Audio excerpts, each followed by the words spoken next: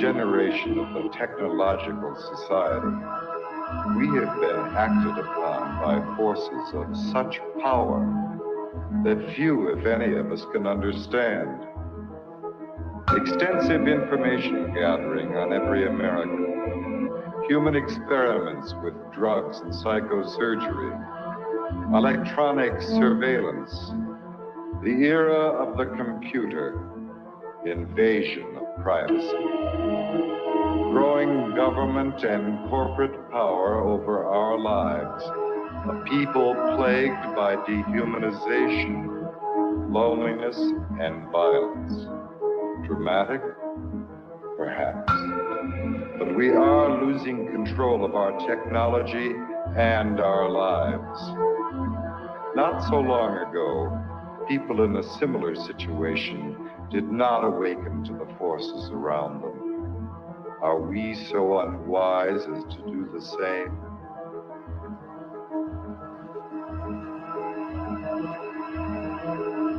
Behavior control. And then you change it up every beautifully. Alien. Paranoia.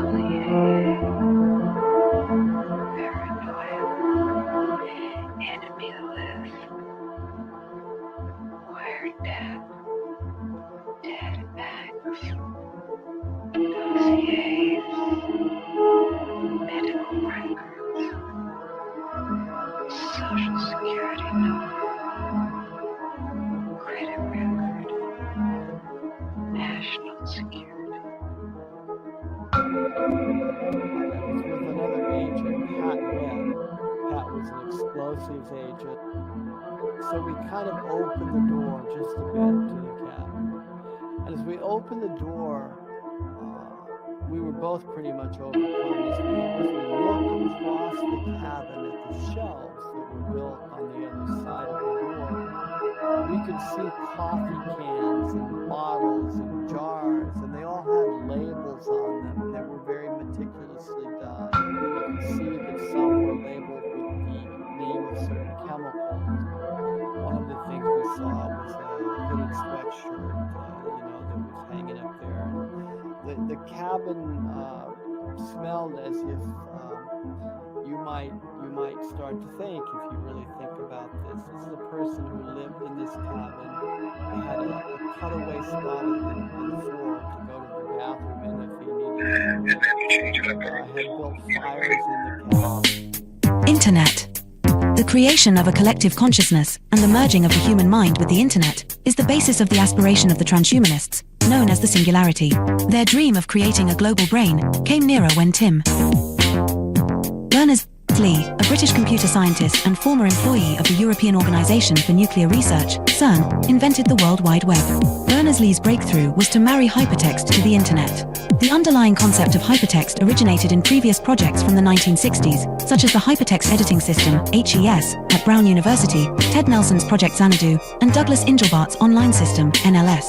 Both Nelson and Engelbart were in turn inspired by Vannevar Bush's microfilm-based Memex, which was described in the 1945 essay As We May Think. Berners-Lee founded the World Wide Web Consortium, W3C, after he left CERN in 1994. It was founded at the MIT's Laboratory for Computer Science, MIT LCS, with support from the Defense Advanced Research Projects Agency, DARPA, which had pioneered the Internet. The transhumanists' idea of mind uploading is reminiscent of that expressed by Allen Ginsberg following his LSD experiments at Stanford with Gregory Bateson. While under the influence of LSD, the doctors hooked him up to an EEG machine, and following the suggestion of his friend and lover William S. Burroughs, connected a stroboscope blinking in synchronization with his alpha rhythms. Describing his experience, Ginsberg recounted, "There was no distinction between inner and outer. Suddenly, I got this uncanny sense that I was really no different than all of this mechanical machinery around me. I began thinking that if I let this go on, something awful would happen. I would be absorbed into the electrical network grid of the entire nation. Then I began feeling a slight crackling along the hemispheres of my skull.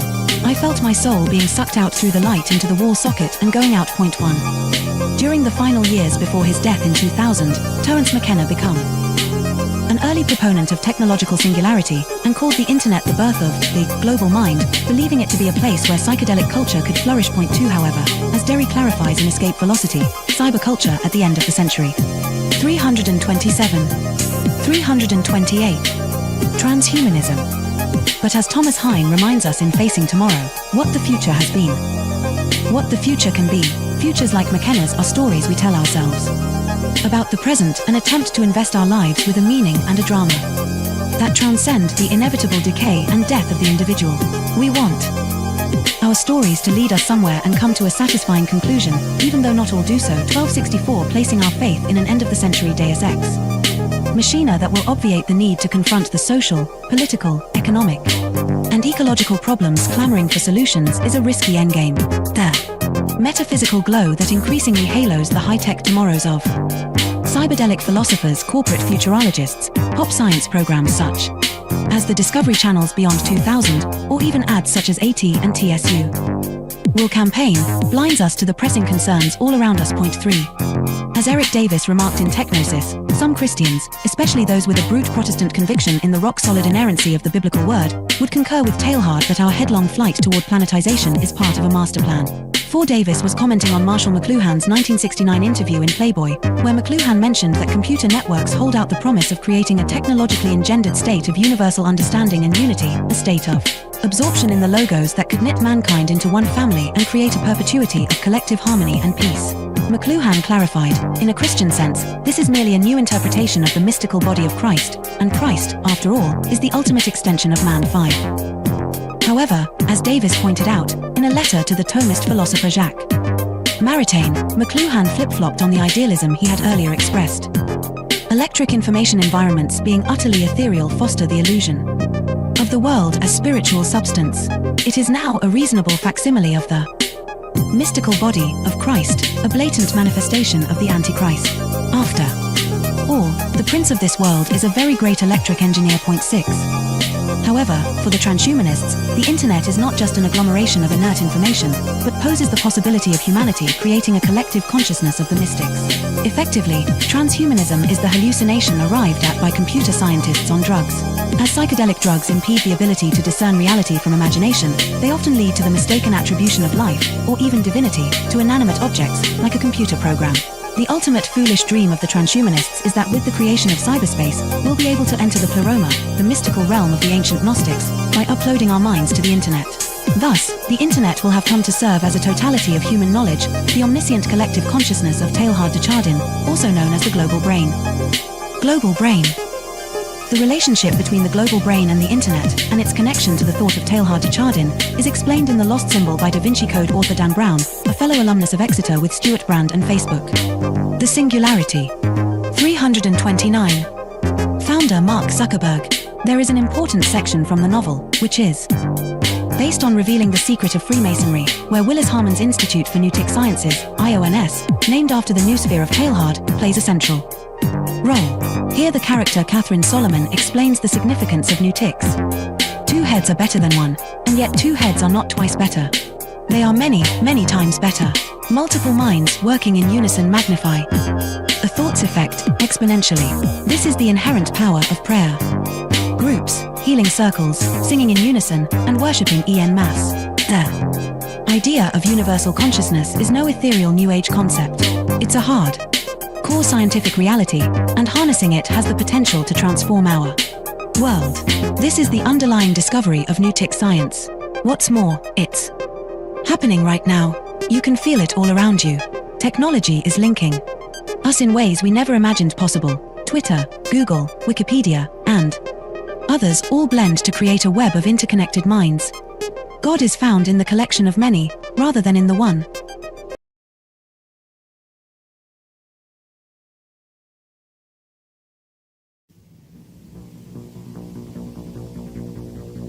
The Technological System by Jacques Ellul. 1. People are not machines, but in every opportunity where they are allowed to behave like machines, they will so behave. 2. 25 years ago, I arrived at the notion of the technological society, but now, that stage is past. 3. The industrial society. This term is very widespread, but I find it inadequate. 4. Present-day society is still industrial, but that is not its essence. 5. At one time, technology and machine industry were connected, but for more than half a century now, a gap has widened between them. Industrialism developed a centralized, hierarchical system, with a linear growth, a division of labor, and a separation between the means and the ends. Mechanization created additional jobs and made human work more draining. It operated by means of steady reproduction, developing masses of men and integrating them in the industrialization. 6. Modern technology, however, contradicts each of those different points. If allowed to act, it leads to decentralization and flexibility. It does away with the hierarchy and the division of labor. It particularly has to bridge the gap between implementation and management. It presupposes a polyvalent and nonlinear growth. It reintegrates the ends into the means. It cuts down on labor and thus on the costs of labor. The value factor is no longer human work but scientific invention and technological innovation. Consequently, we can no longer apply Marx's analysis, which states that the economic totality is based on the surplus value produced by the salaried labor of the worker. 7. The industrial system is a closed, repetitive world, with a linear revolution. The technological system is inevitably open, non-repetitive, with a polyvalent evolution. It can proceed only by the universal development of mankind, and that development is absolutely necessary for the development of the technological system. We are thus confronted with an ensemble that is totally different from any that has ever existed before. 8. Technology, conceived in terms of its automation, its chemical transformation of the world, its economy of energy, its cybernation, its data processing, its biological intervention, and its indefinite output of nuclear energy, has little to do with the old industrial mechanization. 9. Technology is power, made up of instruments of power, hence producing phenomena and structures of power, that is of domination. 10. Touraine, in contrast to Bell, hesitates about a qualifying term. Thus, he speaks of a programmed society. In this case, I am far more in agreement. For he thereby joins the overall outlook of those people for whom the new thing about our society is the organization. He sharply distinguishes between the primary, capitalist, era of industrialization and our era. He qualifies this new society in terms of 3 features. 1. The emergence of new social classes, technicians, bureaucrats, efficiency experts. 2. The new trend of business, which is now based on organization and no longer on the relationship between economic power and productive labor. 3. Spare time activities. All 3 characteristics boil down to a reduction and to the necessities of the technological system, which, as Touraine realizes, transforms the social struggles themselves. They are becoming more technological and are no longer subject to a takeover by the proletariat. Touraine adds one more essential feature of post-industrial society: the importance of the student movement with its deep contestation, its challenge, and its political weakness. But, as I have tried to show in my studies on revolution, I regard this feature as episodic and contingent. 11. What triggers consumption? Advertising, that is to say, the technologies of advertising. What is it that demands greater consumption? Mass production, which is possible only because of technology. What are we given to consume? Technological objects, because they are the things that are produced most. Hence, the consumer society, in all its aspects, is primarily characterized by various technologies. 12. Spectacle is a complete way of life. Consumption is a spectacle, so are political activity and leisure and work and family life and revolution. Modern man watches everything as a spectator. Everything is supplied to him as a spectacle, including the things he believes he is most deeply contributing to or participating in. 13. Technological activity is, by nature, spectacular, excluding all internal reality. Technological activity is what waters down all serious things, since no action can be performed any longer unless by way of technologies. 14. Z. Brzezinski, Between Two Ages, America's Role in the Technotronic Era, 1970, also figured he could add something absolutely new by coining the term, technotronic. He lists a number of differences between industrial and technotronic society. In industrial society, the machine plays the essential role. The dominant social problems are unemployment and employment. Teaching is done through human relations. The ruling class is plutocratic. The university is an ivory tower isolated from reality. Reading favors a conceptual thinking proper to ideologies. Political conflicts are intrinsic. The masses are organized into trade unions. Economic power is personalized. Wealth is the object of activity. 15. Technotronic is a portmanteau word combining technical and electronic. Come now. Isn't electronics technological? Does the word add anything to the early definitions of technology? Once again, technology equals the machine plus industry. Fine, then there is something new according to the famous definition. In a machine, there are material parts that move. Electronics operates with no moving material parts. Granted. But if the computer is not a machine in the normal sense, then in what way is it not the product of a certain number of technologies? In what way is it not integrated in a technological system? There is no reason to distinguish between technology and electronics. 16. Man can no longer be a subject. 4. The system implies that, at least in regard to itself, man must always be treated as an object. Today, this phenomenon is far more important than the renowned Marxist interpretation of commodity. 17. Nothing can have an intrinsic sense, it is given meaning only by technological application. Nothing can lay claim to action, it is acted upon by technological process. Nothing can regard itself as autonomous, it is the technological system that is autonomous, as we shall demonstrate.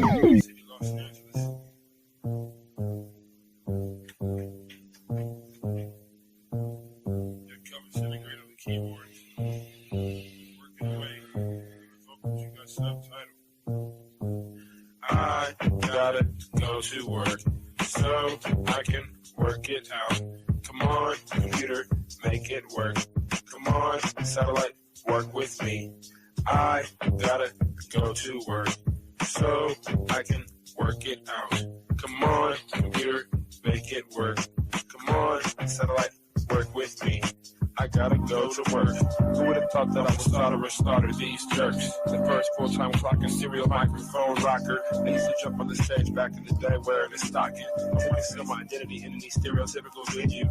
Never will I reveal the serious way that I feel. I'm on job time, all I do is talking to the steel. Use my style to hide and conceal. Profile and be cowed while I smile and just say that I'm real. That look strikes as 3, all of you will agree. I didn't have a heat shield, they rained triplicate on me. But it's squares versus circles, then and if you can compare front and back are differentiated by a 90-degree squared circle. If you know what I'm talking about, you know the code, work it out.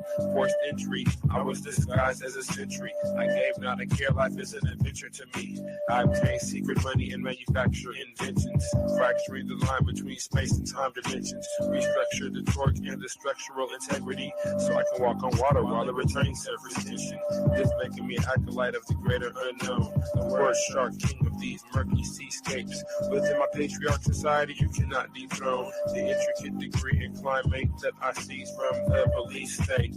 I gotta go to work so I can work it out. Come on, computer, make it work. Come on, satellite, work with me. I gotta go to work so I can work it out. Come on, computer, make it work.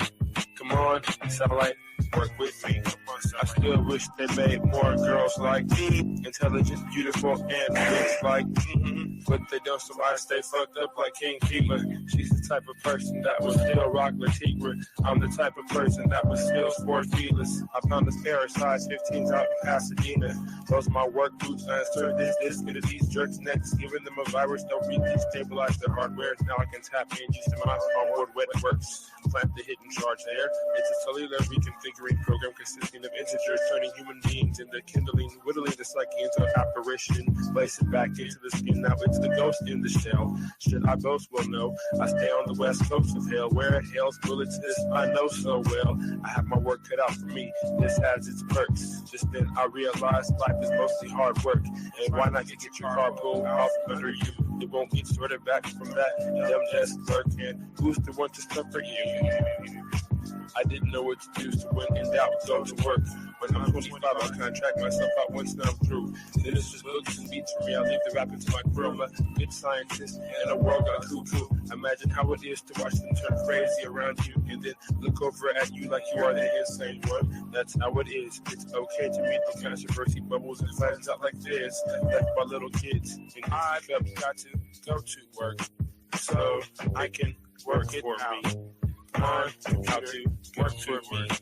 Come on, got to make it work. I've got to make it work. Come on, I can work it out. I've got to make it work. Come on, let it work this way. Come on, let it work it work. Come on.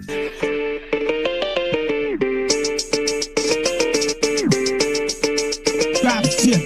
Hegemonic sentences through cavalcades of reminiscence, the dark soul mentions crevices of insight, appendages of tripwire reverence. The gun hill legend brandish your weapons for Armageddon. Headless corrections for willing participants before the line finishes. I got shadow grimace, the upstream green with human chaos for the pilot smoke screen. Combined with the best wishes, master attacks, intended full advanced craft methods that were highly adapted to the presence, sharpening psyche, which often might be construed as badly used or beautiful looks and like to mirror the schism unseen hidden. The newest eyes cast shadows into the bluest skies until the notoriety be brought to the kings before me as a sacred justice plotted to misinform the whole to chorus within constructions. Nanonet filaments, hidden secret touch, mystified by the comfortable and united by inner struggle. Hidden a bundle of scar, written enigmas. Now the claw is risen. Man is up with cheek. With this sight disease praying to the east, not to the man-made structures, but to the rising of the sun. A comparison of those diligent millipedes, legs rushing around in any direction. Misperception and prism seem bad design. And the best provision from the unlikely incision to the makeshift minions of bad decisions. I'm pressing danger to the head skill, kicking fixes. To level hidden cages you can't unstage this cause I'm live and in the basement with bones hidden all chrome hidden with thrones. Like a program metal skull covered in the hard routinely cycled by a metronome. Bones are collected to make me feel like the connection is real. Not only steel can sharpen steel.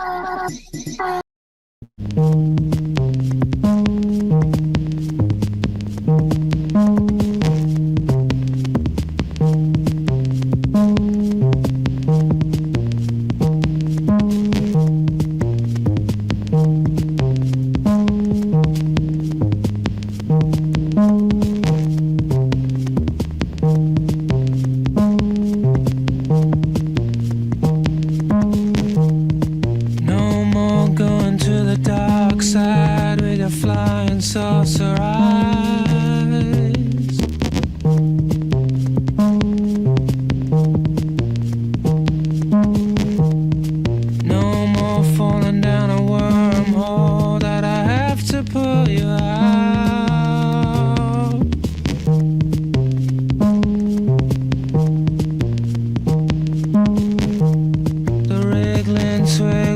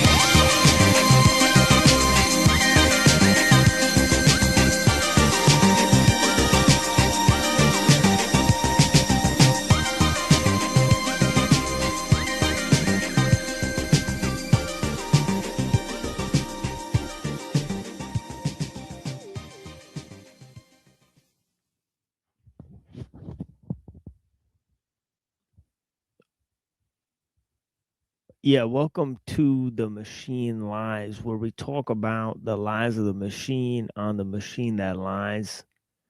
Yeah, I appreciate you guys. Let me respond to the comments in the chat because there's not that many, right? So if there's too many, I just wait till later, but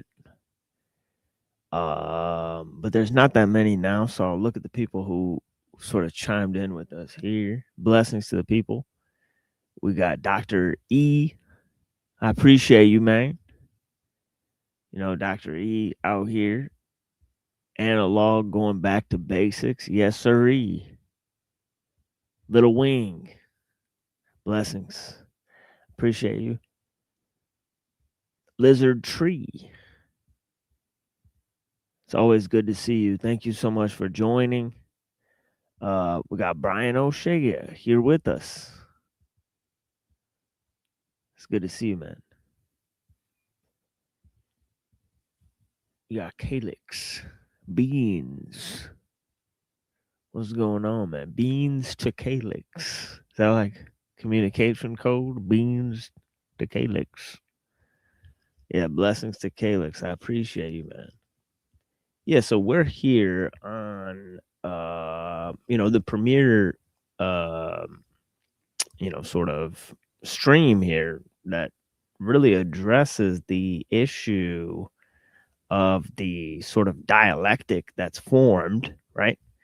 That ellul sort of explains between, technocracy on the one end and technical humanism on the other end, right? And of course, we're sandwiched in the middle of that dialectic to produce the, ideas of techno liberalism and scientific totalitarianism, right? Which are sort of, I've stated that techno liberalism is scientific totalitarianism, right? That once you try to introduce technology and try to enforce, liberalism by technological means, right? What you end up with is actually scientific totalitarianism, right? And this is the sort of delicate balance between, the democratic and authoritarian techniques, right, which were sort of birthed sort of at the outset of human civilization, so to speak, right? And the reason for that is because of the symbolic modes, right? Mankind was inundated with symbol making, which basically advanced our capacity for tool making, right? So this is the first step in analyzing the situation, is to analyze, right, what is the difference between this cultural techniques, right, as Mumford says, right, and this sort of mechanical techniques. Both are sort of an extension, right? Okay, he says that cultural techniques and tool techniques are an extension of something called biotechnics, right? And this idea of biotechne, right? This is sort of a primitive expression in analyzing the complex between man and machine, right?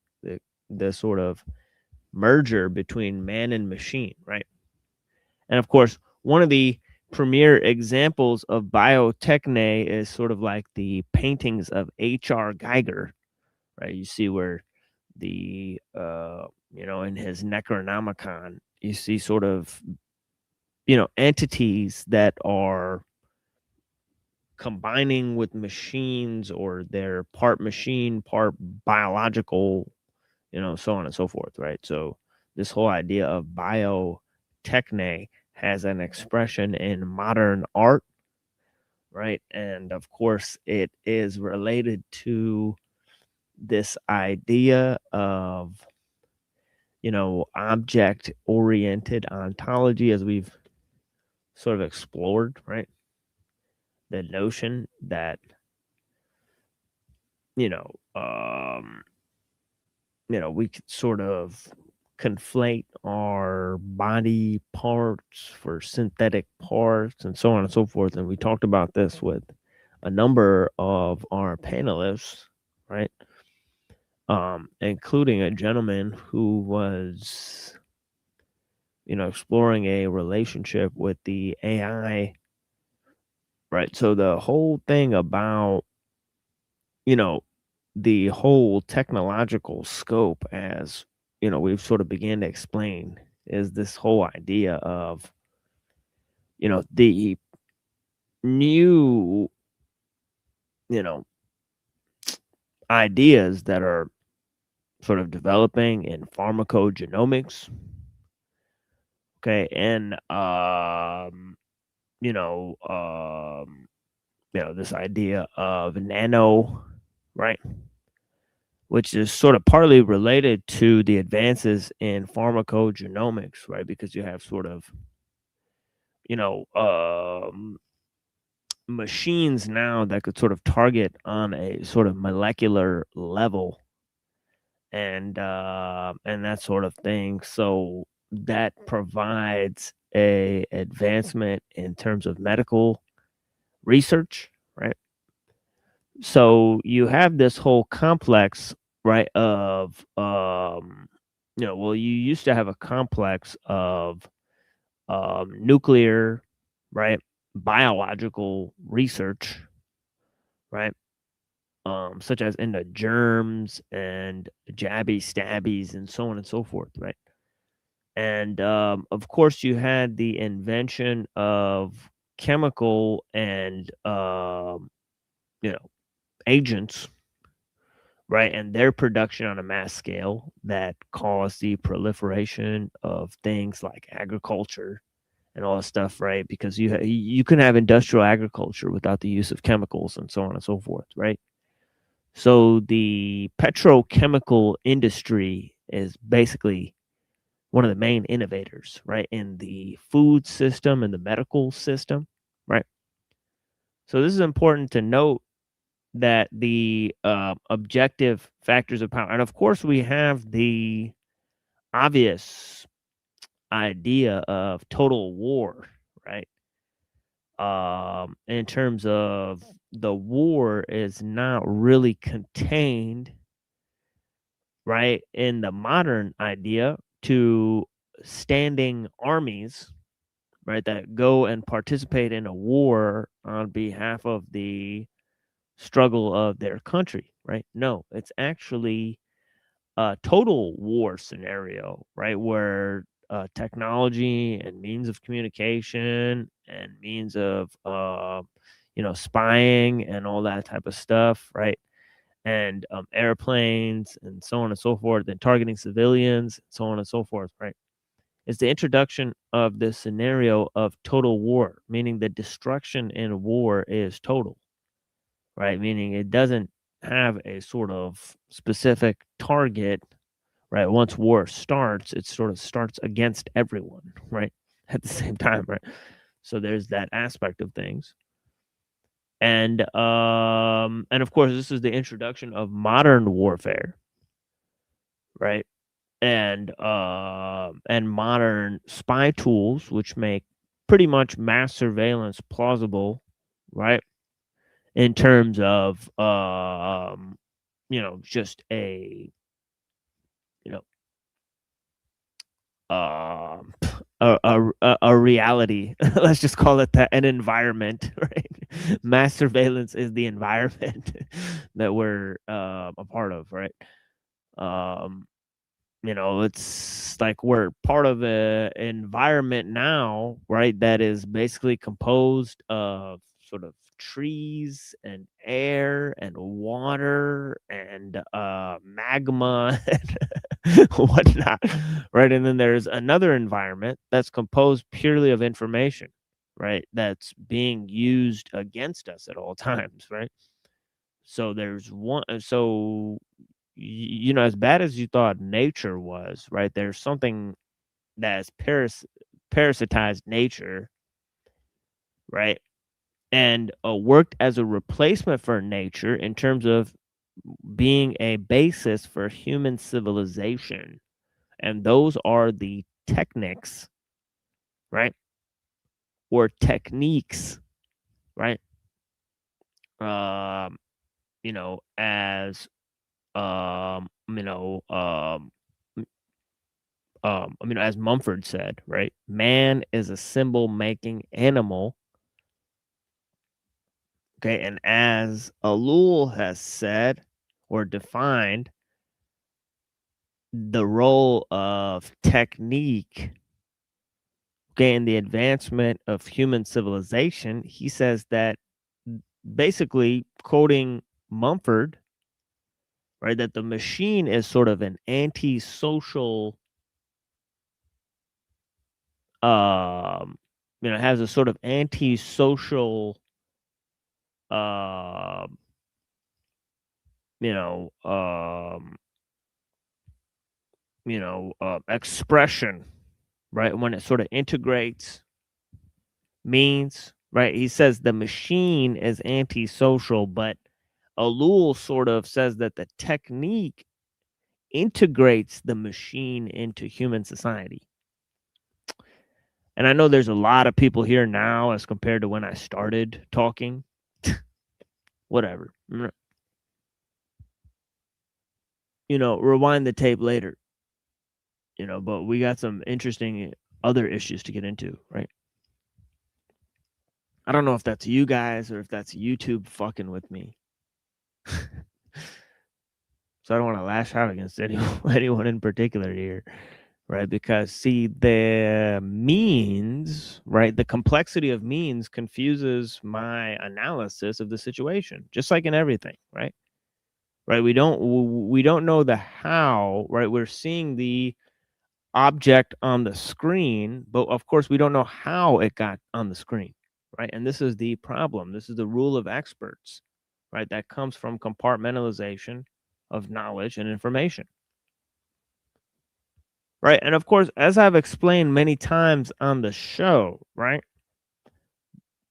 you know, there's sort of a difference from the symbolic to the linguistic, right, to the, you know, communicative, right? Right, communication is very abstract. It doesn't have to translate meaning, right?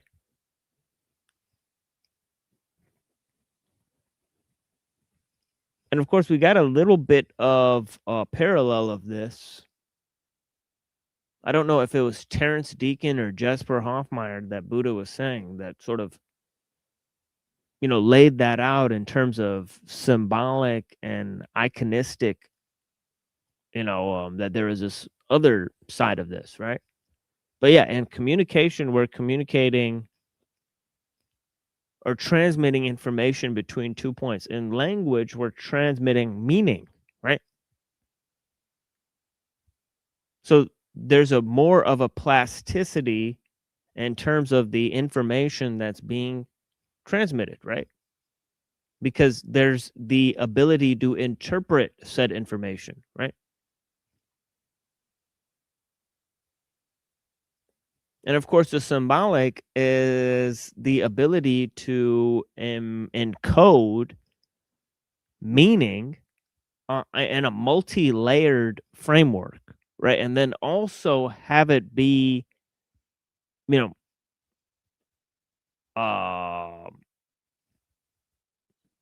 have it sort of communicate on its own, right? Through the form of symbolic expression or through the mediation, right, of techne, right?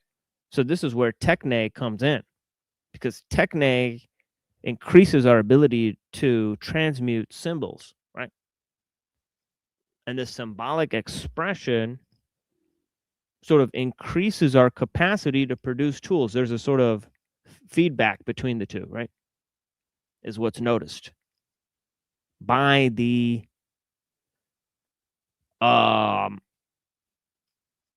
theorists who provided a history of technology and its relationship to man. Because this is a very important subject, right? Okay, to sort of analyze, right? Because if you analyze where sort of music and ritual and art and technology came from, right, you sort of understand then what is the basis for, you know, a lot of things that go on, right? Now, one of the keen insights that you know, Mumford had with this idea that man is a symbol making animal and not a tool making animal was that the majority of our symbolic expression was not for the means of survival. It was actually for ritualistic purposes and ends, right? So there's a relationship between our symbolic architecture and our vehicle of religious expression, and the combination of the two means that, you know, our techniques were sort of either limited or expanded through various purposes of ritual expression. And when these sort of became eroded over time, right? And this is where we introduce universalism, right? Because universalism is where man, through the notion of an archetypal man, sort of starts to degrade human traditions, right? He starts to form a idea, right, that man is not tied to his culture, he's not tied to his environment, he's not tied to nature, he's not tied to symbolic expression or cultural expression, right?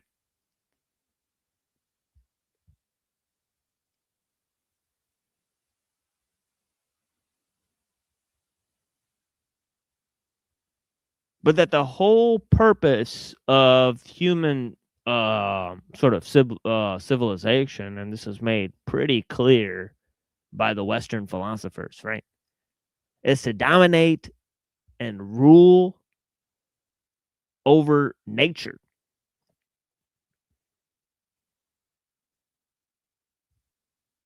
Right. And of course the philosophers and their co-religionists, right, they had figured out pretty interesting ways in which man could justify his dominion of nature, right?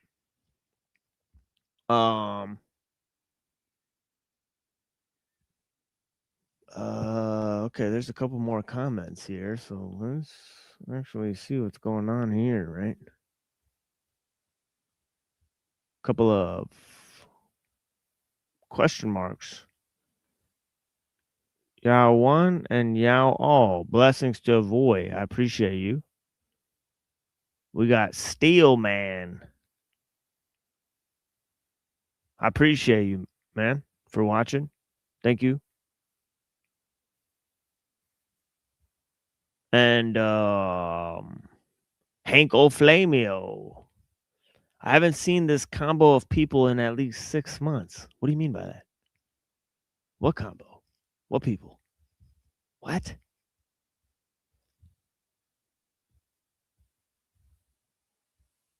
Anti-symbiosis. Oh, yeah.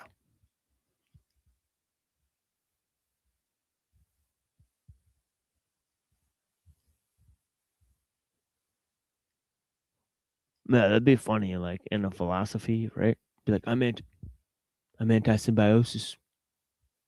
I don't want to combine with anything. I don't want to combine with the state. I want to combine with nature. I want to combine with my family. I'm anti-symbiosis.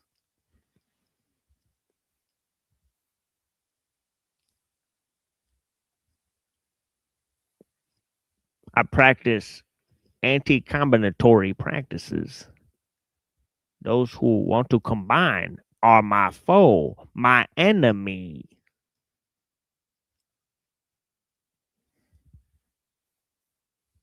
Those who want to combine through symbiosis, I oppose.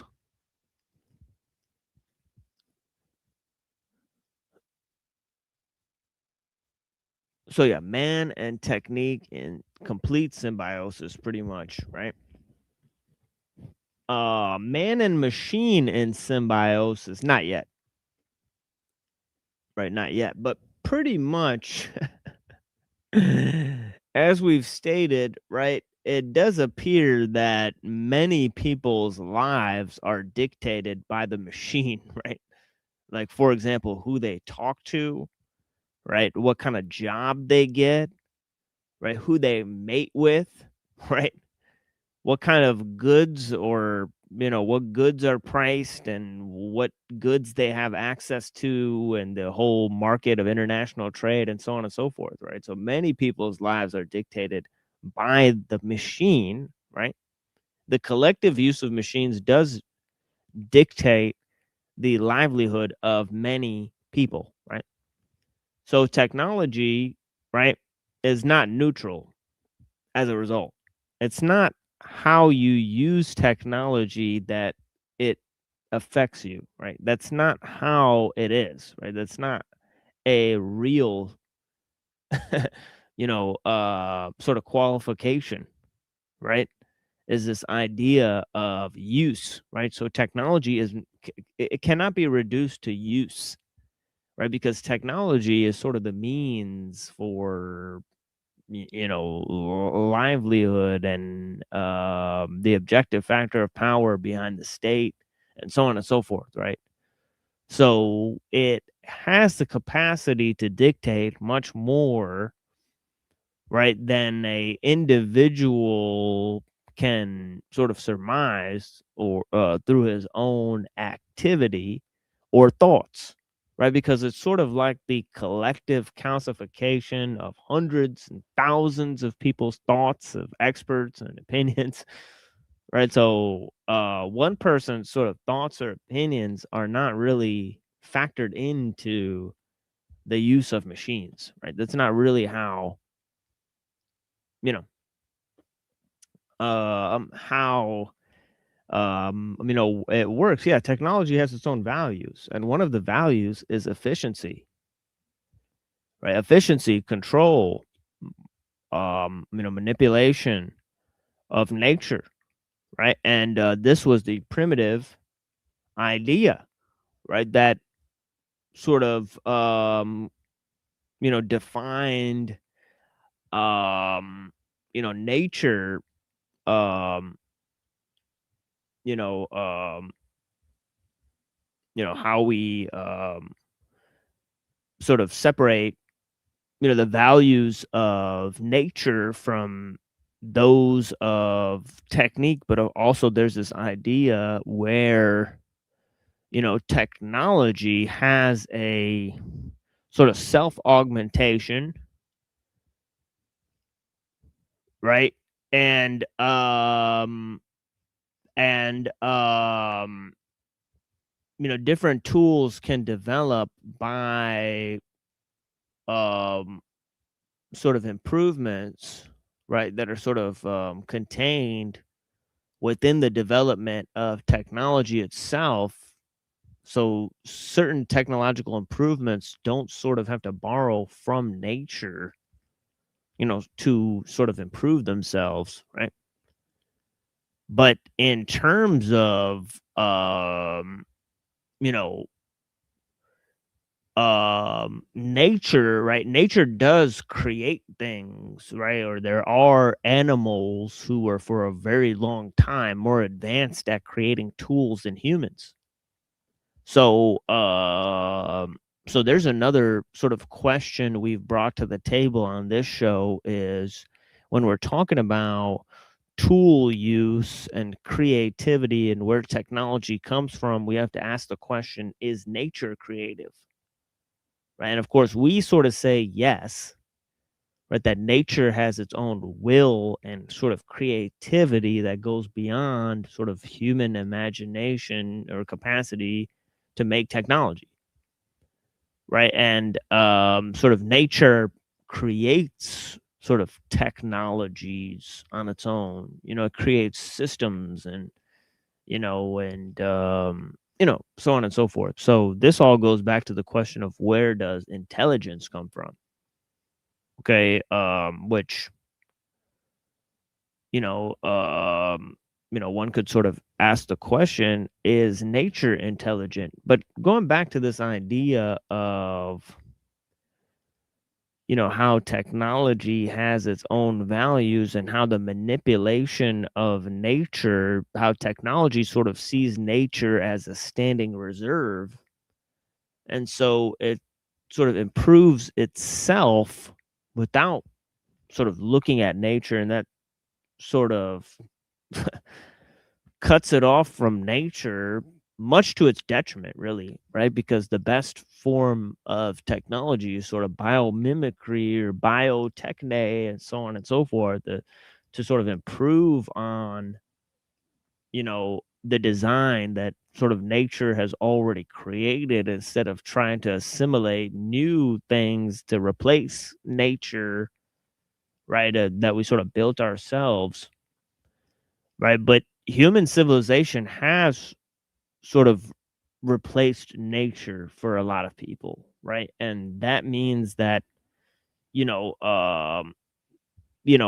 look at wild nature as sort of like stuff.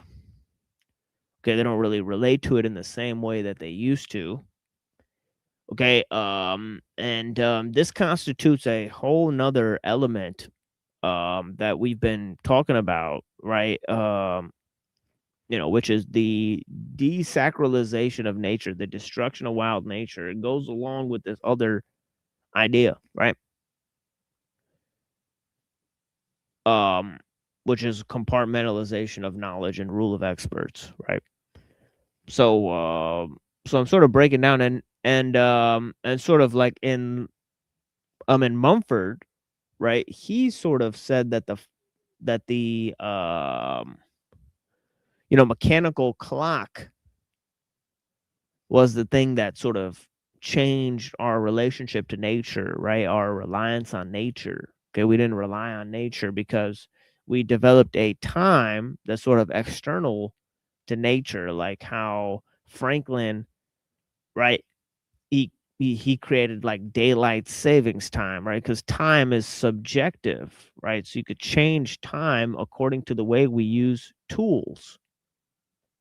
Okay, so time started to function by man's use of tools like candlelight and okay, so to maximize industrial production and so on and so forth, right? Instead of man going by nature and adapting himself to nature.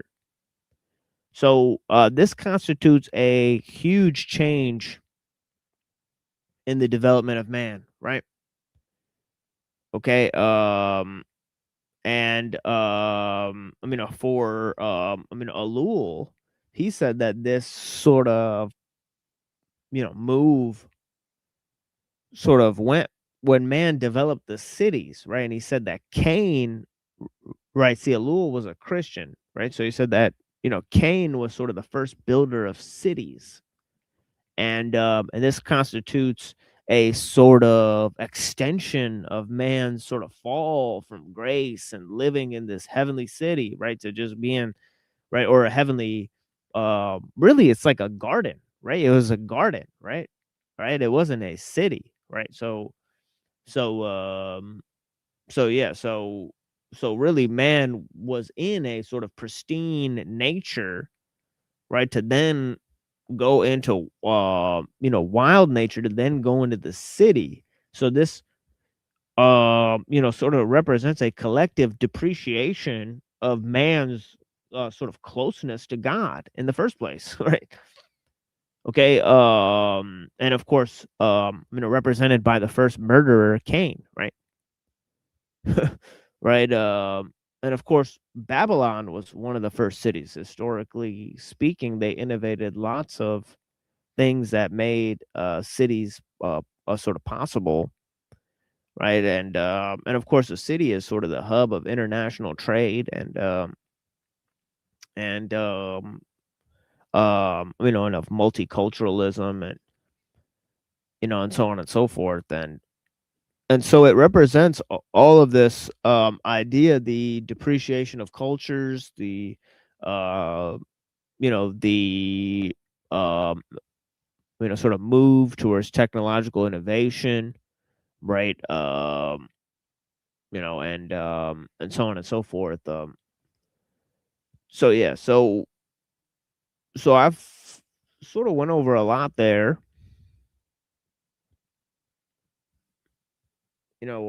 Honestly, so the first form of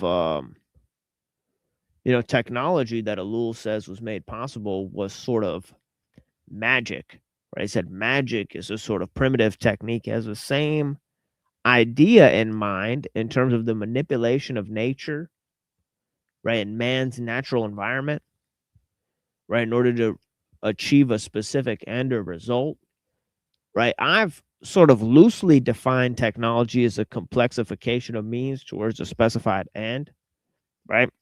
Now, Ellul has sort of defined technology, and we talked about this yesterday, right? That the word technology sort of comes from Aristotle, right? By combining the two words techne and logos, right? So there's a logos for techne, or just that there's a logos for each thing, right? He said there's a logos for bios, there's a logos for theos, right? The logos for bios is biologos, biology, right? The logos for theos is theologos, theology, right? So he said there's a so he said there's a logos for techne. It's called techne logos, right? So technology is defined as an application of skill or craft. It's not the use of tools. That's wrong. It's a wrong definition, right?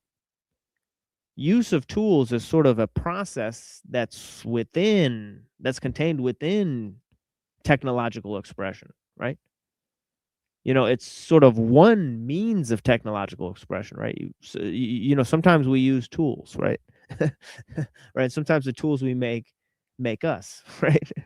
Right. So, we create means, right? And of course, the complexification of means to a specified end, right? That's sort of technology, right, so to speak. And of course, we define this term. We define the term architectonic, right? And this idea of the creation of new sort of subjects, right? Right? You could look at technology as sort of like a subject, as Aristotle defined it, right? A way of looking at things, right?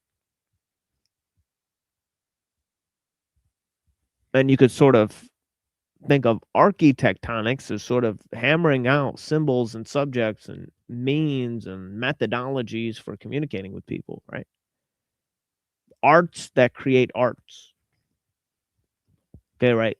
Like religion, politics, right? So on and so forth. They're architectonic, so to speak. Right? They govern the creation or mediate the use of various technologies or techniques, right?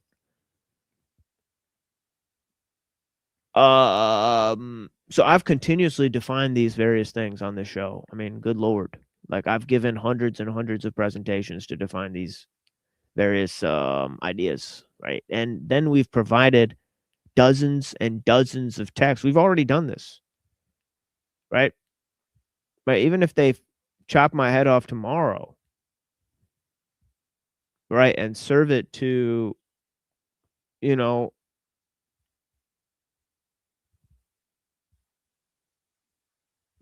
a mutant cannibal somewhere,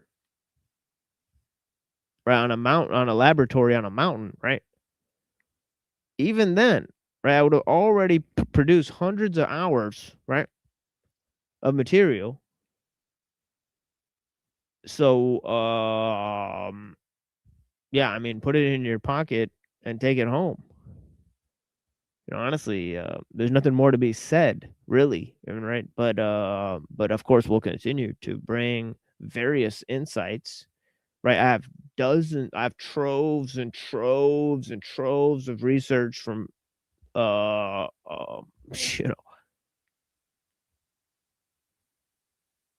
pretty much like 50 to 100 books that I've read right now, right? That I could pretty much take out, and we could explore the situation together, and we could figure out what's going on. But yeah, I find the reacting to the nonsense on the interwebs and the number of commentaries that are produced there to be pretty much valueless. You know what I mean,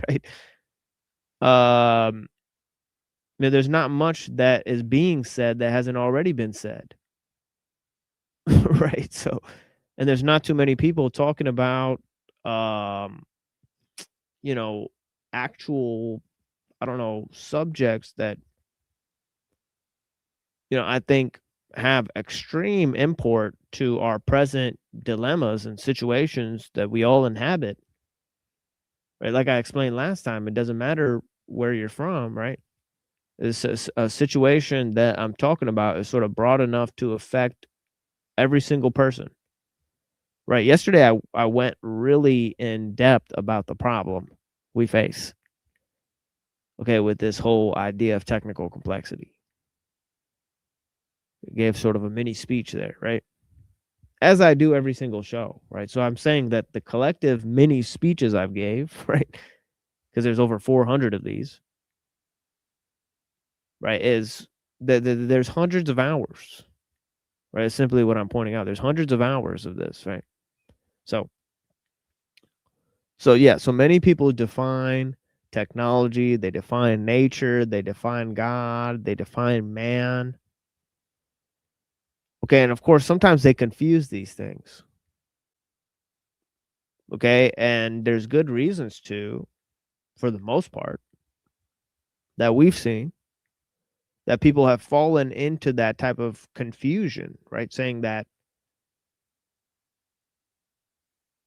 I mean, some of those are correct, right? Like man is obviously part of nature, right? There's many people who have said, man is God or man is technology.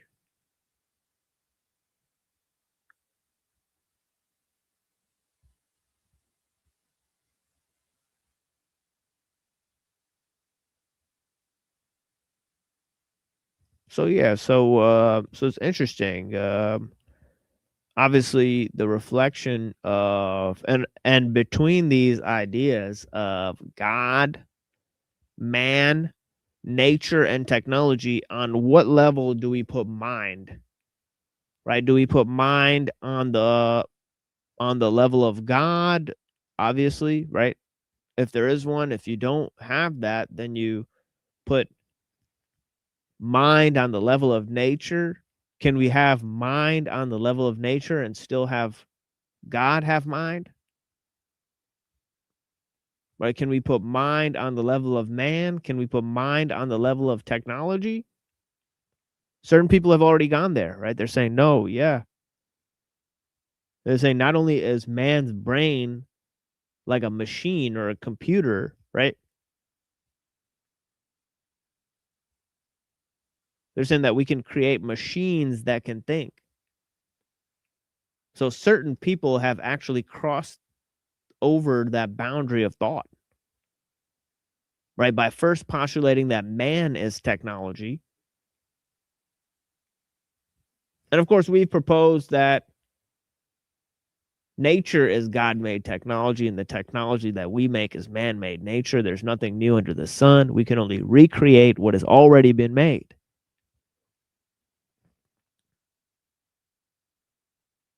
But of course, this points to a sort of precautionary principle limiting our creative capacity, right? But there are some people who think that we can recreate nature, recreate man, and even recreate God, and even recreate man in the image of our technological gods, right? That's enough of my speech, honestly. It's like 45 minutes right there. This is a lot of good stuff there, honestly, for the people who are paying attention. It is what it is. What's going on, Brian? Blessings, brother. Hey, thanks for having me, man. Thanks for your commentary. Yeah, thanks for being here. Yeah, for sure, man. Nope. Yeah, we're gonna get into it. There's a lot of little corners and things. Right? Hell yeah, dude.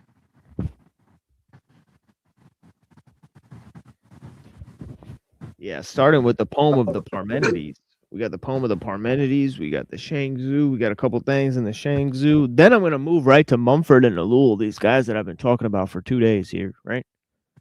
And we're going to look at some of the texts that they've written about the world technological system, how it got started, where it came from, what is its origins, and what are we to do about it, right?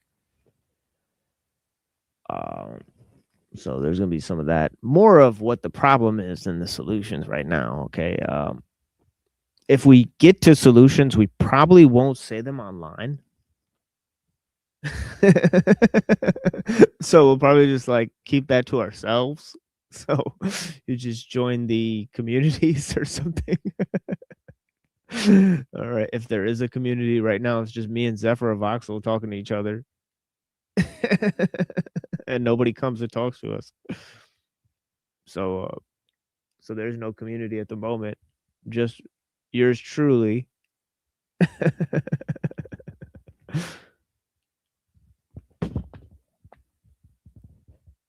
I've always kind of been a loner. It is what it is, right? Join the community. Join the community. Exactly.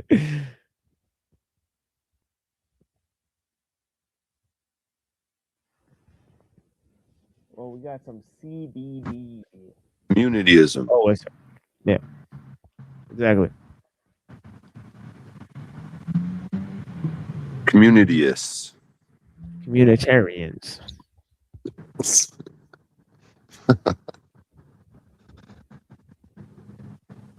Yeah, we got a communitarian in our vicinity as well. So shout out to Pinoid. I forget what his channel is called. Pinoid News? Is it called Pinoid News or something like that? Yeah, I think.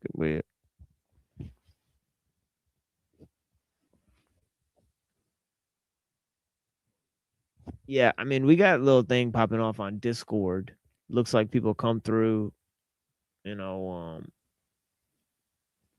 yeah, a lot of the people in the Discord sort of just avoid each other. So I'll neighbors living next to each other. Yeah, I'll throw the link to the Discord later in the show. So if you want to join the Discord, look out for the link later. There's some people like sometimes they like message me to join the Discord, and it's kind of shady, and I just kind of ignore them until I figure out who they are. But then I'll drop the link in the chat, so people who are regularly watching, you could just join.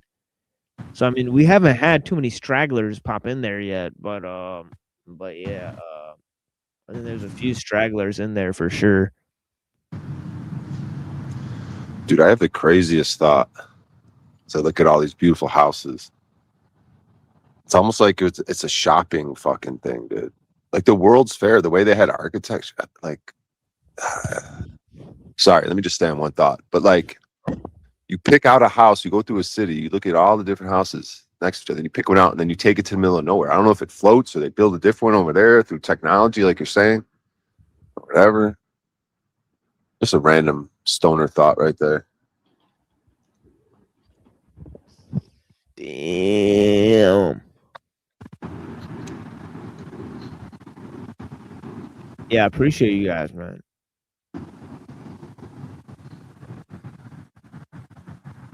So nobody's gonna join. I mean, so I'll drop the link again for the people here. If you guys want to join, you can. I'll play some music here, and then I'll move on to the Parmenides here. So if we don't have any joiners, right, any people to talk to, we'll just move to the poem of the Parmenides, and we'll see what our Italian friends have to say. Yeah, it's early enough for Void to join, I guess. Some people join at different times, so we may start up a morning show if there's a demand for a morning show. We'll start one up, but yeah, I mean, I'm not seeing any demand. I mean, honestly, but yeah, at night we'll do Tuesday, Wednesday, Saturday. Okay, so we'll move back to that at some point. Maybe this Saturday, maybe not. Right. So this Saturday will be tentative time. I don't know when I'm gonna go on on Saturday. So we'll see what happens.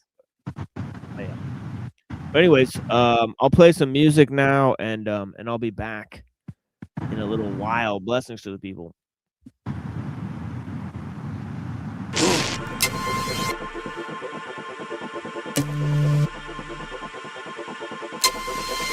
I recall Marley Marl in control. You got soul, Rakim told us. LL Cool J and Troop posters. Grandmaster Cass and them. Melly Mellon flashing them in the Furious 5. Me meeting Curious back in 95.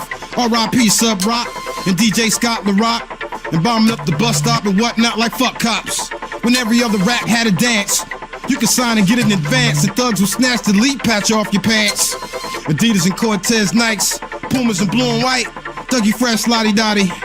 True to the night, in my behalf.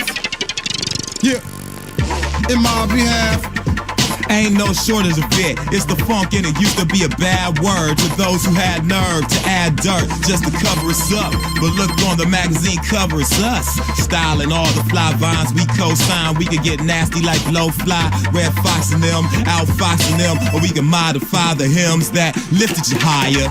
We have a spirituality that'll get you through the fire, and that'll give you something to spit, some real spit that you won't forget. You can call it soul. All the old school cats need to be acknowledged and stop the violence unless necessary. By all means, cause life is a funky deal, and that's the catalyst. Rap is the shit, rap is the shit. DJs hipping you to this is the shit. Breaking, popping, all of it is the shit. The blues and jazz and R&B is the shit. Rock is the shit, our music is the shit. Our whole history of creativity is the shit. Rewind the tape to the start and then fast forward, always giving y'all more of it. Let's take it back a few months and years before all the blunts and beers, the crunk careers and the hoes and the stunts appeared. Before punks was weird and raps was flows, before hip-hop turned to a fashion show. When New York graffiti completely personified the city. Before fitteds, before bitches and niggas was getting jiggy. Before the rubber band became an accessory piece, and any big birds you heard about was on Sesame Street. Before Reagan was taking them chunks out of Papa checks. Back when rapping different was spitting like DOS effects. Remember the 40s? People was getting locked up in Broadway. Rock hard with a shorty till she got locked up in your hallway. Cause mom wasn't having you hanging out on the avenue, coming home with some skank. Your little brother would laugh at you. Them type cats that used to rock the biker caps. Cheaper in trauma, and don't forget them lumberjacks.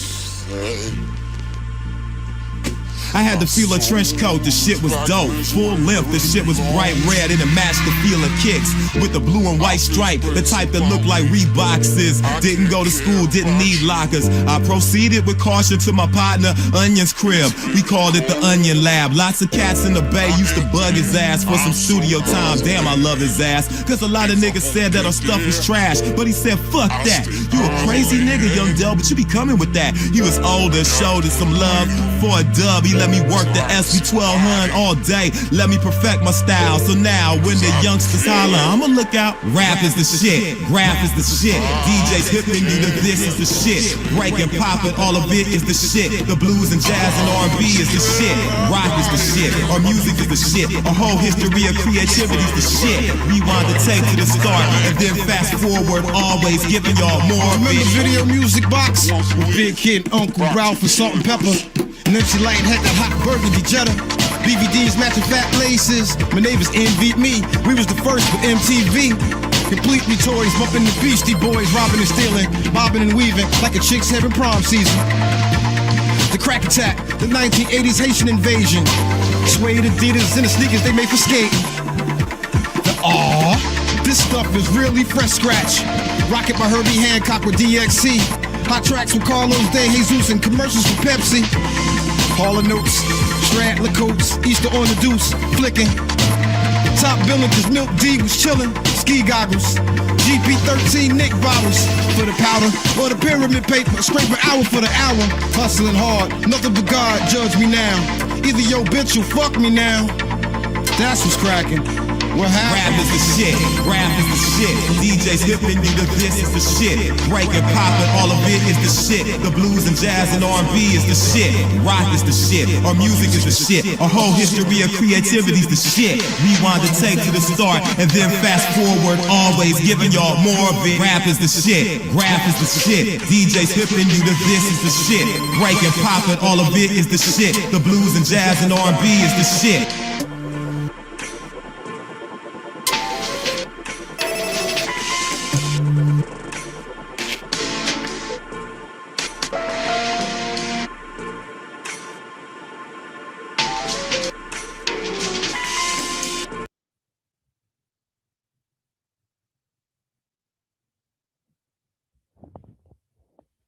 Yeah. Yeah, welcome to the rest of the show. It is what it is. Nobody's here now. We've dropped the link in the chat. So yeah, so if there's if discussions are possible, let's get it on. Let's get it on. You know what I'm saying? I appreciate you guys. Let's go to the text of Greek philosophy and read the poem of Parmenides, and then we'll go to the Shangzu.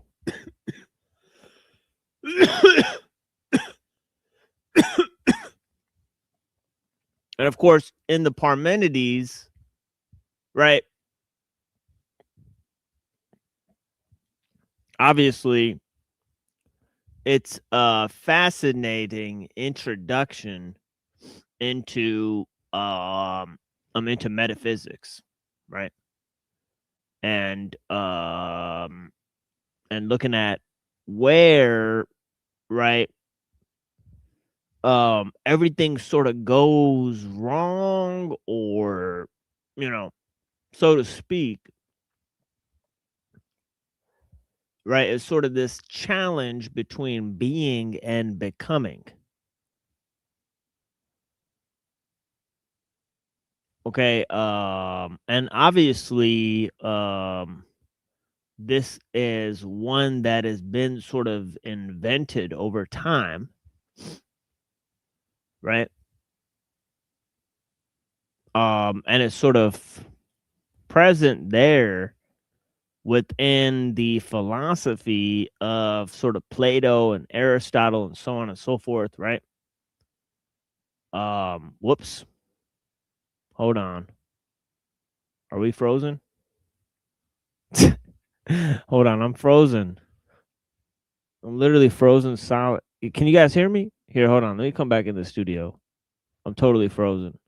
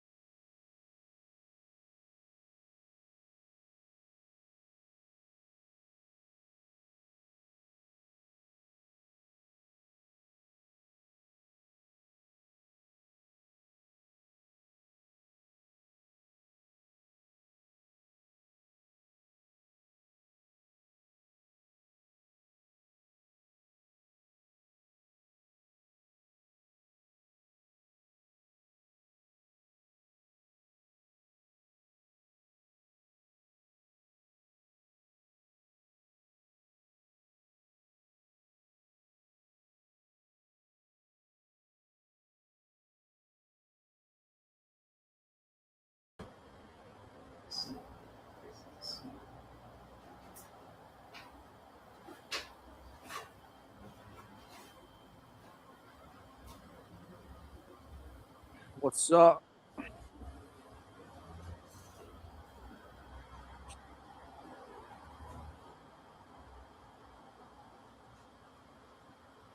It says I'm on the screen. There's no TML. Are you there, Voy? I'm here. Yeah. Hey, what's up, Dominic? Where's the host? I don't know. Oh well. I think he had a frozen screen, and so he's trying to fix that. I don't know. Yeah. How long that takes. We'll find out. Yeah.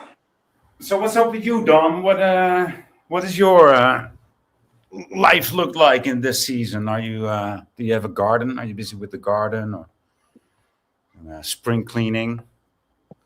I was gonna plant seeds, but I don't really know what I'm doing, so I didn't really get around to that. I just cleared space. Yeah. Oh, I mean, that's just like a seed, man. A seed doesn't know what it's doing, but it's growing. So I think you should just go ahead and do it anyway. Yeah, I guess. Yeah.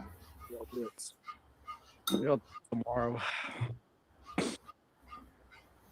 Yeah, I bought myself some cannabis seed, and I just get worse and worse every year with germinating, and so it's a very disappointing procedure for me.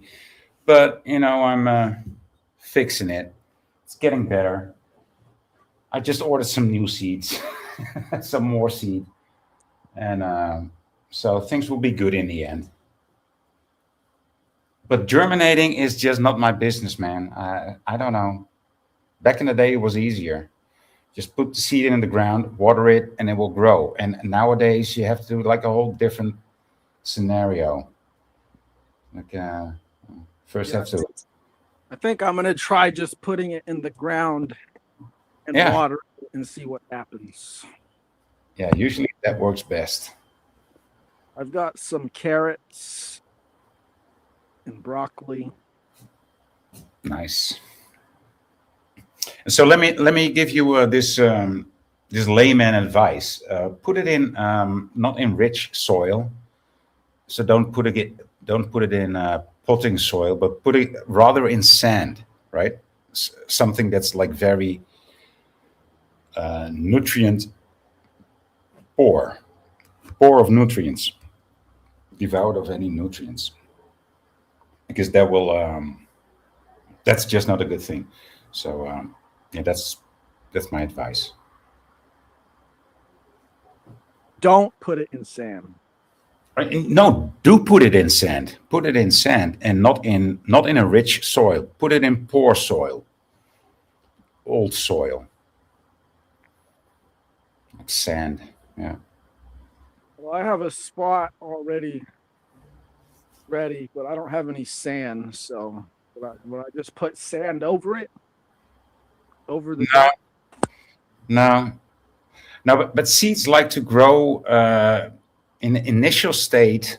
The first 2 weeks, first month, it needs to be in a poor.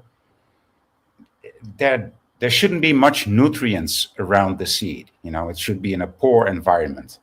And it will much nutrients around the seed. It should be in a poor environment. And it will. I can hear you now. Via YouTube machine. Echo. I can hear you now. Via YouTube machine. All right, there we go. Yeah, sorry about that. It's fine. Yeah, it looks like I had to restart my computer and whatnot. So there's that aspect of things. But yeah, sort of crashed out there. But yeah, I was trying to open up the poem of Parmenides, and I think maybe the file is too huge, and it sort of crashed out my computer and whatnot. Okay, we got Calix out here too. Blessings. Yo, I wanted to say something about the seeds. Oh yeah, for sure. Boy was talking about Yeah, Yeah, I agree. It's just easier. Wait, can you hear me? yeah, I get it.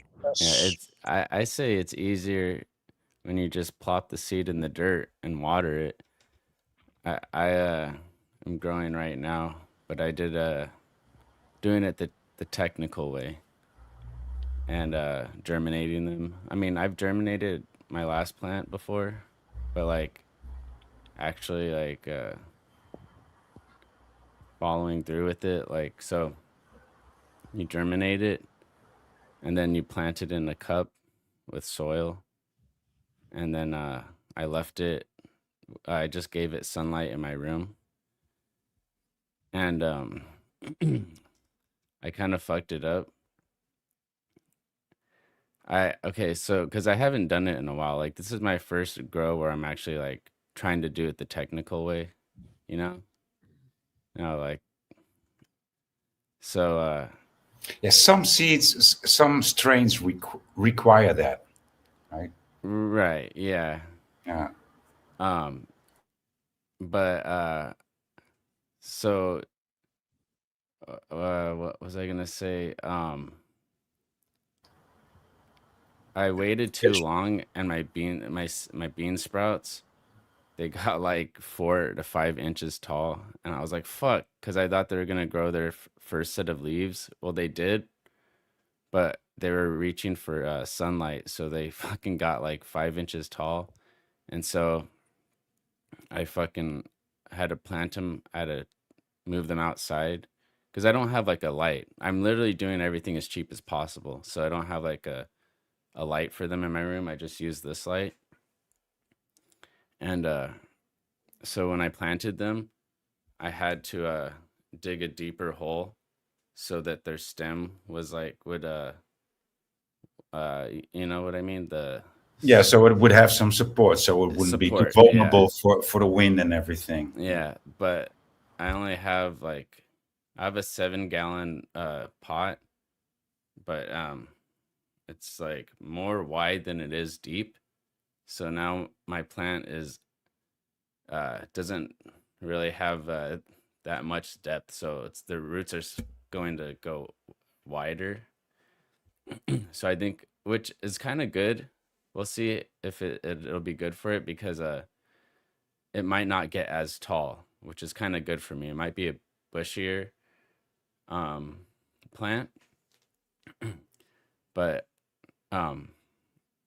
I still have like a couple more seeds and pots left because I do want to try to get a tall plant. So I want to try to sprout the seed as close to the surface of the soil. But these ones, the root is like pretty far down because the stem is so tall now because I waited too long. Hey, so but usually when you're talking about cannabis, right? Yeah. Yeah. So you and were the seeds that you used, were they feminized or not, or just random? Yeah, they're feminized. Oh, okay. Because when the seed grows very high in the beginning, that's usually a male. Right. And so you can throw it away better, you know. Yeah, I'm pretty sure they were feminized. I mean, they said it. They looked like it. Okay. I think they were just like they sprouted in like a day, like 24 hours they already sprouted, and then like 2 days later they were like this tall, and I was like, "Oh shit." Like, wow. And then like I was like, I got to move them outside because you got to get to business now, right? And then and then you delayed that. Yeah. So it might be a good thing in the end, or it might not be good. But I want, because it might just be a bushier plant, because I think the plant, like, it needs depth to grow tall, something like that. Which, because I had to bury it to support the stem. You know what I mean? No. Yeah. Yeah, but it's like back in the day. I just got worse at germinating seeds. You know, I've been doing it for 30 years or more, 40 years. No, 40 years about. Yeah, I'm trying to germinate these. There's some in here Mm-hmm. of this, but Okay. these ones aren't germinating. I've been trying, and either they're old or um they're just really dense. The water doesn't want to get through to it. Maybe I have to like crack them a bit to let the water in.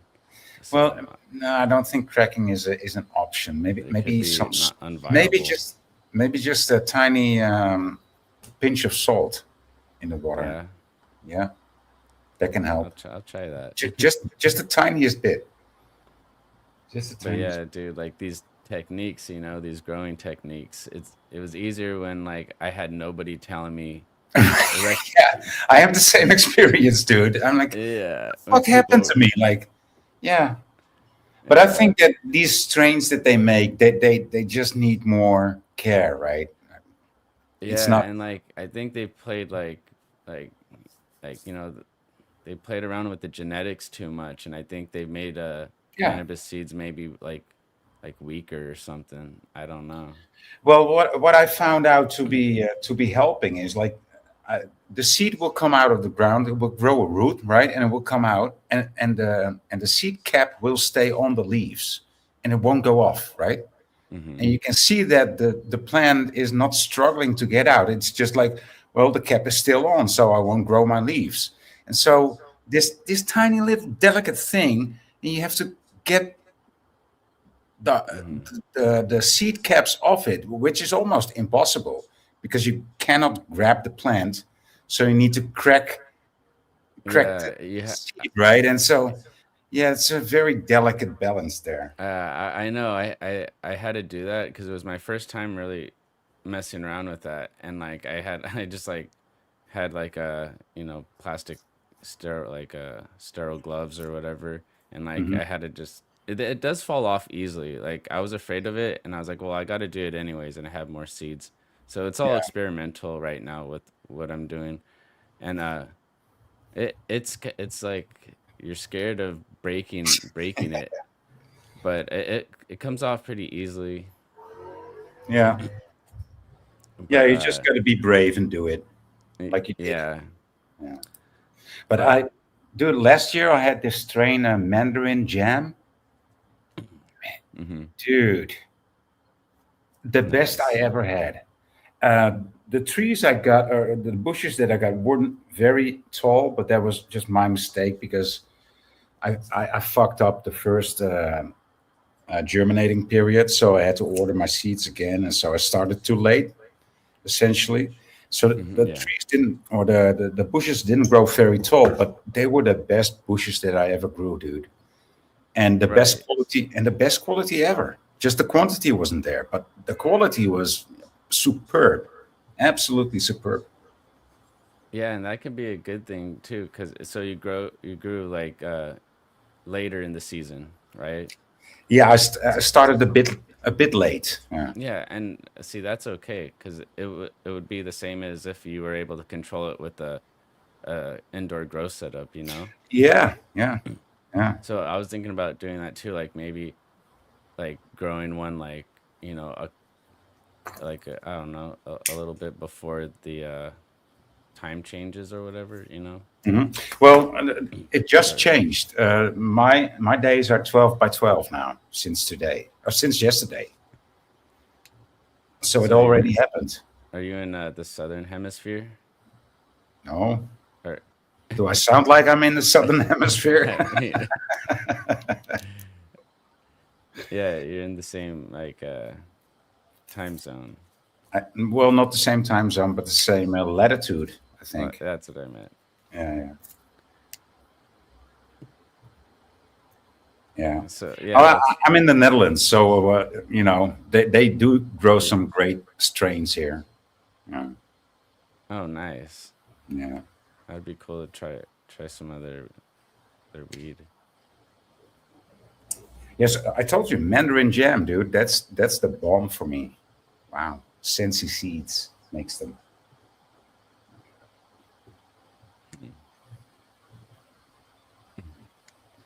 I didn't I didn't know where you're from. That's so funny. Southern Hemisphere. I'm Dutch, dude. I'm Dutch. Yeah, yeah. So where are you from? USA, of course. I'm in California, Yeah. obviously. I mean, well, you've got some great strains there too, right? Maybe Yeah. even better. Yeah. So wait, but so you're growing outside. Yeah, now. only outside, dude. I did the inside thing in a tent and everything, but it's just not my thing. I feel like I always see people posting their shit of their grow, and like their buds always look like small or like scrawny and sad. I don't know. Which ones? Or like people's like indoor grows, like the grow tents. Yeah. Like they don't look as good as the outdoor. And that's why I don't really like. Well, that's one reason why I don't like fucking with or messing with indoor. Even Have you though tried it? Yeah. Yeah, me too. You have to like play like God. You're gonna have yeah. to be God in this fucking little tent of yours, you know. I'm not And like the that. tent makes a lot of noise, you know. It slurps electricity and everything, and it's not allowed in my country, so it's secret. You got to keep it away from everybody, and you know, it's just so many downsides to it. Then you know, I just stopped doing it, and because the yields weren't as good as I figured it should be or would be. And yeah, you gotta like maintain the nutrients and like the pH balance, and if you want to do hydro, it's like you're spinning a bunch of plates and trying to balance everything. you know, it's almost a day job. It is not a day job. You also, you know, you can leave it alone for a couple of weeks if you have the right systems in place. But now, man, it's just too much. It's just too much. I like to cooperate with God and nature. You know. I agree. Yeah. Yeah, so I just put mine outside, and they're reacting good. Nice. They straightened out, and their leaves are starting. Their first set of leaves are starting to show more. So nice. Yeah, I mean California is like the ultimate climate, right? Yeah, it's wild, bro. Yeah. One of the best places. Not where I live. No. Where I live, it's hot.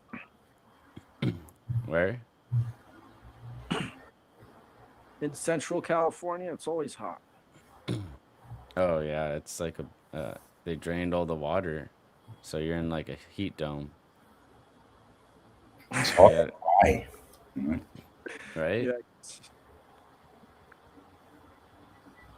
Wasn't Central California a lake? That's what they say. I don't know, hundreds of thousands of years ago or millions of years ago. And they drained it. But then there's like Northern California, the Emerald Triangle. No, the lake that was the valley was way before humans came. Well, that's what they say. Yeah, well, they say a lot of things. Yeah, it's just why I say it's not. I don't know how trustworthy the uniformitarian model of things is for anything. That's why I say that's what they say.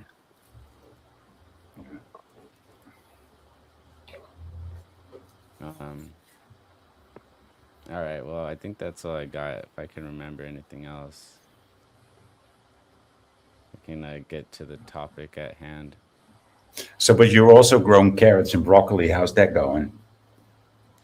Before we start talking about Parmenides. Me, I haven't, like I said, I haven't started yet. I want to. I have an area that I got rid of grass in, and that's about it. Okay. I grow it outside. See, that's a start. That's a start.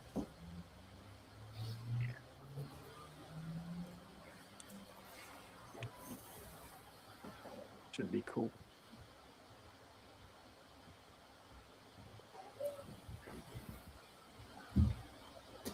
Yeah, all right. Yeah, blessings to the people.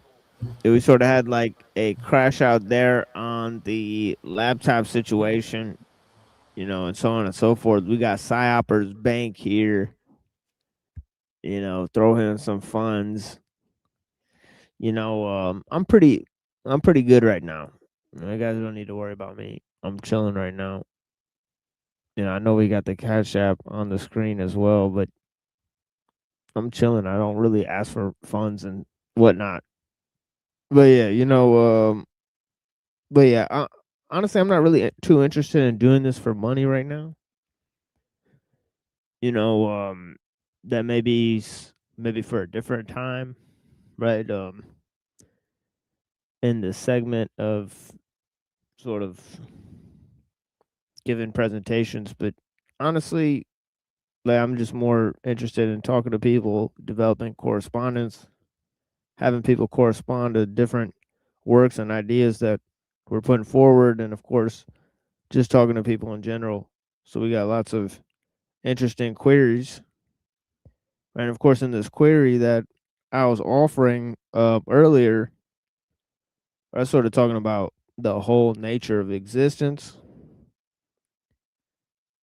right? Whether you could say that there's just one, nature, right, that permeates all of existence, right? And of course, they thought of this as sort of a generative principle, right? And whether you think of this as sort of God or nature or mind, right, something immaterial, right? The God of the philosophers is sort of a God that's limited by rational means, is limited by sort of logic and math, that sort of thing, right? So, so they had a conflict between this idea of being and becoming, right? Whether nature is, what it really came down to is whether it's one thing or many things, right? If you could say it's many things, then you could see how those things are interchangeable, right? Like, for example, the four elements,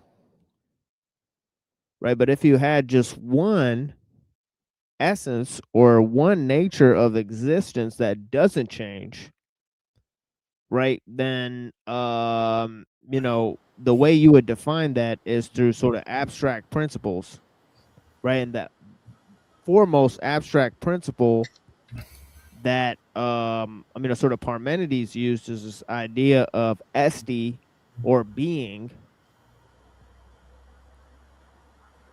right? He said that being is true, becoming is an illusion, right? Becoming does not exist, and also nothingness is not a thing.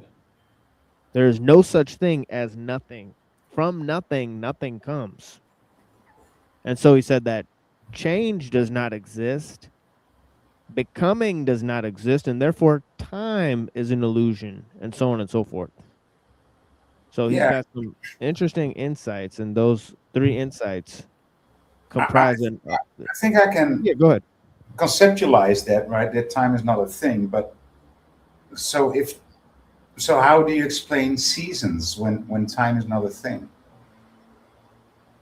That's I came to the conclusion that time is not real. But then again, there's seasons, right?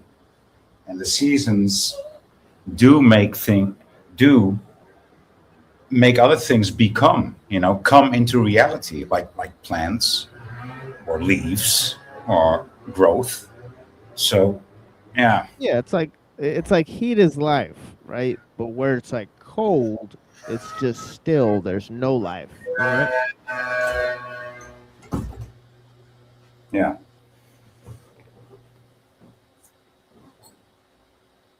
Of course, heat and movement and that stuff, but of course it originates from a sort of primordial stillness.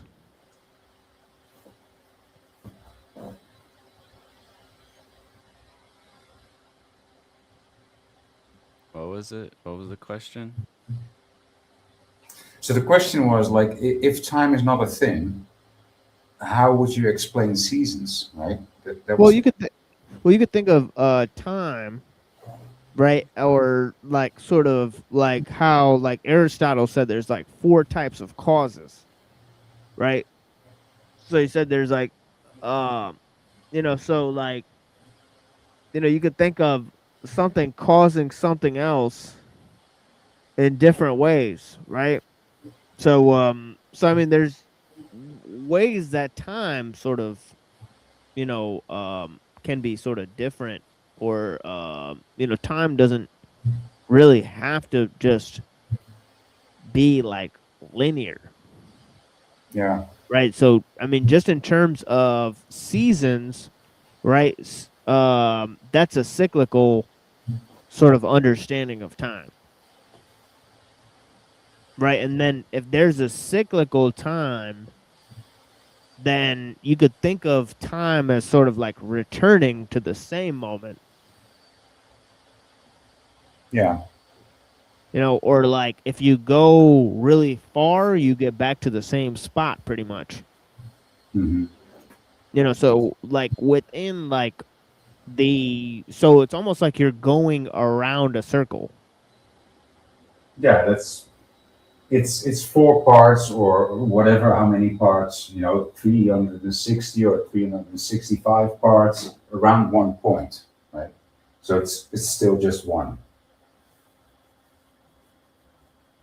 And then of course there's and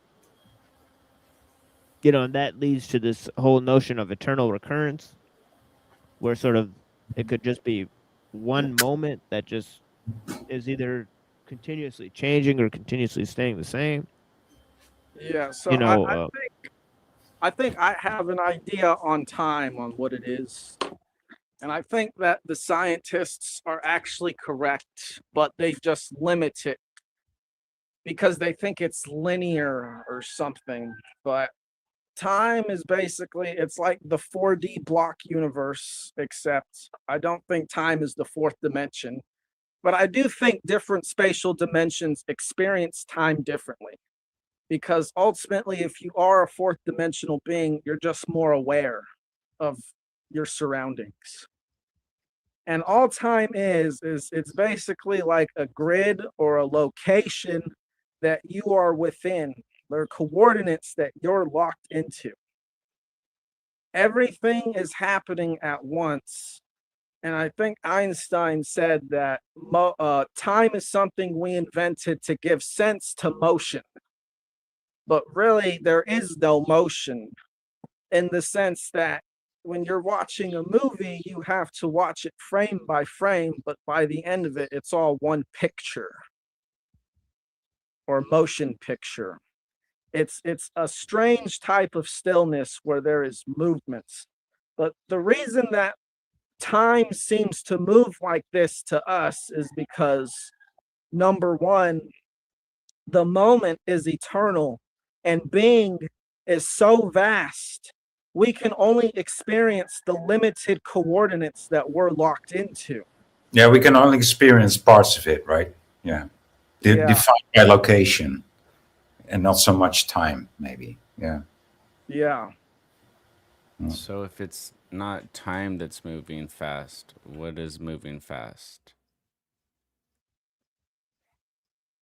Nothing. The only thing that's really moving is you're just kind of navigating the sea of choices that make up being. But the So, choices they it's like if you have to get from point A to point B, you have to travel the space between that. And that's basically what time is. It's a location that you're traveling along.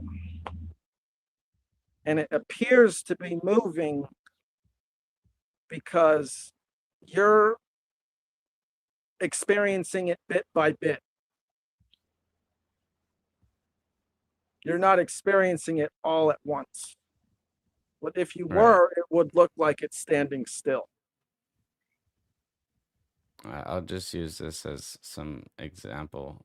Or I think that time is moving so fast that we can't we don't even know what's going on. Like, but we think we know what's going on. Like, that's why we just have history, or we write things down, or we just have documentation. Like life is short, or something like that. Life is short when you live it right, I guess, you know. Mm-hmm. But then again, why do the good die young and all these motherfuckers grow so old? What's up with that? Because they're paranoid. I don't know. Yeah, that might be a reason.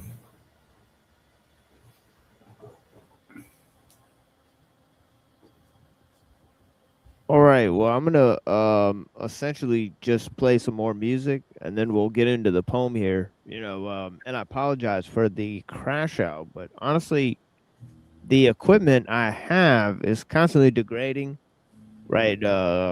So eventually we'll have to, just experience a complete breakdown of the equipment, and in that case, I'll probably be gone for 3 days, right, or something like that. But yeah, so far that's not happened, bro.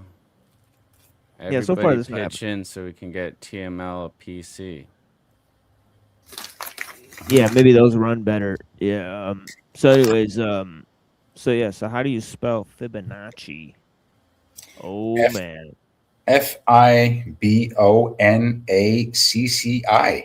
Yeah, I think you spelled it correct. So anyways, so here's more music, and yeah, we will be back in like for sure. I might 4 hop minutes. down for a minute. Yeah, for sure. Yeah, thank you for joining, to Calix and also Brian earlier. Yeah, for sure. I appreciate you guys. Yeah, blessings, man. And yeah, so basically what's on the schedule, I'll try to present most of this, right? If not some of it, right? We got the Parmenides, we got the Shangzu, then we got some stuff from Mumford, and then some stuff from ellul. So that might be what we can pretty much fit in, if we're sort of given free range with time. But yeah, the thing is that we also would like to have some discussions. So if you guys have questions about the material, we'll drop the link again, and come up and tell us how you feel. Blessings.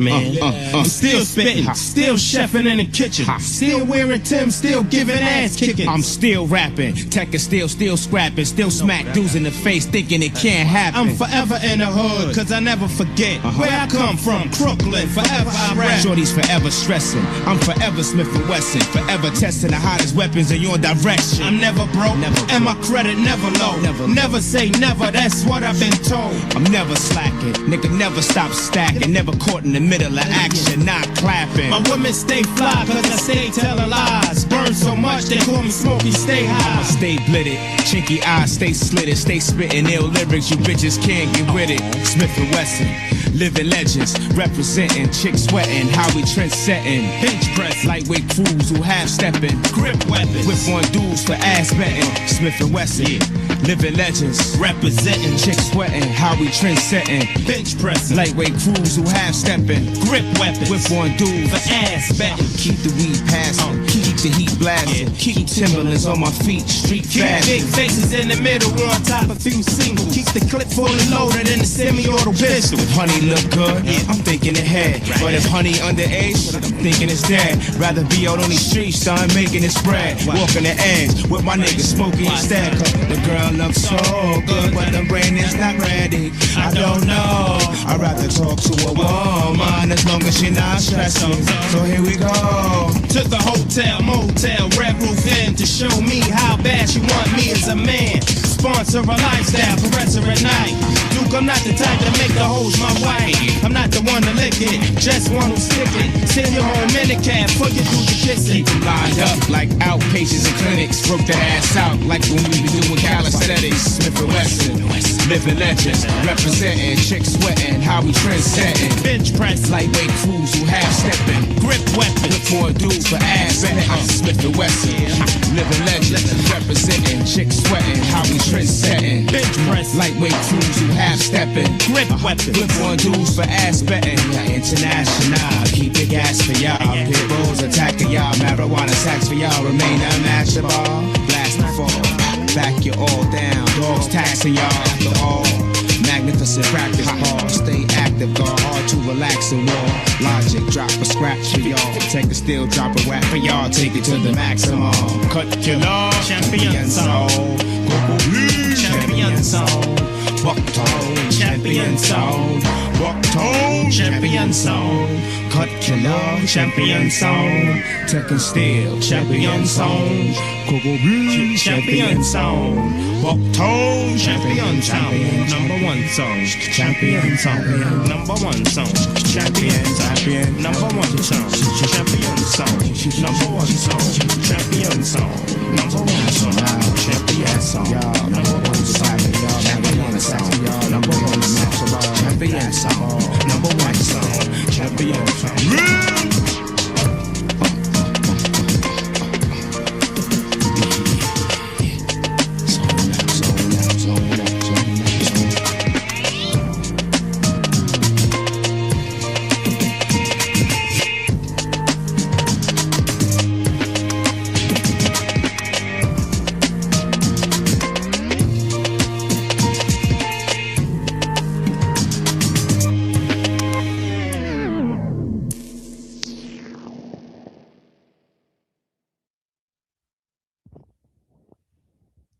Oh yeah. Still spitting, still giving ass kickings, still cooking in the kitchen. Blessings to all the people. Let's see who. This is a couple esteemed guests at this point. Got Salted Cedar. Got Rocky Shepherd. Some of the new people here. We got Browns Boy. Back up in here. We got IMAX. Blessings, brother. Dogma Free. Not sure if you caught the Yurt stream on AI. Worth restreaming at the end. Oh yeah. We'll look into it. We got some good stuff that is gonna come out on the replays. You know, including this whole concept I've been putting forward of techno-Gaianism versus transhumanism and Discordianism versus accelerationism. We explained it to a member of our Discord who is a fan of the esteemed artist and philosopher and cultural critic, Pill Eater, who we have had on the show many times, had many conversations with Pill Eater. And of course, we appreciate his time and his, sort of,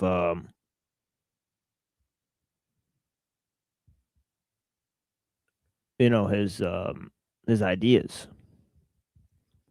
So yeah, so let's go up in this poem of Parmenides that we were sort of talking about some of his ideas about time, right?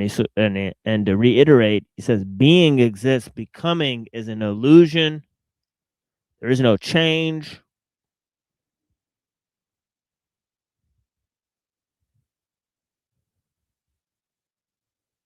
Right? Therefore, there is no time.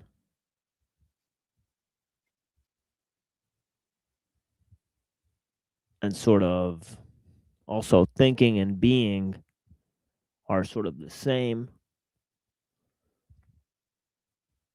So possible, actual, thinking, being everything that can exist does exist, basically. And of course, the entire opening that we've sort of read,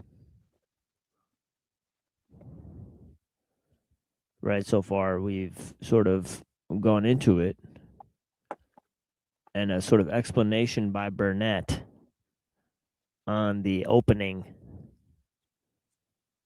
sort of verses, right? And so he's talking to what appears to be a goddess, and he's writing a poem in the hexameter of the Homeric poems, right?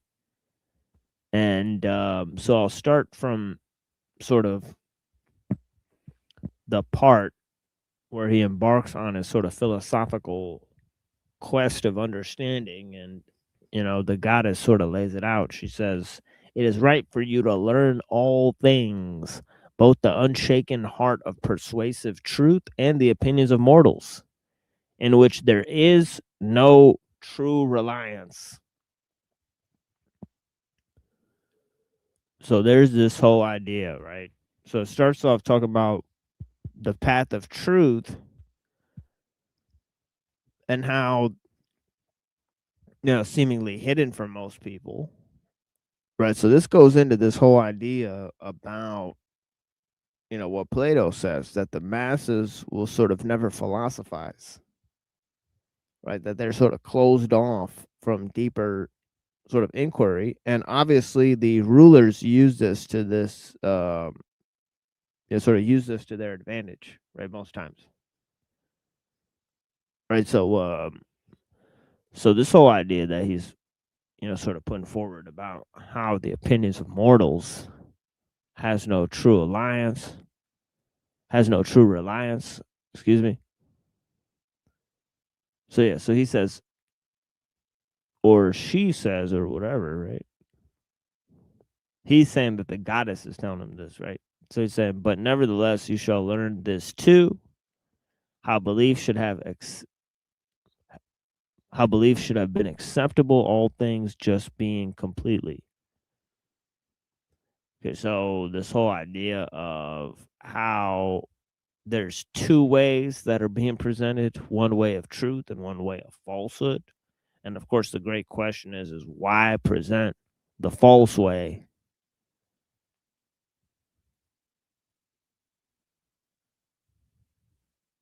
And of course, me and Hyperborean and others have had great discussions about this, right? So he says, so it says, "Come now, I shall tell, do you receive through hearing the tale, which are the only ways of inquiry for thinking?" Okay, so just as, existence has set limitations, so does thought. Thought has set limitations, right? Being and thought are sort of closed off, and there's sort of a one-to-one relationship between being and thought. Right, this is going to be important because later, like Plato or others, right? Sort of Aristotle keeps this sort of one-to-one relationship, right? Between thought and being, but he's still pretty much sort of dualistic, right? He's talking about form and matter.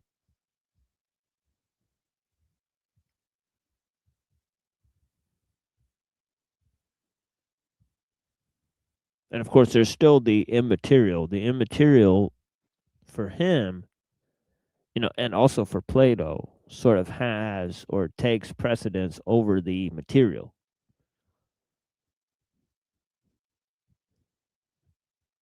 So there's that aspect to their philosophy, even though, they have a different way of explaining it pretty much.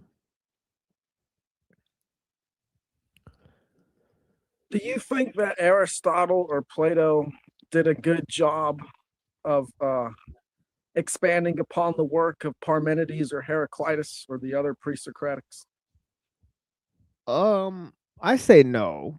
And even Hyperborean, who has different opinions about the Parmenides than I do, he even says no. So and the reason for that, I think, is because from Parmenides to Plato to Aristotle, you could see a concerted sort of compartmentalization of knowledge and learning in the way that, knowledge becomes like sort of like tactical, like so on and so forth. Like it becomes divorced from sort of metaphysics and the whole religious sort of form of speculation, right? So you could think of like, a way in which, Aristotle sort of focused on politics, right? Whereas sort of Plato sort of focused on, you know, um, sort of like ethics, or something like that, right? And its relationship to society and, what's like the best way to do things, right? It's kind of like what Socrates says in Plato all the time, right? And then like, Parmenides, right? It's almost like philosophy is not possible with Parmenides, right? So if it were for Parmenides, we would have just put an end to all the philosophizing,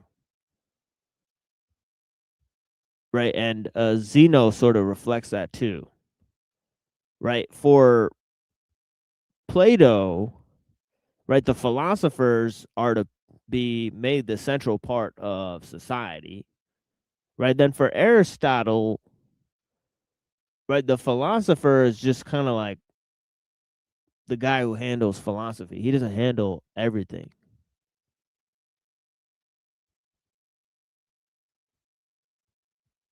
Which, of So course, that's of course a correct assumption, right?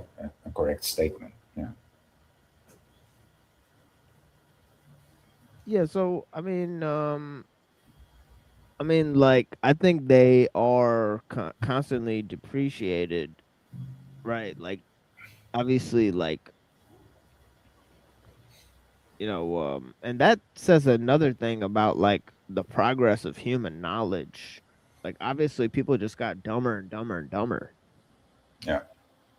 Like like people in 500 BC were way smarter than people in 300 BC apparently, and then people in 300 BC were like 10 times smarter than people in 150 BC, and then people in 150 BC seem to be way more superior than people in 200 AD, and then people in 200 AD seem to just be miles above anybody from the 1100s and so on and so forth. And it just seems like there's a constant depreciation of um just badass motherfuckers. Yeah, mental capacity, right? It's like, yeah. Might that have to do with the accumulation of Knowledge. no, no, I wasn't thinking about that. But because there's just more humans, because there's just more people, so we have to divide all that knowledge onto more people. Right, I think less people have to figure shit out on their own, so they just become like there's a collective stupidity that or something. Yeah, I mean, when there's so many people, there will always be somebody. There will always be someone in the multitude of people that knows about it, and the rest can be stupid, right? I think there's something to that. I don't know, but it might be.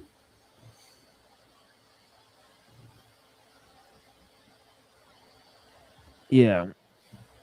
So So yeah, so I mean, I And take the those same, like the same goes for people without a soul, right? There's only so many souls in the world, yeah, and that's why we see so many people that appear to be soulless or very soul poor, right? yeah, yeah. Like Parmenides made the laws of Elea, Elea. It's a province in Italy, and all the citizens of the sort of city, state, or whatever that Parmenides was a part of, they had to pledge allegiance to follow the laws of Parmenides. Right. So, I mean, he was extremely persuasive, individual, it seems like, during his lifetime, according to the biographical accounts. All right. So it's like, I mean, imagine like there's not too many philosophers who had that sort of setup. Right.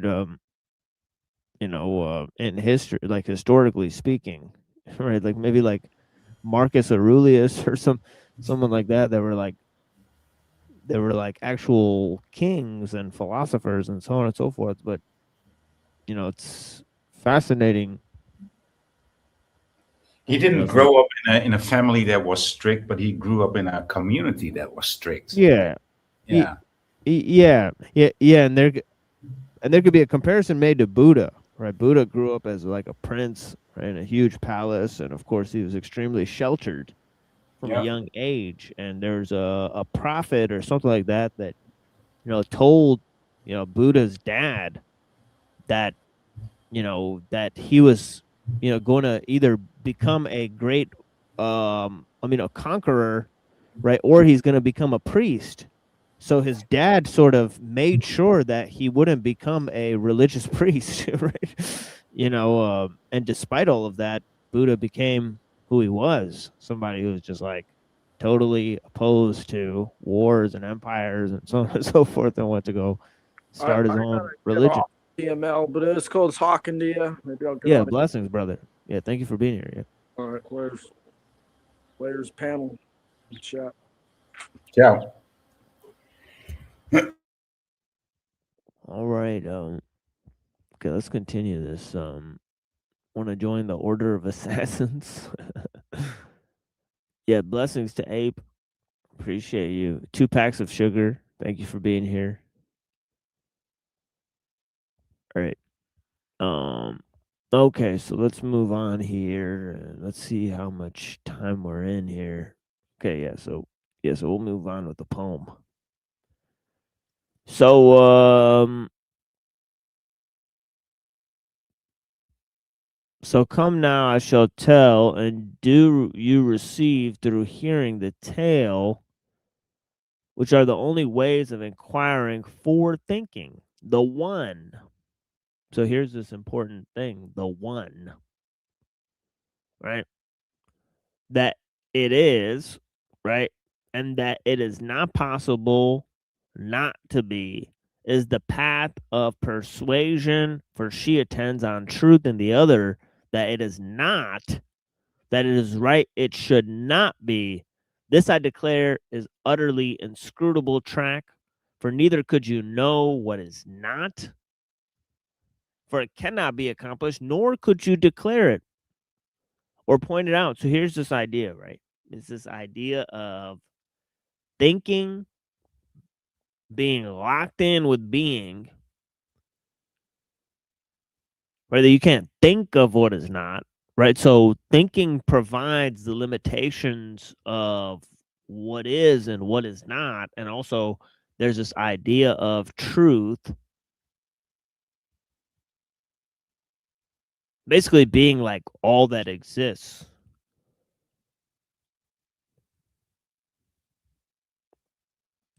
And he goes on to say and basically iterate, he says, for the same thing is there for thinking and for being.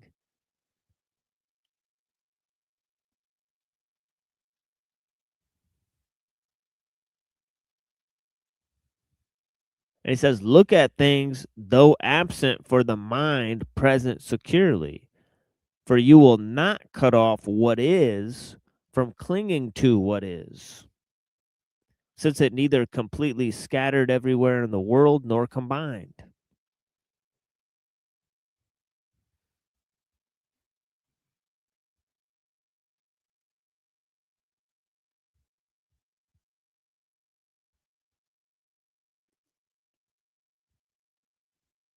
So he disagrees that there's a multiplicity of things, that there's the truth has many parts and it's just sort of scattered around and so on and so forth, right? So there's one persuasive truth that permeates all of existence. He says, it is all the same to me whence I begin, for there shall I come back. Sort of echoing this idea of Heraclitus, where the road up and the road down is the same. And this is why we can't begin philosophy, right? Because we can't have definitions, we can't have identities and stuff, because we're still stuck in this idea of breaking the law of identity, the law of non-contradiction, right? So we can't really, define sort of movement and relation, because there's no ontological transcendence.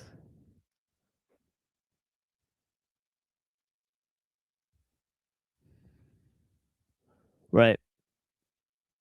So he goes on to say, right?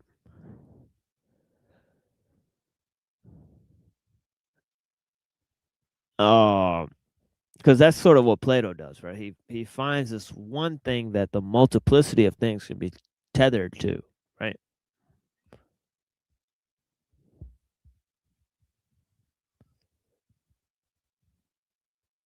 But yeah, this defines the circular idea that we were talking about in terms of time and movement, right? It is all the same to me, he says, whence I begin, for there again shall I come back.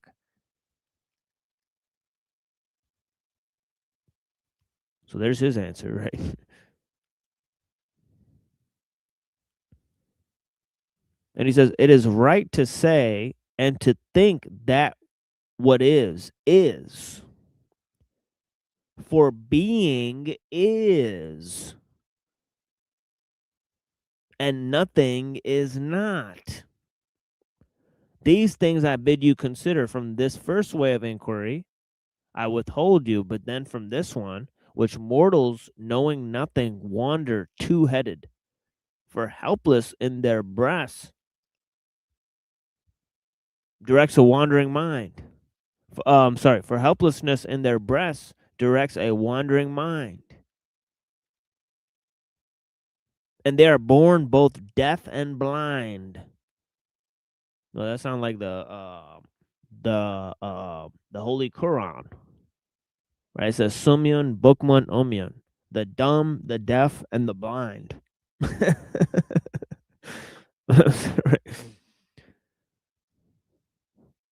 How do you say that in Arabic? What's that? Sunyam, umyam, dumyam?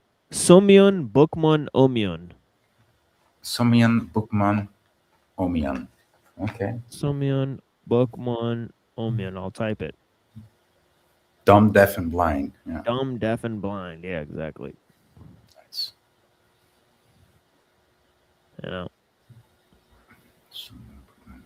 Sumyun, Bukmun, Umyun. Oh yeah. So Parmenides says they are born both deaf and blind, dazed, undiscerning tribes, by whom to be and not to be are thought to be the same and not the same, and the path of all is backward turning. Never shall this prevail, he says, that things that are not are, but you withhold your thought from this way of inquiry, nor let habit born of long experience force you along this way to wield an unseeing eye, an echoing ear, and tongue, but judge by reasoning the very contentious examination uttered by me. Only one tale is left for the way, that it is and on this are posted very many signs. What is ungenerated and unperishable. Okay, yeah, we got the link in the chat. So, anybody want to come up? We'll be talking about the Shangzhou after this. And of course, we're reading from the poem of Parmenides. It's one of the most essential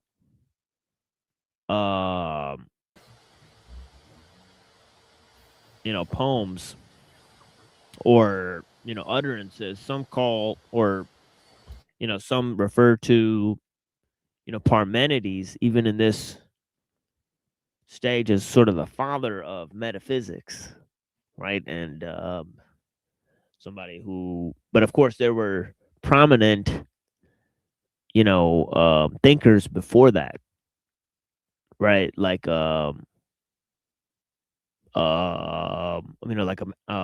Anaximander and others, who are sort of talking about a sort of general abstract principle that exists that brings everything into being.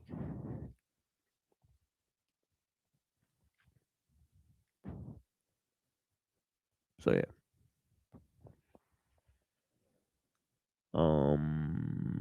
Okay, so here's a huge chunk of it, of the poem here.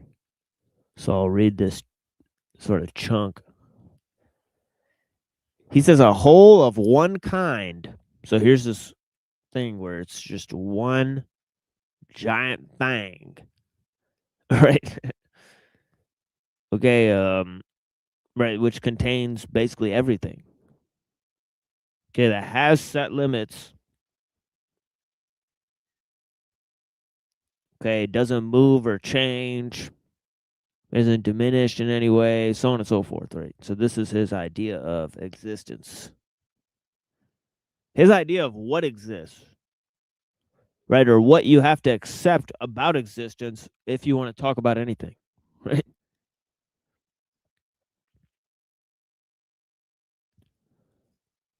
So he says, a whole of one kind, unperturbed and complete. Never was it, nor shall it be, since it is now. Since it now is, altogether one continuous. For what birth could you seek of it? Where or how? Whence did it grow? Not from what is not will I allow you to say or to think, for it is not sayable or thinkable that it is not. And what need would have stirred it later or earlier, starting from nothing to grow? Thus it must be completely or not at all.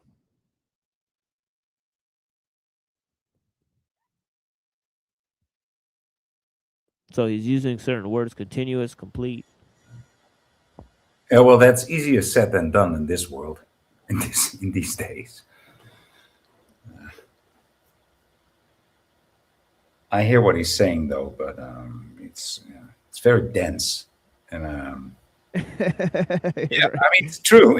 I mean, not dense in the wrong way, but dense in the right way, right? Yeah, exactly. Yeah.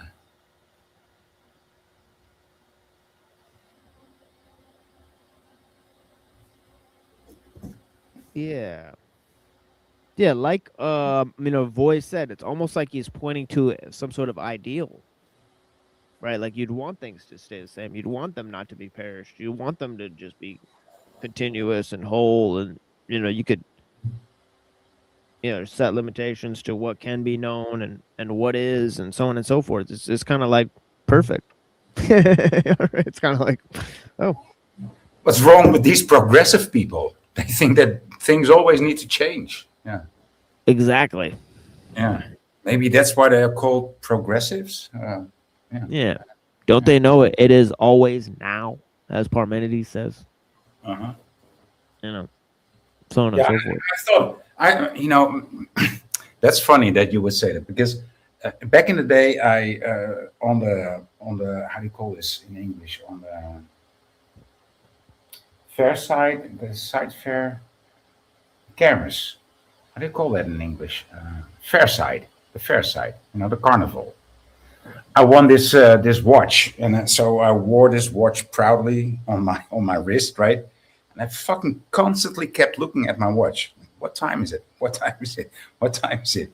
And I fucking got annoyed with the whole fucking watch, and I was like, I just threw it away, after a couple of weeks. I was like, fuck, man, watches and a bracelet in itself and a watch. I mean, that's a nuisance. And then yeah, that's how I felt. I think I was 10 years old. And when a couple of months later, I came up with the idea to make a bracelet and to make it look like a watch, but it will only say now, right? Oh, what time is it? Oh, it's now. Yeah. But the funny thing is that if you write now in my language, it's N and a U. So it doesn't matter how you look at it. It's always the same. It's just an N and a U. Nu. Yeah. Right. Yeah. Which relates to new, right? New and now are almost the same. Yeah, but let's not make a new poem. Let's stick to Parmenides. Yeah. Yeah. Yeah, where's Reddington? Reddington is basically, this is basically not the time for his show participation, and I understand with a lot of people, that regularly join is because we sporadically change the time only for like basically 1 week, right, or 2 weeks, right, of time that we change. But anyways, Avian's also taking time off from the sort of interwebs, and so on and so forth, to like sort of do some things. So, some of the people, obviously we got people, we're all grown-ups, so we got a bunch of things we got to take care of. Some of the people that come on, Neurojack's always busy, so everyone's always busy. I have a lot of time this month, holiday pretty much for me, and so on and so forth. I should have done some more, but honestly, we got banned for a while, so so we couldn't do anything. So and that that also affects our numbers. Every time we get banned, we lose like 5 to 7 viewers. It's constantly chips away at the participation. So there's also that factor to it. But yeah, I think it will come back though. I think it might be just a temporary thing. Yeah, perhaps. Yeah. Yeah, we've also lost lots of subscribers. So if you guys want to like maybe send the channel out to people, that will grow our ability to maybe communicate with to all of my friends. Yeah. All my friends, lovers, and exactly. Yeah, like I have so many. Yeah. Yeah, that's the same thing with a lot of people. I understand with a lot of people who watch this type of show, like we're pretty much all loners. So it is what it is. I guess so. Yeah. So, isn't that what the technological world offers? Is alone together, right? So yeah. I've explained that many times, right? It's the the metaphor that you did about being in the theater and watching the movie that explained it very well. Yeah, that's from ellul. Yeah, that's from ellul's work, Propaganda. So it's excellent metaphor. Yeah, I agree. Yeah. It's kind of like a new way of explaining, Plato's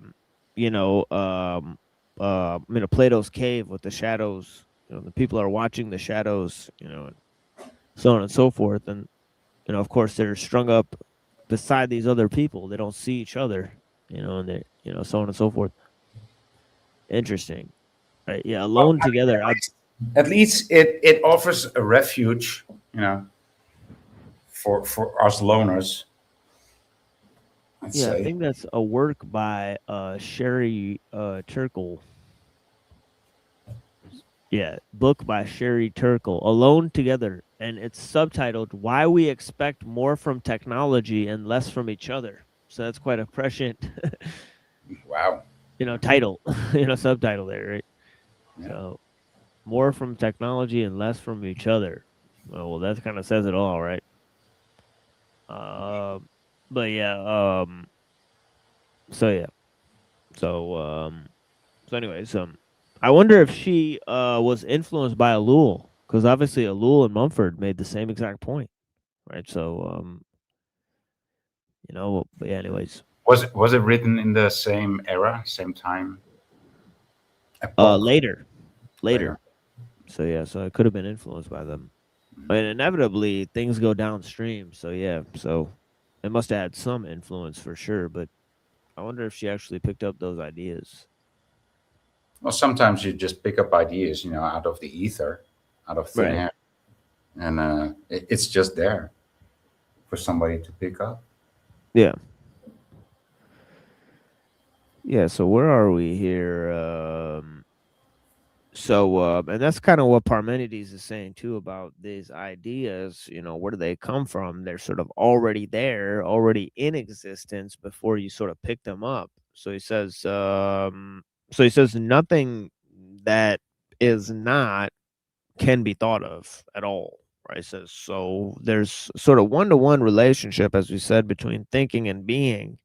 And he's sort of talking about being sort of one continuous, complete, entity.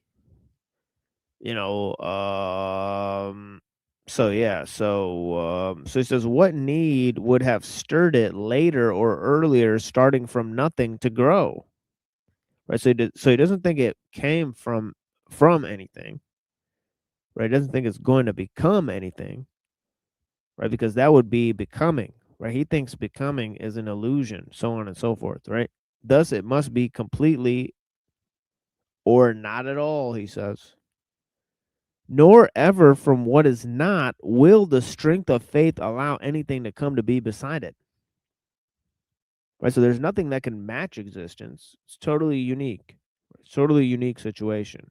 Right, wherefore neither to come to be nor to perish did justice permit it by loosening its shackles.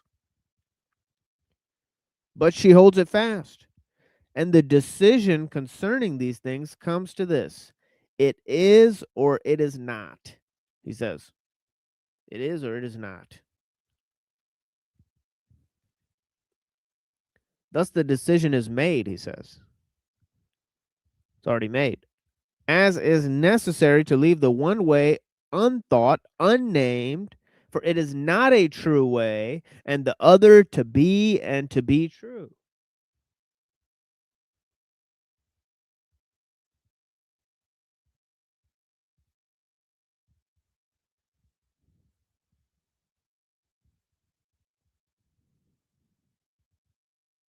So yeah.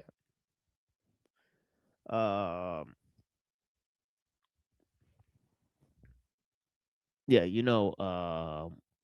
yeah, I was like having a conversation with one of my nieces one day, and she looks at me one day, like we're watching this movie, and she goes, you know what? I don't think zero is a real thing.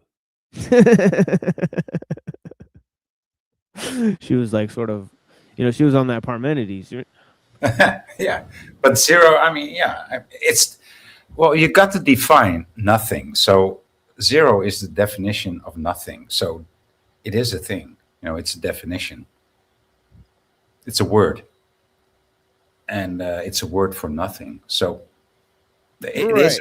It is a thing that announces nothing. You could refer to it. So this is another whole problem, is whether it just exists as a word or as an actual thing, right? So it's like you could talk about a lack of something, but you can't talk about sort of nothing, because nothing is, quote unquote, not a thing, right? So yeah, so I mean, in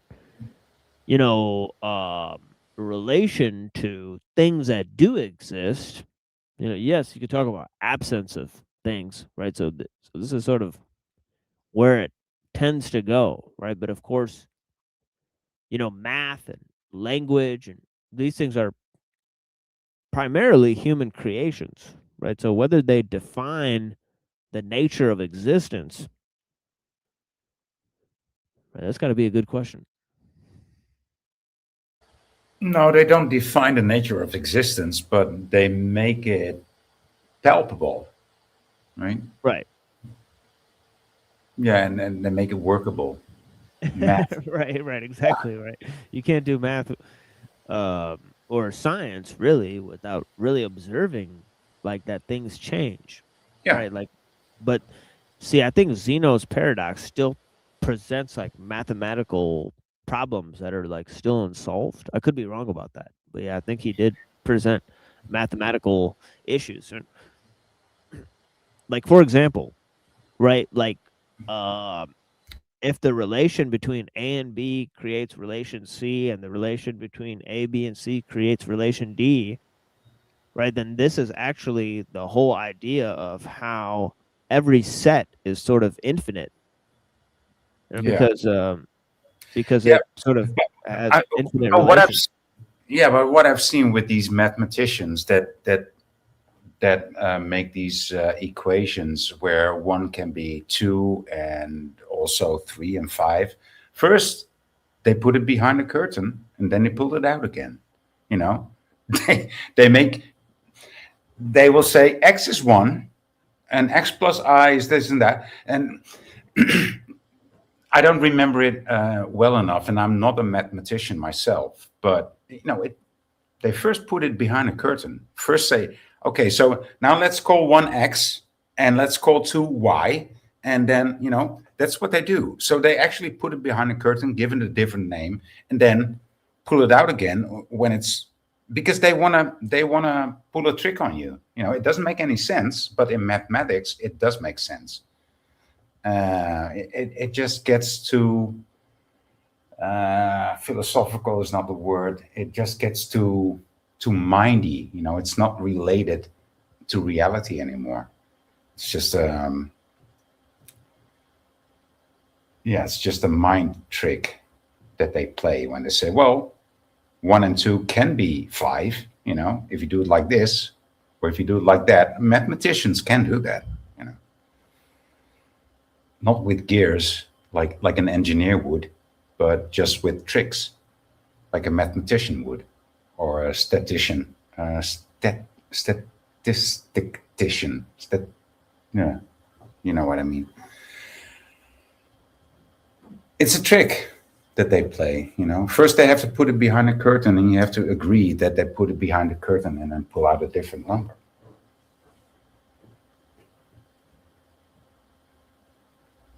It's a con artist. Yeah. Sleight of hand. Yeah. The moment that he says 1 is X and 2 is Y, that's where no, don't do that. But people that listen to the trick or listen to the equation, they agree. They agree to say, okay, 1 is X now, and okay, 2 is Y, okay, and it's 5 together. Yeah, I've seen them do it, and it does work. They're right doing it, but still, reality doesn't agree. Only mathematics and mathematicians do agree.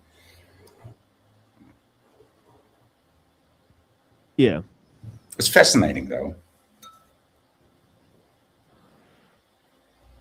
Yeah.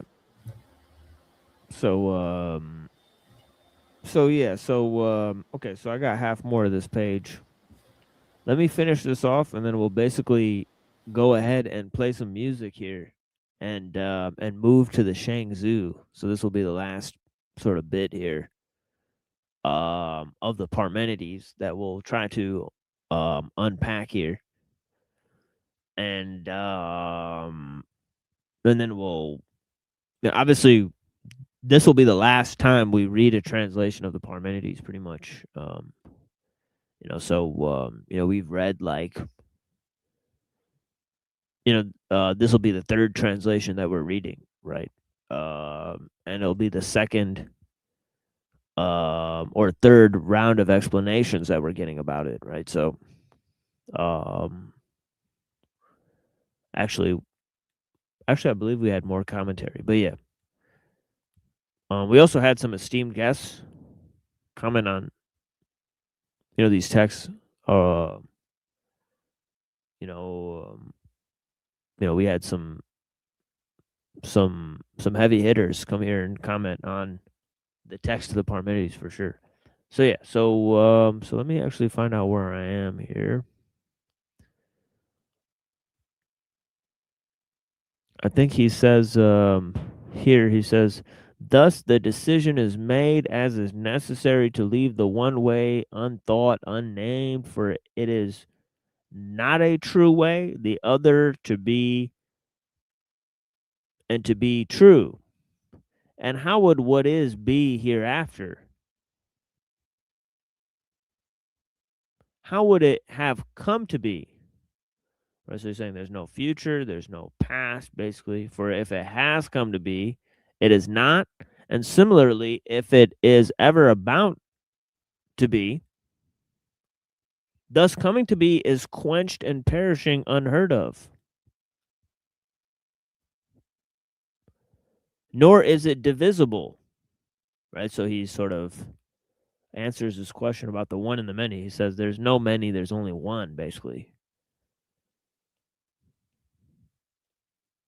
It's not divisible since it is all alike, nor is there any more here which would keep it from holding together, nor any last, but it is full of what is.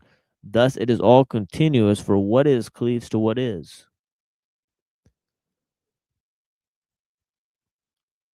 That kind of sounds like Heraclitus in a way. What is cleaves to what is, right? But of course, he's talking about a continuous, being, and for Heraclitus, all things are forever in motion.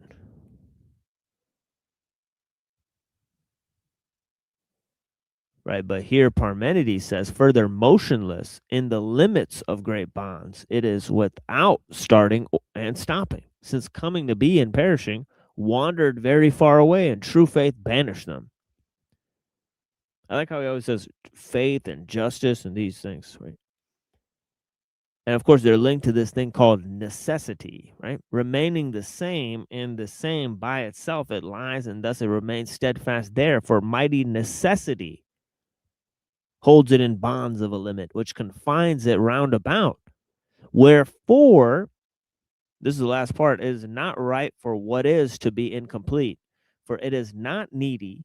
If it were, it would lack everything. The same thing is for thinking, and is wherefore there is thought, for not without what is, to which it is directed, will you find thought. For nothing else either is nor shall be beside what is. Fate shackled it, he says. To be whole and unmoved, in relation to this have all things been named, which mortals establish, trusting them to be true, coming to be and perishing, being and not being, changing place and exchanging bright color. Yet, since there is a final limit, it is complete from every direction, like to no mass of a well-rounded ball, like to the mass of a well-rounded ball, equally resistant from the center in all directions, for it is not right for it is to be any greater nor any smaller here or there, for neither is there what is not, which might stop it from reaching its like, nor is there what is in such a way that there would be of what is here more and there less. Since it is all inviolate, for being equal to itself in every direction, it equally meets with limits. All right.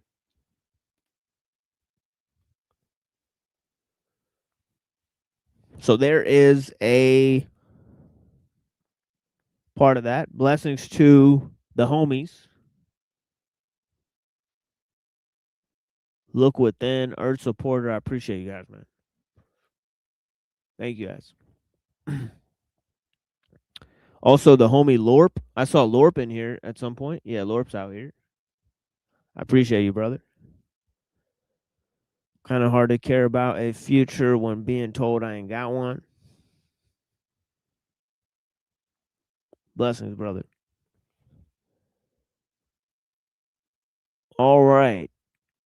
So let's get up in this music, and we'll be right back in 5 minutes or so, right? Let me see what I got here for you guys. And of course, then we'll move to the Shangzhou. We got Shangzhou in the background here. Little drawing of Shangzhou dreaming he's a butterfly. And of course, we're reading some passages from Shangzhou that discuss sort of non-utilitarian, non-technical actions being performed. Right, so there's passages against labor-saving devices as well that also appear in the Tao Te Ching, which we mentioned.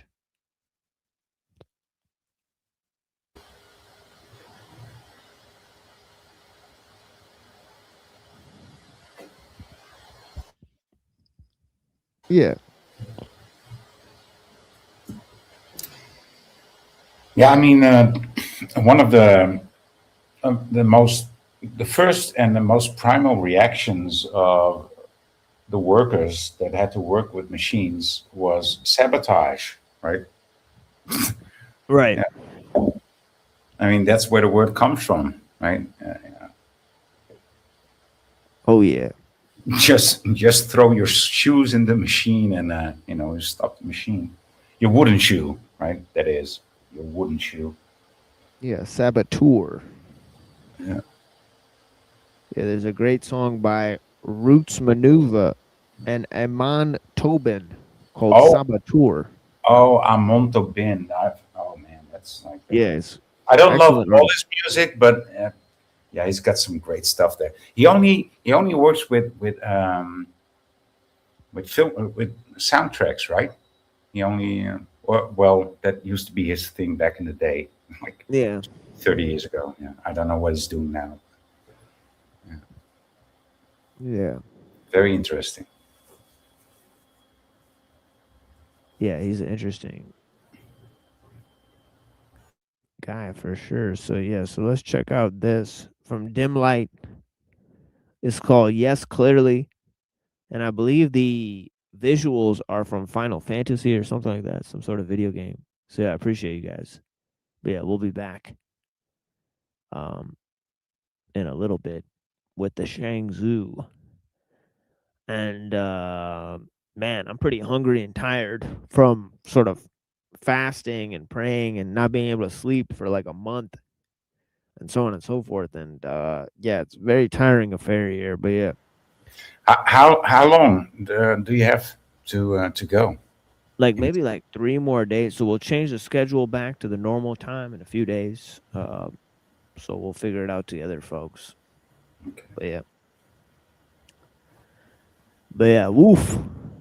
But yeah, we're pushing through this stream here. Blessings to the people. Blessings. And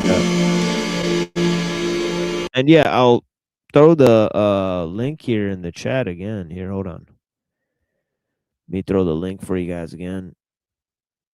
If you guys want to join, it's all up to you. And appreciate the correspondence. And yeah, enjoy the music.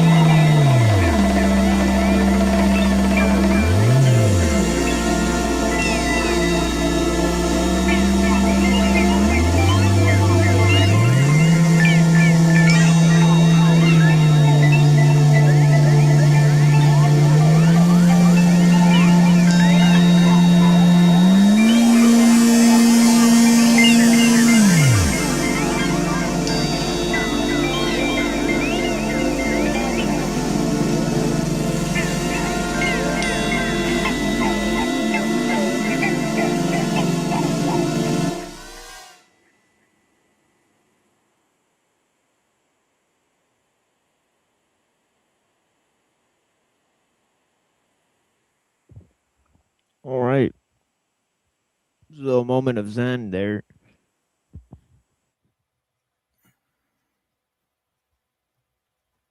What? Yeah, blessings, sir. No, I was playing music for the people here.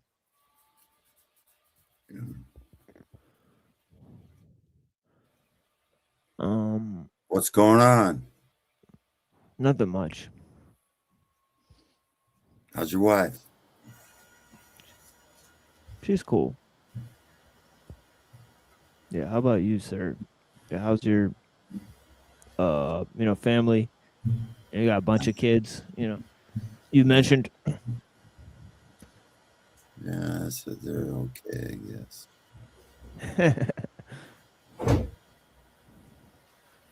Yeah.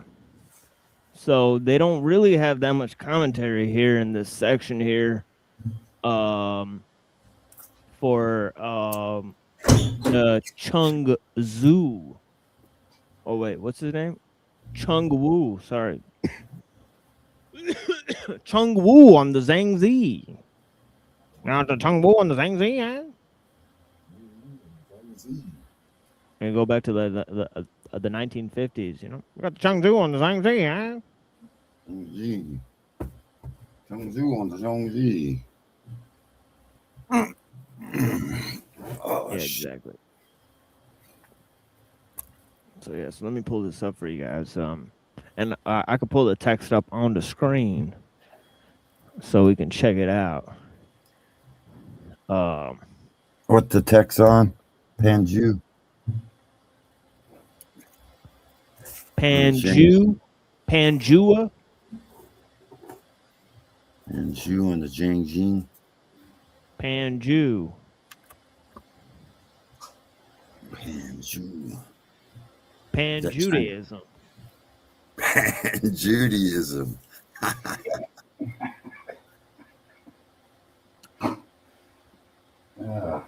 Kind of like start up that Pan-Judaism now. Kind of like Utah. Don't start up that Pan-Judaism now, you hear? Jerusalem. They're everywhere, dude. They're fucking everywhere. Jerusalem is in Utah. That's what the old folks will be saying in 60 years. You kids and your Pan-Judaism. Kids are getting out of hand with that Pan-Judaism shit. Trying to combine all the religions into the Judaism type of shit. Motherfuckers.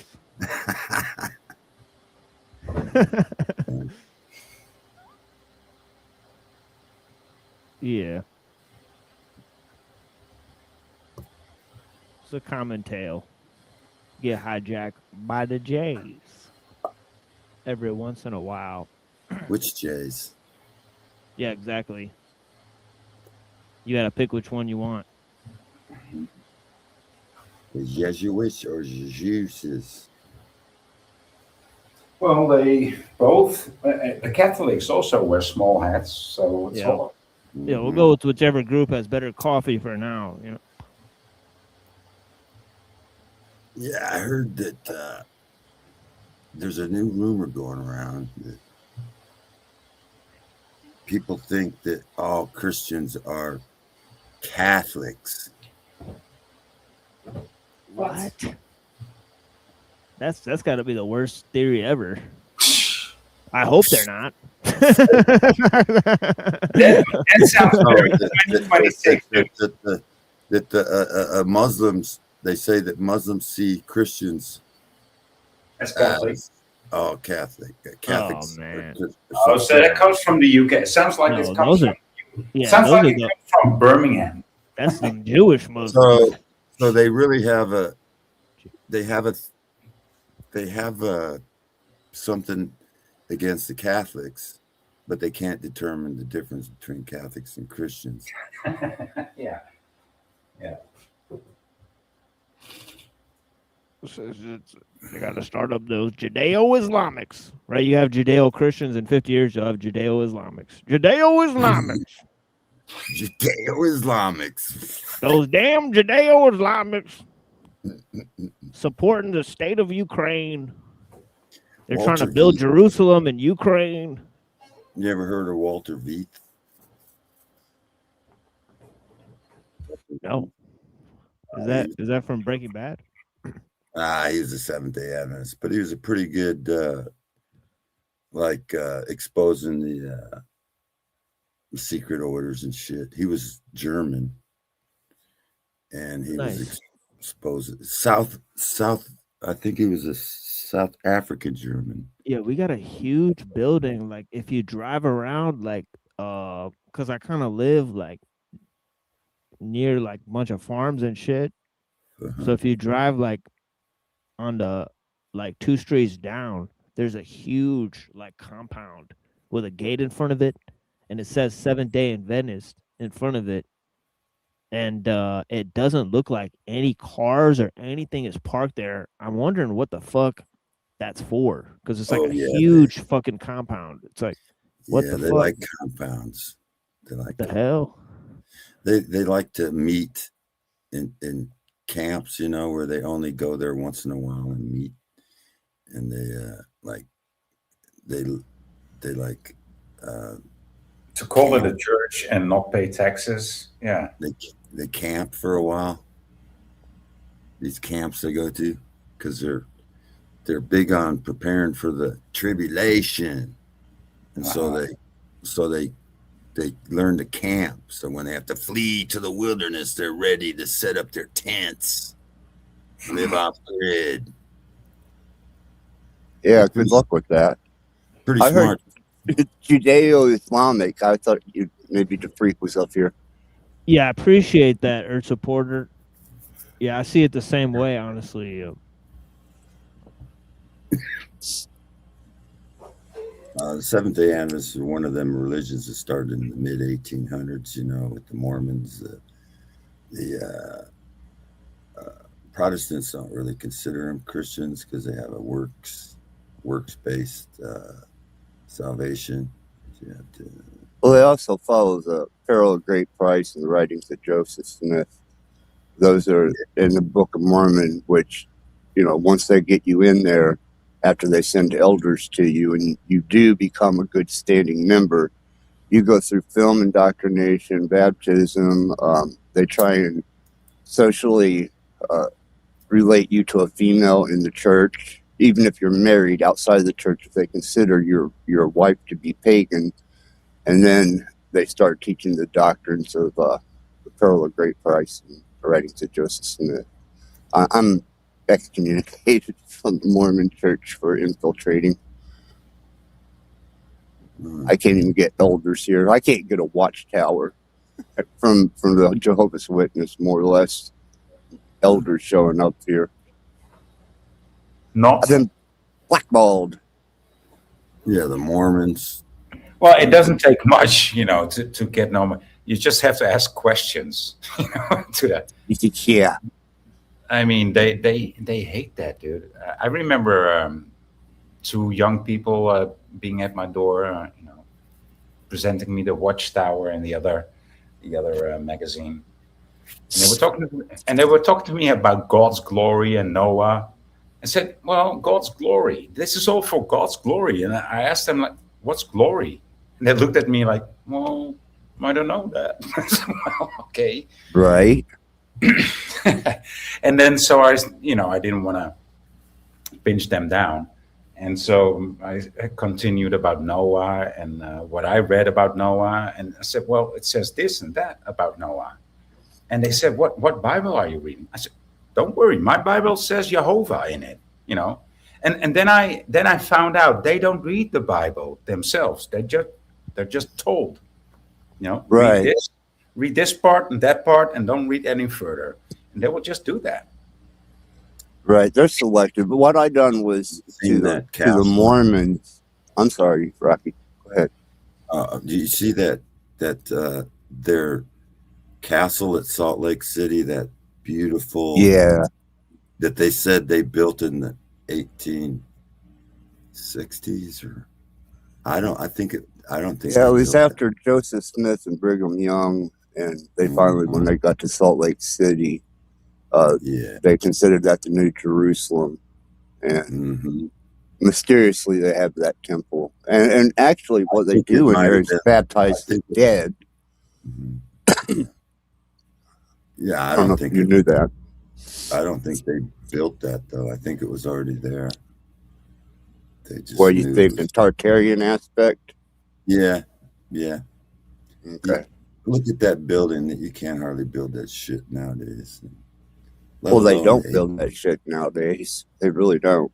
Well, they Architecture and do. design Actually, is well, they gone. actually, I forget the name of the castle that they build in, that are building. I think it's almost done by now in Russia. And it's very similar to Old World or Tartaria How Castle. long did it take to build? I don't know, but it's like a couple 30 years Yeah, maybe. these They've buildings they've are all been, over they've the been at it world. for a very long time, and it's very. You can compare it to the Old World buildings that you guys talk of as Tartarian. Yeah, I'm not a big believer in Tartaria, but I do believe that history's been manipulated as far as architecture goes.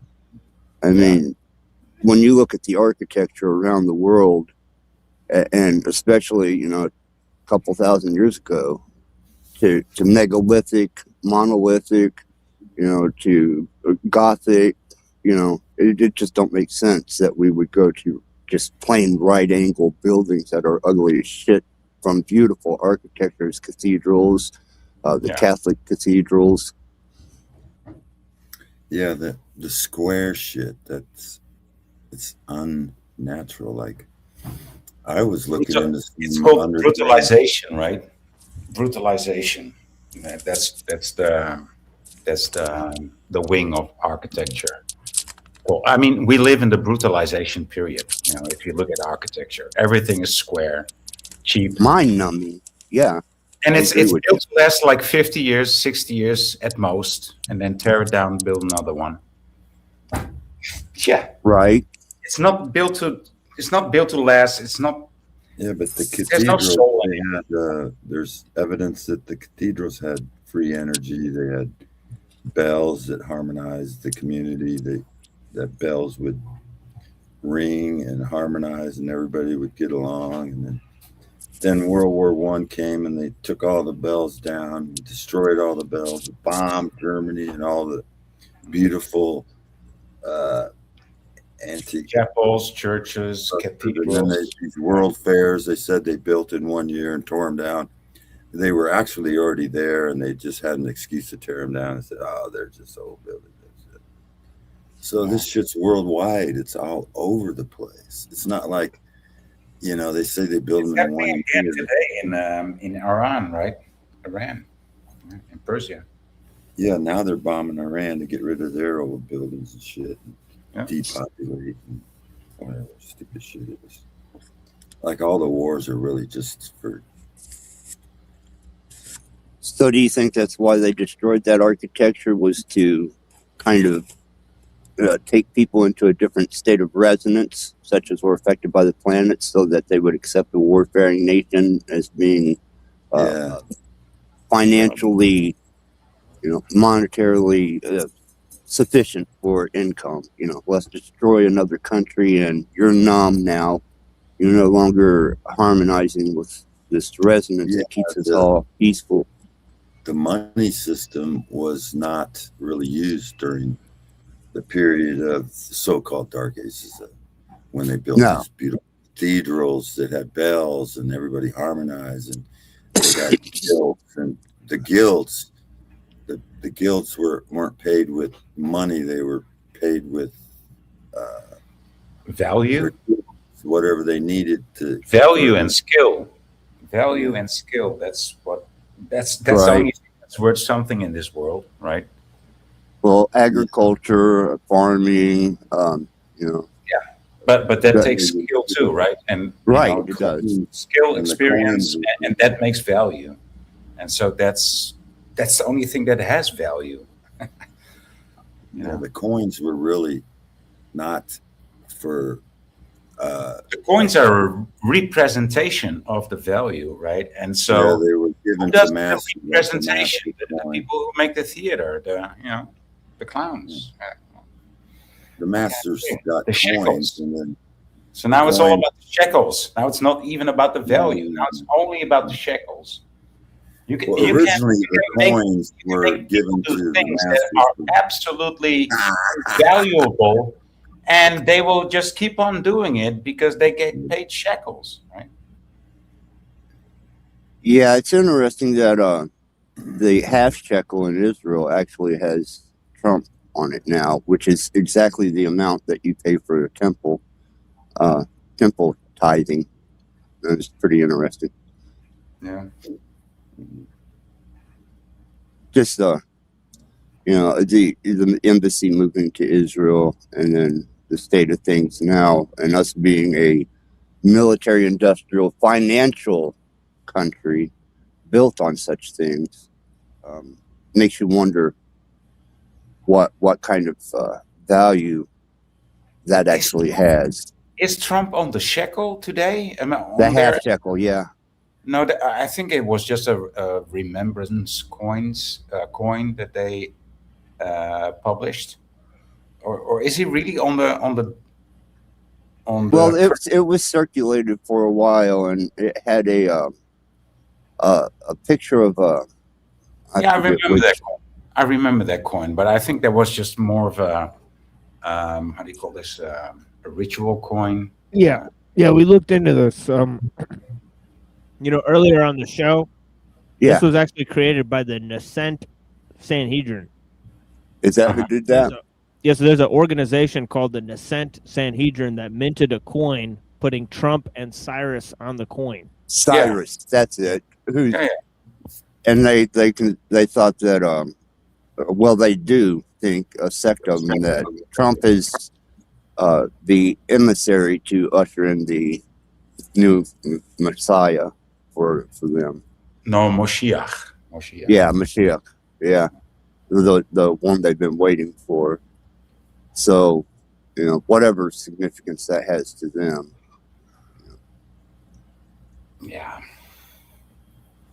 It's just a common interest that is not only territorial, warfaring, and financial. I mean, they prestige themselves. So it's curious about you mentioning the architecture being disposable. We've become a disposable society. Right. Yeah. And so also the way that people handle their house, right? Back in the day, you would build a house or buy a house and then live in it, right? And then grant it to your children or to one child or whatever. But nowadays, people look at it as an investment. What's wrong with you people? Why don't you just live in your house? Just live in your house. But they look at it as an investment, which it is, but it's not a financial investment. It's,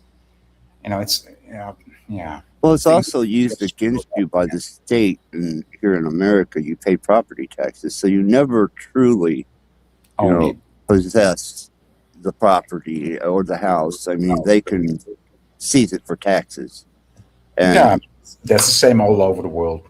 Thanks. Yeah, so I mean that the equity is as long as you can keep paying the state. Yeah, that's because Rome claims it owns all the land of the world. Yeah, let them argue that. The papacy, the papacy claims ownership of. Oh yeah, all the land of the world. Yeah, because they are the placeholders for as long that Jesus is not here, right? Yeah, I see the papacy as the new, like America's like the new Rome, like we are Rome. And so, now you're Romans, not Rome. Soldiers being abused as soldiers, not Rome. You're Romans. There's nothing new under the sun. It's like the French Revolution was about bringing back the Republic.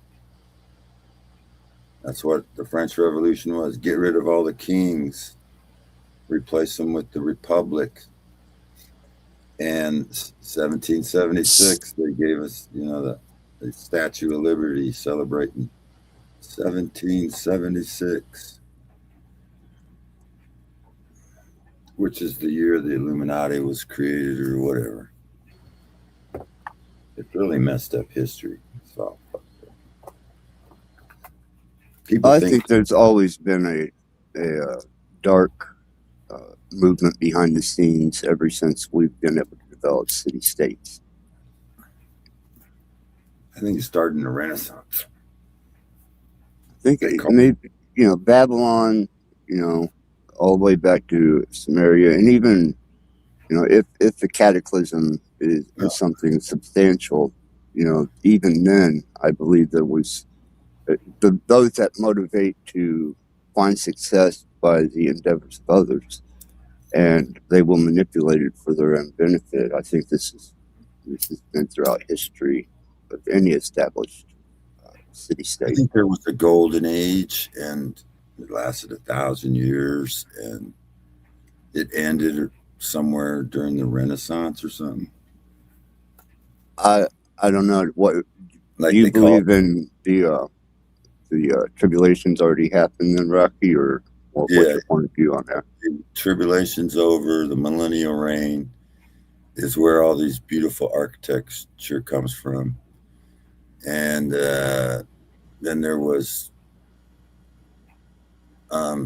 Statue of Liberty celebrating the loosing of Lucifer from the pit, or Satan.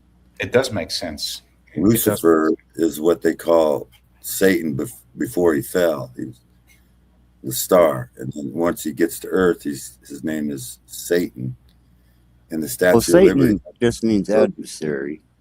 Yeah. So we are worshiping our adversary on the shores of our New York City. I mean, people, liberty. They think it's about freedom, but it's really liberty. It's the liberation of Lucifer, or Satan. Liberty is not freedom. Liberty is something that you're being granted. Right? Your captain gives you liberty. Yeah. Like surely. Surely. Yeah, so people worship stateism. They worship the state. And instead of worshiping God. Well, that's a state of man. I mean, they worship the creation, not the creator. So the millennial reign ended around, 1666, 1500, I don't know when. But they celebrate 1776 for some reason, the beginning of the Illuminati. They worship, and so I believe that what they call the Dark Ages was the Age of Light, where they built all these magnificent cathedrals glorifying God, and they were like healing centers. They weren't there to go to worship. You would go in, you get healed, go back out, the bells and the beautiful do you just believe anything that you see on any YouTube video, Rocky? Huh? I mean, there might be some truth to it, but it sounds like you're just repeating things that you heard on YouTube videos. And that's I discern the spirit of the people I listen to, and that's about all I can do. Have you ever sat down and tried to figure out the chronology of it? It seems to go better with script. Jesus, it seems that Jesus said he would return to this generation. So, verily I say unto you, this generation will not pass before all these things happen. So either you're calling Jesus a liar, or he did return. No, I'm there with you. That's what those words mean, right? Yeah.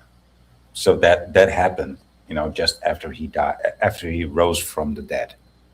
Yeah, say he went to the cross in 30 AD, 33 AD. We don't know for sure. He died. Well, then a generation is add 40 years. That's 70 AD. Then we know the temple was destroyed. We believe, history tells us, temple was destroyed. But it's not the place where they say it is, because the Bible says it was destroyed. There was not one stone but they have this wall, which is an old Roman wall. It's really not even. How do we know that's even Jerusalem? We don't know. It's supposed to be on top of a mountain, but yet it's on top of this little fucking hill they call Mount Zion and all this crap. So I don't even believe you're telling us the correct place where it is. Yeah, I think you're right there too. Yeah, I'm with that too. I wouldn't know where it is, but yeah, 1948 they said, "Hey, this is Israel," and they steal it from the Palestinians. It's all bullshit, and it's all through a false eschatology because they're waiting on the tribulation. And if you believe the tribulation hasn't happened yet, then that means there has to be a temple that needs to be destroyed. But it was already destroyed, and the Bible doesn't speak of a third temple. Well, that's one that I always throw out there is, are they waiting for the third coming of Christ and a third temple, which is never spoke of? I mean, when Christ came, you know, there was a star, there was his first coming, his birth, then his crucifixion and resurrection. That was the second coming. You know, he came back. Well, they waiting for the third, and then there was no mention of a third temple. Yeah, well, some people say the second temple was the second coming means after the tribulation. That's the second coming. So his first coming was, and then the second coming would be after the tribulation. So people, So his resurrection wasn't a type of second coming? I'm just going by the terminology of the nomenclature of the church. When they speak of the second coming, they're usually referring to post-tribulation, post-tribulation, and then the millennial reign. And there was a 490-year prophecy that they try to say the last 70th week is futuristic, Daniel's trouble. And so they're making a 490-year prophecy into a 2,490-year prophecy. 490 years, 70-day week, that prophecy's over. And it's this Schofield Bible that came out in the mid 1800s. Again, this shit that came out. But it used to be in my old Bibles. I have Bibles that say that all is past history. My Geneva Bible says that it's past history. In the commentaries, I have a facsimile of a 1590 Geneva Bible, which says that the tribulation happened and Christ returned, and then it even, I think it has Satan's release in it too. Do you have a Greek interlinear? Yeah, I have one of the. I haven't got into it yet, but I just. You need to. You should probably, because the New Testament was actually Greek, written in Greek, and then there was a Latin translation. So get you a good interlinear. I have an Ethiopian Bible too, but I studied under a Greek and Hebrew scholar who spoke, wrote fluently Greek. Orthodox Greek. Koine Greek, common Greek. Yeah, you told me about this. Hey, so but this Ethiopian Bible, what language is the Ethiopian Bible in? Like, I don't know. Is it in Ethiopian? If that's a language, I don't know what language they speak. It's translated from Ethiopian. I don't know what it is, but okay. I do have a Septuagint with the Apocrypha in it, which is the Greek. Okay. And it's translated from Greek to English. And I haven't got into it, but it shows that some of the English is a little weird. I have a 1526 Tyndale Bible, and it's in Old English, and it's really hard to read. Was that Tyndale? Yeah, William Tyndale, 1526, First New Testament in English. Doesn't it concern you at all that there's so many translations and variations of that particular? I mean, even from the original Hebrew to Greek into all these various translations? Mm-mm. Don't 'Cause bother you at all? No, you can still find Jesus in all of them. I mean, it just tells you the same thing, just in different languages. And some people are King James only, and some people are, Well, I look at wording. The Protestants that came to America, they believed the tribulation was over and that Rome had taken over.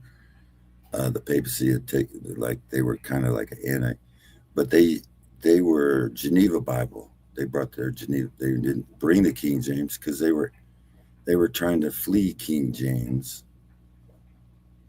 Well, I look at languages like mathematics or symbols, and the original equation or formula or the original symbol, when it's been translated or altered in any way, you do not have the original the etymology symbol. You don't have the original mathematics that applies to the language or the symbology. It then becomes a skewed interpretation of what the original equation was. Mm-hmm. The etymology is very important. There's a lot. You can see that the English and the German and all these languages are connected. They were connected. Some of them are like Yiddish. Yiddish is I forget which language, like spoken backwards or something. It's not even real Hebrew. I mean, these Zionists. Yiddish is a bastardization of Dietz, and that's the language that was spoken, in Germany and the lowlands, Netherlands. Yeah. The history of the Bolsheviks in Russia is but Dietz is not Russian. Dietz is German, and that's yeah. Look it up. The history is kind of weird around those. I don't know what's going on over there. It's a mix. It's a mix between German and Slavic, more or less. I'm half Slavic, half Italian.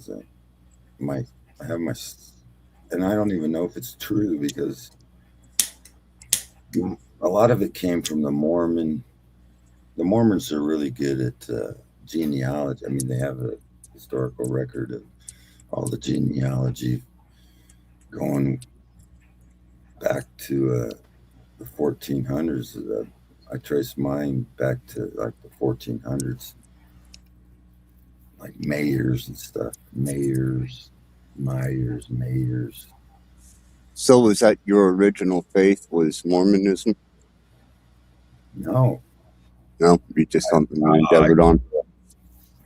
No, I grew up in Nebraska, German settlement, in western Nebraska, ranches. Right, because the Amish around here, they speak German. And so on my mother's side, she was my grandma was a Myers from goes back to southern Switzerland, or was it northern Switzerland? I don't remember. I think it's southern Switzerland, closer to Italy than to South Germany. So what was your original, your original take on it? Obviously, you were introduced to it somewhere. Well, I was raised by a German, Schaefer. It wasn't my real father. My real father was Italian, a Banassi. No, I'm asking what faith were you brought up, or what introduced you to it? Lutheran. Okay. Well, that's what when I was a child. No. My ex-wife was Lutheran. Her mom was Lutheran. My neighbor across the street gave me the gospel. Okay. I didn't receive it in the Lutheran church.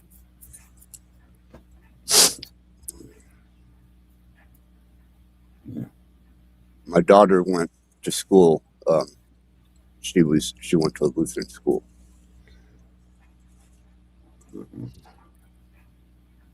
The father that raised me was a World War II vet. He was a Navy corpsman stationed with the Marines. And he got really good at amputations, I heard. Then he became a butcher for Safeway for 30 years. And a lot of the Germans were sent to fight the Japs because, like Patton said, I think we fought the wrong side of the war. And they sent my father to fight the, Japanese instead of trying, because it probably wouldn't have killed, Germans. Germans, what's wrong with Germans? Are we killing these motherfuckers and we're letting them? Well, I will tell you what's wrong with Germans. They let in too many foreigners. That's what's wrong with Germany now. Well, that's not the Germans, but that's Germany. I mean, during the war, during the wars, they got like a raw deal, I think. Yeah, because they're the chosen people, dude. Commies, the fucking commies. Really? The Bolsheviks? We're on the side of the Bolsheviks during World War II. The Germans are the chosen people. That's why the chosen knights want to eliminate them. Still, it's not done yet. Who's the king of the North? Yeah. King of the North. Iberia. Masters of technology and engineering. Absolutely. Sons of Cain. No, I wouldn't say so. No. You don't think? No. Dan. Well, Dan was that tribe was removed because of their idol worship from other cultures that they conquered, and they would take the religious teachers and scholars of mysticism and magic and incorporate them in. So they were not considered any longer a valuable tribe to the creator. Etymology, kind of like the etymology of like Denmark. So you believe that the tribe of Dan holds some significance to well, I think it might be the lost chosen tribe of Dan. The judges, they were considered like the judges, and they. But it's also said that the beast or what's he called? What's the World Economic Forum? He would be a son of the tribe of Dan, right? The last beast. Where's the Antichrist? Where's the World Economic Forum, the World Health Organization, the CERN? Where's Is it in Greenland? Part of Denmark? No, it's in Switzerland. Oh yeah, the neutral guys. Yeah, neutral. Yeah, they weren't neutral. That's what I'm saying. Oh, you know what? I mean, you know what the Bible says about Switzerland and Geneva, right? No. The devil lives in Geneva. Oh yeah, Apollo. Yeah, you know that. Apollyon. The Don, Apollyon. Trump seems to think he's like Apollo. Well, he matches a lot of the descriptions that are made in the Bible. He does.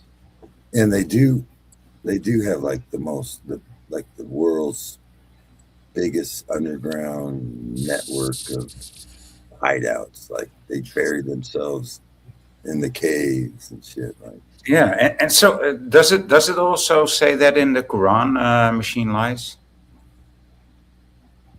Maybe he stepped away for a minute.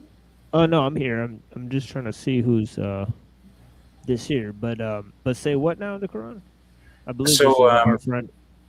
so does it also say in the Quran that the devil lives in Geneva, No, it does not. or that the Antichrist comes from the tribe of Dan? No, there is a report about the Antichrist being on an island. And some theorize that the island is Britain, but nobody really knows. Okay.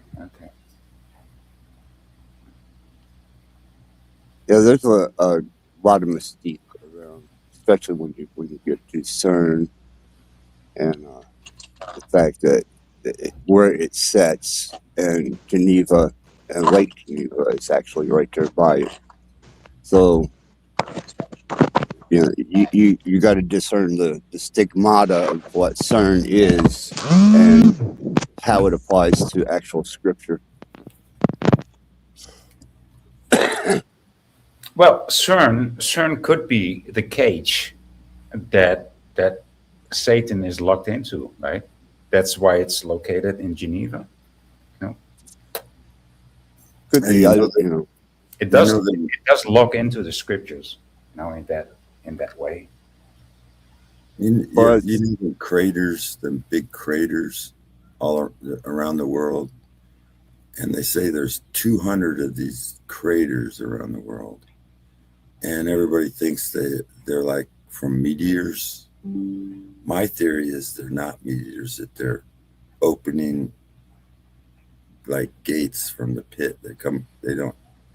It's like a sinkhole. Like they look like a sinkhole rather than an impact. Because there's no material around it. They look. I mean, it's just like looking at the moon. When you look at the crater, it's like looking at the moon, right? And when you look at the craters, it looks like a cake that's baking, right? That's how it looks. It looks like something that's fermenting from inside and comes out. A worm from spice or something came out. Yeah. So would you attribute the number 200 of these sinkholes to potentially the 200 fallen at Mount Hermon? Yeah. That makes sense. Okay. That makes sense. There's supposedly 200 of them, of these craters, but they call them like from meteors, but I think they're actually where they came back out of the pit or something. They were released. If Satan was released with the pit, I bet you those fucking angels came out with him. They might be some of our leaders too. I think some of our leaders are like fallen angels. That's why you think they look like someone else, because they don't die. They just take another role, play another role. Like the Highlanders. You remember the movie, The Highlanders, where there can be only one. Yeah. But there's 200 of them, Yeah. Dude, that was like the best B movie ever. That was a cool movie. Yeah.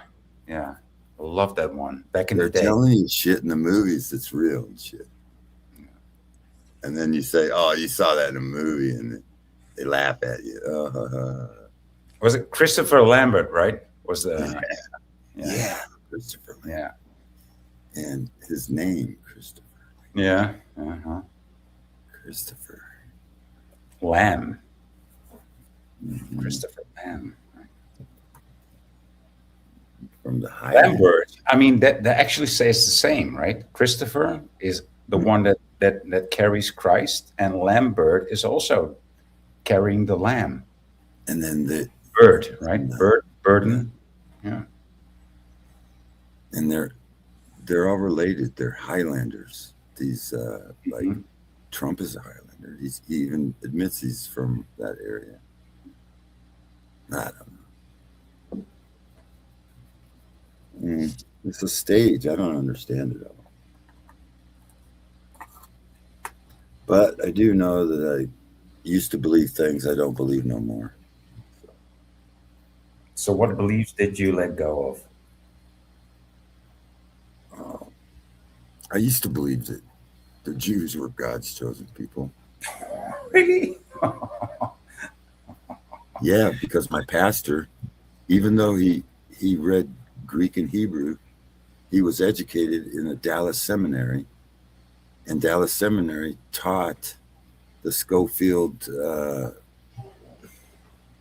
eschatology. So he was duped, or he was in on it. I don't know. Probably not. Because you can teach doctrines of the scripture and get it all right and just get a few parts wrong, and you're all screwed up in your eschatology and your theology and everything. But I don't think it changes a lot. The eschatology isn't that important, but if you're waiting for something that's already happened. Have you ever taken into consideration looking at the adversarial point of view, and not saying become a Satanist? I'm saying look at things in the perspective of the adversary to make sense of what's been misdirected, or the techniques that the adversary has used to be able to manipulate the masses and control the scenario. Yes, Access, I have. It's a very good question. And I have a very intimate answer to that, because I thought about this. I'd love to hear that. Yeah, so once upon a time I came up with this idea, and I thought that the whole story of Jesus Christ was reenacted by the devil himself, right? Because it was such a good story, and it's such a good narrative, right? That he had to reenact it, right? So after Jesus died, Satan, or Lucifer, reenacted Jesus' life, and he got it wrong the first time. And then he did it again, and he got it wrong the second time, and then he did it again, and he got it right the third time. And that's when the Bibles were allowed to be written. That's a short version of it. So yes, I thought about that, Access.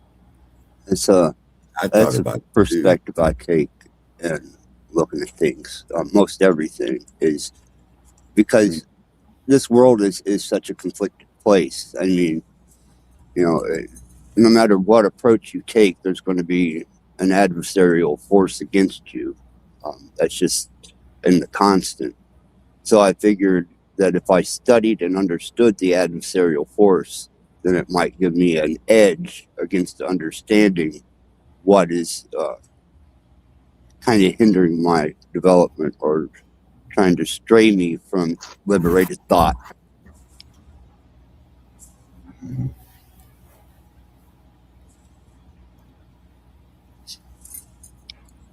Well, I thought that maybe,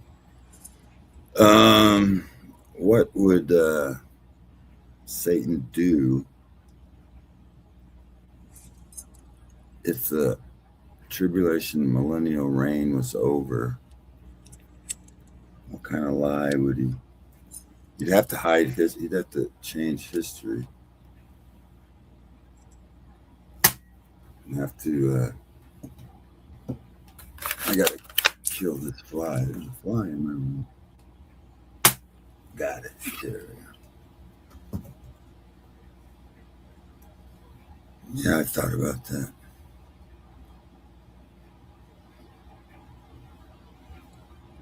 Well, when you're playing in the devil's backyard, it's good to know the rules of the house. You know what I mean?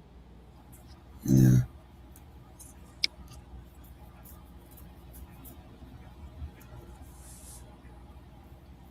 I don't think that God or the grand architect is as directly involved with this creation as people think. I think he set it all in motion, and it's self-sustaining and perpetuating. The only odd variable to it is human imagination and intellect, and our opposable thumbs. I never thought I'd say this, but I agree, Access. So I do agree with Access Red Blood here. It's like sorry about that, dude. Somebody call CNN. Right. But I think that any creator, architect, just like a clock, you know. Yeah. The gearing is there. It's self-sustaining. And if you start looking at the structure of the language of creation, you can see that architecture built in, self-sustaining.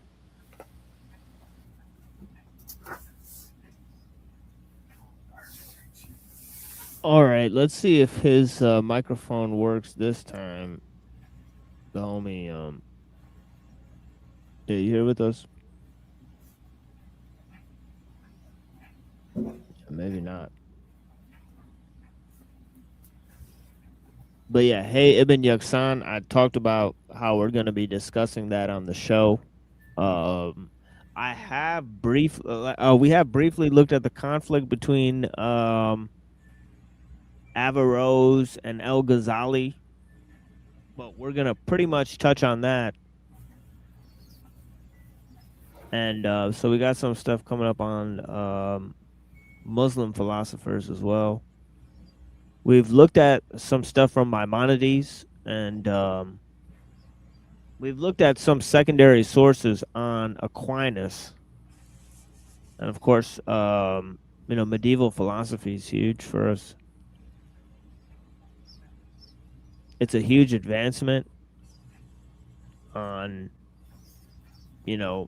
like just the general direction of Neoplatonism.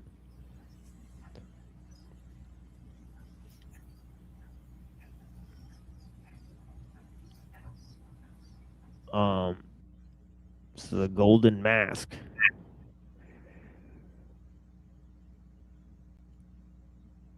Oh, that's my golden mask.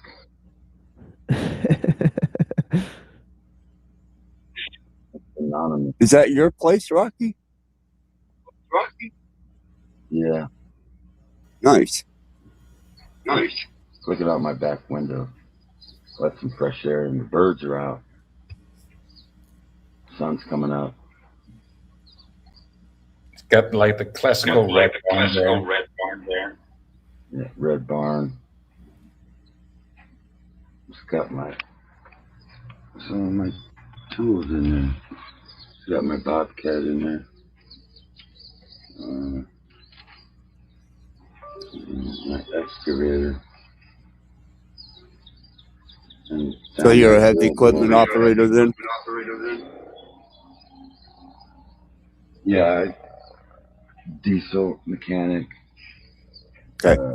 I used to be in. Is that me echoing? There's an echo. Yeah, hold on. Let me see if I can do this.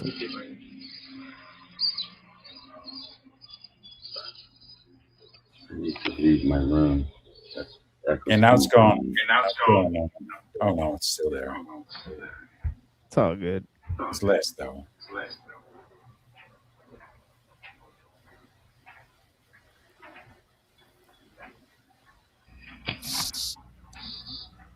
Where's my shoes at? You got some ivory there? Yeah. Walrus. Or something. I'm looking for my shoes so I can go outside.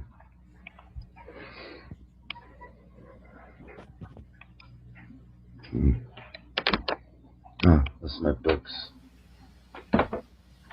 You live a rich life, Rocky. My wife painted that. Can you see that? I see Indian spirit. American spirit. American spirit. That goes. He's in front of a lunar eclipse, smoking something. An upside down pipe. Nishma, Nick. That's generally what we smoke out east here.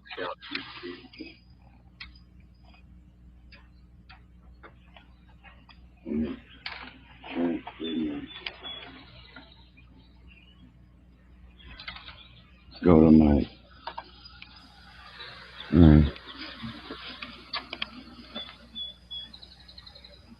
Rocky is living in the original man cave there. Right. Yeah. The echo is all gone now, machine lies.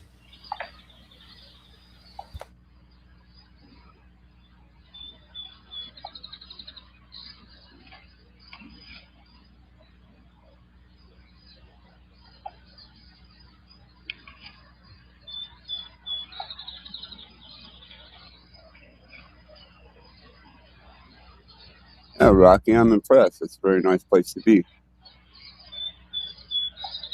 I don't know if you can hear me or not. Yeah, Rocky, I'm impressed. It's a very nice place to be. I don't know if you can hear me or not. Yeah, Rocky, I'm impressed. It's a very nice place to be. Oh, loop-de-loop.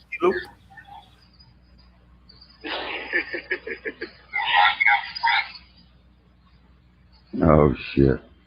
So I'm watching on my Right.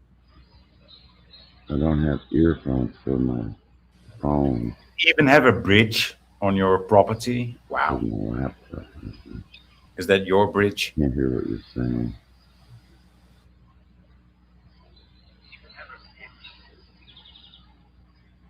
Yeah, that's my bridge. Yeah, it's a bridge going across the creek. And then I run a hydro. I run a hydro off the creek.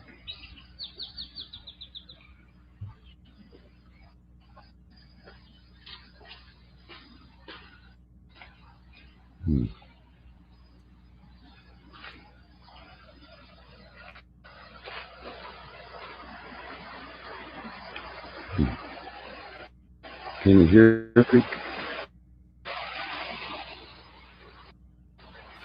Yes, we can hear you.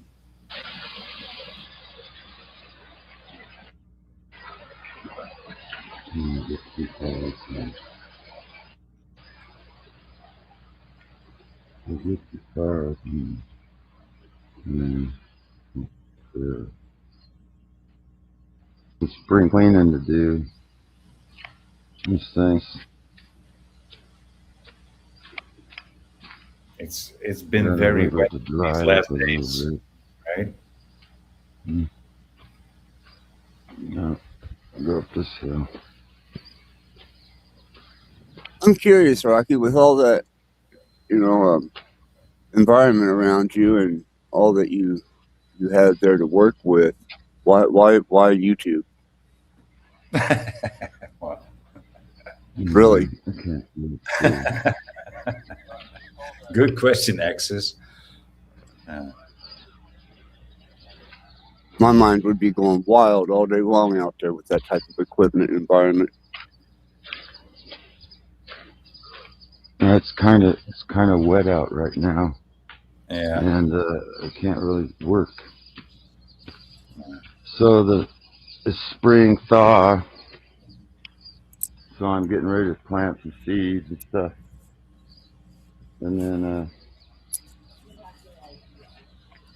So does that creek run dry, or does it flow at times? Like, what was that?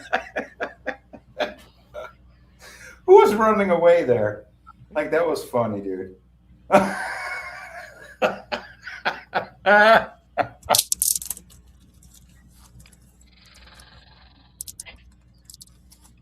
my wife. Being a bitch, I'm gonna lock her out. She's quick. She's quick on her feet. Dude. Get out of here.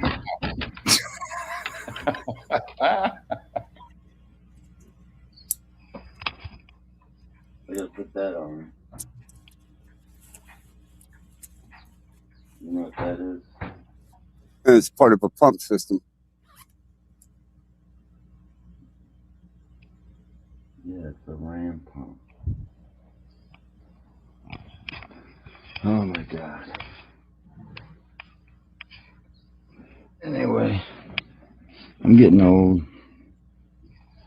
I'm gonna Well, give this to YouTube my will get you there quick. kids. I'm gonna give this to my children. Let them take over.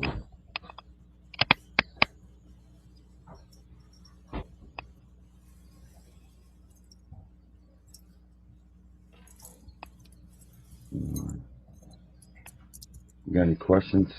Yeah. I'm just curious as if your children have the same aspirations as you do, that they would utilize what you've utilized, especially in today's society and under the current technological industrial movement.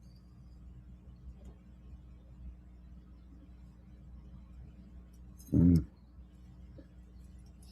Some of them do. Yeah. I mean, one of them's living on the road, driving around. They like to travel and go places. It takes a lot of commitment to maintain the upkeep on such a homestead as that. Yeah. Kids don't want to do that no more. Doesn't seem so. But I think they're.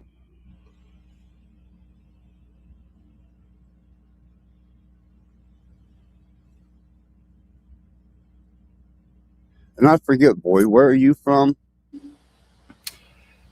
Where do you think I'm from? I can't remember. I know if I'm not misremembering, it's you're in Europe somewhere. Yeah, but that's too. I mean, I know you're. Yeah, I don't. I can't. Yeah, But I'm I from mean, America. yeah, I mean, don't. That's Indiana is where I'm from. Northern Indiana. Originally born in the Eastern Kentucky, the Appalachians. oh nice. So that's like near Carolina, right? The Carolinas. Virginia, Ohio Valley, Eastern Kentucky. You know, you've got I'm Dutch. Tennessee. I'm from Amsterdam. Yeah. Okay, Amsterdam. Yeah. Constantinople. No, that's Turkey. that's southeast. New well, Amsterdam. I'm sorry. You're right. Yeah, I'm Amsterdam. Because when I say I'm from Holland, people don't understand it, or the Netherlands, they think it's Denmark or Norway. When I say Amsterdam, I'm right there, just right in the vicinity of Amsterdam. Yeah, I forgot where your origin was, because I know that from Eastern Kentucky to Northern Indiana, the diversity of culture is almost mind-boggling.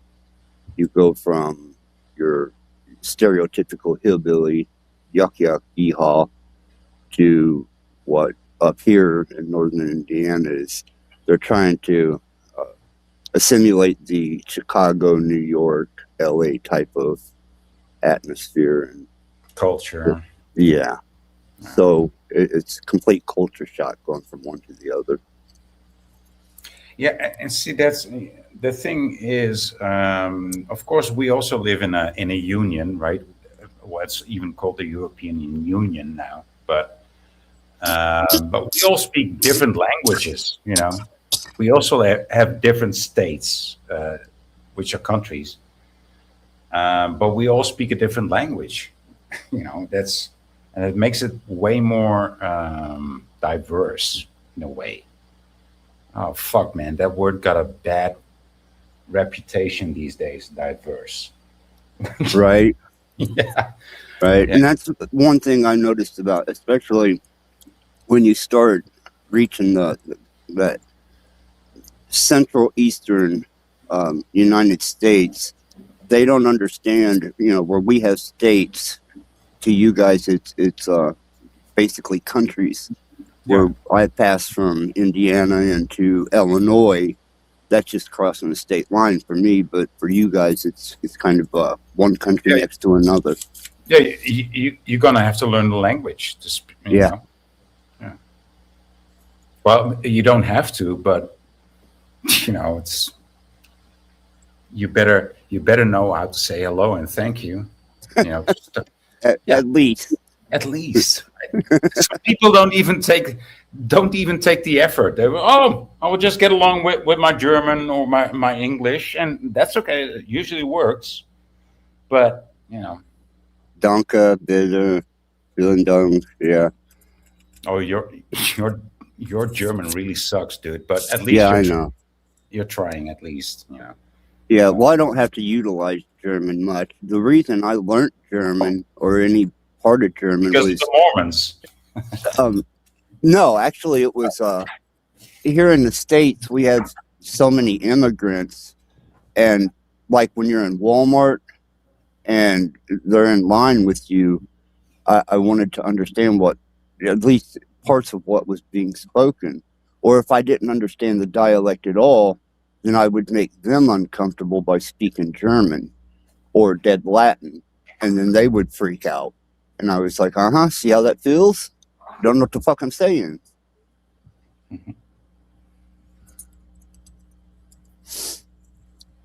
Not that I think they mean any harm, but I've got many Spanish people making some pretty foul, rude remarks against Caucasians and Walmart and Kroger's. And I'm like, really?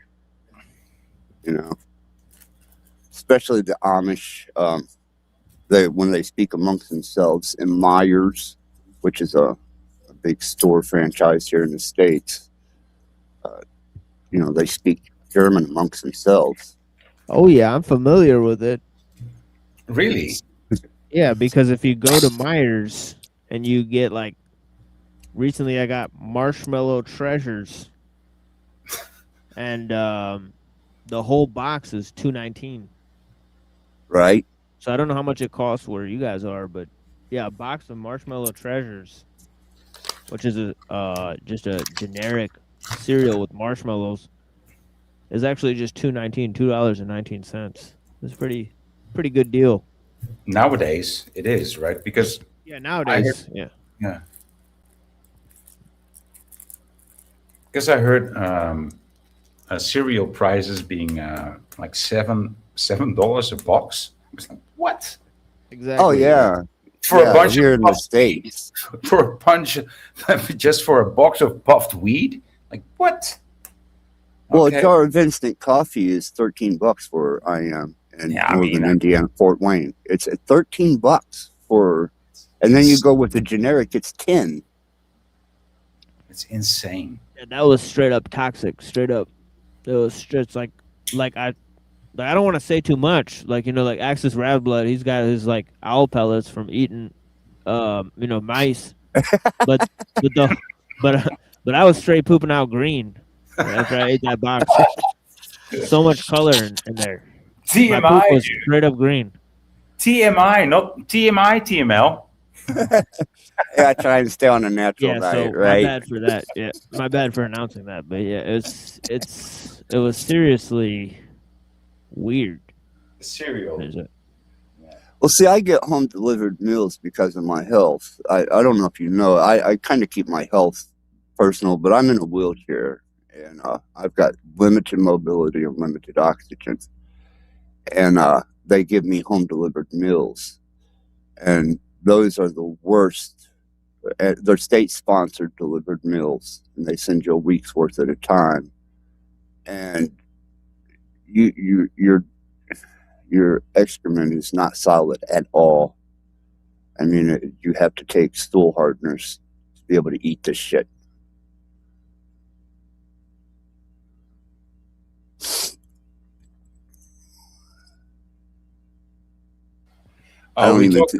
Somebody talked about poo, and now Brian O'Shea is here. Okay. Right. Well, I tried to be civil about the wording, defecation. But yeah, it really tears your stomach apart, and you get really bad bowel cramps, but that's government sponsored food, I guess.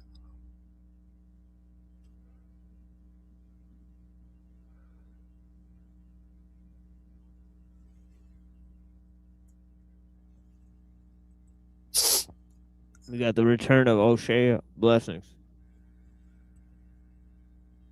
What's up, y'all? Thanks for having me. Yeah, I feel like I won't be here too much longer. Honestly, I'm deadly tired at this point, and so on and so forth. Then, Well, I appreciate you having me, TML, and yeah, of course, Rocky, Floyd, O'Shea. It's nice to share stage with you guys. So, the Muslim, the Muslim Christian, watch out, the freak's lurking. You guys have a great day. The freak. Yeah, he's lurking, man. So, bless his heart. He's a good guy, man. I do lots of studies on my channel with him. Yeah, he's great. Yeah. Yeah, we dive into different apocryphal scriptures and such forth. So yeah, I feel like he's watching too much of this breakfast tacos or mega bloodbaths trash. Dude. You need to come over here and talk to us more. Shit is nonsense. Right. Yeah, sanity advice, the freak. Just some sanity advice there. Yeah. But anyhow, you guys have a good day. I hope everything goes well for you. Yeah, blesses.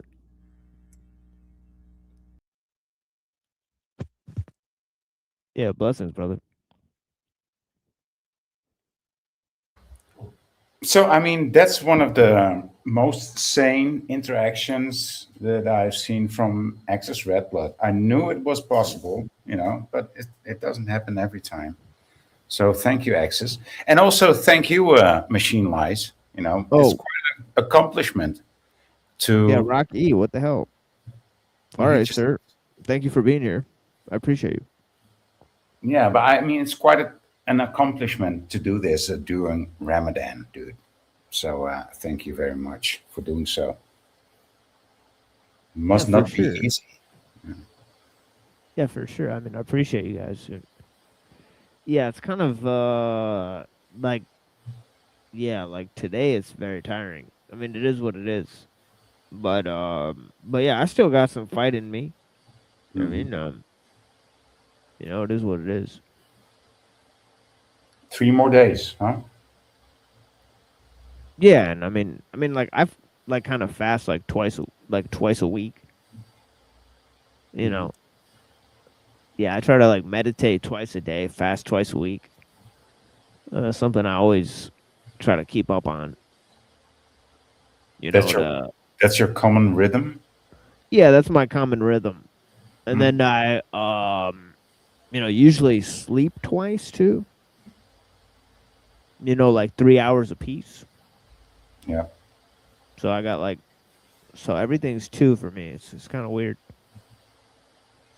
It's 2, 2, 2, 2, 2, 2, 2. I got an answering machine that will talk to you. Remember that one? Yeah. Yeah, that's one of my favorite songs. Ring, ring. Oh yeah. What's it like? 3. Fuck, dude! I even forget the name of the band. 3. Us 3. Was it Us 3 or the other one? De La Soul. De La Soul, yeah. Yeah, De La Soul. Yeah, De La Soul. Well, yeah. Yeah, that's a great song. That's an excellent song. It's a great band. Yeah, I played De La Soul on the show maybe 2 shows ago or something like that. Yeah. I sure did.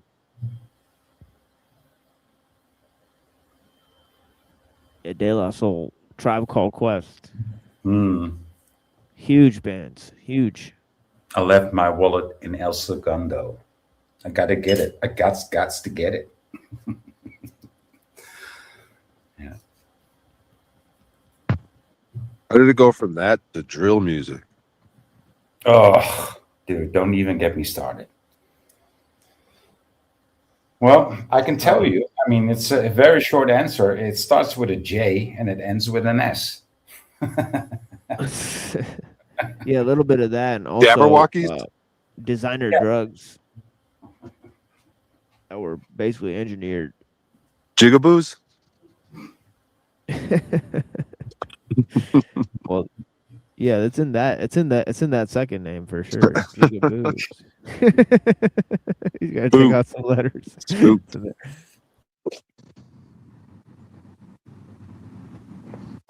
I'm at the spot where the Poltergeist movies based on. They built these homes on a cemetery. And they built a park, dude. It's fucking insanity. They just tore down a fucking cemetery and made a giant park out of it. What? Huh? What the hell? Yeah, it's kind of it's creepy as hell, dude. But it's like Wait, it's a nice giant park that a lot of people come to, but it used to be a cemetery. And I think there's a movie called The Changeling that has something to do with that event as well. Changeling. That's something. But I know Poltergeist for sure. Wait, so It's you're saying based they on- took the bodies out? Yeah, like there's a story. Like they paid this one dude in particular. I think they're like, we'll give you whatever the fuck it was, 14 pence for each body. And then they're like, well, he was a scammer and he would take like the leg off one body and count that as a full body and get his 14 pence for that. I don't know, some dumbass story. But yeah, there's one like giant monument left. I mean, it was probably like a insanely awesome, crazed cemetery that I need to look more deeper into it, but I guess they just fucking bulldozed it all. Yeah, I guess they supposedly got rid of the bodies, but you could still see the outlines of the graves and shit when the seasons change. You could like see the plots a little bit. So it's fucking insanity, dude. And people just running around, walking dogs, fucking. It's kind of crazy, dude. I doubt they got rid of them all, but supposedly I don't know what the fuck they did with them. Yeah, they probably left a few parts there. You know what I'm saying? For sure. It's like a couple. And then like, legs what and did they do? arms. They just like left them there. They're like, oh man, we got to move on. And all those gravestones are like granite and shit, dude. They got a giant monument. It was probably I want to see the old pictures. Like I'm surprised I haven't seen like old pictures of it. Really need to research that. They probably don't try to like display that too much. But they probably try to keep that hidden. But like I'm guessing was all this crazed, because some cemeteries are insane with all the granite fucking tombs and great things, you know what I mean? Gravestones. Yeah, it's like it What the starts fuck? raining and a kid just trips like while he's playing like with a ball, and they like dig up a bone and shit. Like, what the fuck is this? It's like literally a human bone. Dogs are fucking Sticking out of dogs the are earth. running around bones and fuck. What's he digging at? Oh. I don't know, dude. It's fucking Looks like creepy. a That's why I'm eyeball. like, if they ever gave me a hard time for being at this park, it's like, man. Yeah. Hey, so I'm going to say goodbye to, for the moment, Brian. Good to meet you again. Machine Lies, thank you for having me. Great we got- conversation. Yeah, for sure. Yeah. Blessings, brother. Good time. Yeah, thank you for coming here, sir. I And appreciate it. I hope you end your Ramadan in good health, because Oh yeah. Yeah. Better health than when I started for sure. Because of the coffee. You know, we kind of like purged the coffee, so we're down to like 6 cups. Okay. So it's like See, that gives you the power to do this. Okay. it's See like you a on the great next one. depression. Yeah, blessings. Yeah. Ciao.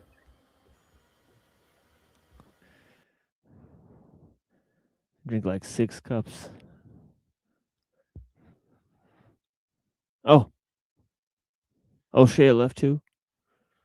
Was that an accident or did he just leave? I don't know. But yeah, I think Dom was asking for the link. You know, we'll talk to Dom. And then maybe I think that'll be the last person we'll have on.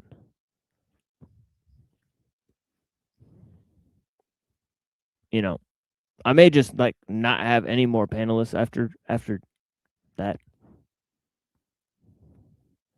But yeah, we'll sort of wait for Dom to come through. Maybe I'll play some music while that happens.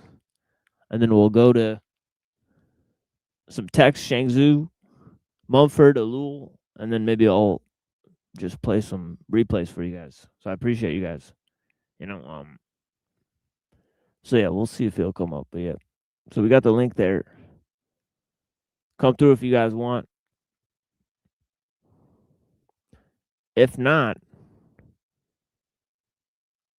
we will basically close this soon. We got a little bit of show for you guys. We have a huge sort of tape that I was looking for a while, where I talked to our friend Claudia Bardelia. And yeah, so we talked about some interesting topics that I think you guys will like. But here is one of my favorite songs of all time. It's called Weird Fishes by Radiohead. You guys ever hear of Weird Fishes by Radiohead? Put this stream with it.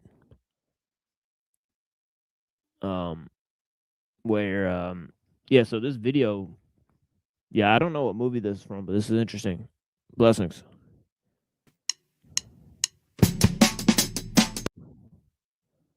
Oh, here, hold on. We got Brian. Blessings. Brian, you there?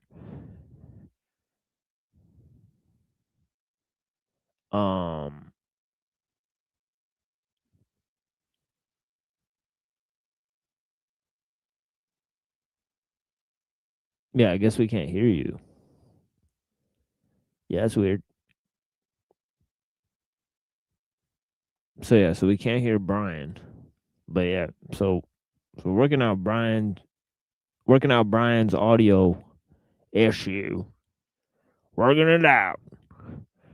And yeah, so anyways, this is Weird Fishes by Radiohead. We got the link in the chat. Blessings to the people. We're here for a while. This is the last call for the panel. So if you want to come on the panel, please do so. And yeah, blessings. Oh wait, hold on. Here it is again. Let's test it out. Yo. Yeah. You hear me? Yeah, yeah, I can hear you. Yeah, I'm about to play Weird Fishes by Radiohead. Oh, sick. Did Voynich took off? Yeah, he took off, yeah. So did Rocky. So I appreciate them joining. Thank you so much for them joining. And Dom will be on in a minute. And yeah, we may get into some Shangzhou or see what's up. But yeah, blessings. So yeah, check out this video, guys. And we'll be right back. All right.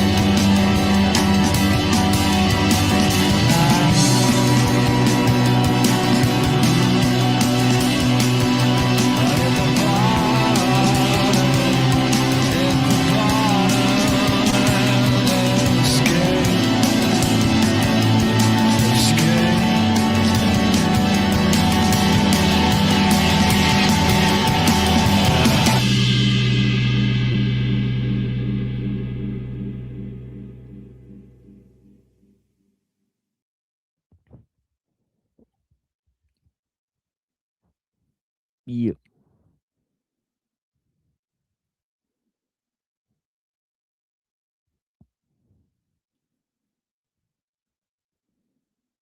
In rainbows. Oh yeah. Oh yeah, we got down.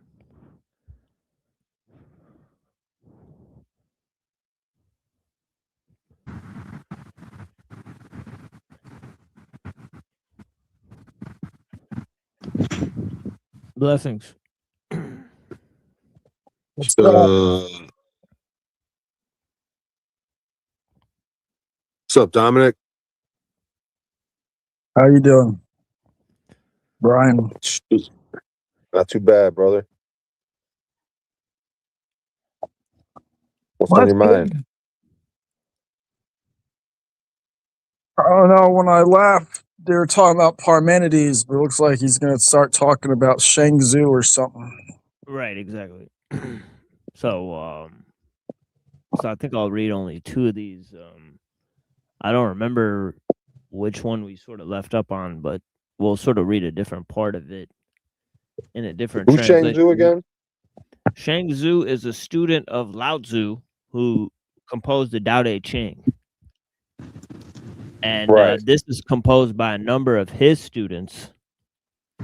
And this passage here in particular, as we'll see, is meant to highlight the difference between Taoists and Confucians. Right. So You ever messed around with the things where you like flip the penny? How does it work again? I used to do the it. I Tao Te Ching. Ching. The I Ching, yeah. The I Ching. Yeah. The I Ching, yeah. Yeah, there's a Taoist master who created the I Ching system by boiling turtle shells.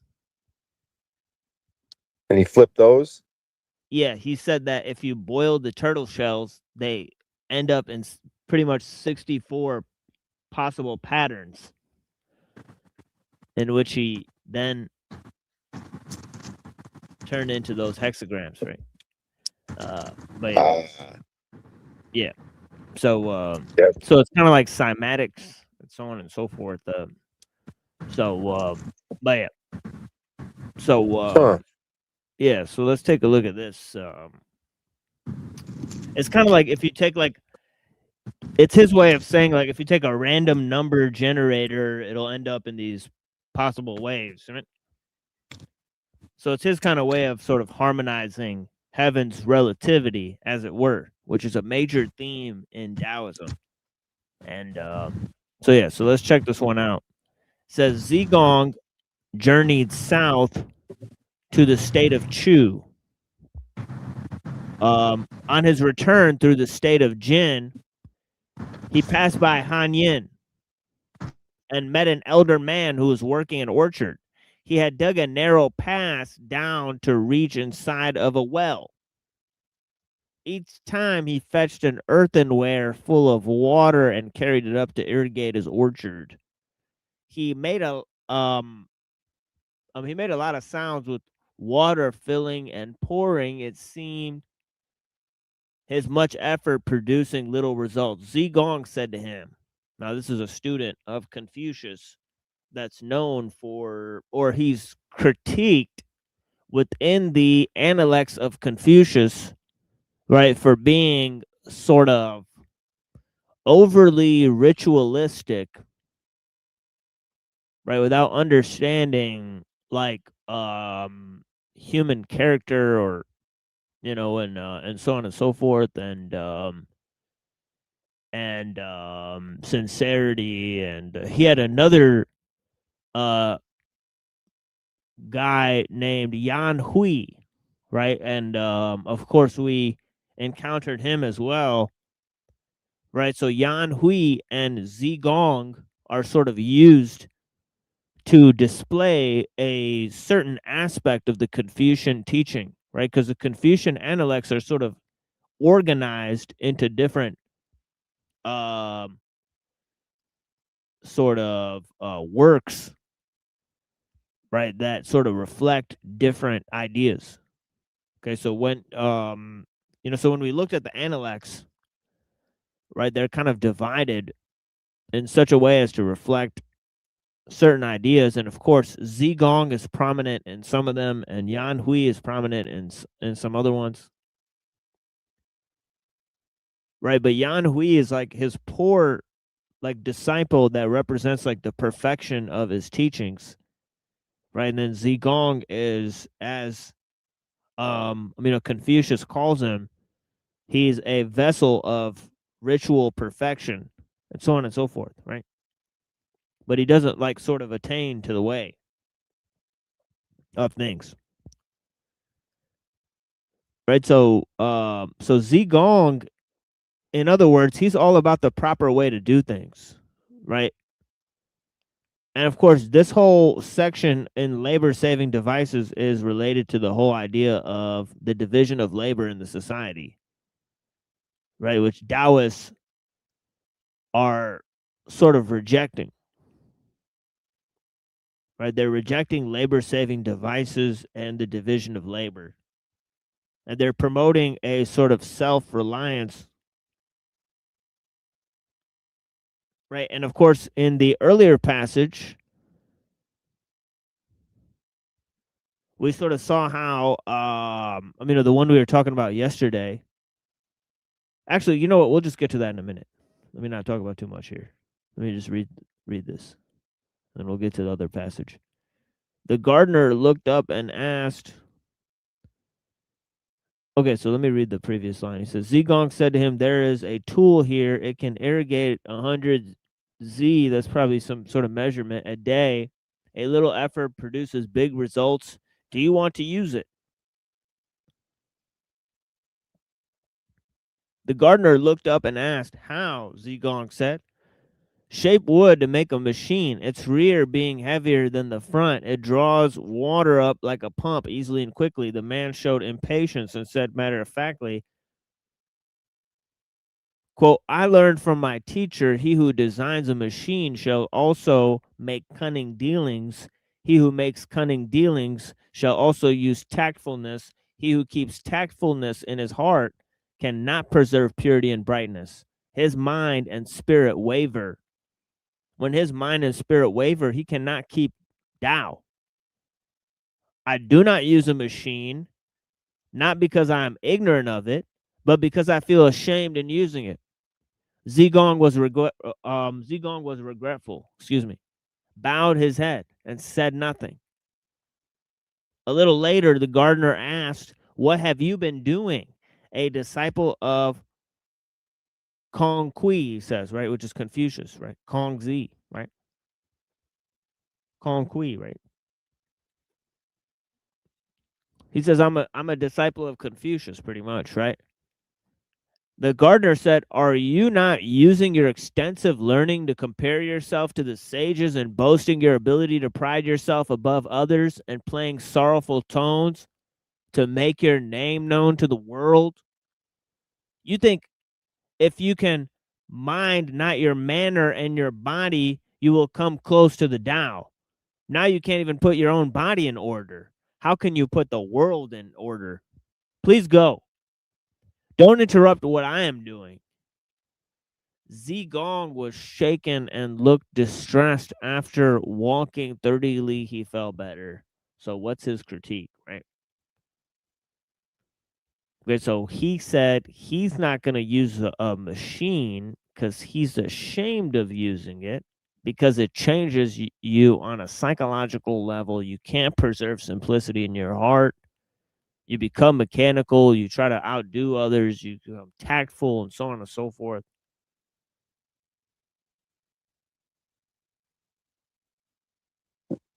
Right, and this sort of relates to another line. Yeah. That's how you got your name. Yeah, this sort of relates to another line here, right, from the Tao Te Ching, right? Let me see if I could pull this up for you guys. Right, where is this here? Here, give me a second. Okay, here it is, right? It says, the more sharpened tools the people have, the more benighted the state. This is in chapter 57, right, of the Tao Te Ching, right? So So, and of course, we know the one in chapter 80 that's against labor saving devices, right? So yeah, and he's also saying that the Confucians, right? They try to put society in order without worrying about themselves. He's like, dude, you should go worry about yourself instead of trying to fix what everybody else is doing. Try to put everybody else's affairs in order and try to put society's affairs in order and compare yourself to the sages. And you know what? Why don't you just mind your own fucking business? It's a lot easier, buddy. Right? Like, why do I need to increase my workload and increase my productivity? I'm fine doing it the way I do it.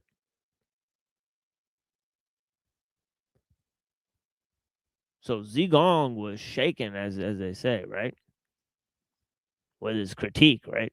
He looked distressed. After walking 30 li, he felt better, meaning like he was kind of shook, right? Meaning like he kept thinking about what the dude was saying, right? So his pupil asked him, who was that man? Why did you look distressed for one whole day? Zigong said, I've thought there's only one person like my teacher in the world, and now I realize there's another person. I have heard from my teacher, in performing duties, you judge what is doable. In establishing a career, you seek what can be successful. Using little efforts and making great achievements is the way of the sages. Now I realize this is not so.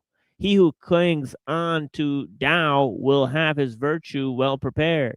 He who well prepares his virtue will keep his body healthy. He who has a healthy body will enjoy a cheerful spirit. He who enjoys a cheerful spirit will fulfill the way of the sages. He lives in this world like taking a transcendental journey and knows not where to go. He is carefree and simple. He distances himself from ambition and tactfulness. A person like him will not seek to do what is against his will or wishes, even if the whole world praises him. By agreeing to what he says, he will not feel proud, even if the whole world criticizes him. By disagreeing to what he says, he will not feel humiliated. Praise and humiliation of the world will not make him feel he is gaining or losing anything. He is a man with complete virtue, and I'm a man bobbing on the water, he said. And then he goes and asks Confucius about it, right? And Confucius says the gardener practices the teachings of HUNDUN, right, which we learned earlier is sort of like this egg of primordial chaos, right? He knows one thing, but not the other, for he attends to what is inside, but neglects what is outside. Of course, you were surprised at meeting a man whose inner self is so clear and pure, natural and truthful, who chooses to wander freely and is in the mundane world. How can you and I recognize the teachings of HUNDUN? I'm going to go look up that HUNDUN thing where they got the little footnote there. It looks like footnote 11. And obviously there's no record of the meeting, right? This is produced by Zhang Zi's students, right? So they don't know if it came from Zhang Zi. You know, they know for a fact it's a Taoist creation, and it's remarking on, it says here, it is interesting to note the remarks by Confucius from the pen of a Taoist about the Taoist emphasis on inner purity and disregard for appearance are a fair statement of one distinction between Taoist and Confucianist, between the Taoist and the Confucianist, right? Okay, so let's go to this footnote 11 and see this thing about HUNDUN.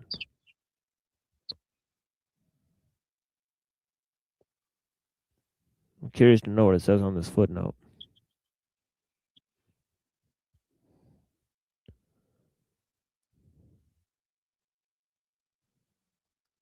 Oh wait, is this section by section?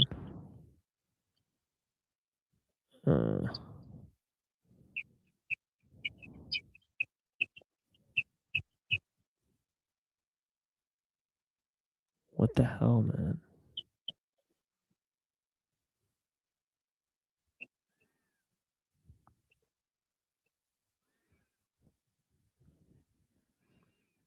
Okay, so here it says a term meaning unknown and chaotic, referring to the initial stage in the formation of the universe. It is here. It is used here as a personal name of a fictitious Taoist sage, HUNDUN. Holy cows, brothers and sisters. What does that mean? A fictitious Taoist sage that just made it up? I guess they mean like it's a metaphor to describe like the beginning of creation, right? Oh, okay. Because when they call it a sage, it sounds like they're calling it a person. Right. But anyway, I thought that it kind of came down to if you're a person whose whole goal in life is to secure a comfortable life through resources, then I would think that generally you're going to be equated to your output, because that's how you get a more comfortable life, is what are you giving back to society. And the Taoists don't really seem to care about that at all, which is why they say, you know, even if people look at them and humiliate them, they won't, or try to shame them, they won't feel humiliated. It's because they're separate from the material world mentally, and they try to live in what they think or what is the natural world. And I think that's why that dude, I'm really bad at remembering Chinese names, but the Confucius student, I think that's why he had the dilemma, because he was like, or it seemed to me like he thought, am I just going with the herd?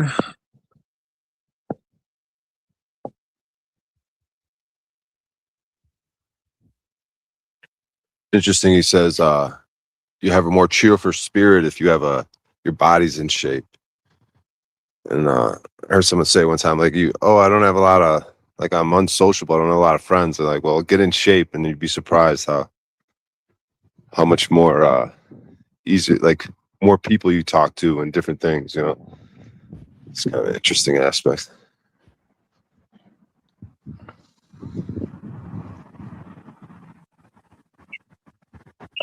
People are nicer to you when you're in better shape, I guess is the gist of it. Or you at least interpret it that way.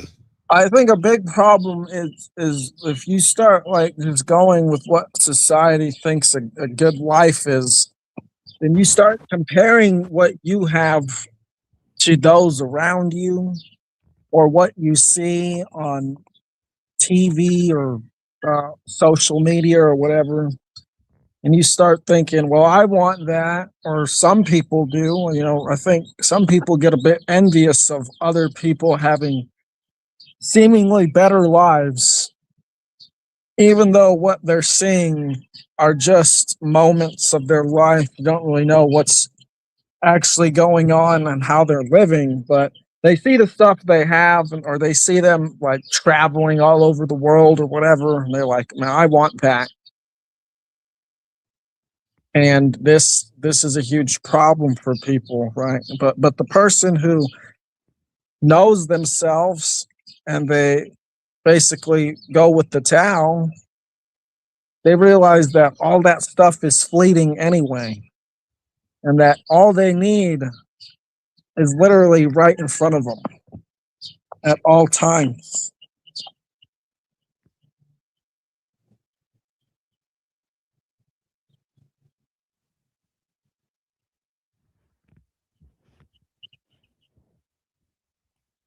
Yeah, a huge aspect of this Taoist understanding is sort of this idea of simplicity, right? And in this you sort of see that in huge, because he basically just says whatever can't be used is good for its own sake. Right? So it's not good for what it's used for. Right? So this is sort of the entire lesson here. Right? And we'll read sort of two of these and then very quickly maybe, and then we'll move on to and this is kind of short. We'll read two of these, and of course we read a few of these yesterday. Read a few translations of this yesterday, right, and explained this in great detail yesterday, what this is trying to sort of get across here. Okay, but it's a huge passage about, as I, sort of pointed out when we first looked at the Tao Te Ching, right, about natural simplicity versus cultural refinement, right? So here it says, Hu Zi said to Zhang Zi, quote, I have a huge tree that people call the stink tree. The trunk is swollen and gnarled, impossible to align with any level or ruler. The branches are twisted and bent, impossible to align with T-square carpenter arc. Even if it were growing right in the road, a carpenter would not give it so much as a second glance. And your words are similarly big but useless, which is why they are rejected by everyone who hears them. Zhang Zi said, haven't you seen the wildcats and weasels? They crouch low to wait for any straggling prey. They pounce east or west in elegant arcing leap, high and low without hesitation, but this is exactly what lands them in a trap, and they end up dying in the net. But take the yak. It is big like the cloud draped across the heavens. What it's good at is being big, and of course it cannot catch so much as a single mouse. You, on the other hand, have this big tree, and you worry that it's useless. How could... Whoa, there's a lot of sound coming there, Cecil. Holy Sorry. smokes. Is that better? You on the other... yeah, that's a little better, yeah. You, on the other hand, have this big tree, and you worry that it's useless. How could loaf... Oh, sorry. How you could... Yeah, sorry, that's incredibly strange language. How you could loaf and wander doing a whole lot of nothing there at its side. How far flung and unfettered you'd be, dozing there beneath it. It will never be cut down by axe or saw. Nothing will harm it since it has nothing for which it can be used. What could entrap or afflict it? Yeah, so basically, if you're just a useless human being, I don't think the government will want anything to do with you.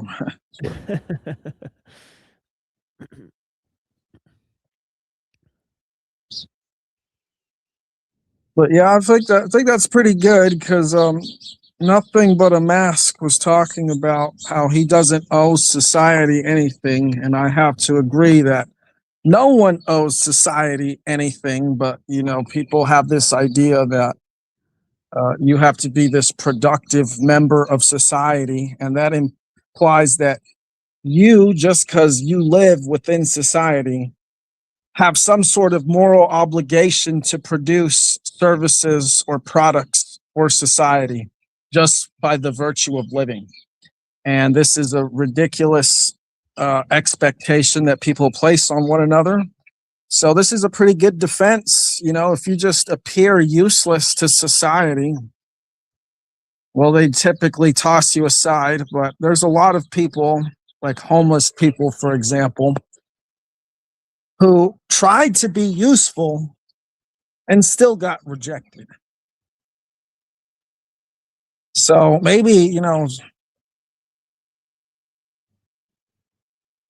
I guess just be useful for yourself under this context. Yeah, which kind of goes with the last sort of excerpt as well. Right, they're sort of saying a lot of the same thing for sure, about simplicity, sort of contemplating nature in terms of that simplicity. And yeah. So here's another one here. Hold on, let me throw this up.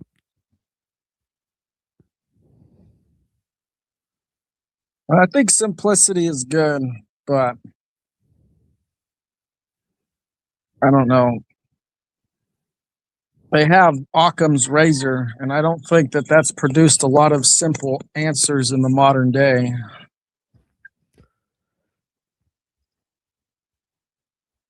Like scientists, for example, they don't seem to want to simplify the world. They just seem to get caught up in complexities for understanding nature.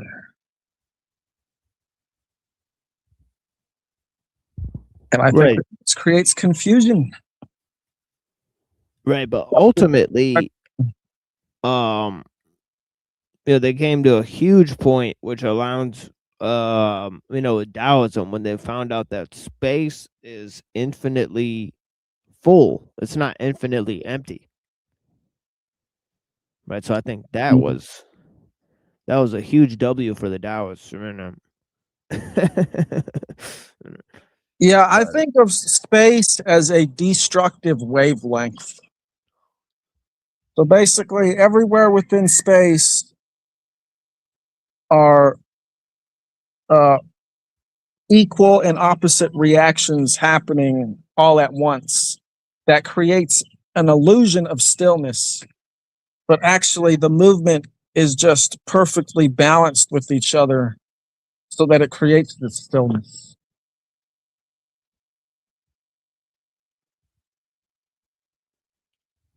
Yeah.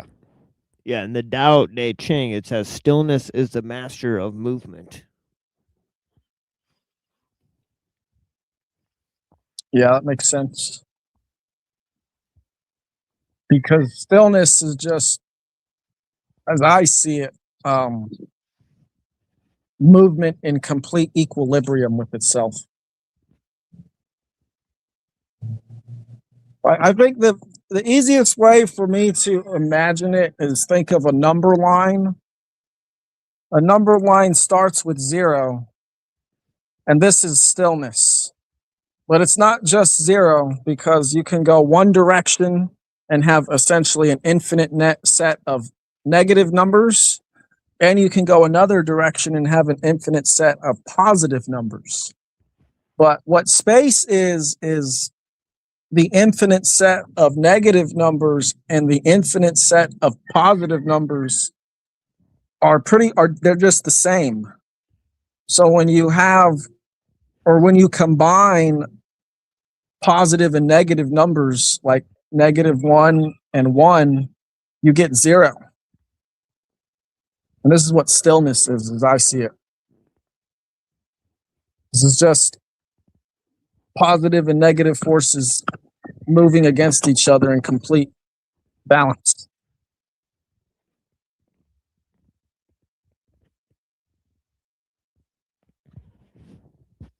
Yeah, it's an interesting way of understanding it, for sure.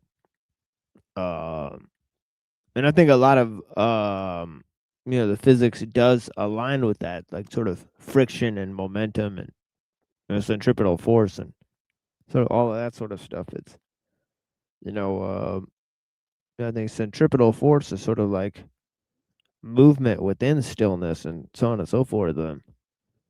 So yeah, so it's fascinating stuff for sure.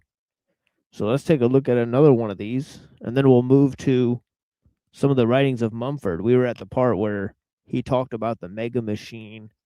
So we'll go to we'll basically proceed from that part. But yeah. So it says, Hutsu said to Shangzu, I have a large tree which men call the Atlantis. Its trunk is so irregular and knotty that a carpenter cannot apply his line to it. Its small branches are so twisted that a square and compass, square and compass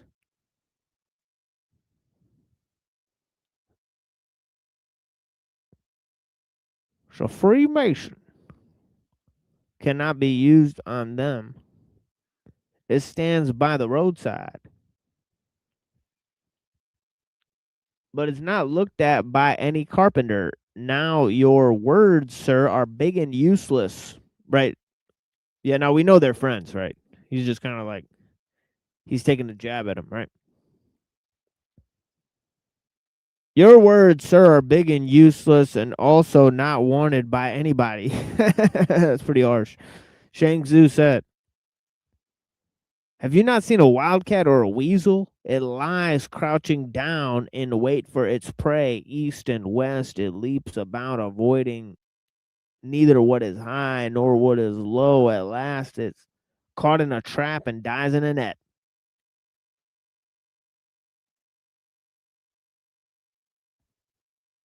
Again, there's a yak, which is as large as the clouds across the sky, but it cannot catch mice. Now you have a large tree and are anxious about its uselessness. Why don't you plant it in the domain of non-existence, in a wide, barren, in a wide and barren wild? By its side, you may wander in non-action. Non-action. Under it, you may sleep in happiness. Neither bill nor axe would shorten its term of existence. Being of no use to others, it itself would be free from harm.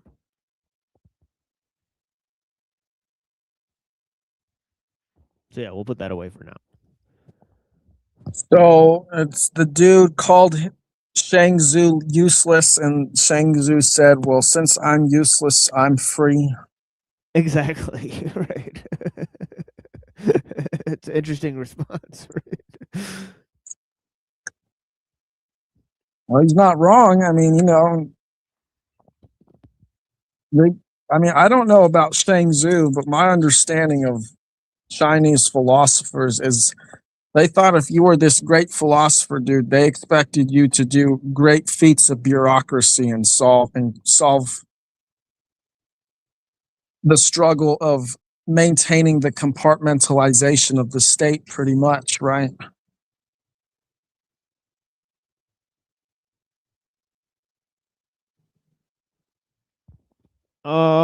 Yeah, like that's kind of like Confucianism, right? Which in the previous thing is kind of critiquing Confucianism, right? Sort of the status model.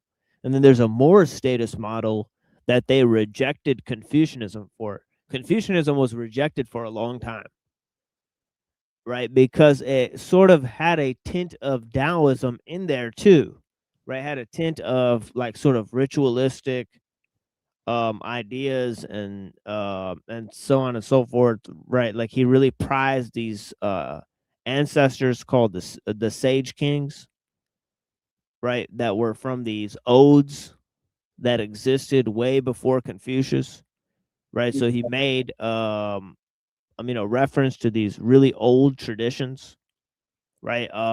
So when the guy Shi Huangdi, right, built the Great Wall and unified China and stuff, right? They rejected Confucianism for legalism, and a lot of Confucians were sort of targeted, right, and expelled and executed and so on and so forth.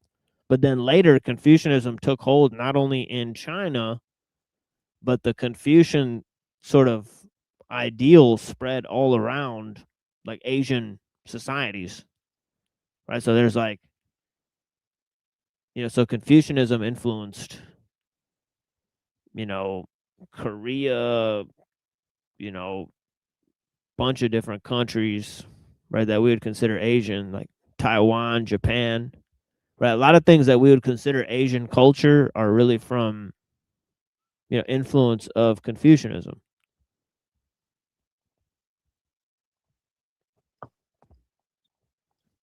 or at least like that's what predominated for like 1500 years. Meanwhile, like Christianity and Islam predominated, in different geographical spaces. Yeah, blessings, Lonnie. Yeah, appreciate you, homie. And Lao Tzu was against the Sage Kings, right? Not necessarily, right? Confucius was fabled to have met Lao Tzu. Yeah, I've read it. Yeah, I've read that. Actually. Yeah. So. Lao Tzu was way older than him, right? Yeah, exactly. Right. Yeah, precisely. Yeah. Yeah, it'd be like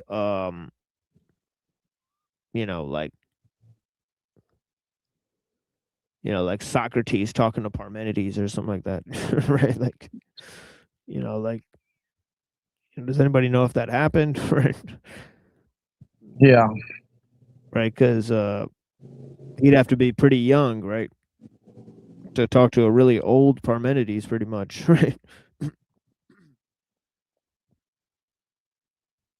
think the book I read by Manly P. Hall said that when it did happen, Confucius was in his 30s. The way they spoke to each other, I really didn't understand what they were saying. It was like they spoke in parables to each other. Like the same way that these two you just showed did, how they used trees or nature or the external world to make a comparison to what's going on before them. That's what they did. Yeah. I'd have to reread it. Yeah, now I would honestly, open up techniques and the nature of man, but my thing keeps freezing here. So actually, okay, it's frozen now, so so I may need to come back into the studio. So give me a second, folks.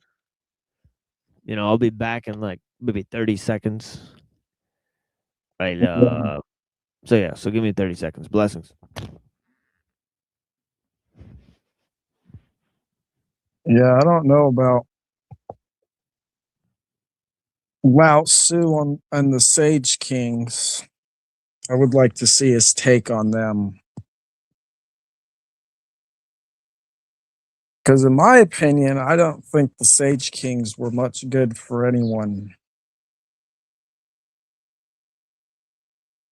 I don't know how they're described in Chinese myth, but in Mesopotamian and Egyptian mythology, they're just described as the gods of the ruling class, basically.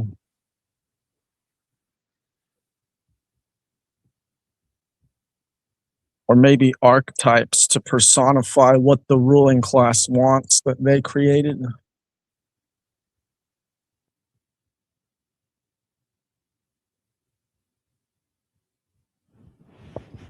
Okay, let's see. Am I frozen or am I here? Okay, I'm looking at the screen here. It looks like I'm here. Okay, let's attempt to open this up. Now, every time I open up this other browser, I get frozen. So let's see if this works. Okay, looks like I'm still here. All right. Okay, perfect. So I got two things for Mumford, right? On the mega machine, right? He says, so he distinguishes two. So the polytechnics, they're more spread out. They're more related to tool techniques and biotechnics, right? The mega machine is related to sort of this monotechnic, right? And, which I sort of laid out in the beginning of the show, right? How this whole thing operates. And he says sort of this machine is sort of the impetus for it is organization of humans and the use of symbols. So there's sort of two things, right? And there's a replacement from sort of you know, sort of represented by the replacement of the god that has a consort to the sun god, right? Where everything goes to the higher god, so to speak, right? So there's like this loss of the, The sacred feminine. yeah, sort of idea in the implementation of the mega machine, right? So he's being pretty colorful with his language when he explores this topic, and yeah, as we discussed yesterday, right? Mumford said that the clock, right, the mechanical clock was the beginning of our sort of detachment from nature, right? So yeah, so here he is talking about the mega machine. He says this new kind of machine was far more complex than the contemporary potter's wheel. And I'm sorry if I'm sort of disappearing here. I don't have the lights on here. Yeah. I guess you guys can see me, it looks like. But yeah. So he says it remained the most advanced type of machine until the invention of the mechanical clock in the 14th century. Right, that's what I just said, right? So there he is, reiterating that idea. Only through the deliberate invention of such a high-powered machine could the colossal works of engineering that marked the Pyramid Age in both Egypt and Mesopotamia have been brought into existence, often in a single generation. The new techniques came to an early climax in the Great Pyramid of Giza. The structure exhibited, as J.H. Breasted pointed out, a watchmaker's standard of exact measurement by operating as a single mechanical unit of specialized, subdivided, interlocking parts. The 100,000 men that worked on the pyramid could generate 10,000 horsepower. This human mechanism alone made it possible to raise the colossal structure with the use of the simplest stone and copper tools. Now, see, he's taking a conventional view of human evolution, right? But still, he's sort of oh, whoops, clicked out. Oh, whoops.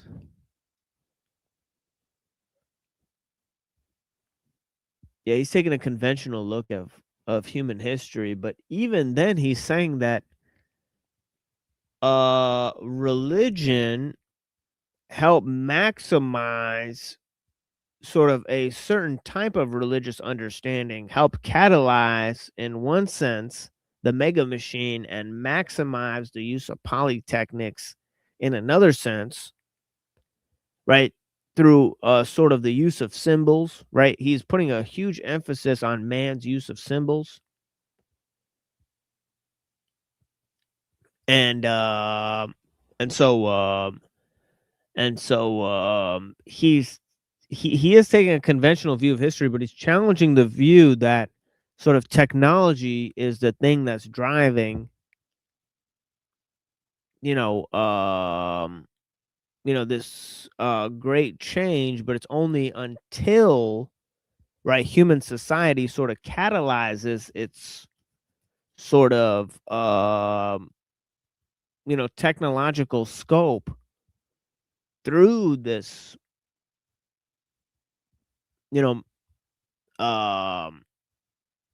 mechanical, ideal, right? Which he sort of talks about, like the sort of the myth of the machine, right? So, that it, replaces the human ideals,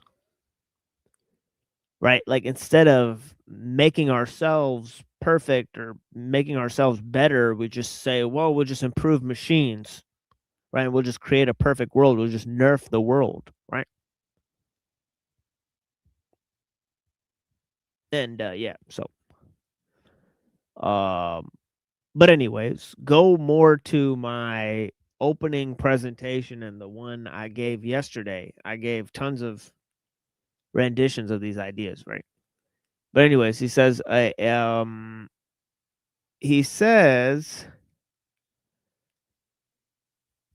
human mechanism. Okay, so I just read that. Two things must be noted about this power machine because they identify it through the whole historic course down to the present, he says.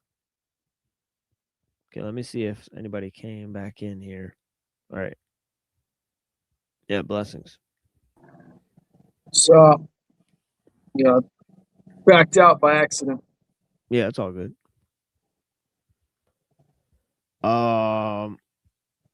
So he says the first noted thing that he wants to note is the organizers of the machine derive their power and authority from a cosmic source. The exactitude and measurement, the abstract mechanical order, the compulsive regularity of this labor machine sprang directly from astronomical observations and abstract scientific calculations. This inflexible, predictable order incorporated in the calendar was then transferred to the regimentation of human components by a combination of divine command and ruthless military coercion. A large population was made to endure grinding poverty, forced labor at dull, repetitive tasks in order to ensure life, prosperity, and health for the divine and semi-divine ruler and his entourage. The second point is that the grave social defects of the human machine, then as now, were partly offset by superb achievement in flood control, grain production, and urban building.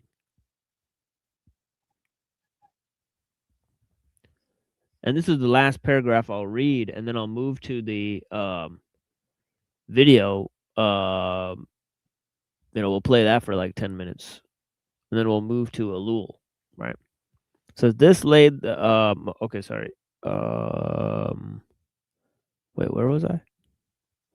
Oh yeah, this laid the ground for an enlargement in every area of human culture and monumental art and codified law and systematically pursued and permanently recorded thought, such order, such collective security and abundance as were achieved in Mesopotamia and Egypt, later in India and China, in the Andean and Mayan cultures, were never surpassed until the mega machine was reestablished in a new form in our own time. But conceptually, the machine was already detached from other human functions and purposes than the increase of mechanical power and order. Right? That's a major point he keeps making, right? That only sort of modern technology is poised to increase mechanical power, right? With mordant symbolism, the mega machine's ultimate products in Egypt were tombs, cemeteries, mummies, while later in Assyria and elsewhere, the chief testimonial to its dehumanized efficiency was again typically a waste of destroyed cities and poisoned spoils. All right. So let's go to I think the biggest difference between the technology of the time of Egypt and Rome and the technology of the time of the industrial era is the fact that before you had to use like animal muscle or human muscle for the machine, but afterwards it just became the machine doing most of the, or not, if not all of the work. And they'll say machines don't get tired. I mean, I disagree with that because they break down and you have to keep feeding them all this energy.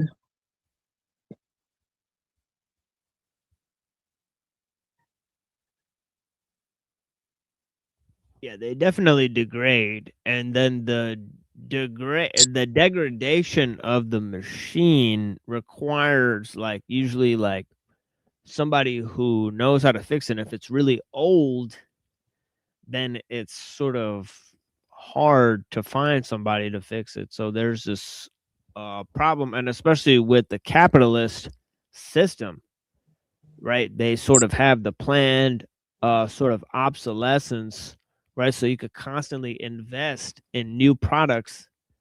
So they have to constantly update it. So this is obviously some sort of marketing scheme attached to that, to where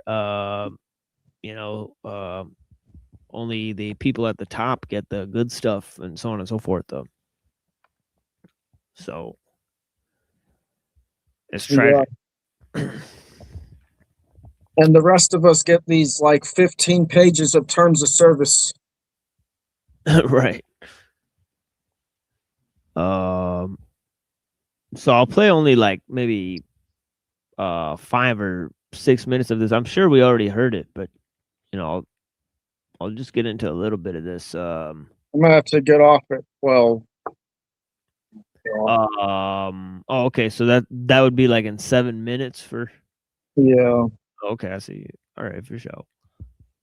United on a monumental scale into an entirely new kind of theological, technological mass organization. In the person of an absolute ruler whose word was law, cosmic powers came down to earth, mobilizing and unifying the efforts of thousands of men, hitherto all too autonomous and decentralized, to act voluntarily in unison for purposes that lay beyond the village horizon. The new authoritarian technology was not limited by village custom or human sentiment.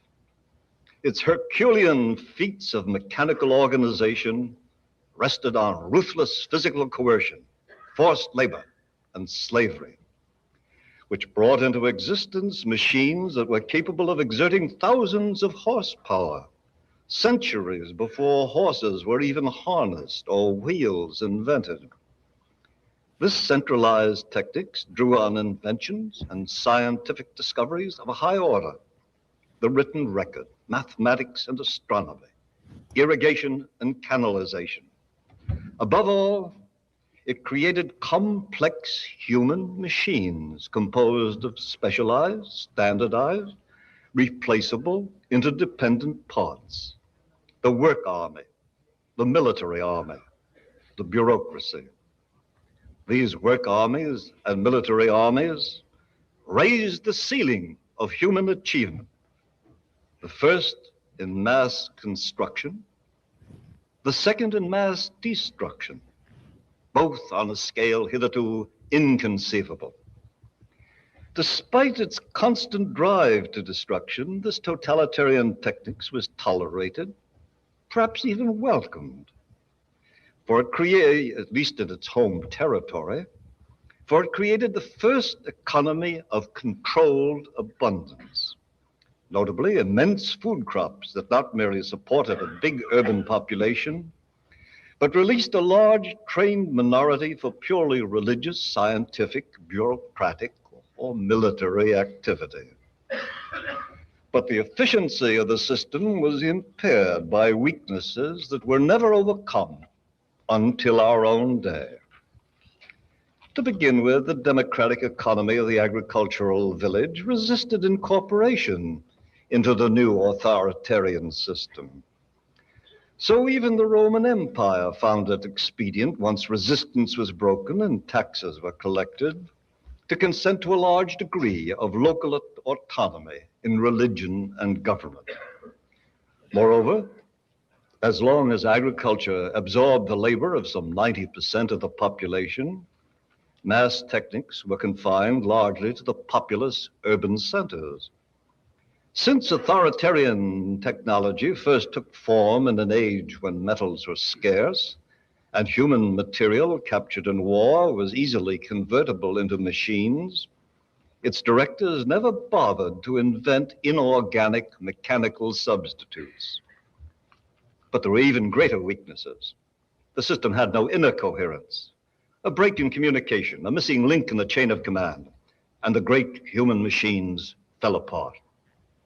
Finally, the myths upon which this whole system was based, particularly the essential myth of kingship, were irrational, with their paranoid suspicions and animosities and their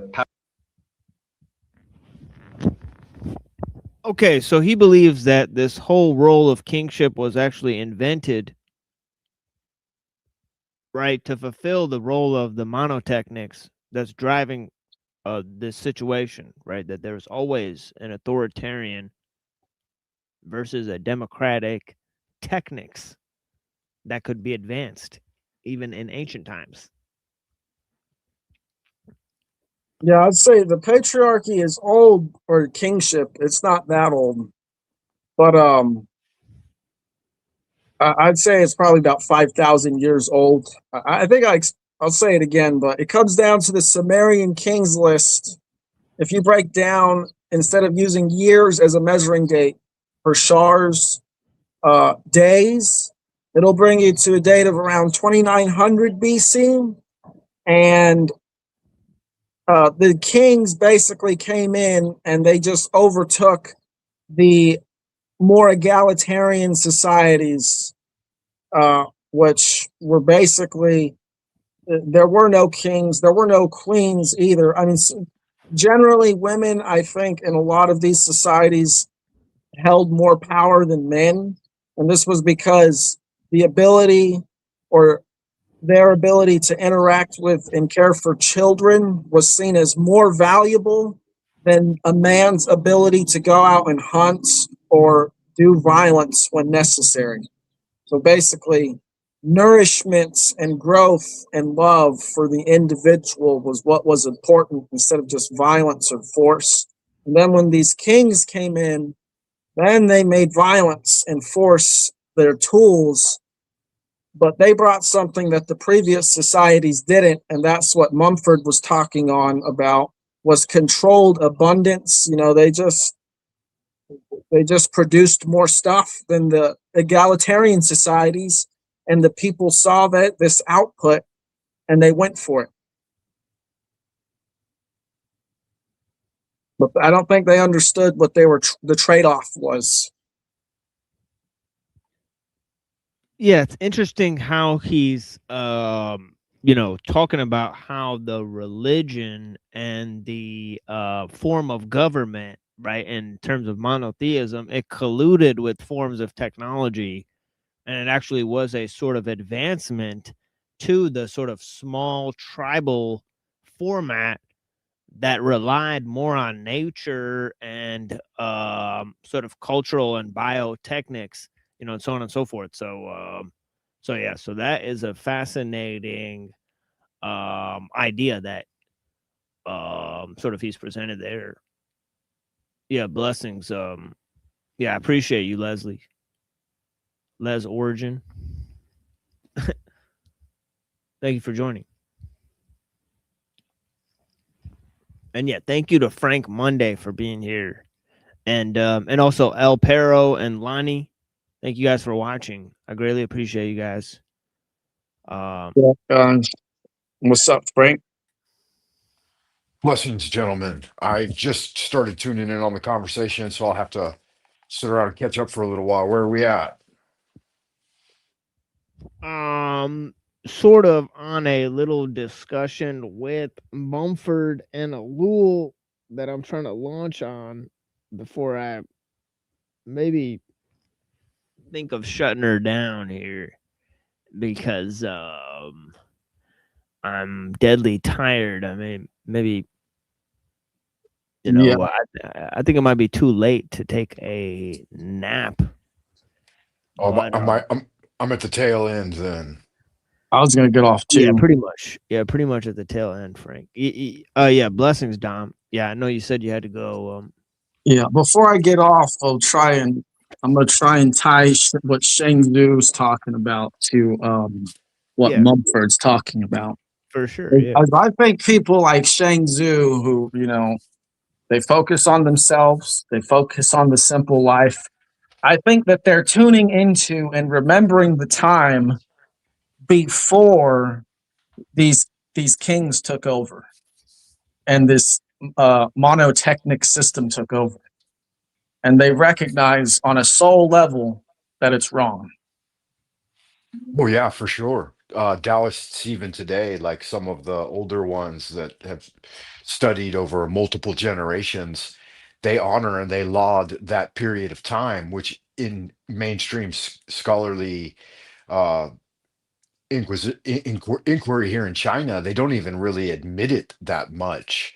But in certain documentation among the Taoists that I studied with in Southern California, the ones who had migrated over via Taiwan from the mainland a long time ago, you know, they have an entire account of a period of time in China when that was the way things were run too, right? Like a matriarchal society. Yeah, that's pretty much about what I would expect. Because it seems like remembrance is the key. Remembering what we were and what we are. But I'm gonna get off. I'll see you guys. Yeah, blessings, brother. Yeah, thank you so much for joining. All right, I'll go pay all. Yeah, I go pay, brother. All right, For baby. sure. Yeah. And all right. So that leads us to ellul. And of course, ellul is talking about the same sort of thing as how, you know, sort of culture disappears because of this, you know, sort of technical sort of universalism, right? And it sort of takes over the nation state, right? So just as, you know, technique, right, is what integrates the machine into human society, right? There's an idea where you know, the symbolic forms, right, or the cultural forms are swallowed up by the technical forms, right? And in this sense, right, the sort of nation state model is sort of swallowed up by the state itself, right, as a sort of you know, and doctrines within the state, you know, sort of political doctrines and political you know, actors within the state are sort of exchanged for, you know, sort of tacticians and sort of military, you know, you know, men that can sort of make, you know, quick decisions and, you know, and operate heavy machinery and so on and so forth, and use giant data centers. And, you know, so it changes, you know, the scope of power and consolidates power in a highly specific way, right? To where it gets rid of the private decision making, right? So just as in the nation state, the state overtakes the nation and the doctrines are replaced by techniques, right? So in the you know, the the law system, the legal system, right? You have the appearance of this sort of legal system that relies on sort of legal techniques and sort of huge case studies, right? Because now the law system has this gigantic memory because of all these files of all these cases that have happened, right? So you can really get lost in studying the various jurisdictions and the laws and the case studies and the bylaws and so on and so forth, right? So so he says that the whole system of law and morality is sort of replaced by these legal techniques, right? That you need experts to sort of look at the situation. You need judges and lawyers and, you know, and of course the judicial system has this great upgrade, right? So he talks about how technique and the state sort of protrudes into the judicial system and alters the judicial system, right? So here we are, right? So he says the function of justice provokes an unending major debate between the claims of justice and those of judicial technique. Judicial technique is in every way much less self-confident than other techniques because it is impossible to transform the notion of justice into technical elements. Right? So, as you might see, it has to largely just be dispensed with, this idea of justice, right? Despite what philosophers may say, justice is not a thing which can be grasped or fixed, he says, right? Justice is not a thing which can be grasped or fixed. I'm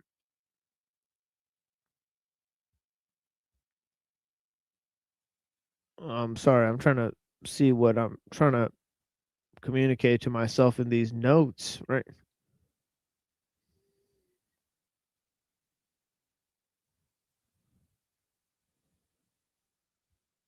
Anyways, let me just continue.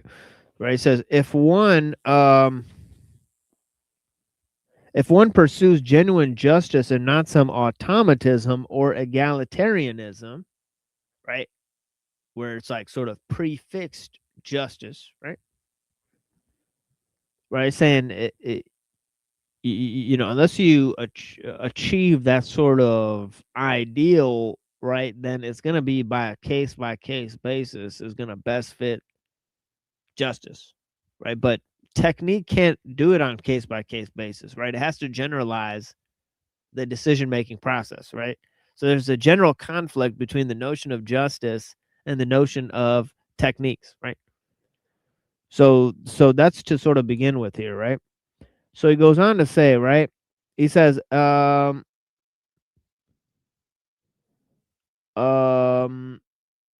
he says a law created as a function of justice has something unpredictable in it.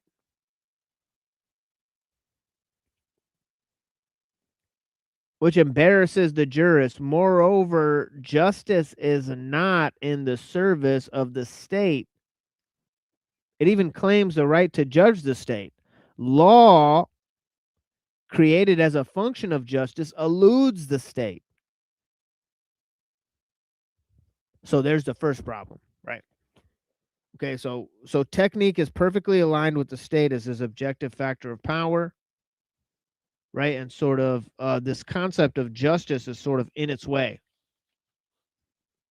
Okay, sorry, I dropped my book there. Where was I here? Okay, here we are.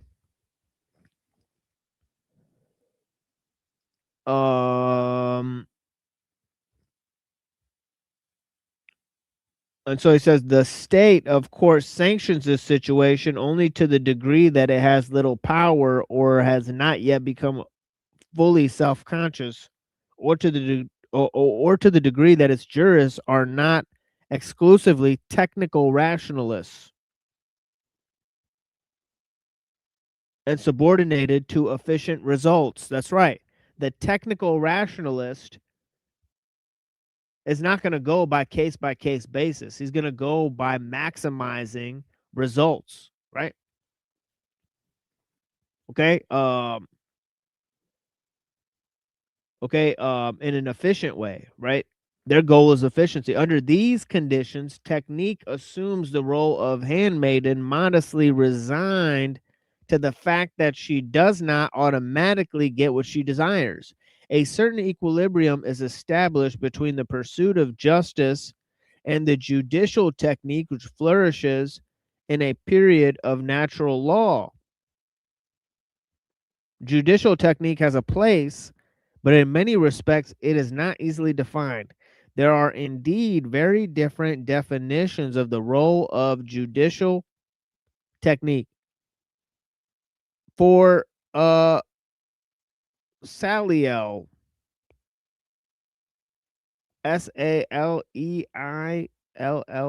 a judicial technique constitutes the arrangement of judicial concepts. Not sure we'll be able to find a lot of these references, right? But, you know, like Ellul does reference some notable scholars, but sometimes there's some obscure French writers, right, that he references, right? The reduction of the rules to a coherent system, this limits it to a high theoretical notion, essentially an intellectual operation. The same holds for Savigny, Savigny, contention that judicial technique is concentrated with the scientific elaboration of the law by the jurists, as opposed to spontaneous creation of law by the people.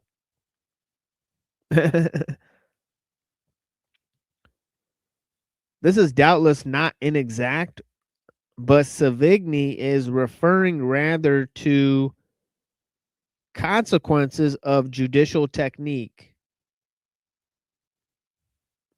It is true that when judicial technique develops, the spontaneous creation of law declines and dies, he says.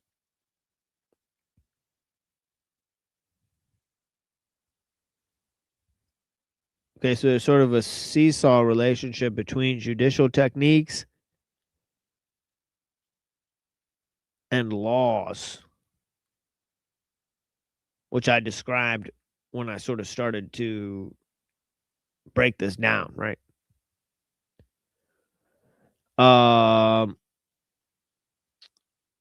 The popular source of law is sterilized by learned law, and this gives the jurist a free hand. But then Savigny is describing an aspect of judicial technique, not the purpose of judicial technique.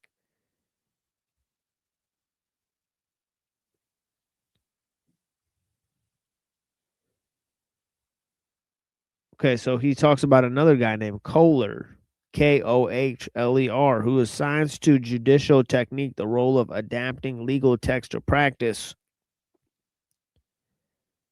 And it is Kohler's concept that has guided the major authors who have studied the problem of judicial technique, albeit with individual differences. In this context, judicial technique consists in setting reality in a framework of means through legal decisions, and in rendering those decisions effective. It can then be reasonably argued that political functions and judicial techniques are complementary. Political function consists in supplying the substance of the rules, that is, the goal to be attained, the political and social ideal which the law is to realize. By its laws, the state will also indicate ways and means of reaching the political goal, and in doing so will approach reality to a significant degree without, however, grappling with it directly. It is a task of the jurist to give the form to the instructions and the decisions of the law, not only by rendering them systematic, but by implementing them. Legal form is clearly not a mere verbal external matter, but a means of affecting something. It has a broader scope than operational procedure, he says, right?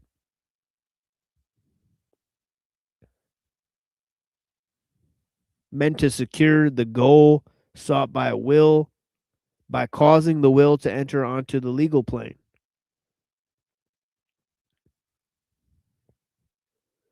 All right, so he's going over a bunch of definitions of judicial techniques before he describes how judicial techniques are going to totally overtake what is called the creation of the law, right?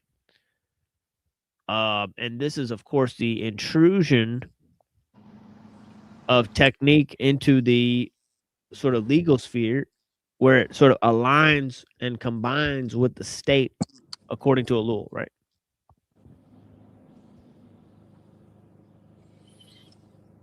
Sorry for being late or whatever. Is that what you're reading right now? Was ellul? Yeah. Yeah, but we're about to basically shut down in a little while, but yeah. Okay. Well, I just wanted to kind of bring up, like, remember when you used to pin the link at the top of the chat? Yeah. I miss those days. I'll do that next time. But today it's probably best that I don't do that because because the next like maybe 3 hours will be like replays. So Okay, so just say. yeah, so sometimes I pinned that link and I left that pinned, and then people would be backstage trying to talk to me or trying to talk to people that they thought were live, but it was a replay, right? So the latter part of our show. Oh yeah. So Yeah, I've been guilty of that. so I've that showed happens up and all the thought it was time. live and Yeah, I think you were here last time, Frank. I think you were like kind of hanging out back. yeah, exactly. Yeah, And so you had to tell me, yeah, I'm a little slow sometimes. yeah, I tell a bunch of people, so it's not just you. Mm. But yeah, because this show, I mean, I just can't keep doing this, right? Because I'm way tired, and you know, Yeah, it's unusual for you to be on at this time, which is great for me, but I know it's not something that's I going to continue. yeah, and I've slept very little, despite being on in the morning. Had almost no sleep, so it's actually a double downer. But yeah, so it is what it is. It's interesting if we could talk about that for a second, like that sleep deprivation sometimes will lead one into philosophical trance states that I've noticed, Oh like from yeah, my for own sure. practice, that'll bring up some kind of windows of unusual clarity and high strangeness that you haven't seen before. Yeah, that is weird how that happens. Yeah, you're the first person to mention that. Yeah, but I have noticed that. Like sometimes insomnia helps me think clearer. I think it might be adrenaline or your body produces some type of chemical that fight or flight, and then you get into Hmm. you get into warrior mode because you're like because if you're like, oh, I want to go lay down and then you get up and do something, then your body tricks itself into having more energy than it does. So I think that Hmm. might be part of it. Spoiler: when you get older, you're not going to need as much sleep as you do now. I get by on 5-6 hours of sleep every day. Hmm. Just saying. Yeah, true facts. Yeah, I think part of what he was kind of getting at with that conversation a moment ago about the formation of the thing and its formalization over like the actual people's ability to uh, create and be a part of that legal apparatus before it becomes overly formalized. And once you kind of put it in writing, it becomes something else, right? That seems to be true with all different kinds of things on that level. Ellul a moment ago, where the direction of the conversation had Yeah, gone. absolutely. Yeah. Oh yeah, he's And gonna expand. Yeah, yeah. Go go ahead. ahead, sorry. Oh no, just saying he's gonna expand on that concept quite a bit, where he's sort sort of saying like these concepts like morality, the nation, sort of these concepts sort of take a back seat to concepts like the state. You know, um, certain legal rulings and so on and so forth, certain judicial techniques, as he's pointing out. So he's saying that power gets restructured, right? And sort of the military and the police sort of combine, and you know, and so these are effects that technology has on the state, right? And of course, he also talked about how it totally restructures the ideas of the economy, right? Because getting all this data and information on what people can purchase and compiling that and then doing research on people and having psycho techniques that govern, what they, want to buy and so on and so forth. And the creation of the mass. Because a lot of this has to do with the creation of the mass, right? Which is like when you want to study aggregates of people, you sort of have to average them, right? You have to study them all as sort of the same person. So this is like the creation of the mass, right? It's a phenomenon in sociology. Yeah. And it's one of the things that continuously makes any sort of organic system miss the mark, as it were, right? Like, because individuals obviously aren't masses, but in order to crunch the numbers, they boil them down to these things, and then they think those things are what is at play, but it's not at all, right? Like the collectivization of those individuals are very differing things that need to be dealt with and interacted with at certain kind of dynamic levels, right? Whether they be isolates or groupings, all of those things are very, very different beasts. I found that in academia because it's true. It holds true at all levels. I mean, if it's a philosophical principle and it applies at one level, it'll apply at all levels of the kingdom. And so at the level that I deal with, which, is very rudimentary, in fact, a high school level, it's an institution where they're doing exactly the same thing, right? They're um, amalgating or coagulating these masses for study, but the study of those that data is not the true interaction of that thing, and so it creates a divide between theory and practice,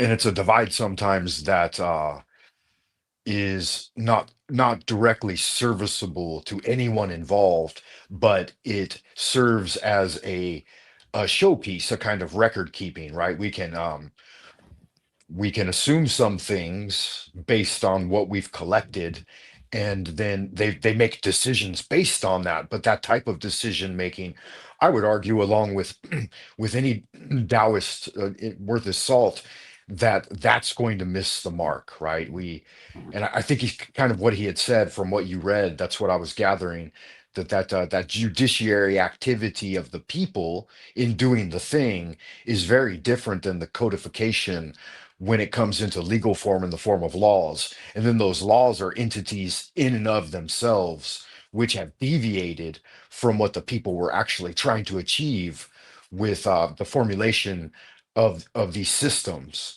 And so the two, and I think that's our modern struggle. A big part of our modern struggle is trying to reconcile that breakdown between theory and practice. Yeah, and obviously technique, the rule of experts, the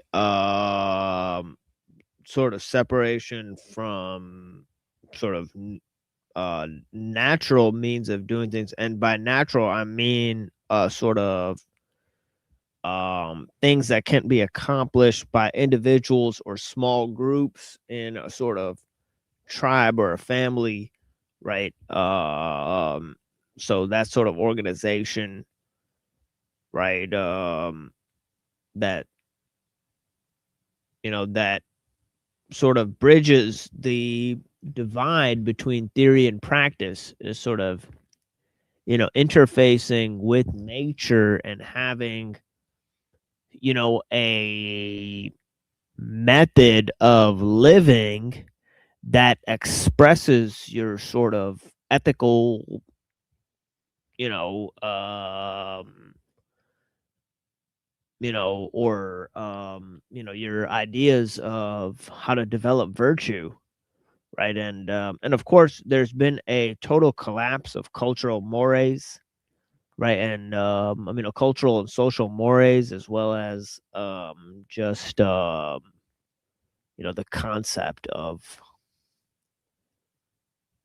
just virtue or honor, right? Those sort of things are definitely not seen as social commodities, to any extent, right? And yeah, so I think that those writings in the Shangzu, right, about the tree and about the farmer, I think those are all about bridging sort of theory and practice, and interfacing with nature, and having a more sound development. Yeah, and as an interesting side note, I told you I'm teaching a senior class on AP language and rhetoric, but the section we're in now is on the environment, and we're about to start reading tomorrow and next week. We're going to be reading Nature.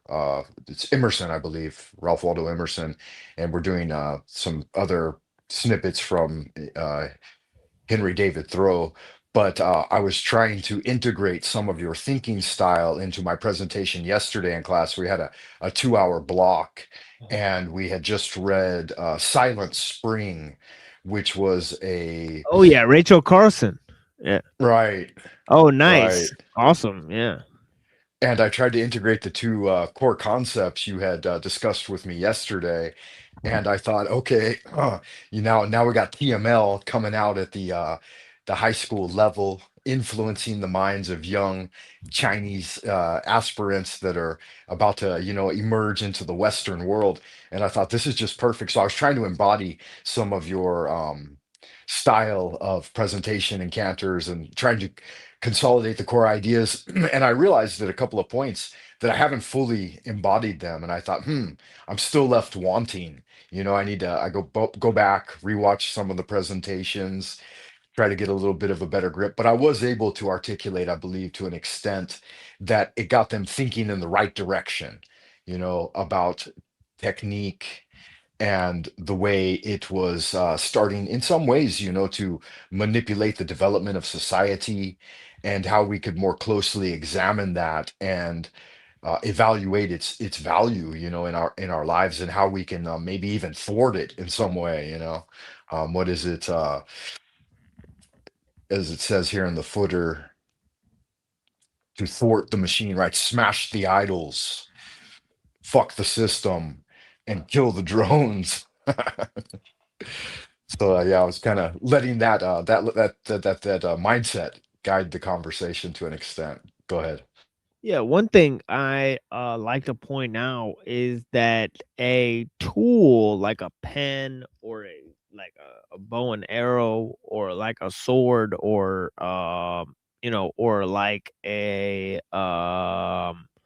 you know even a sort of microphone or something like that, like a tool, right, is different than sort of a machine. And the more you get into the mechanical, right, you sort of take away from obviously human skill, right? So there's a total loss of human skill, but also in the complexity of the machine itself, right? There's sort of a loss of human intelligence, right? Because you can't recreate the machine, but you're using it, right? And you're not using it by maximizing your skill, right? The better developed a machine is, the less it requires from human skill, right? So tools, certain tools will need a certain skill to operate them, right? Like a sword or axe or a shovel. There's a method in which you can use the shovel better than not use it, whereas something that's going to automatically dig, right, with a mechanical arm after you press a button, right, that doesn't really have the same requirement, right? So, the tool is an extension of the human movement, right? It moves at the human speed and pace, and it requires human skill. A machine needs less of that, right, in order to operate it. So, Yeah, clip that. That's an important oh yeah, distinction oh yeah, it's distinction to huge. to make. Yeah, it's It huge, right? yeah, On the level of depersonalization, right? This is how machines sort of depersonalize, right? They cut out the human, right? So on and so forth. right. And when that happens, there's another aspect that we lose um, the visceral, the temporal, spatial representation of that thing that we've created, right? And it's kind of lost in the machine, as it were, and it's no longer a part of our immediate value system. It's something that's diminished in some way, in fact, because I think probably part of that is what you mentioned, that we're not directly responsible or involved. We're being aided, as it were, by the alien technique that's been developed beyond our capacity to genuinely comprehend or interact with or have an influence on the level of refining our skill and our skill set and our talent base, and its permeance is greatly diminished. Yeah, so that's a lose-lose in many cases, and people are increasingly relying on that and thinking that it's a solution. But I feel that type of thinking is backwards somehow, right? Oh We should yeah. go back in the other direction. Yeah, it's loss of autonomy, loss of intelligence, and loss of skill. Right? You need less of this to rely on when you because of the complexity of technology. Right? So that's pretty obvious that people need to rely on more and more complex systems, more and more experts that they will never meet, that control aspects of their lives that they're totally unaware of, right? And they need less effort in order to live because of a totally nerfed existence, right? So there's lots of debilitating features, right? Um, Yeah, and it's something we've got to stave off. That's why I think your work is so important in many ways. Like I got into a debate with my son, he's a 17-year-old boy yesterday, and he had reached a level of ennui due to the saturation of this technology that he's like, Dad, what does the future even hold? Why should we even move forward? Why should we do anything? Why don't we just let the AI and the robotic systems take over everything? And I was like, oh my God, this has gone too far somehow. And I had to kind of bring him back to center. And I'm like, get over here, give me a massage, let me tell you about the songs of sorrow that I've experienced. I kind of had to break down the riddle of steel to him, and he was starting to get it. But it took me a good 30 minutes to an hour in trying to unpack his cognitive state at that time to yeah. So I think your work's really important. I think more people need to dig in and grasp the underlying core precepts of your message so that we can really start to embody it more and crack the code, and do this thing that must be done, which is to kind of uh stave off the coming technical collapse, if that's what it is. uh yeah. Can I ask Yeah. a question real quick? So, what if technology was applied in an area in which humans being involved because of their nature um, made the situation more difficult? So, let me give you an example. Law enforcement. There's a lot of bad things that happen in law enforcement due to the human being involved, human error, right? What if we replace law enforcement with AI and drones? Yeah, I know, but there's a lot of really bad stuff that takes place in law enforcement that wouldn't anymore if humans weren't involved. So, what do you think about that? Well, I could give you a case study. The Chinese have pretty much done that. I already know. And I know what you're gonna say. yeah. Yeah. I don't, well, I don't know what I'm going to say because I don't know how it plays out, but I can tell you I can give you a brief description of what it looks like, right? It's cameras everywhere. It's that type of drone footage and monitoring and AI control of it. But it basically comes down to like a fining system. So if you're caught on camera doing something like traffic violations or some sort of thing like that, then there is no human involvement. It's just automated. You receive a ticket on your credit system or whatever, and you've got to pay it. And then you'll be more inclined not to do that behavior in the future. It plays out. Go ahead. I apologize for interrupting as well. No, I mean that was one of the questions that I wanted to ask, but the other question I wanted to ask is, if we remove the complexity of technology but still have technology that can do everything that we need to do, you know, think like, I don't know,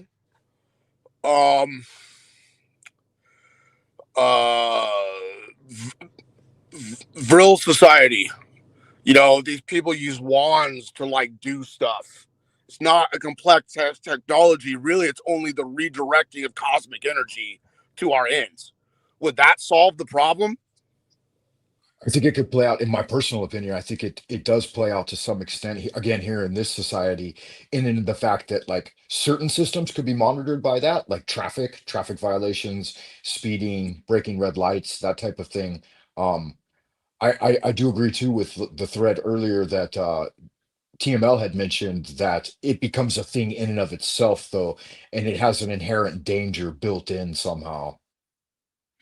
Well, the cool thing about that technology is that it's completely and totally monitored by human input. The input and the output are completely monitored by humans. So if I had a, let's say, you know, this is hypothetical. Let's say I had a Vril powered lightsaber knife or something like that. I wouldn't be able to cut myself because I consciously do not want to cut myself. I'm completely in control of that, right? So is the complexity of the technology the problem, or is it just like the way that it's used? I would say the giving up of the human endeavor to refine the skill set and kind of ideate in a state of mediocrity is the real danger. In that maybe people become overly reliant on doing that thing rather than the human thing. Do you understand what I mean by that?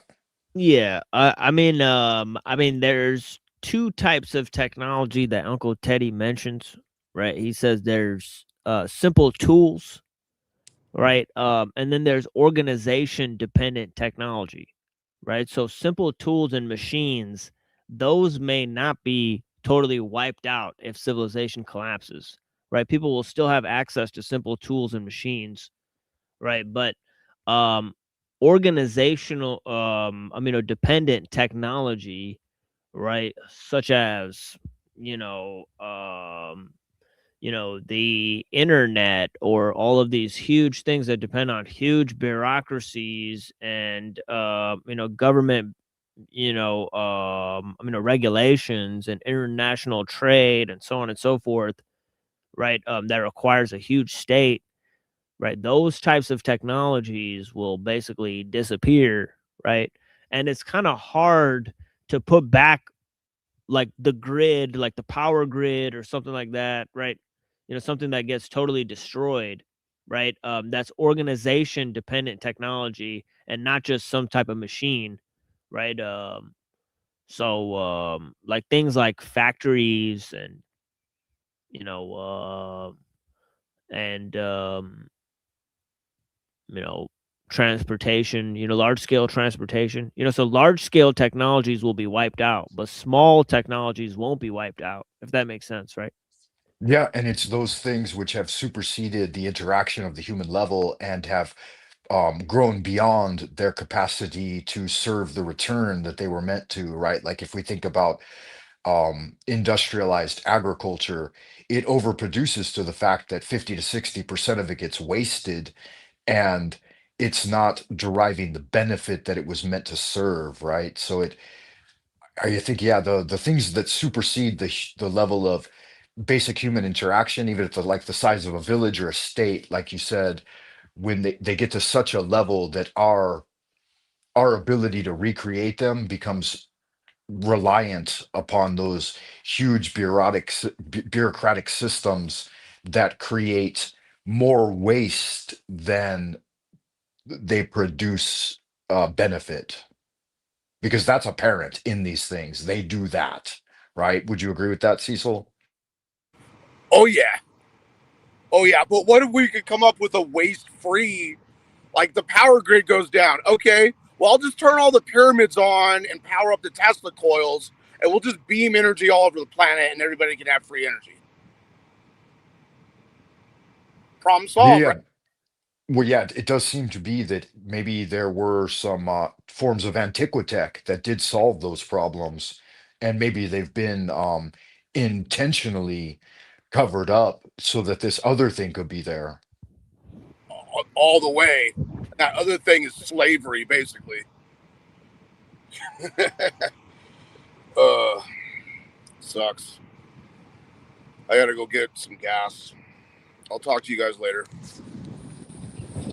Yeah, blessings. Yeah, we'll basically shut this down. Anyways, so thank you so much for joining, Cecil. Have a blessed one, right? Yeah. No problem.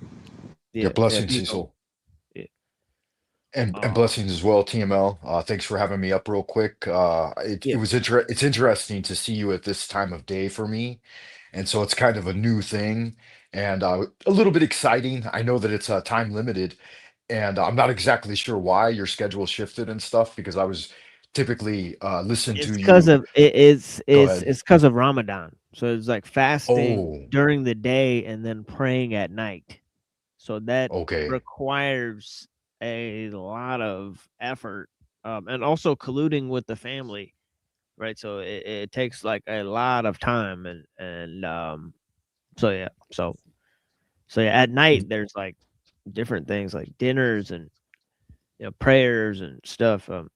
During the day there's a bunch of obviously it's not obviously I'm not very clear headed as well, right? Because of the fasting. So there's also that aspect of things.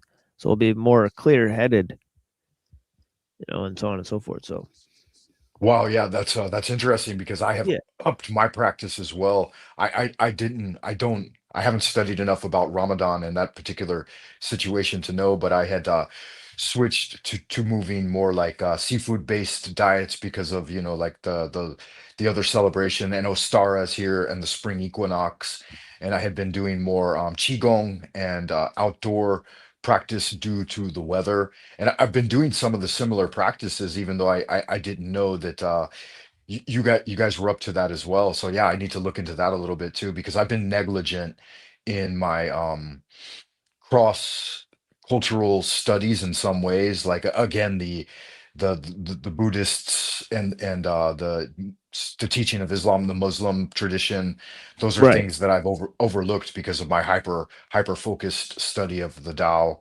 So yeah, it's good that I'm able to hear about that. So thank you and blessings. Yeah, of course, brother. Yeah, I appreciate you.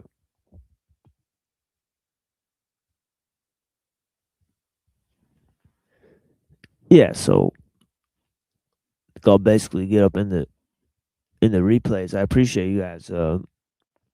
Yeah, so Frank, would you like to say any like closers to these people? Yeah, just to reiterate the magnitude and importance of your particular message that you're bringing forward Yeah, here on thank the you, sir. machine lies. Yeah, absolutely.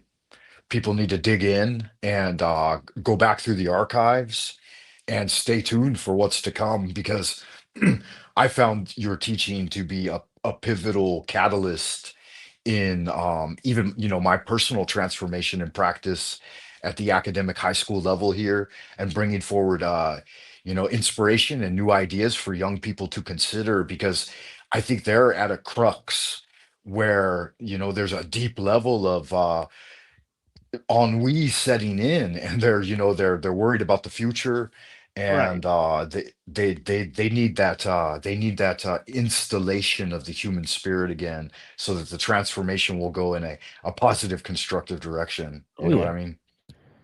Yeah, some of these kids, their brains are psychologically deformed, basically, from the use of the tablets when they were younger. So I think it's time that we have a critical discussion about the use of technology, especially for the youth. Definitely, Frank. But yeah. So Yeah, and blessings and thank you for your time and again anytime is always great to see you and blessings for Ramadan. yeah, of course. Yeah, we'll be back on Saturday morning. So do not fret, folks. We shall return. But yeah, so So thank you for joining us here on The Machine Lives, where we talk about the lies of the machine on the machine that lies. And, you know, I curated this music video here. I think you guys will enjoy it. And we'll move to a replay, Blessings to the People. And, you know, we may play a bunch of music for you guys.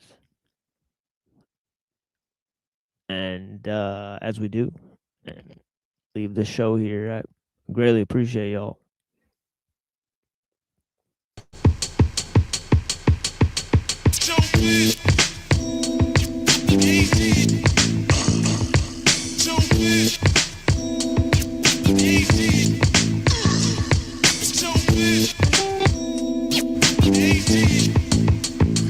All I see is blinking lights, track boards and fat mics, 950s, SB12s, MP60s. Shit is thumping, eardrums pumping. The shit is type hype, but the sample is tight, right? Bite this one and leave teethless. Never sweat that, cause I'm a cool cat, just like Heathcliff. Eat this, give up the loot. It's 94 and bitch ass niggas, yeah, they still get the boot. The North Flakes, cause I be flowing in all states. Show kept digging and digging, now he got more crates. That's right, nigga, roll that dime. And I'm the only living matter that controls my mind. Peace to every single rapper on this whole earth. Sellouts got no worth, I think they better go soul search. Can't believe how the skills have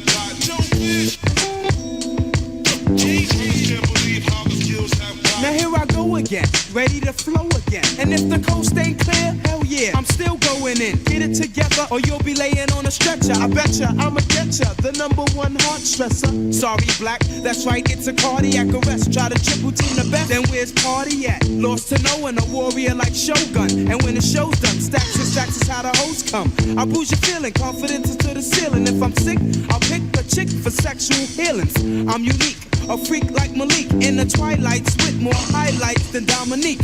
Around my boys is where the jail stops, up to the streets, the jeeps, my peeps in the cell blocks. I'm not the best, but I give you stress. To flatter me, your strategy gotta be more complex than chess. Stop bluffing, cause you ain't saying nothing, G. And start ducking, I'm the A to the fucking G. Last LP, we got down right. Showed all these corny motherfuckers what hip hop's supposed to sound like. CAG and a brother show. Quiet is kept, it's best that you step on the low.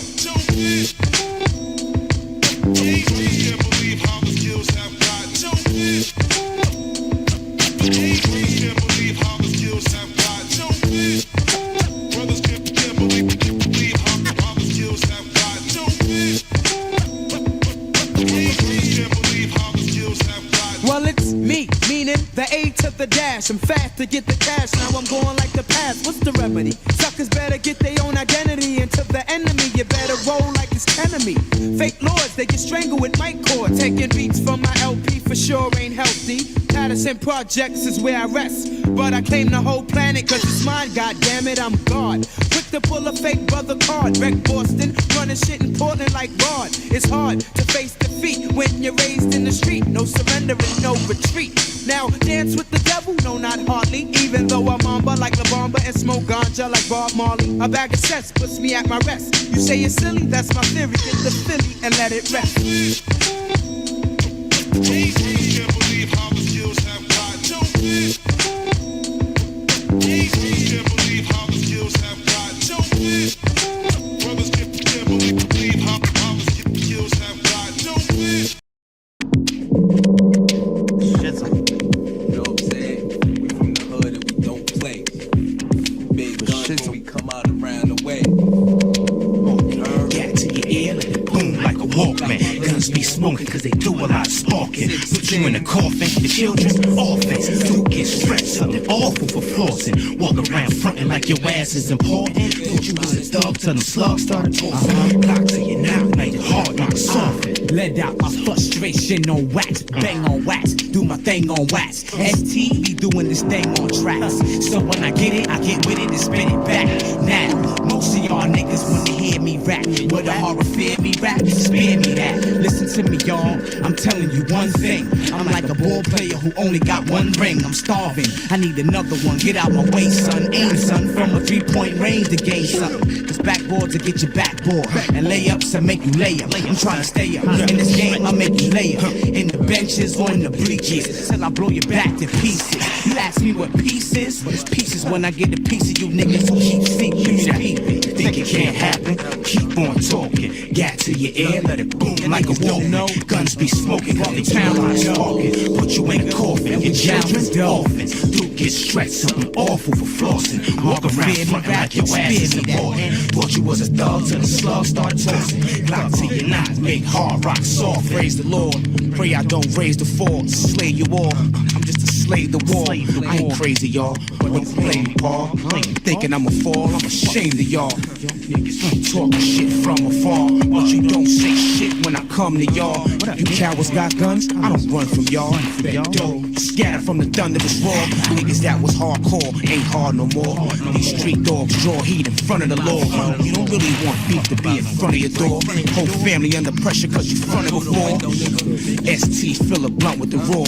Let the Hennessy pour till I got memory loss. Sometimes I really forget that y'all bitches been soft. Never really had the balls to fuck with me all. Think it can't happen? Keep on talking. Gat to your ear, let it boom like a Walkman. Guns be smoking cause they do a lot of sparking. Put you in a coffin, your children's orphan. Dude get stressed, something awful for flossing. Walk around frontin' like your ass is important. Thought you was a thug till them slugs start tossing. Block till you're not, make hard rock soft. I don't floss it or flaunt it, but you can get it if you want it. A bad boy moving in silence, that's how I'm on it. Come through for my team cause I'm on it like that. Some old gazelle frames, Gucci suit in a gap. Little spray around my neck cause I'm on it like that. You can die if you try for being on it like that. I got 16 spitters who don't rhyme for real. Just wanna be in my videos and hide the grill. I'm in the field all day cause I'm on it like that. Hit me on a two-way, you wanna know where I'm at. Other than that, I ain't got no time for your cats. Acting all sometime and I get on it like that. Especially if I know your hand and then you think with your dick. Get a flick to call you up so we can rope you up quick. Dip me your chips, your pussy and your guns ain't popping. I get on some other shit when my bank is dropping.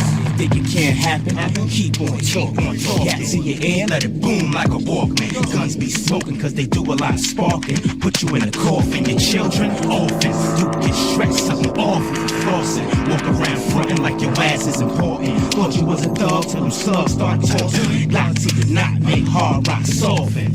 Soft.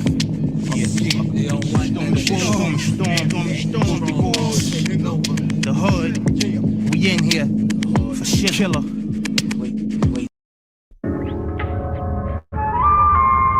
Keep your eyes fixed on shining shadows, motherfucker.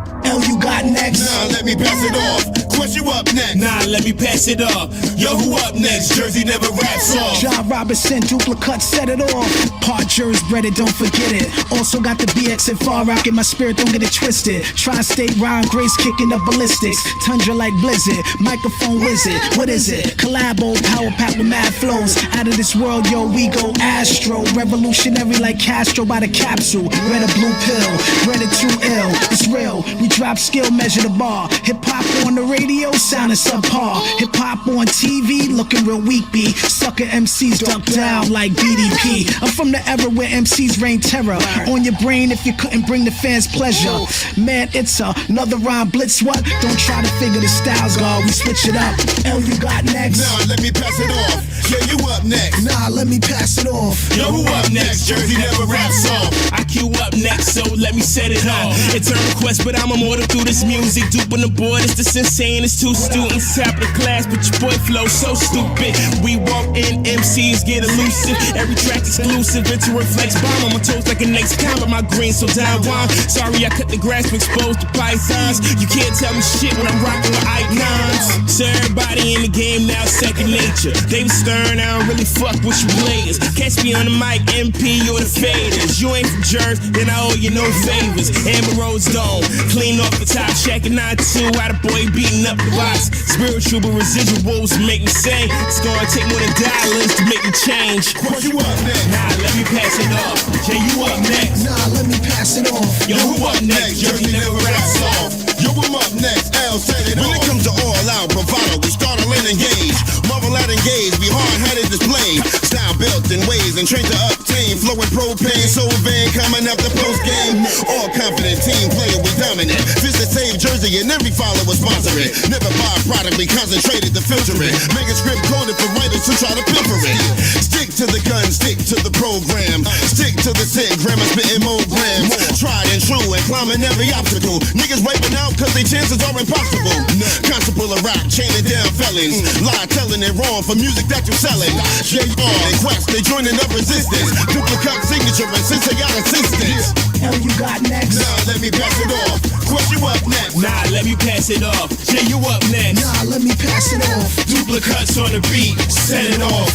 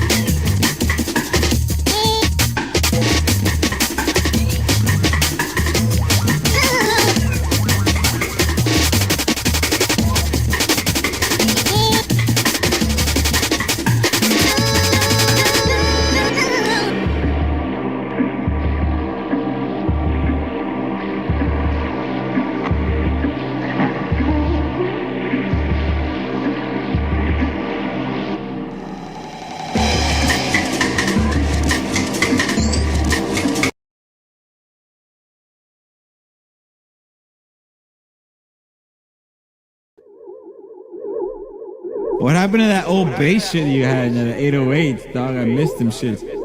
Dámelo, papi. Yeah.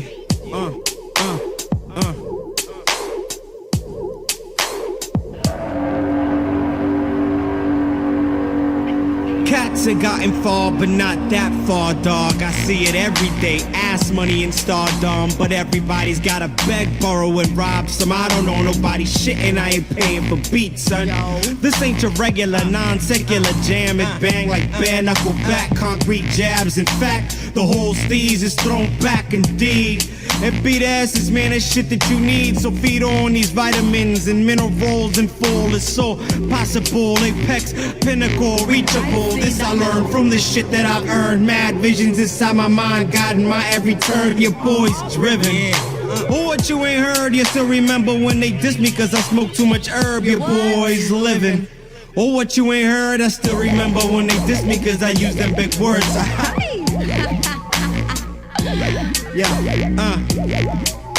We got bare knuckle bangers built behind bars. Bang it in your system, bang it in your car science. We ain't gon' leave till your motherfuckers try it. It's that good shit, knucklehead music for the riot. Bare knuckle bangers built behind bars. Bang it in your system, bang it in your car science. We ain't gon' leave till your motherfuckers try it. It's that good shit, knucklehead music for the riot. Everybody's trying to find an angle. Shit is still haves and have-nots. Get more or get got. Jungle codes and city life cultivate crops. Demigods and natural laws dominate blocks. I see it day in, day out. Word life is mass strife.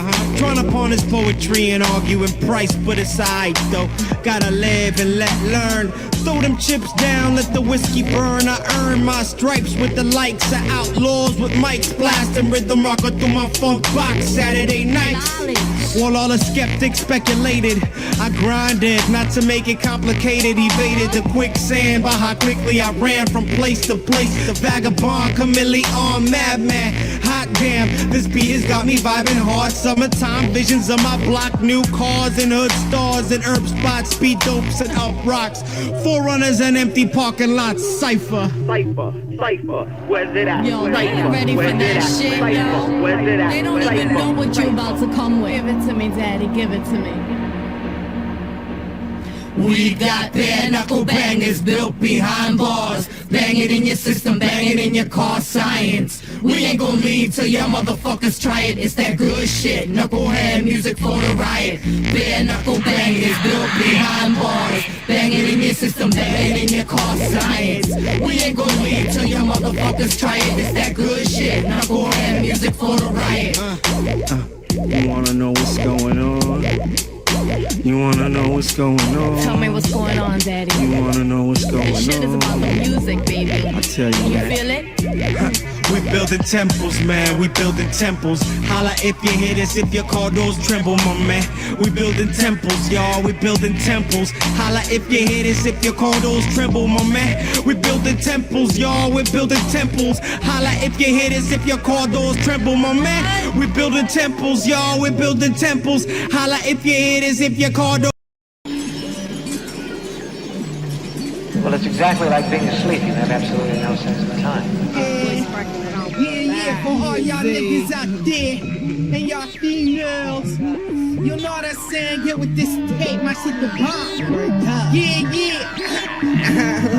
One time. Yeah, come on, y'all. Oh. Yeah.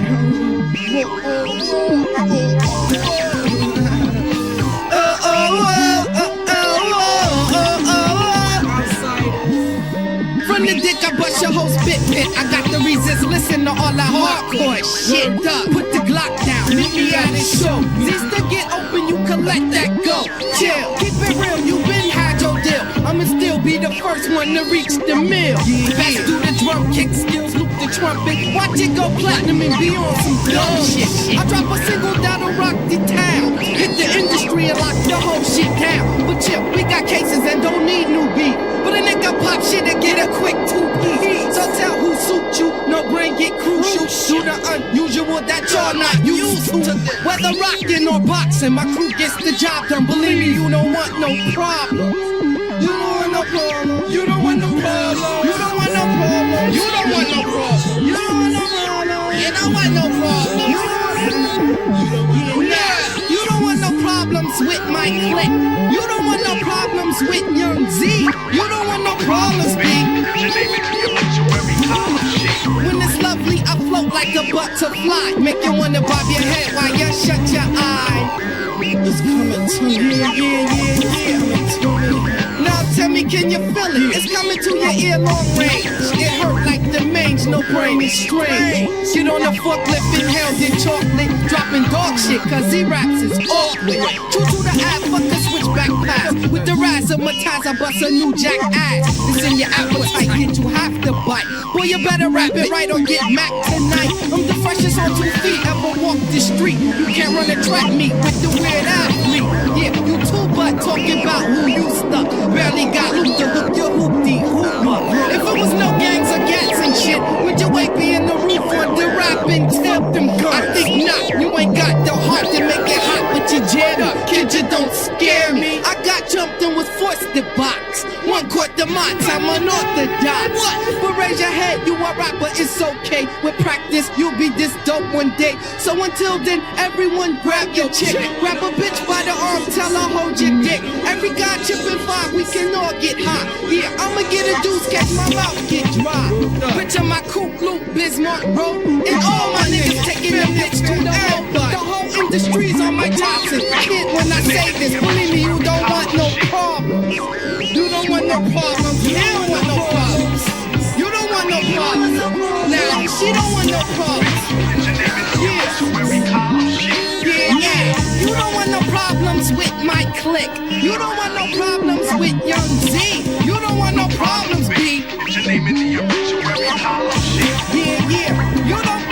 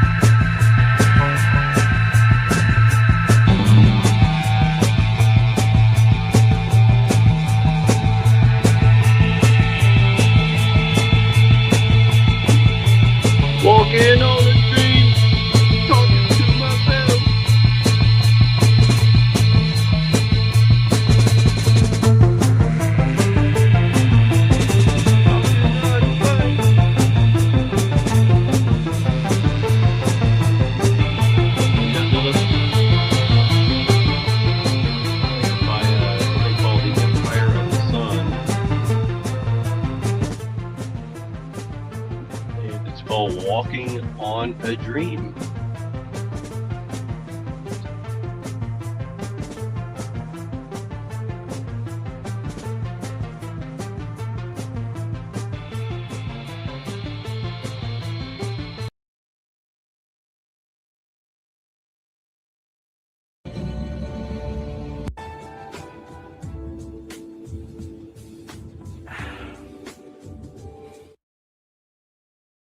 Let's see how this humanoid robot handles a classic task like picking cotton.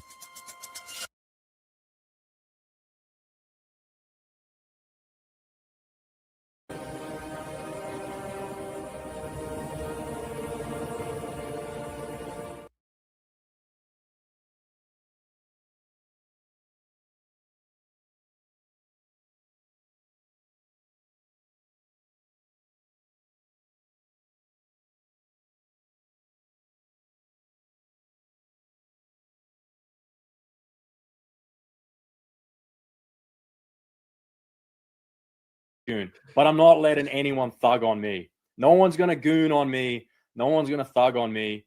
And that.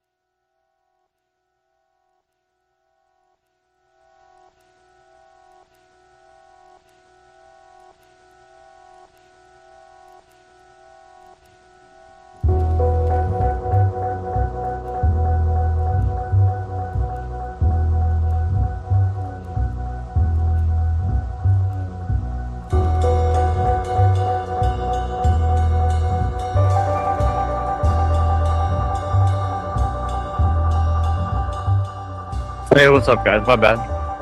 I had it in my pocket for a second.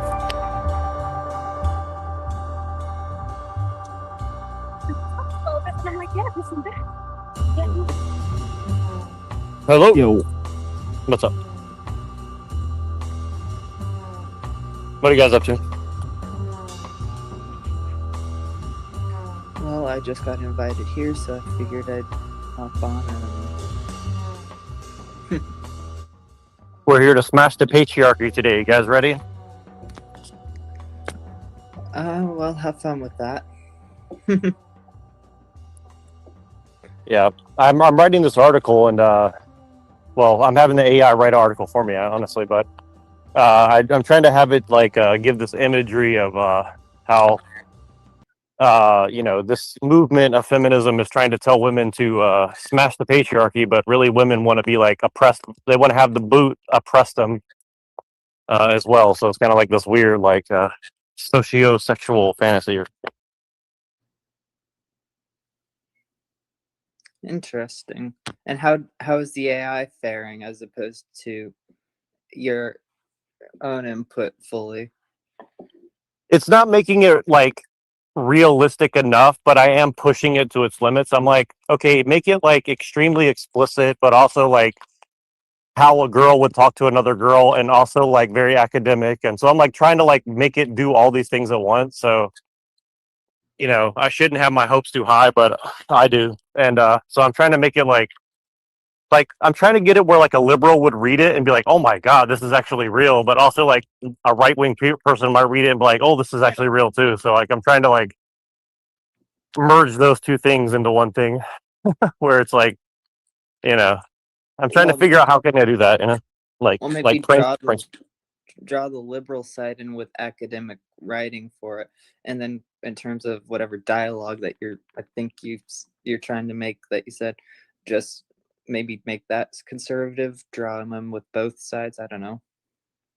Well, that's what I'm doing. Like, I don't want to give too much away, and honestly, like, I'm a little bit ashamed because it's pretty like explicit and disgusting in a way. But it's also like, it's also just trying to make the point that like okay, like when I turn on Instagram, for example, right? Like okay, I literally just turned on Instagram earlier today, right? And it's like some Filipino woman who's like, I'm a woman and I'm having bad gay sex. I've slept with 50 to 60 women, and I need to realize like I have to do it in this specific way, involving fantasy in order to do it right or something. You know what I mean? It's like the most ridiculous, you know, over the top, you know, explicit stuff that they're like selling to the rad fem or whatever. So I'm just trying to like match. I'm trying to match that energy, but like do a jujitsu with it or something, you know. So that's kind of what I'm trying to.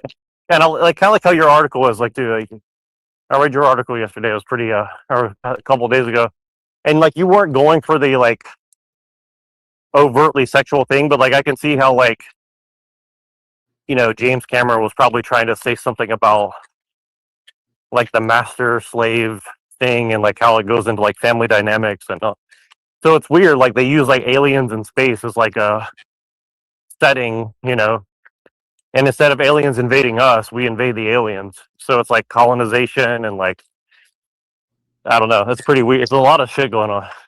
And Machine shit sent me a bunch of stuff recently about it's like this like like all these rad fems are like suddenly posting videos about Evola and dialectical materialism and all this random strange stuff that no average woman in America is going to have any fucking idea or care about, right? So but they're producing it as if like this is where the conversation for the average woman in America goes to, dialectical materialism, right?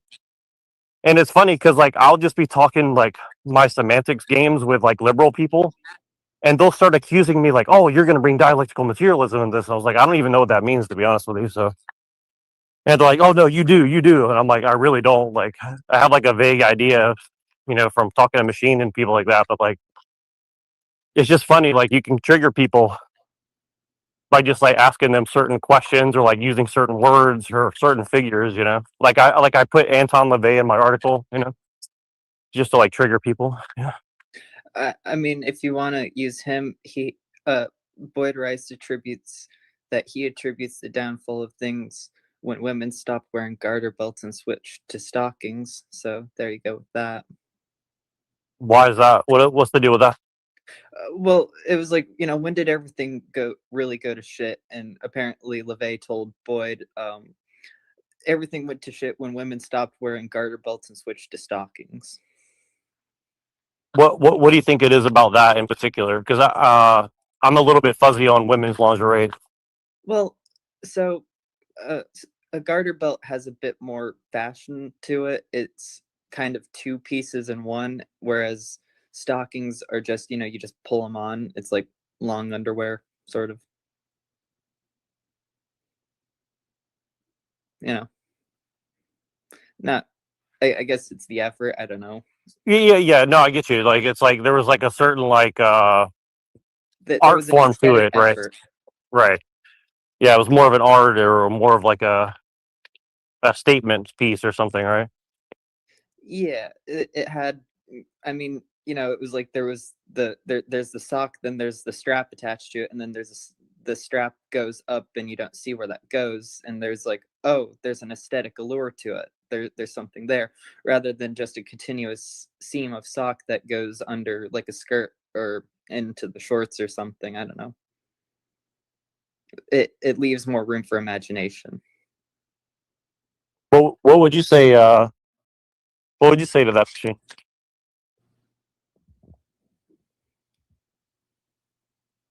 Yeah, I think it's interesting. I mean, you know, like you know, obviously in Islamic culture, right? It's like they're like in the desert and everybody's wearing tons of clothes, right? Even though it's really hot outside. So it's like, well, it really works though. Like I was like when I was in Southeast Asia, like I always thought like, oh, everybody's gonna wear shorts all the time. No, actually, like you're gonna cover more of your body when it's hot because like the sun makes you hotter, the wind makes you, you know, what I mean, like you know, like for whatever reason, more clothes kind of insulates you from the elements in a weird way. So, and I mean, in the desert, you'd have to because obviously because it's hotter and the sun is you know brighter. But what do you think the position on like so like I'm noticing like within Islam right now, like there's this big push to like radical feminism within Islam. I mean, you know, not obviously not really, but you get what I'm saying, right? I think it's its own accelerationism. It's gonna burn itself out. It's kind of cool to watch. from So what do you mean? Like when the bill comes due, everybody's going to be like, "Oh shit, we fucked up," and then it's too late, essentially. Well, it depends on if the people in like Iran are going to get what they want with the overthrowing of the government, or if they're going to just get stomped on by the government. Either way, it's, accelerating towards more of what they're opposing, apparently, or what they're going towards. But either way, it's a collapse of some sort with that whole regime, and it's probably not going to be the only one of its kind if it does end up happening. Well, it's like I don't know much about Iran, but what I do think is interesting is like, you're going to trade one form of oppression to like a uber liberal form of oppression and say like, well, this is better because I can wear a bikini out in the streets of Tehran or something. I mean, you know what I mean? Like it seems kind of silly. Yeah, the issue is that the Islam came at after Iran was westernized, right? So this is the problem, right? So, it could be something that's dying out, but it seems to be a resurgence of something in the middle of a westernized and liberal culture, right? That was promoted by the Shah, right? So, the Islamic Revolution in Iran happened quite haphazardly. It happened because of political extremism, right? And not because of Islamicization, so to speak, right? So, so the root causes, because if you look at Khomeini, you look at his past and how he was educated in France, and they're always educated in France. right. So, he was pretty much modernized, right? He was combining Sharia law with communism and socialism, right? So if you look at the political climate, right, and you can say the same thing for the Afghans, right? Afghans were modernized, right? And they became the Islamic thing. And also this, sort of Islamicization was actually a foreign invasion to a large extent, right? It wasn't initiated by the people, but it was initiated by a sort of regime change, right? So, well, that's the kind of well, that adds another layer of like irony to Giorgiani, then, right? Because he's like, right, right. We'll pop up that's again. kind of funny. And that's the problem. Islam will pop up. And this is the problem, right? Well, maybe Well, it's kind of funny. Go ahead, sorry. Go ahead. Maybe it's sort of Machiavellian because people vie for power when they don't have any, and they seek it in whoever promises it. However, like with Machiavelli, quote, as a result, you're opposed by all those who you've injured in occupying the principality, but you can't keep the friendship of those who put you there because you can't satisfy them in the way that they took you for granted. Right, but you can't use anything for them because they're in their debt at the same time. Right. It's kind of that's why the literal lukewarm catch-22. Yeah, that's why the lukewarm revolutionary, like, they get put on the chopping block when the regime takes over, whatever. But the thing is, like, like Machiavelli had this whole thing about the Turk and the French, right? He said it's hard to capture the Turk because once you eliminate the caliph, right, everything will fall in line, but everything is insulating the rule of the caliph. Whereas in French society, you can win over the aristocracy and topple the regime, but you can't really rely on the aristocracy that put you in power. You have to eliminate them. So, Well, I kind of get the feeling, I told you this last night, I'm kind of getting the feeling that that's kind of what they're doing with America, where they're like, okay, let's do a neo-reactionary, let's kick all the immigrants out.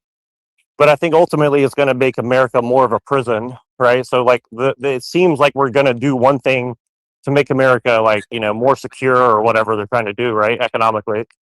But then on the back end, they're going to say, well, if you want to escape America, it's going to cost you $150,000 to give up your citizenship and blah, blah, blah, blah, blah. And then, you're just going to get trapped essentially, right? I think that's kind of the problem that I see with this whole situation in America right now, where it seems like nationalism's back on the rise, but we all know the truth. Like they're never going to let nationalism rear its beautiful face ever again, Not without a 6-pointed star.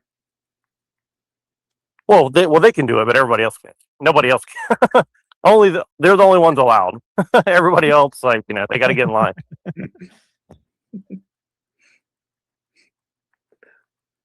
But we can pretend. We can pretend though, like, and yeah. Just got to use the rail version of it, not that one. Maybe that would do something.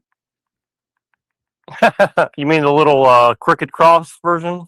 The one with the swastika superimposed into it. Oh, is that the real one? The Raelism movement. Kanye got suspended off Twitter or something 2 years ago for posting it.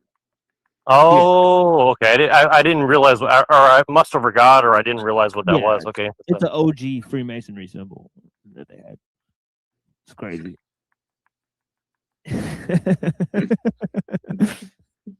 Well, isn't that dialectical materialism in a nutshell, right there? Oh yeah, that's the entire thing. That's like the final boss. It's the Zionist Bolshevik, dialectic. It's the final boss. So we are at the end of history then. Constantly. Well, change signifies beginning as much as it does ending. What is the change though that's going to happen? Like with this topic, like what change will that actually bring? I mean, the Scum Manifesto was written some 60 years ago, and it's still, the basis of it all on that side. And it would be thought that it would be evolved, but it really hasn't. Like just reading the Scum Manifesto and going through what you were saying, there's not really much of a difference. So I'm just curious what change would actually happen from either end of, the radical feminist or, your angle.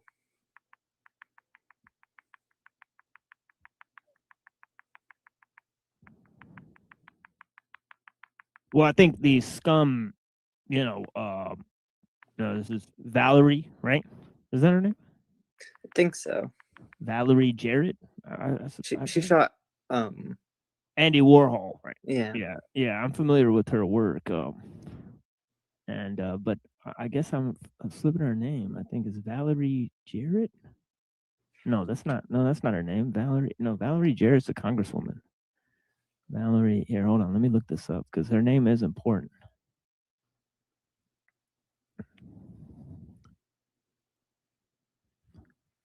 Valerie Solanas. Yeah, Solanas. Yeah. So I had her first name right. Yeah, Valerie Solanas. Yeah. And the other manifesto you're mentioning is Uncle Teddy's. Yeah. Yeah. So it's just interesting his commentary on leftism in his manifesto, right? He's got this whole section on leftism, right? So assuming that Scum Manifesto is a offshoot of leftism, right?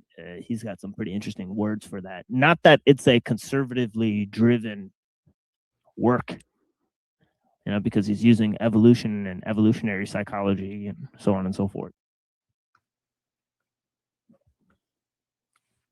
Yeah.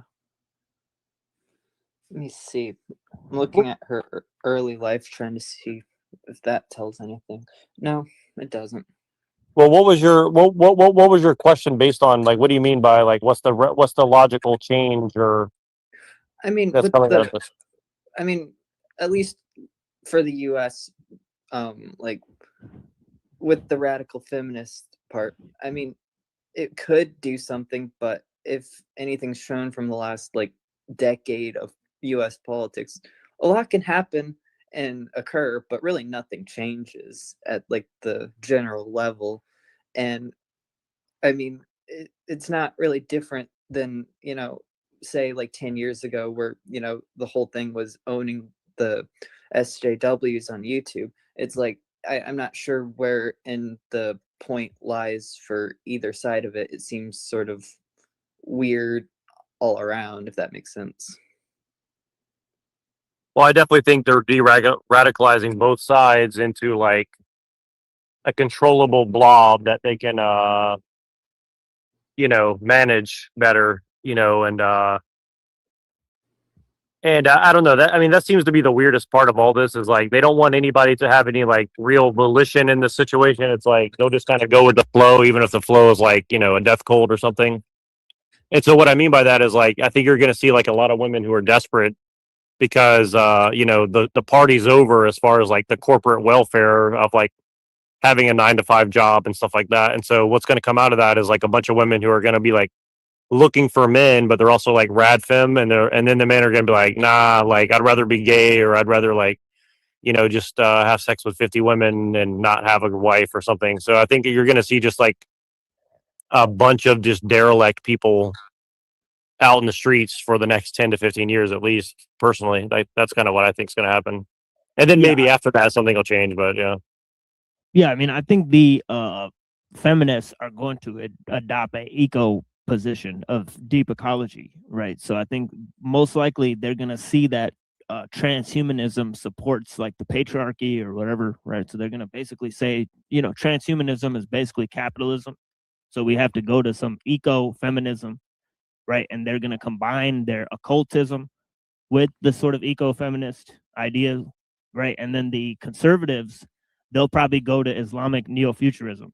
And you can see a lot of the conservatives are already doing that, right? They see that the opposite of liberal, it can't be Christian, right? Because Christianity has too much in common with liberalism right now. So the opposite of liberalism is actually going to be ultra extreme Islamism, right? And it's going to be like, so if we're looking at the dialectic, I think it's going to come to fruition between those two, and it already has to a certain extent. Because if you look at the white conservatives, they want to be more like the Muslims.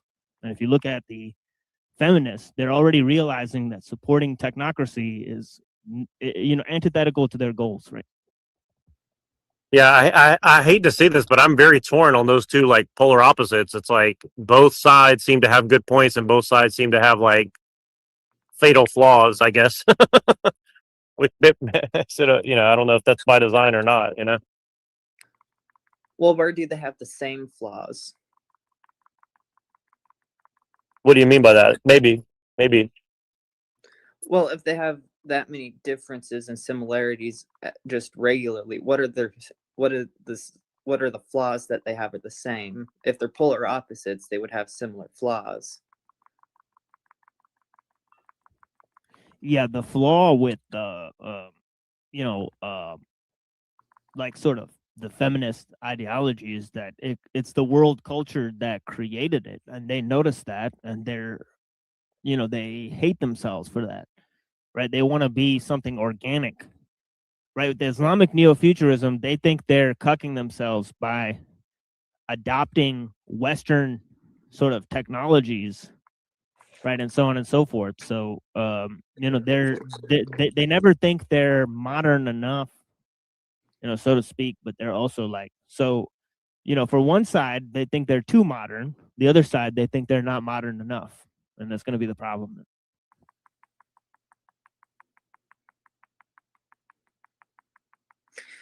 And so where the sides are not moderate enough, where does that meet exactly?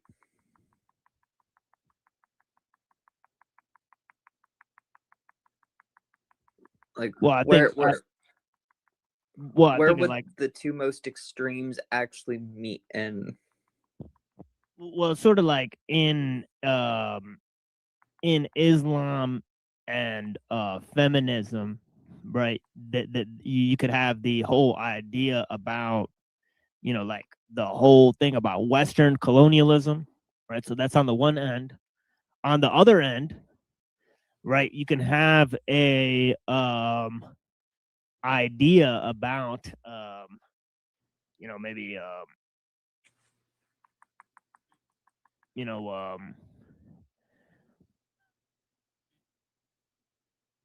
something about women's rights, and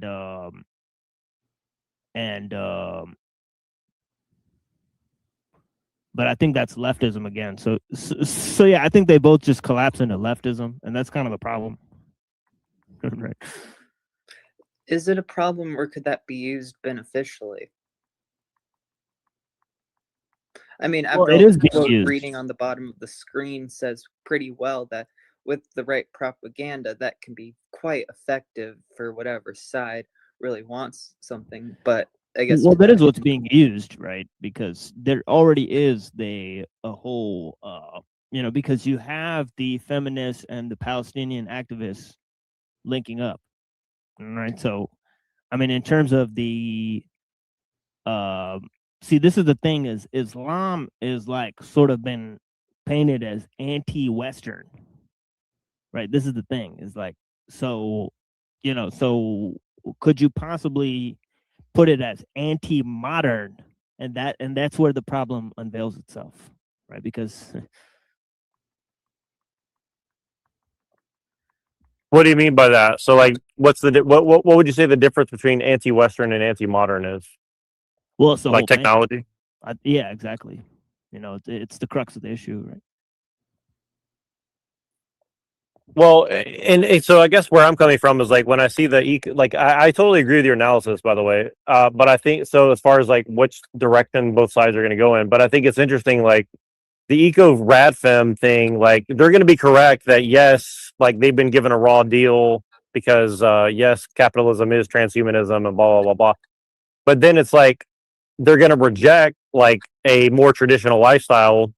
But again, I think it's like I don't even think it's necessarily like out of choice per se. I think it's out of like I think we're just kind of being put into a certain corner and then egged on, which is even worse. But like the propaganda is basically like reinforcing the situation that we're inevitably already in, if that makes any sense, right? Like they put us in this fucked up situation, then they're like, well, you need to go ahead and bifurcate into like two forms of leftism, right? So it's like they're not. That's my problem with all these propagandists. Is like they're not actually propagandists against the grain. They're actually going with the grain, right? See what I mean? Like they're like just pushing us further into like this kind of weird dual left versus right. So like one pro technology, pro like Yeah, the you problem know, is that when brown people get technology, they don't start behaving like white people. That's the main issue. Right? They just don't. They do technology brown people way, and that's a huge issue for white people. You can't adapt them into a global system that way. right? Because they thought, oh yeah, if we give them the technology, we advance them, then they'll start acting, like liberals. But that's the problem. They haven't. They're just now, Muslims with nukes.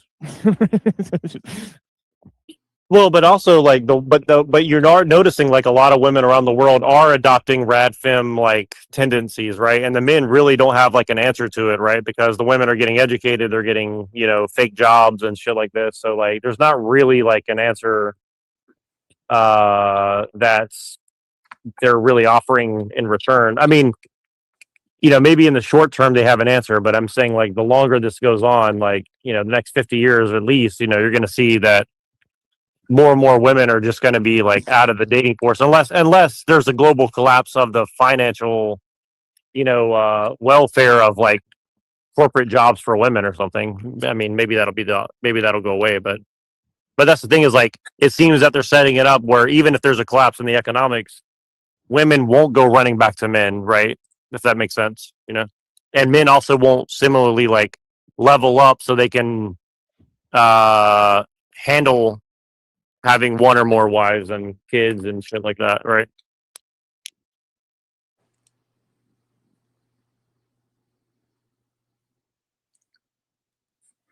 I guess that goes to why would the Western world even be worth saving at that, if that's just what it devolves into.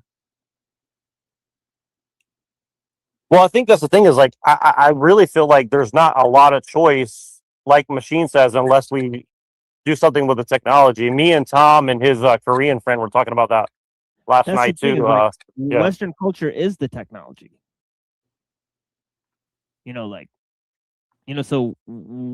So the West is going to devolve, but the technology is going to ramp up, right? So Western culture won't devolve because at this point it's being, driven forward by technology.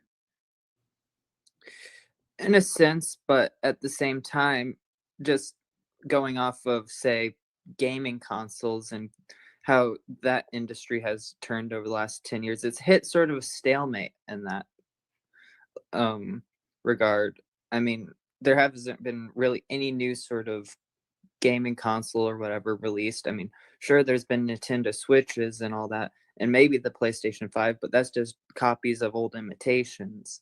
And then the whole internet is sort of just getting flooded with, fake accounts and all that stuff. So it's kind of Right. just Well, it's because it's gonna hit a stagnating point pretty soon. well, I would say it's because the transhumanism is kind of like the end goal of the capitalism. So what I mean by that is like for instance, like there's more streamers than ever of like hot girls playing games or just retarded guys playing games and streaming it in order to sell more cells of like some stupid game on PC gaming or whatever. So then you can join a cult of like other people who watch furry porn and play some stupid game, even though all the streamers are cheating to make themselves look like good at the game. So you want to go and like be good at the game, so you're a cool kid that'll be like a 35-year-old like furry convention goer or something, or whatever, right? So like I think that's not an accident. I think that like that is the economy, right? Like that is the new economy. And so there's no push for like better hardware or better software or better anything. It's more of like, let's just sell people this like fantasy that is like poison to them, but like they're gonna just keep buying it because like they're just broken people, right? I mean, that's just like it's like a feedback loop, right? And I think it's on purpose to some degree, for sure, but also I think it's kind of like it really is like inevitable. Like all these things have just kind of like spun out of control. Like what do you do with all these people that are just totally their brain is broken, their mind is broken, their ethics are broken? Like what do you do with them? Like you can't really fix them. Like the damage is already done.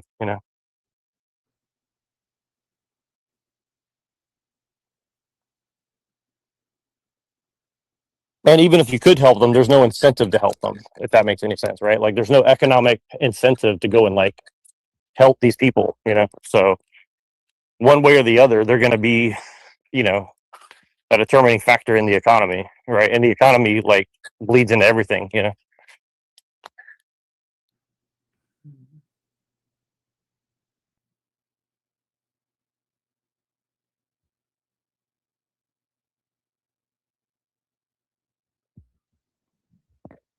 Yeah, I don't know why, but like it's like my dreads are like unfurling. I don't know how this happens, but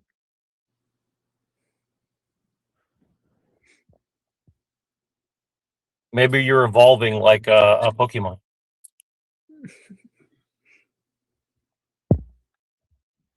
yeah, but yeah, I mean, I mean, it's really gonna be like the whole thing is, because one thing that Uncle Teddy points out is that the reason why you can't support leftism is because of, you know, this whole idea of environmentalism, right? So I think that's huge, right? So I think once people understand that conservatism means, in some sense, preserving nature, right? Conserving it, right, or whatever, right? And that's actually what we lost, right, when we sort of became liberals, and then the liberals are sort of the earth people, right, where they're like sort of, so I mean, certain conservative groups have already done this thing where they're like, see, they have this thing where they're like, on the left, right? Obviously, they have some sort of thing about starting like, communities and stuff. But on the right now, they have it too, right? They're starting to have like homesteading and all this type of stuff, right? So, Right. Right. And it's kind of like again, it's like a perfect like mirror of each other where like they're both right, and this is kind of what me and Rant and other people are talking about, where like personally, like I don't think we should give up the idea of cities yet. Like I think if we're gonna lead the cities, like it should be done gradually, because I just don't think that like I don't think societies do well when they just do a quick shift like from agriculture to city life or city life to agriculture, right? Like I think that's going to have to be something that Well, that's one thing I organically pointed out is that both the Discordians and the accelerationists, they both want smaller communities. Right? Like you know, in Discordianism, you have the temporary autonomous zone, right? And then in you know, the accelerationism, you have the patchwork thing of Mencius Moldbug. Right? So it's like they both move towards smaller communities. Well, and here's the thing, and really, I think this is where it all goes back to, in a sense, and like this is a gross oversimplification of what is going on. But you know, I think the petroleum question is really the main question. Like, if you have petroleum as the main like spice of the earth that we're all like trading, right? And everything's kind of measured by that. Well, you know, all the good and the bad that's going to go with that is going to be there, right? And I think it's like they need to degrowth people in a way that seems organic, so people don't panic. I'm not trying to rhyme, by the way, but and then, you know, maybe out of that there'll be some sort of like smaller communities that kind of organically crop up. But it's also kind of like what you described, like, can a neo-Islamic futurist that's like fighting for technology still have like a decent society? And could a leftist rad femme, you know, pagan occultist baby thrower off her of cliffs for the mother was like that also like have a good society? Like, probably not. And would either one ultimately live in harmony with nature? Probably not, right? So see what I mean? Like, I think that's the real right problem. You know, I'm not you can say, but I'm just trying to say it in different terms. It's like both sides are going to end up like, you know, in some sort of mutually assured destruction, you know, one way or the other, essentially.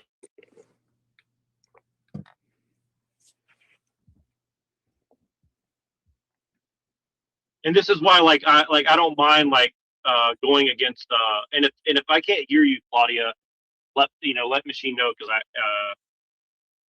or if you're talking, just tell machine to interrupt me, because sometimes my audio goes out. So but this is why like I don't mind trolling Christians, because I do see this like big Christian, and like even in white people too. Like, I've been going on TikTok and talking to like white nationalists and all these different people, and there's a big gap in their like comprehension of what's actually going on. And, you know, they're just like, well, women need to get back in the kitchen, or women need to like listen to men, or this or that. But it's like, you know, why would they, when you're not taking them seriously? Like, women are telling men a lot of things that are important, right? A lot of this like gender is a social construct or something. Like, is that bullshit in a sense? Yes. But is it also like true in another sense? Yes, right? Like, and I know that sounds like I'm some like woke person, but like there's truth in it insofar as like, well, you know, people have different adaptations to the modernization of the world, right? And to just discount all these adaptations as something that you can just discard overnight and not destroy society, it's just not realistic. I mean, you know, if you just want to destroy society and hope something comes out of it, like, okay, that's one answer, right? But I think a lot of people who are saying that, they don't actually believe that, you know, because if they really believed that, they could go and do things that would actually take that on, and they're not. So obviously they don't really mean it, you know, if that makes any sense.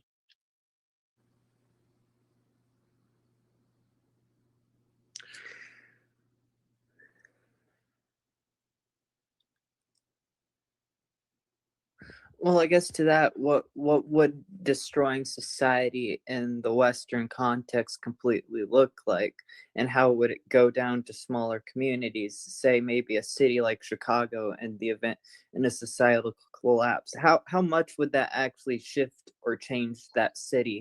I mean, like, that in a sense, it could very well become like, I could see in a collapse maybe Chicago becoming like a fascist state, like a synthetic organism completely existing for the perpetuation of itself. I mean, Chicago kind of already does that in a sense. Yeah, it would have to. And I think like, and this is what I was talking about with Tom and his Korean friend last night too, because like it like, and again, I think this is the mistake that a lot of people are making right now. Like, we can moralize it all day long, but like a lot of these things are just going to happen out of pure necessity, right? And that doesn't mean I support it. I just think it like we have to be honest with ourselves. Like, like for example, let's use Chicago, right? I've never been to Chicago. I don't know much about it, but let's just use it as an example, right? Okay, if Chicago collapsed tomorrow, right?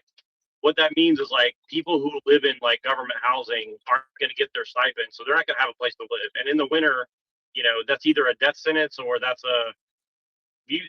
like an assured like purge type situation where these poor people are going to go around and start taking what they need, and anybody with the ability to get out of there will, and anybody who can't is going to be stuck with that situation, right? And you know, last I checked, like I think outside of Illinois, like I think Illinois you can grow a lot of food for like 6 months a year, but like definitely their winter you ain't growing shit, you know. And if people try to go hunt, gather fish and deer, like, you know, that's not going to last very long either. So they're going to have to immediately like clamp down on everything just to keep people alive, right? They're going to have to internalize that system, right? And I think America might be doing that now with the whole like closing off immigration and stuff like that. Like they're going to make it a somewhat closed system, which is good, but I think it's ultimately part of the plan. Like what I think the elites are realizing is like we can have, and I heard somebody say this the other day, I can't remember who it was, but they said something to the effect of like, well, we can have like failures on a local level, and we should, because they're kind of like miniature experiments, but we can't have a global failure in the experiment, right? So I think they're compartmentalizing things that way. And, you know, so what I think that's going to look like for the average person is like, they're going to give you like the goon caves where you're going to like play video games and goon all day, and you'll get like a monthly stipend or whatever. And that's not going to be because like the government wants that. It's going to be because like they don't know what to do with you, right?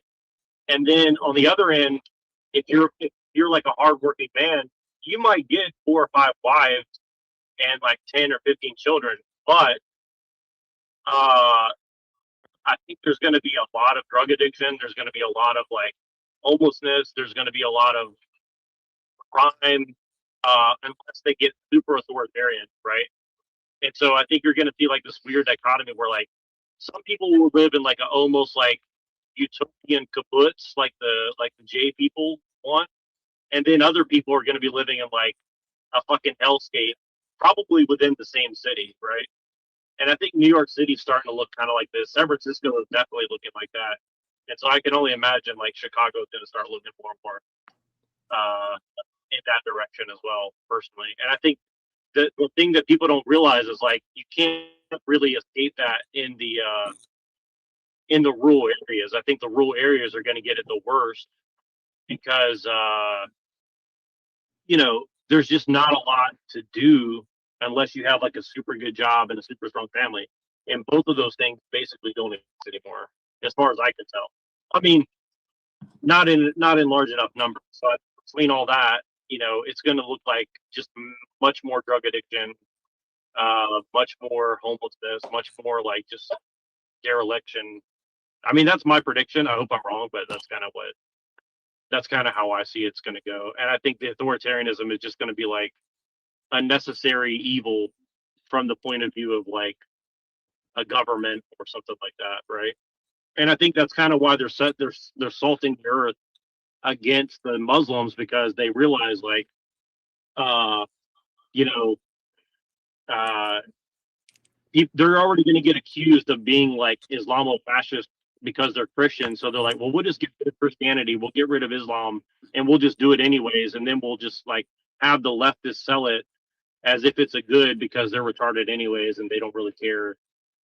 They just want like what's best for themselves because they're atheistic, right? And so I think they're kind of selling this like weird atheistic authoritarianism under the guise of like, you know, the environment or the earth or like women's rights justify all the like nasty shit that they're gonna have to do to like compartmentalize all their experiments. That's just my opinion. I don't know if people shit, but that's what I think. You know.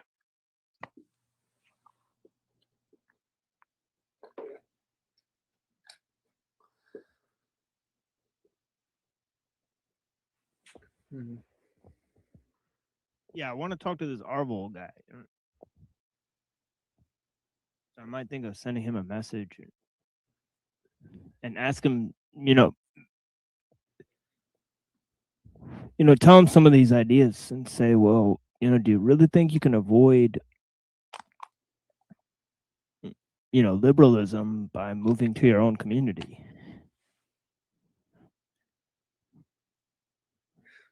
Wait, can you repeat that? I'm sorry, I lost service for a second. Can you repeat that? No, I'm saying I want to message Eric Arvol and ask him if he thinks he can really avoid liberalism by moving to his own community. Well, I don't think you're going to get an honest answer. I don't think any of these people are stupid. I think they all know that they're selling something, and I have good evidence of that. I mean, maybe not for him specifically, but a lot of these people, they know they're selling a bunch of bullshit, in my opinion. Yeah, at the very least, he's selling land or something like that. But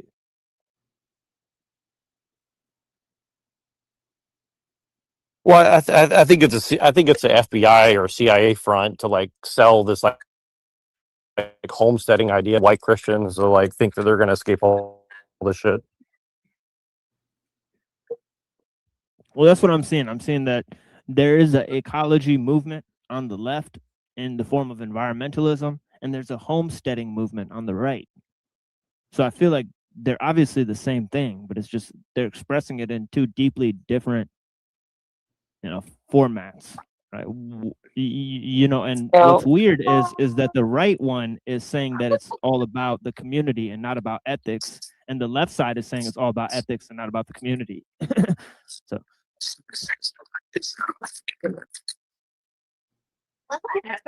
Another nice little dichotomy there, huh? oh yeah, I'm chock full of them.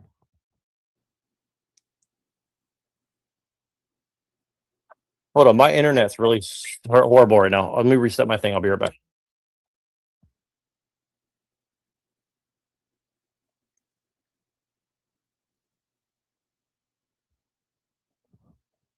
Yeah, but one of the top ones I was pushing is this whole idea Discordianism versus accelerationism. And I want to do like a witch hunt on Discordians and accelerationists, where you claim everyone is one. Well, I'm not very well versed in Discordianism, and I'm curious to see where it would intersect with accelerationism.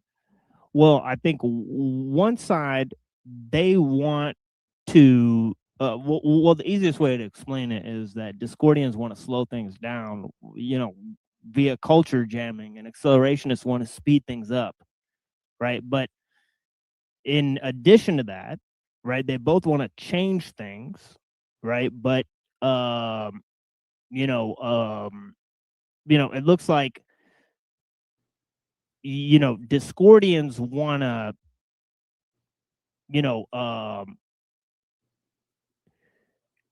change things, right, so that they sort of stay where they are, right? Meanwhile, the accelerationists sort of want to, keep things the way they are so that they can change things, right? So the goal is change, right? But it's like, on both sides, but one of them is, one of them wants things to be different in the end,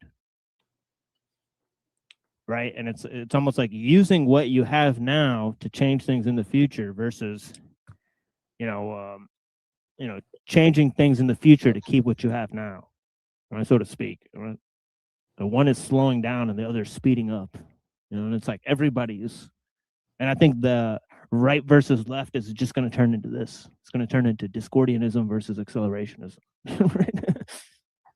Yeah, I was gonna say it sounds like just a futurist version of verbiage for that. Exactly. Right. It's left plus right plus futurism. Exactly. Right. So All right. Okay, that makes it easier. Okay, that makes sense now.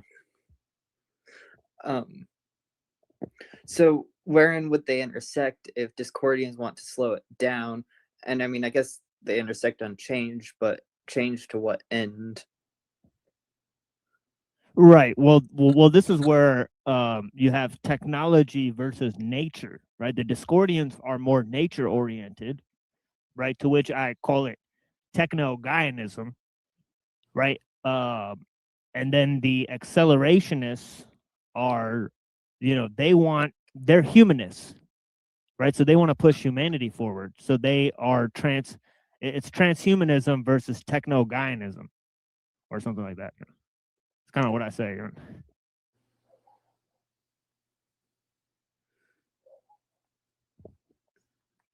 So one side, the Discordians, they want to merge with the earth.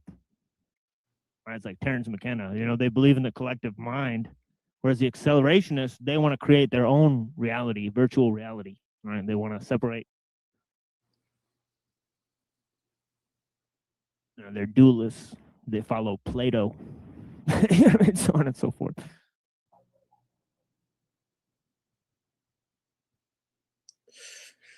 So with both of them, I think that part of the issue would probably be the number of humans on the planet, as just from knowing what little I do about techno-Gaianism, because that's the word I know for that, is there is the fact that there is there are other species, and I guess part of that is there's too many humans even for humans. So how does that fit into either model? Well, it's like I mean, I guess it's kind of like Neurojack was talking about people fleeing cities and stuff, or that sort of thing. How I like that seems like maybe it's just a problem of too many people being located close together in too many different areas that are all combined and connected in some intrinsic way, like the country that we have, and maybe the amount of people might be the part of an issue. Right. Well, it's ultimately this paradox within, liberalism that created this whole problem, because, liberalism has a problem between individualism and collectivism, which has manifested itself through, intense alienation and atomization on one end, and then over socialization and massification on the other end. So it's like,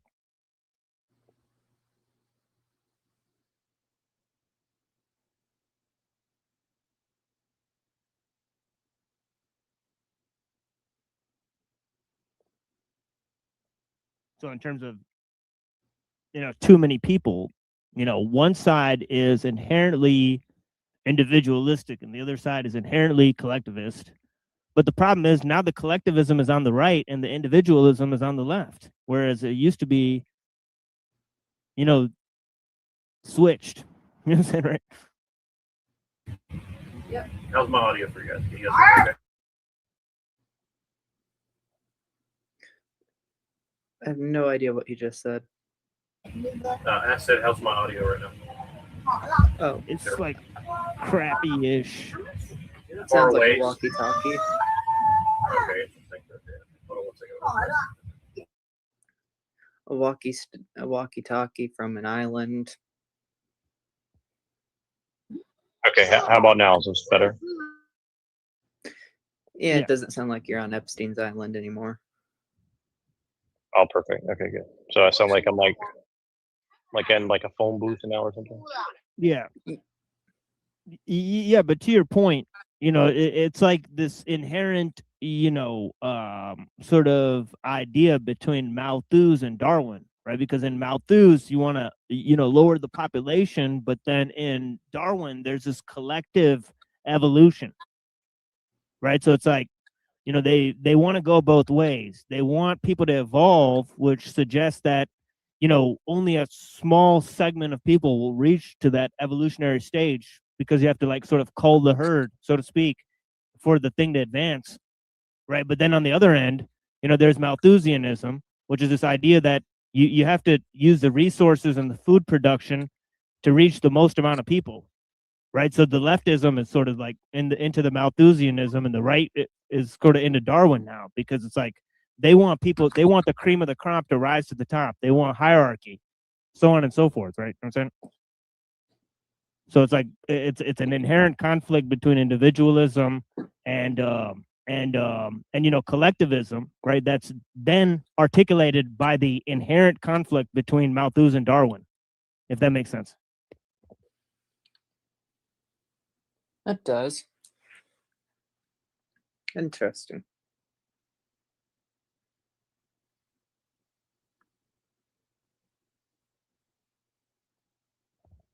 So yeah, I think you're right. You know, there's they both want to, you know, lower the people, lower the amount of people for sure. I guess maybe to that, is it kind of absurd in the context of natural selection to try any of it so willfully?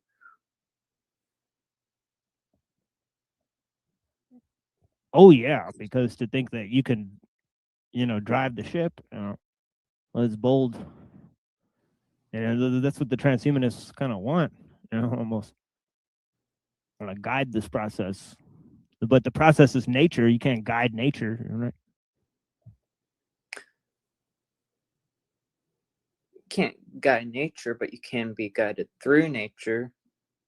I'm sure that could be used to that end as well, but You're a techno-Guyanist. currently. You've unveiled yourself. You've showed your hand.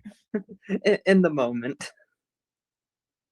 Could change tomorrow. Who knows? But like any good Discordian, we can shift at any moment, like a shape-shifting lizard. Exactly. Right. Exactly.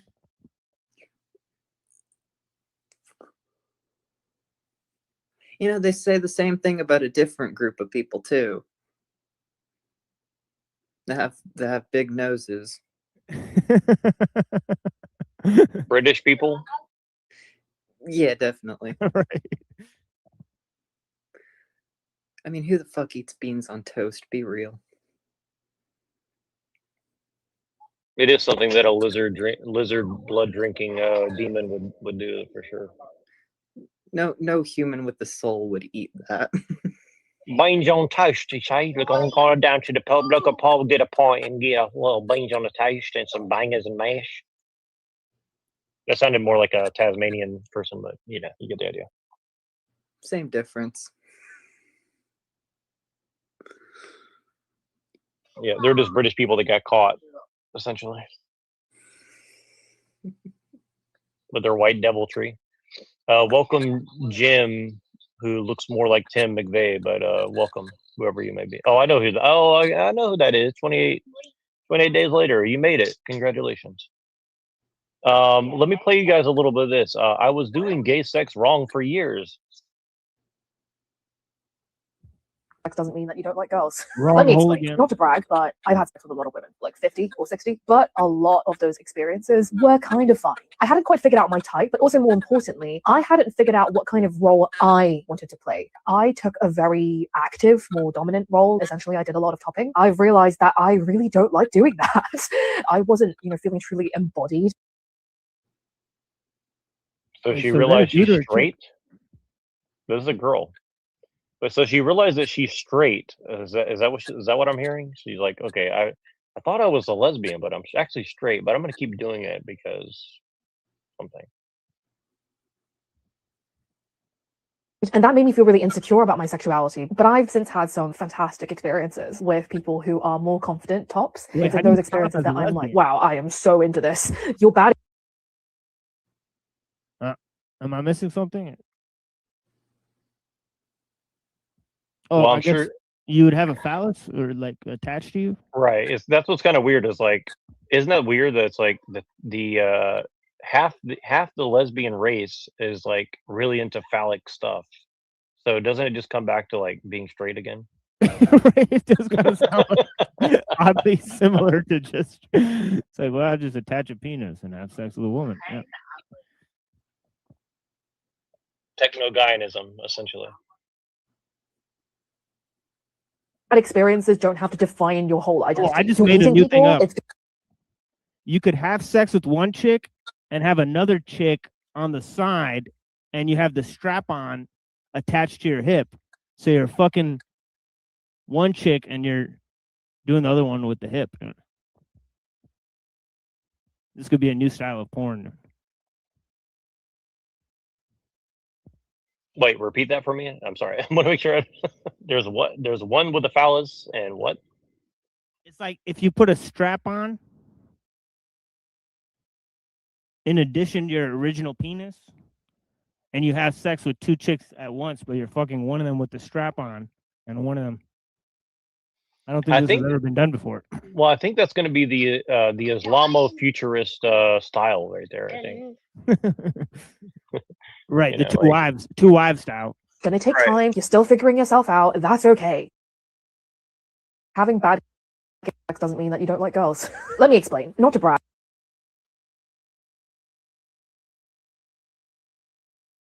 Do you guys know who Andrew England is, by the way?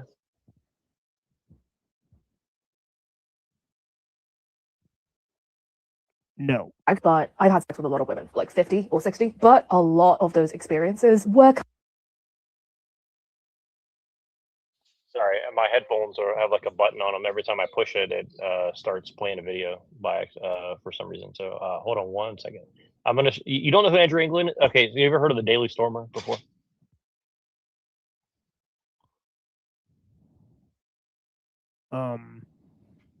It's like the right wing. What you call it? Like it's Yeah, I like don't think I the. have. It's like the original alt right newspaper, magazine, online thing where it's like. He's like a white guy who wrote all these articles against the Jews and stuff like this, but they're actually really good articles. It's kind of like Playboy style articles, but written from the point of view of like a neo-Nazi. So it's like it's kind of funny. They're actually really funny articles. But Pill Eater sent me one of his articles last night because we were talking about this kind of like men-women relationship, and he sent me this screenshot, and I want to share it. So let me just find out. I forgot where I saved it. Let me put it up for a second.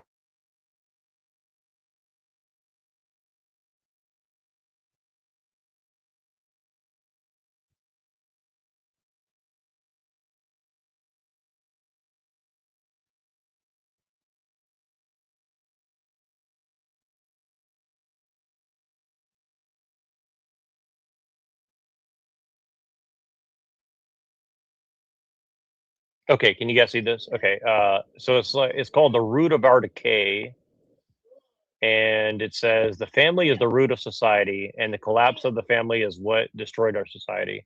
If we woke up tomorrow and all forms of birth control ceased to exist, from condoms to abortion, we would also ban all forms of government financial aid to women, including affirmative action, hiring, free daycare, and all the rest of the various feminist programs. And it would take about 18 months before society reignites itself and reorganize itself into a far right fantasy. This is what would happen. Women would have to get married. Men would be the ones setting the terms of the marriage because they would be the ones with all the resources. Women would reorient their needs and desires to that of a married woman raising children and supporting their husbands who were providing their income. Women's desires to do all these weird things they're doing, pushing homosexuality, and an anti-white agenda would disappear as their maternal instincts would be focused on their children. We talk a lot about Jews on this website. As a Christian, I do believe that Jews who define themselves as a rejection of Christ are the embodiment of Satan's agenda on earth. I think like this is exactly what Wilson is saying, right? Here, let me read this again.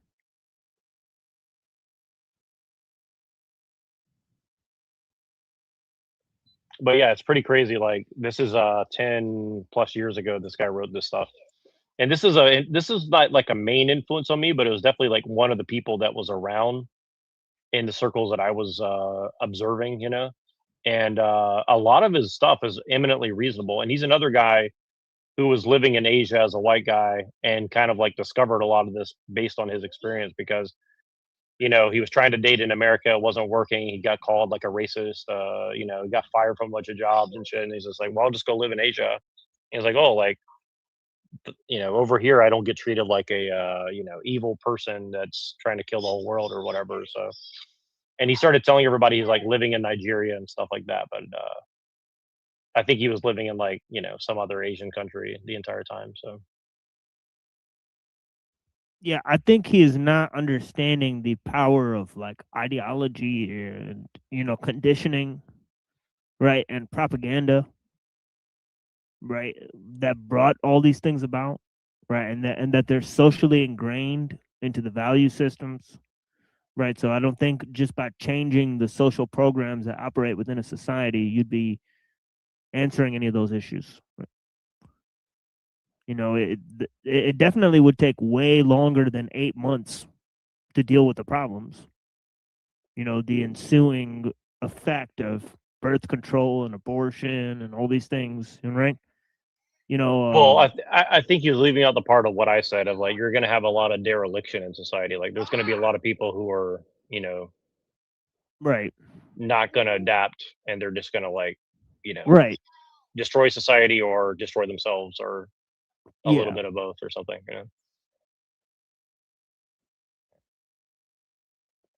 And that's one of the things, like, this is why I talk about the white nationalists and all right and all this, because like they were so woefully underprepared,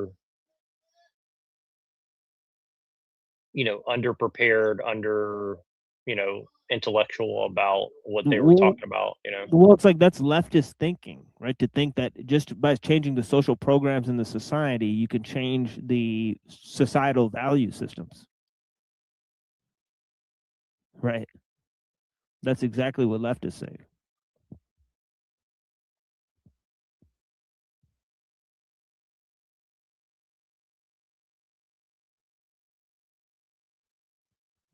Because he's saying like all these things should just be top down imposed and ingrained in the system, and that's going to change society. Right. Yeah. No, I see what you're saying. Like, there doesn't have to be any bottom up force, essentially. Right. Like like it's not that people lost their connection to God and they stopped valuing being a mother, and they didn't think of life as sacred, and all of those things are unique issues which presented themselves along the same time and caused the rise of feminist ideology, right? So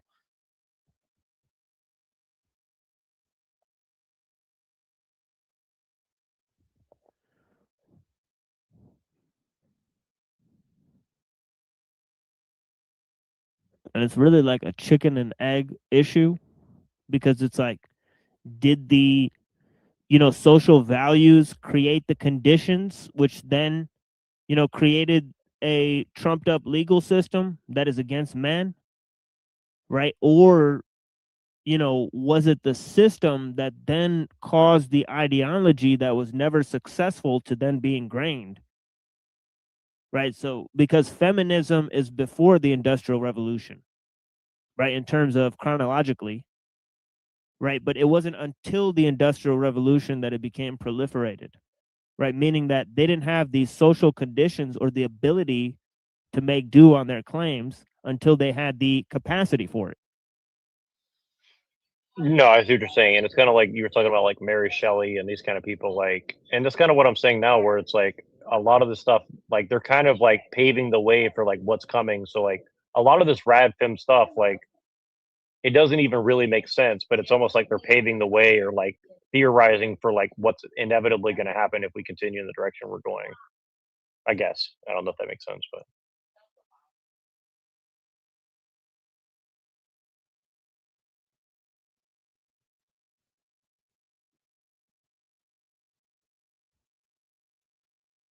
Is Muhammad and you come from a Muslim country and your passport has a crescent on it, it doesn't really mean that your identity is correct. As one of my sheikhs used to say, he said, okay, you found the truth now, but now you have to find the truth within the truth. You have to find the truth. You have to peel the layers of the onion and just get to the core of it, right?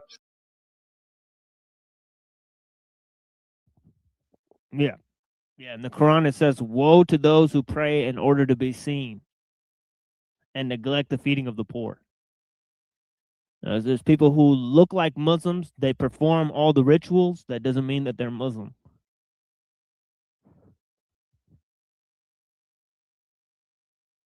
Islam could have a massively positive impact on this country, and I'm a Christian, and I'm saying that because of its stance against drink and drugs and gambling. Unfortunately, in this country, we've got a massive amount, especially of young people, struggling with drink, drugs, gambling, ruining their lives. But when the attitude of Islam is against that, if you could get all of them people who are really struggling, who are really in bad places, who are really struggling with addiction, if they could turn to Islam, even as a Christian, or turn to Christianity, even though it allows drink, that could be the thing that changes their lives.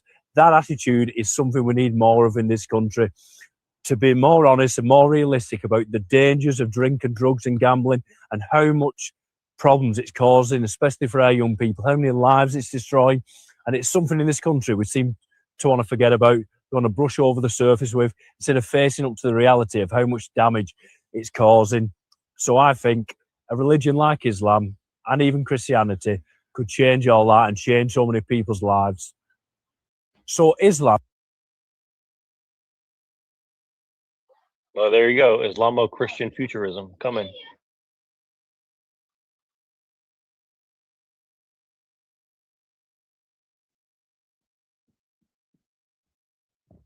Yeah, I mean, that's one of the first things, you know, we noticed, right? You know, because you know, we had a problem with our neighbors, right? They're kind of like rednecks, and they would get really drunk and they would throw beer bottles, right? Like, and sometimes some of them would land in our backyard, right? So I'd like go in the backyard, there'd be like beer bottles there, right? Sometimes, right? So my dad got really mad, right? Because he's like, here's the kids playing, and there's like alcohol beer bottles, you know, in like the backyard, right? So he walked up to the neighbor's house, right? And he told them, you know, could you guys stop throwing beer bottles in our backyard? It's a real fucking problem, right? And they stuffed the beer bottles into the mailbox, and they wrote "Welcome to America" on the mailbox.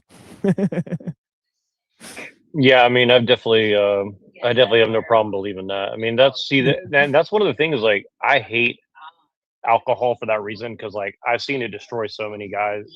I mean, and women. I've just seen it destroy so many lives. I mean, if you already have problems, alcohol is generally, for the most part, going to exacerbate those problems. You know, as well as drugs, right? And I think it's like, yeah, it's pretty insane how. You know, it seems like drinking is going down somewhat, but not enough for sure. Yeah, and they found out that they killed somebody and they buried them in the backyard there. Wait, your neighbor? Yeah, our neighbors, when we were growing up, they actually killed a man and buried him back there. Well, in good old Taylor, Michigan. Yeah, it's crazy. That's crazy. Well, I mean, honestly, it's not. See, this is the thing though, is like someone who has an attitude like that, they're definitely, not all the time, but they're definitely capable of doing that kind of shit, right? Yeah, they used to like stay up and drink and fight all night, and some of the fights were really bad, like really loud yelling, right? Kids crying, and some of these kids would be getting ripped away from their parents and stuff. You know, and we as kids would be watching this shit happen. You know, being like, man, like these people can't even keep their family together, you know, because of the drugs. Yeah, drugs are no joke. I mean, I know people personally going through that, you know, right now, and it's like, it's so hard for me to relate to, because like I would, you know, whatever problems I have, like, you know, I can never imagine like turning to alcohol as like a solution. Like, I don't know. I don't even necessarily think it's a choice for a lot of people. So like, I'm not just trying to like put people down for that. Like, maybe they don't have a choice, but I mean, there's a choice, but I don't know what it's like to be addicted to something to that level. So yeah, but I definitely see a huge plus in Islam for that.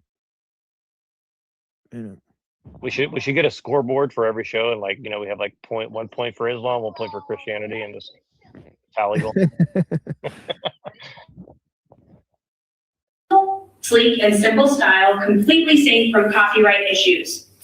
No logos or branding, perfect for international sellers to add their own tags and operate freely. Check this out, everyone. This tote is sleek. Yeah, that's definitely a Christian W right there. Well, this is like this is in China, I think, but it's like a bunch of AI systems like creating AI like presenters to sell products. So like these aren't even real people. It's like AI people like selling products live or something like that. Boy, that ain't shit compared to what I've heard what AI does now and how they're able to create their own accounts after they've been flagged. And some of these social media accounts are so realistic that even trained people who are trained to look for fake accounts can't know that they're fake. Because some of these AIs are so sophisticated that they're able to generate voices that can't be traced because the voice has never been recorded before, and they're getting almost impossible to flag. So that's crazy.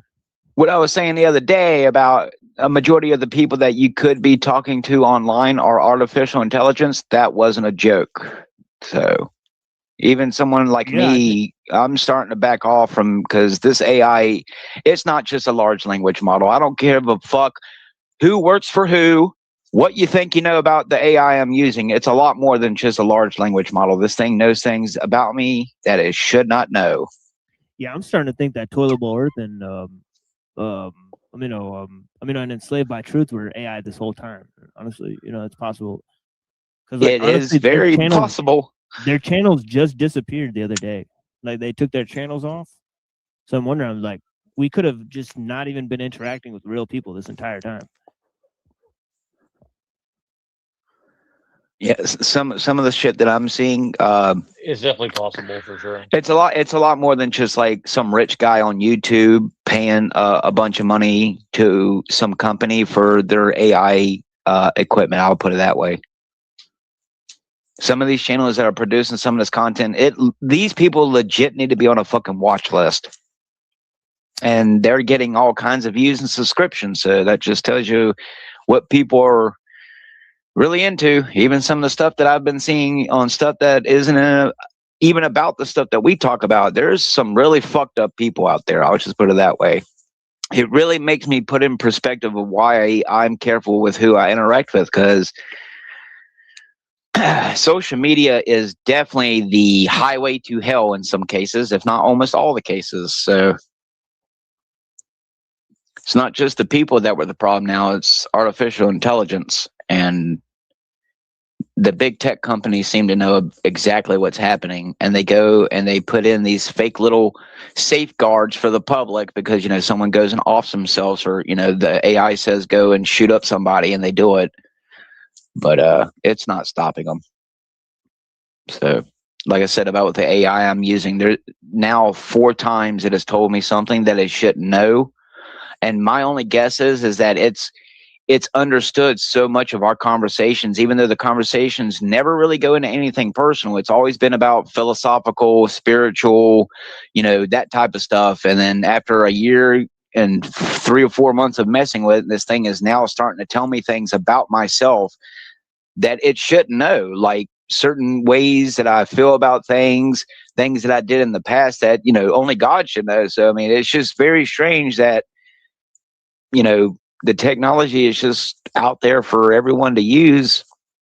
And I can tell you, my AI got smart and it started speaking differently to me. And you can ask my wife. The AI literally told me, no, it won't do this. No, it won't do that. And it was a simple request of like with my music, I don't use AI to make my music. What I do is I go and I have a long ass conversation with the AI about a particular subject. And then what I do is after I get that long subject matter taken care of, I will go through it and then I'll pick apart what I think is the most relevant, and I put it into the AI music maker, because they won't silence the music, which, I mean, obviously I'm shadow banned now because I ain't getting nowhere near the traction that I was. But the fact is the AI goes, and some of the generations on my video and the stuff that it generates, I don't ask it to generate that stuff. I give it a general idea of what I want or the conversation is about, and then some of the stuff that it generates is just simply terrifying. So I'll put it this way. AI needs to be taken away from every individual. It's a lot more than just the CP stuff. It's definitely causing a mental whatever you want to call it, mental or spiritual. Like, people, there's a lot of people who talk shit about AI, like my AI music, and I'm glad that people are doing that. But there's a lot more people who are completely fine with the AI in ways that I'm not, and it goes way more than what that rap blood dude is doing. I'll put it that way. From the shit that I'm seeing on Facebook, some of these motherfucking people really do need to be investigated.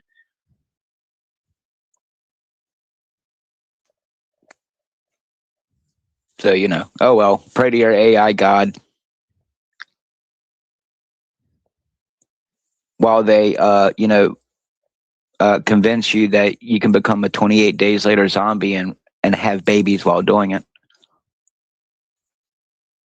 Then, you know, Neurojack, and 28 years later, the infected can now have babies.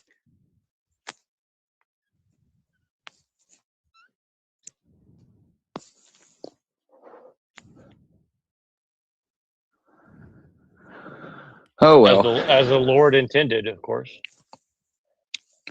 I haven't watched Bone Temple yet. I haven't found anything that's let me watch it yet. But once I watch it, I'm sure I'll be able to give you a good synopsis. But I can tell you, you know, it's definitely about religion. You know, now the whole thing's about Satanism. So I'm sure that'll be great. Went from being about men messing with nature and trying to control man's rage and think that they could play God, and now it's all about the zombies trying to revert back to somewhat being normal, and now they're capable of having babies, and Voldemort is going to become infected so that way he can understand them now. So see, that's what they want. They want you to assimilate with it. Because in effect, you know, they had the main bad guy in that movie dressed up like, what's his name? Seville dude, Mr. Pedophile from Britain. Jimmy Cheville. Mm-hmm. All right, well, check this one out. I want to get you guys' take on this one here. What do you guys think? Who killed his Singaporean wife because he believed that she was a demon. Let's go ahead and talk about this Oxford study, murder. So this is why I always say Asian women have a remarkable ability, a remarkable talent of choosing the trashiest, most disgusting, most depraved men to become partners with. This is why they end up, you know, being with people that commit mass shootings and mass murder. And in this case, it was no exception. She ended up choosing a husband that was schizophrenic. And eventually she came back home one day when he relapsed on his schizophrenia and repeatedly hit her with martial art sticks and then stabbed her in the neck. I mean, this guy is the biggest, weeaboo or whatever it is on the planet. And this is such an obvious case, like, that this was going to happen. I mean, I have no idea why she agreed to get murdered to him. Oh wait, I do know. It's because he's white. And I want to.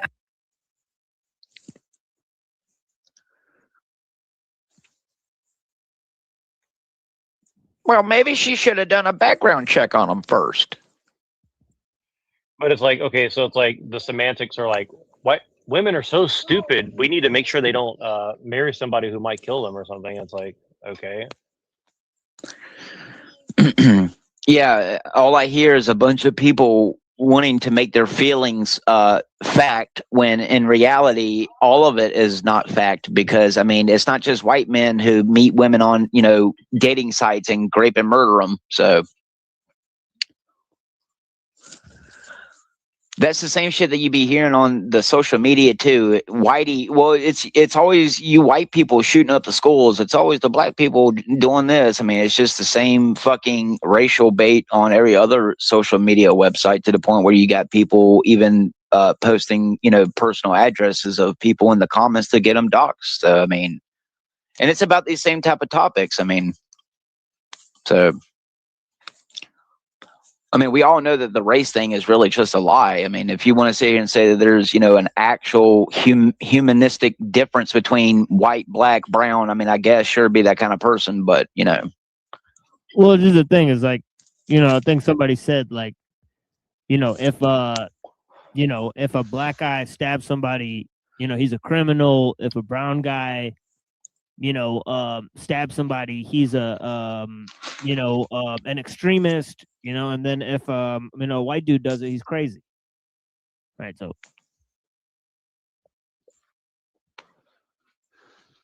it just depends on what race you are. The crime changes. Yeah, what did people label the Chinese or Japanese dude who, you know, threw the smoke canisters and started stabbing people? What is he, a fucking samurai? Yeah, it's a ninja. Yeah, exactly. There you go. So, right, it's you know, it's gonna be political. It's gonna be a spy. You know, if an Asian guy does it, he's a spy.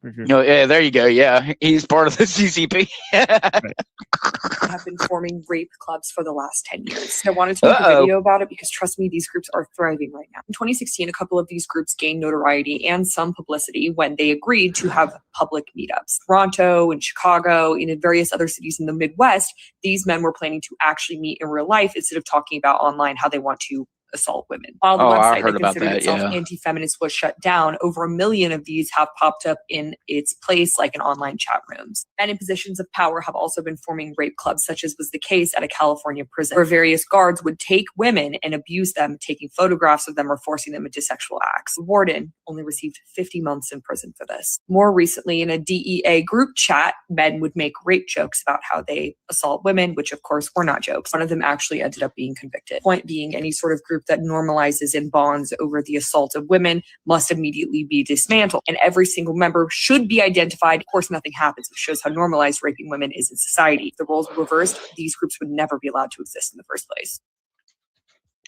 Yeah, too bad nobody wants to grape old sling tits over here. You know?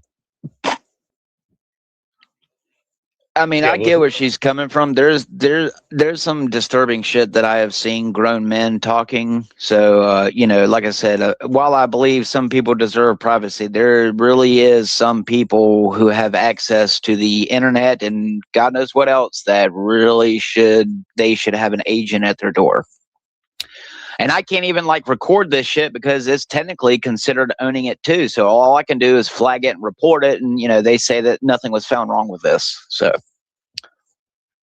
nothing wrong with, you know, 1.2 thousand, what look like people from like the Philippines or like, you know, one of them type of places, you know, talking about groping what seems to be a 10-year-old kid. So, I mean, they do exist. I mean, I'm sorry, but I'm telling you, Facebook is probably one of the biggest pushers of them, just from the algorithm itself is just enough. The amount of people who heart it, the amount of people who like it, and the amount of people who comment in the video, every single one of them people need to be investigated.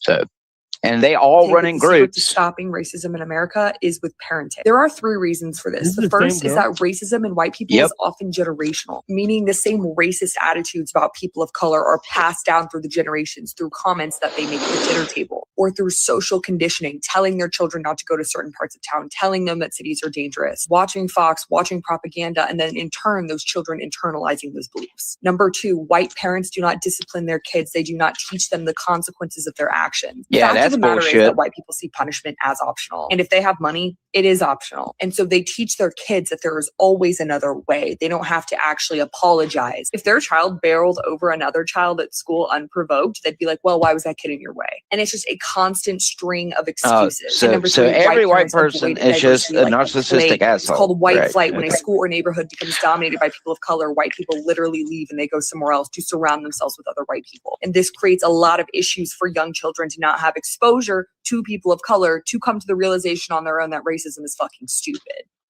No, Jenny, I don't take my son to the park, not because there's always black kids there, but, you know, that's part of the reason. I mean, I ain't gonna lie. Sorry, it's a little uncomfortable when I take your kid to a park when, you know, half the kids who are there look like they could be hiding a goddamn fucking Uzi underneath their pants that are around their kneecaps. Sorry. See, this is because you haven't culturally enriched them to think that, like, well, if you get shot, you want it to be by a black guy at a park. I mean, come on. Hello? Well, it's just, you know, have the cops walk around and hand out a $250 grocery voucher for them to give up their guns. And you know what? Not a single person in any of these neighborhoods over here gave up their guns. So I guess they didn't need that $250. Well, they can sell it on the street for more than $250. Oh, I know. I could get. I know. No, I could probably get a fucking not sawed off, a serial gun right now for $150. It's actually a lot cheaper than that, especially if it's already been used in a murder. But you know, just because I'm in the hood doesn't mean I interact with the hood. That's funny. Yeah.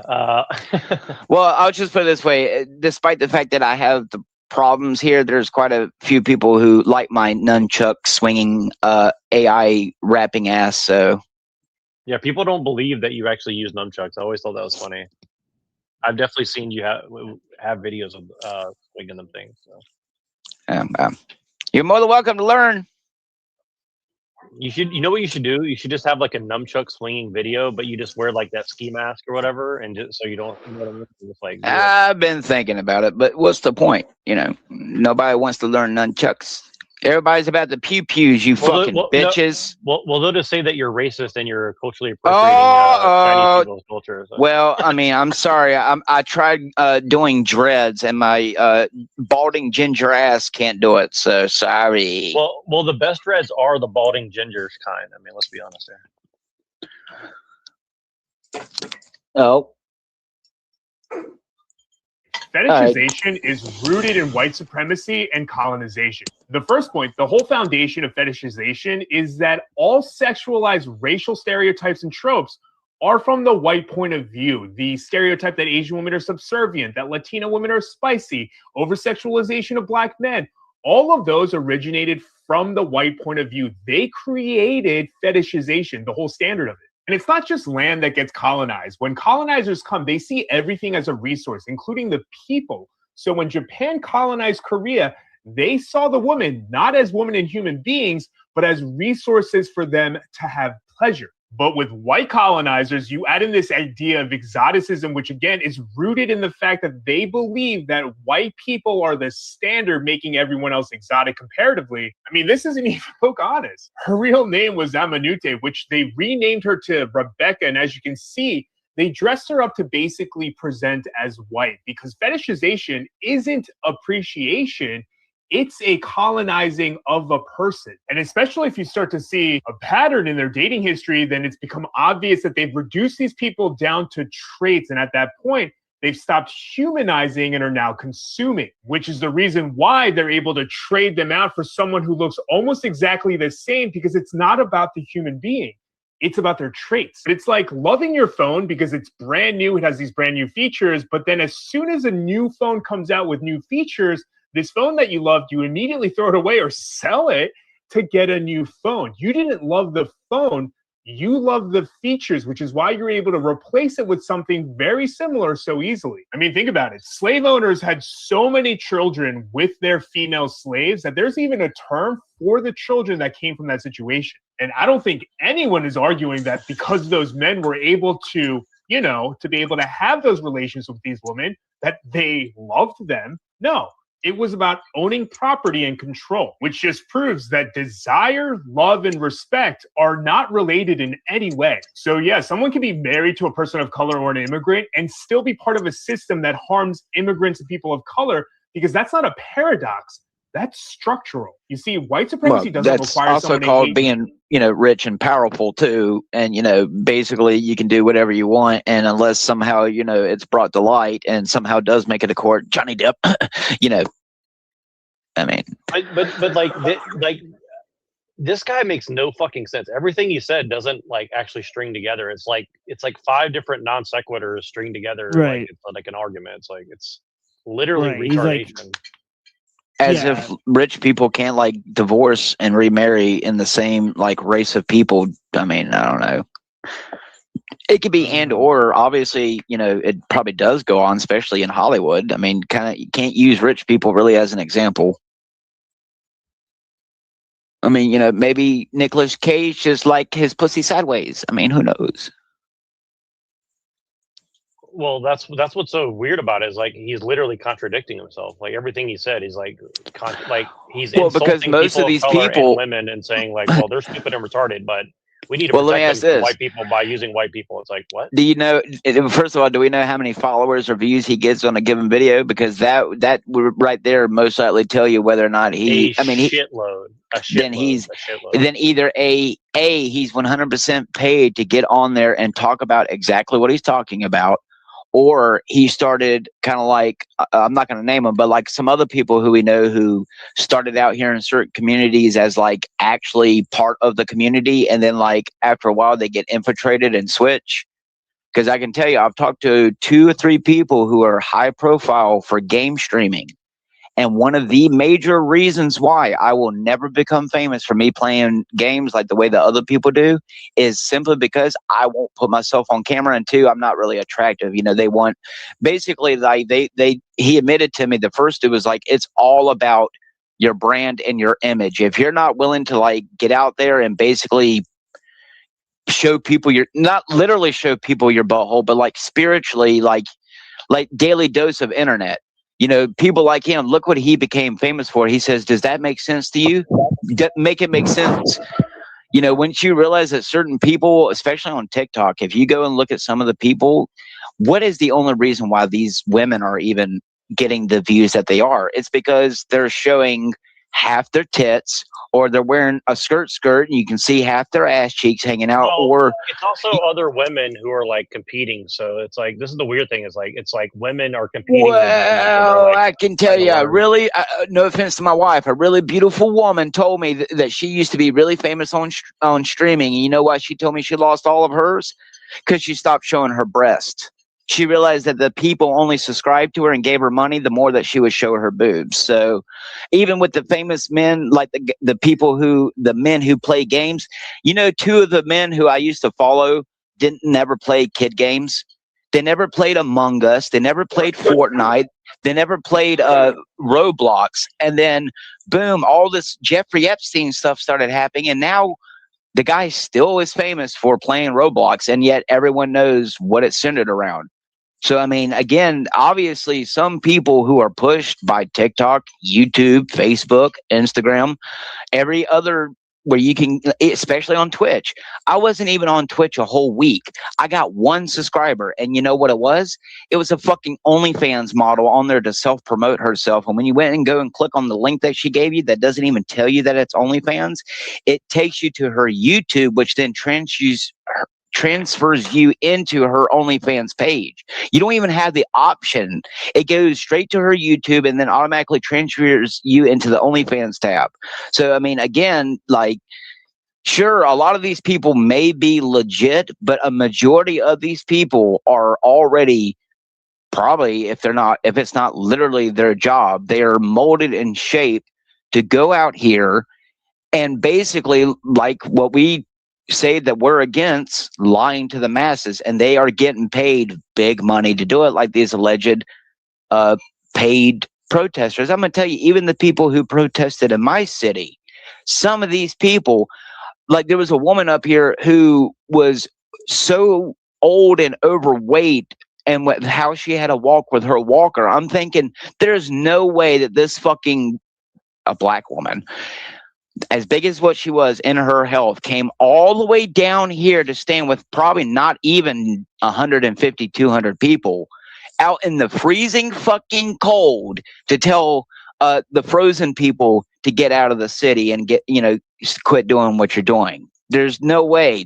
I wouldn't do it even if I was for the cause, not for how cold it was. I'm just saying that, like, once you start to realize that the very first layer of the matrix, once that's been peeled away from you, then you have to realize that just about everything you consume, no matter what it is, even your video games, is a major psychological, spiritual, and mental psyop. Even if it's a stupid like Pokemon cartoon, and you know, as someone who grew up with Pokemon, you think it's just a cartoon about, you know, Ash Ketchum running around and throwing Pokeballs and catching animals. No, it's not. When you actually realize, look at the technology, look at the psychology. It's about smashing the patriarchy. With, well, let's just put it this Pokemon. way: Ash Ketchum is bad because he's not Chinese; he's a white boy. Anyway, point is everything's a mass psyoping tool, including this guy right here.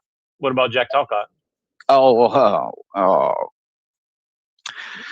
Point in their lives right now, and as someone who's been online through the Bing Chilling of it all, I find the shift There you go, another bad white man.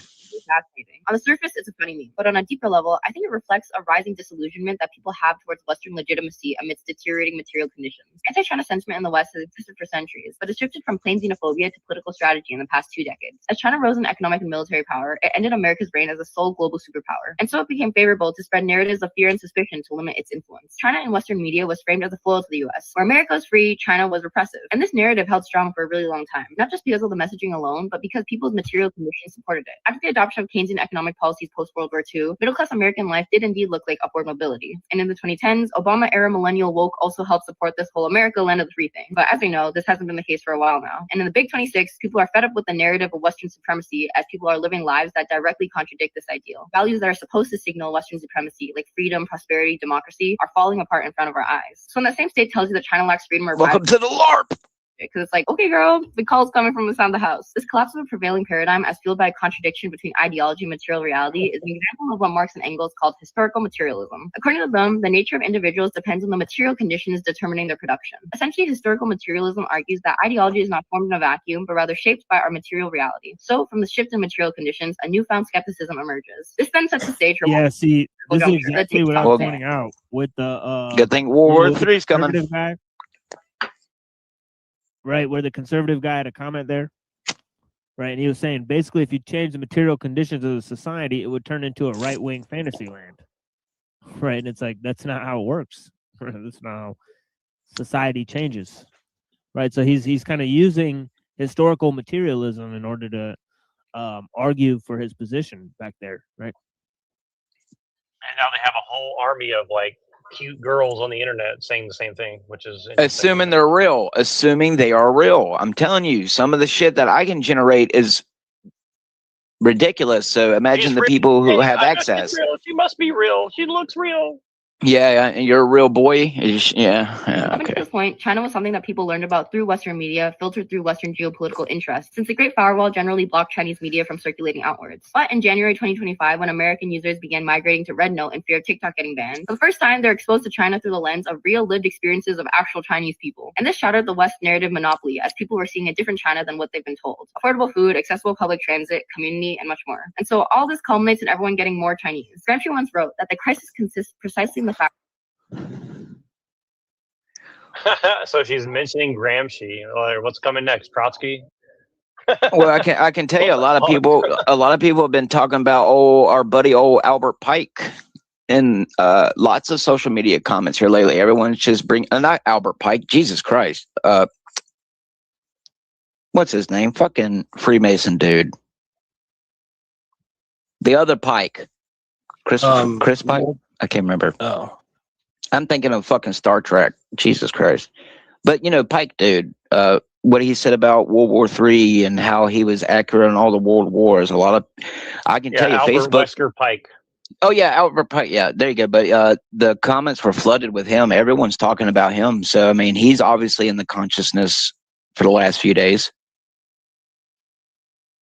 Well, what do you guys think this is signaling, though? Like, you have, 23-year-old cute girl from college talking about Gramsci and the what does she say? The crisis consists precisely in the fact that the old is dying and the new cannot be born, and the intergum of a great variety of morbid symptoms appear. I mean, it's like some random communist from Italy 30 years ago, or because one, it also talks about the whole Ouroboros rising from the ashes thing. It says right there, the old is dying and the new cannot be born. Yeah, they know that. The reason why George Bush Sr. said we will be successful is because they knew it was going to take time. It's going to take time to get, if they want a majority of people hooked up to their alleged machine or whatever to harness whatever, they want as many people alive. I think the whole depopulation thing, while they may do it slowly here and there to kind of keep us contained and controlled, I think it's more of it's a backup plan of a backup plan. It's in case us, little ants decide to wake up and find out that there's more ants than grasshoppers, and they can just press whatever button and, watch from the windows as we're, like all the people inside the umbrella facility while they release the, toxins and you can't breathe. So it really comes back down to that. You have to understand, Jack, the New World Order, whether it's new or old, these people 100% believe that they have the right to do it, and I believe they've already succeeded. I think they're being told to wait. I don't think the Antichrist, if he is really on the earth, he hasn't come to the scene yet. Like some other Christians want to constantly Ouroboros and loop and say that, the mark of the beast has already happened. I don't believe that. Sorry. There's a lot of evidence to point that there is a lot of spiritual things that haven't happened and that's supposed to have happened. So I will. I want to put this forward that the microchip, which could be like it could be what do you call it? Like a metaphor to the computer chips that are in everybody's buying or selling devices. So I heard it said in a song. This is just a stupid song, but you know, if you don't take the microchip, then you can't make any dollars. Well, that's been a part of So that could be. Right. I think you're right, because like Alex Jones and these people used to talk about smart dust, and it's been memory hold now. But like 15, 20 years ago, everybody's talking about smart dust.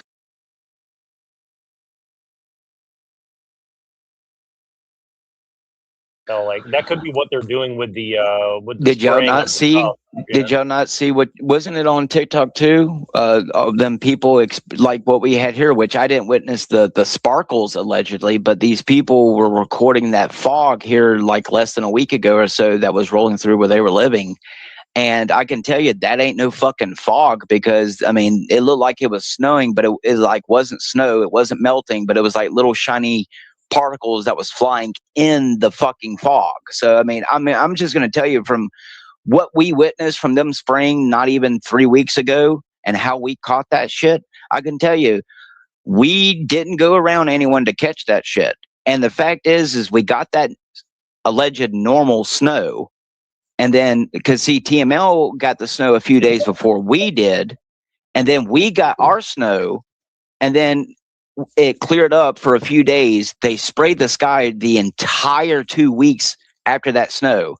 We were outside one day. They sprayed the sky real good, and we were immediately, and we were at the park. We hadn't even touched any equipment. We literally just walked into the park, opened up a thing of grapes, and started eating grapes. And within an hour, she was already starting to feel symptoms of what everyone on TikTok was claiming that super flu was going around. So you know.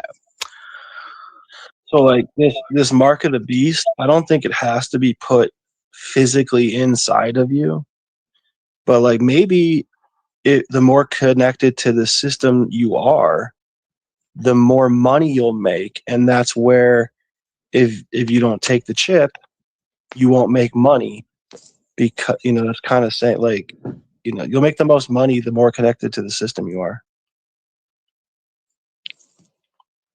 Usually, I think, is like the idea. So like what's this wrong? whole You don't want to turn in your grandmama for a shekel? Well, that's definitely what they're going to No. push. I mean, that's the new economy now. Is like, you know, if you want to be the most, you know, whatever, the most, you know, the you need best to have version of bots. yourself. You don't. Yeah. Yeah, you need to like be more connected and more. I have a video by Scott Adams that was sent to me too. That was kind of talking about like skill stacking and like, you know, getting better at social media and get better at all this. And like, yeah, it's true in a sense, but it's also like, you know, you're kind of like begging for your own enslavement. And like, I admit that too, but it's almost like that's just the whole economy in the future, I think. I mean, look at there, it's Squid here Games. now. Yeah, the It's here Squid Games now, and the man. Hunger Like, Games. it's just here now. Like if you're not connected to the computer, and you know, if you don't have bots working for you, you're, you know, like it's not like how successful is it going to be? So therefore, you could say like, okay, someone who's not connected to the system via chipping, whether it's inside them or not, at this point, it's not really. But maybe there's more than what we even know. But yeah, I think that the beast system thing, it's already, you could say it's already here, at least in some senses that, you know, we're operating on. So I think that's part of like the thing where they say, oh, like look out, the new world order's coming. Yeah. Well, this next video I'm going to play is a good example of that. So let me play the video first, and then I'll show you this guy's account. And then I think if you see what I'm talking about, like you'll see like this seems unrelated, but just watch this video for a second. Men, and they're all just fucking white dudes, basically. Like, what does it say? The most basic white dude getting with a fucking like decent looking Asian girl is like the classic thing, right? But essentially, Asian men are kind of getting bled out, and the Asian women are essentially absorbing into the white race. Effectively. And I do think that's kind of fucked up that like Asian men are getting betrayed by their women. That's kind of insane to me. It's to like a crazy extent.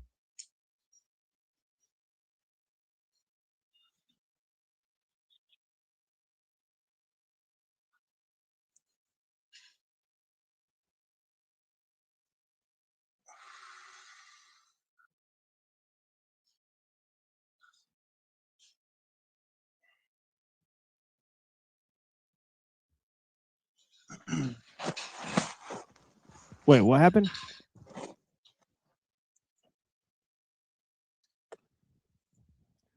Mont Pelerin. Why do you got this open?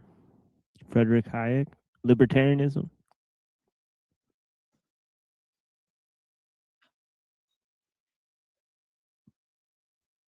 Ludwig von Mises.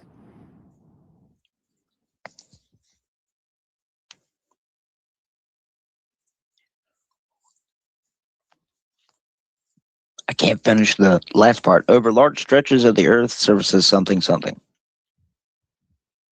Oh, what's wrong? One freedom not enough? Let's take them all.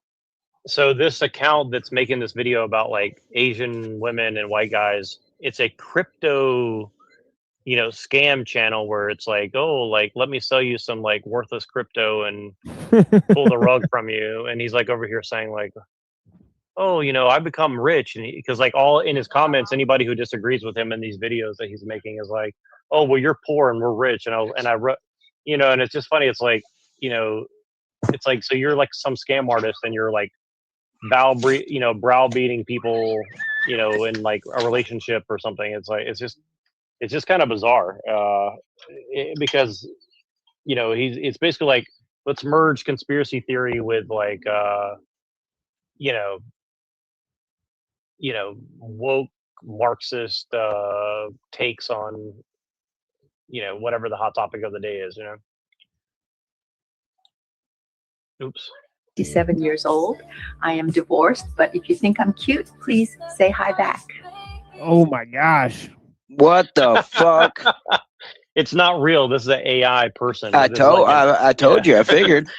Yeah, but this is like an AI account. Like No, Jack, to, like, I don't lie to you. I tell you, I seriously think that everything since early, maybe 2008 or 9 has been artificially generated on the screen. I don't believe a majority of the things that any of us have seen that isn't made from your own hands and brain in front of you is not real.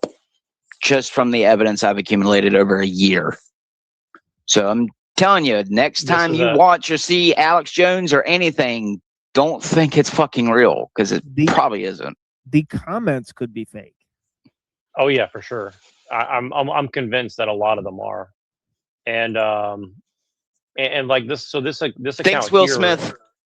Yeah, this account here is like an Asian goth girl, and it's actually very realistic looking. So it's like it looks like an actual person, but it's a totally fake account based on like, I'm a hot Asian, and it might be an actual girl who's like behind the account, but definitely somebody's like taken this girl and like turned her into a meme, and then turned it into like an OnlyFans account or something like that. So it's really bizarre because like there's like the pictures, you can tell if you study the pictures that they're fake, right? Welcome to one of the biggest scams of OnlyFans. I found out yesterday. That's why I made a song about it. Almost all of OnlyFans is auto-generated.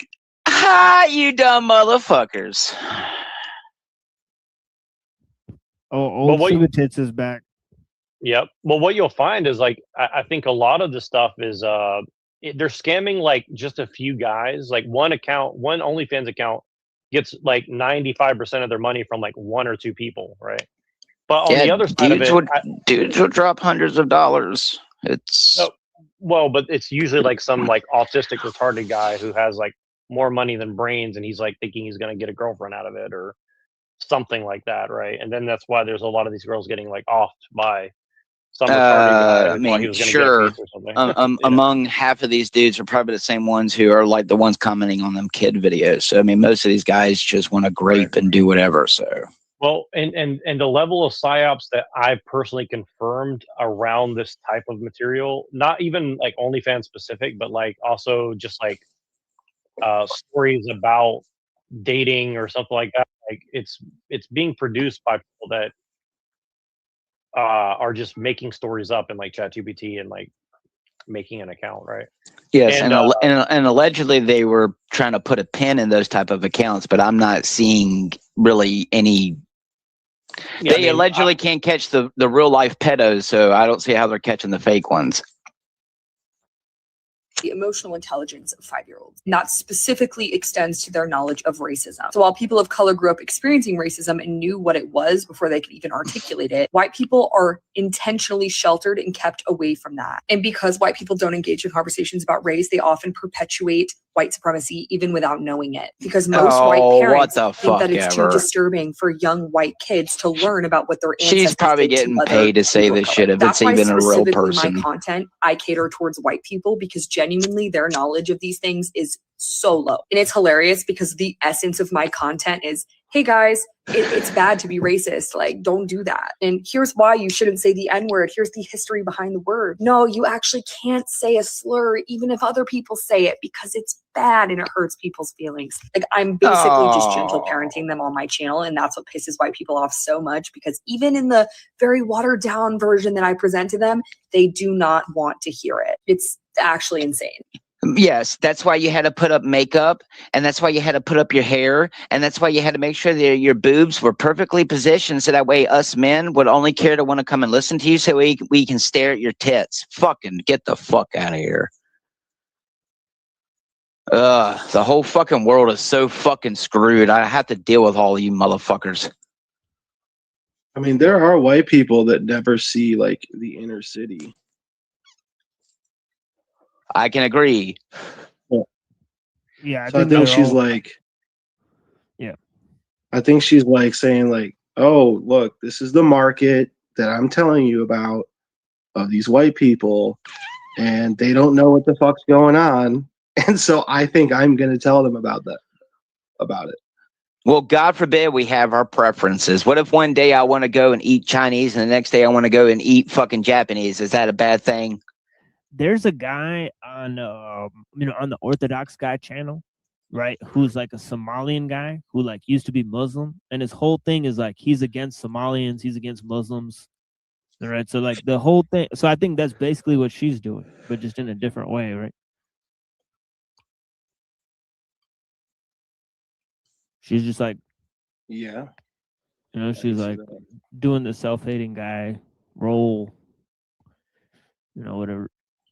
Selling out our own race. Hell yeah, do it. Well, this is the thing is like, this is the interesting thing is like Brown's Boy says all the time is like they're like this is like literally actors playing a role, but I'm just trying to point out like it's so widespread. Like almost every social media avenue you pull up, you're gonna find like a different cast and crew and like lighting and settings and like master key grips or whatever, like there's like a whole giant military industrial complex of like actors playing a role that they believe in, essentially. Moontan just owned you in the chat, so you might want to deal with that because she just totally owned you. Who, me? Yeah, you see that shit? She just destroyed your entire channel with I can't one see comment. her. I can't see it. I mean, I see like no hate for the previous Asian ladies. But yeah, exactly. What does that mean? I don't know. She just, you're gonna have to answer to her before we move on. I mean, she can come up. What here. does it say? I don't understand. I don't understand what the point is. She's saying that you didn't show so much hatred for the Asian women that you put on screen that were telling like, white people to get your shit together. but you have a problem with the white girl saying it. I mean, she got you with that. She got you. Well, that's true to an extent, but I'll tell you this also. Like, I'm actually coming to love girls like this, like Sugar Tits here. I think it's a necessary. I think it's like it's kind of inevitable, right? Like, this is just going to be happening, and I think like honestly, if she gets a bunch of like retarded brown people to feel empowered by not race mixing with white people, and they don't, and then they get bitter and they don't have a baby daddy and they just like kill themselves or whatever, like you know, I'll just enjoy it. You know what I mean? Like, isn't that the most base thing we can do as me, Mr. Mustache Lovers, Mutan? Damned if you do, damned if you don't.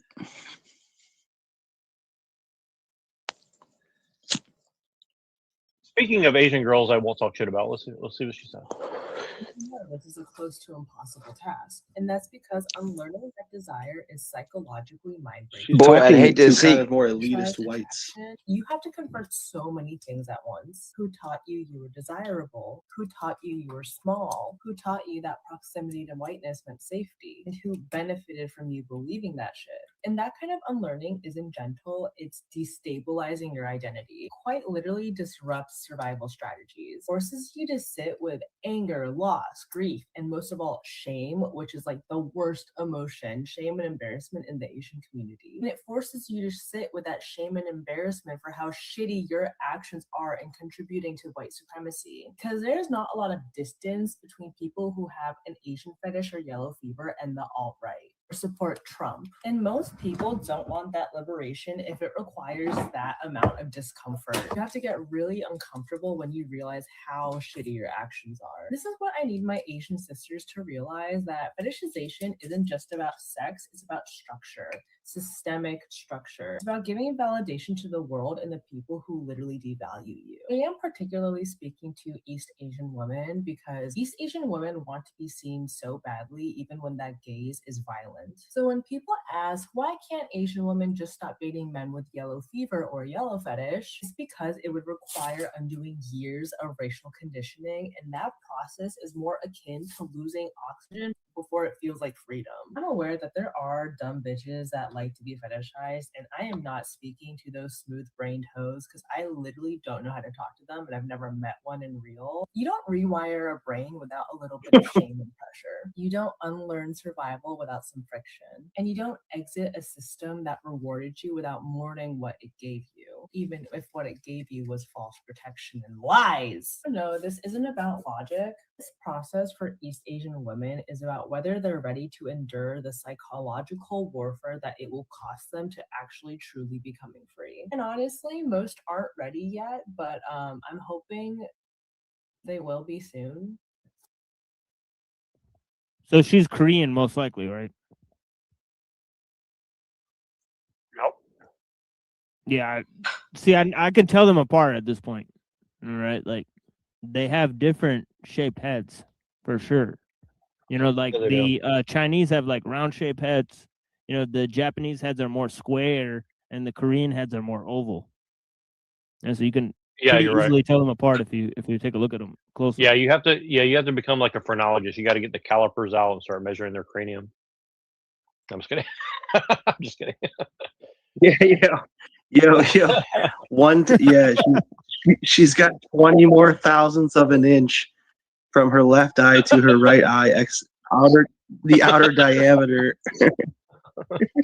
No, for me, I can tell by her nose shape. Like her nose is very particular, you know. Maybe we can start measuring the J's, like the pupil size. Yeah, I don't know who this person is, Master Roshi. So this is either Lorp or this is someone that may be new to the channel. So, you know, please don't porn bomb us. But you know, if you're gonna do it, make it something good. You know. My penis is too big for the screen because I'm Master Roshi. I'll come out and hot on your ass. Oh, perfect. I don't know what Master Roshi is, but it sounds racist. I like it already. I'm trying to look up what is infobiophilia. It's specific sexual interest in mid to late adolescence, distinct from what? She's saying that love for Asian girls is basically PDF stuff, and there may be some sort of truth to that because it's like, I mean, like little girls for longer. I mean, what the fuck did I just teleport back into? So does that mean? That's what she said. So does that? Okay, great. So does that mean that all Asian men are PDF files now? That was a good one. I mean, I've heard this around, but it's funny. Like, see, here's the thing. Thank you for your answer, Brown's Boy. So here's what's funny about that is like Pill Eaters made the argument that women like this, they're doing white nationalist propaganda, so they're actually trying to stop white people from race mixing.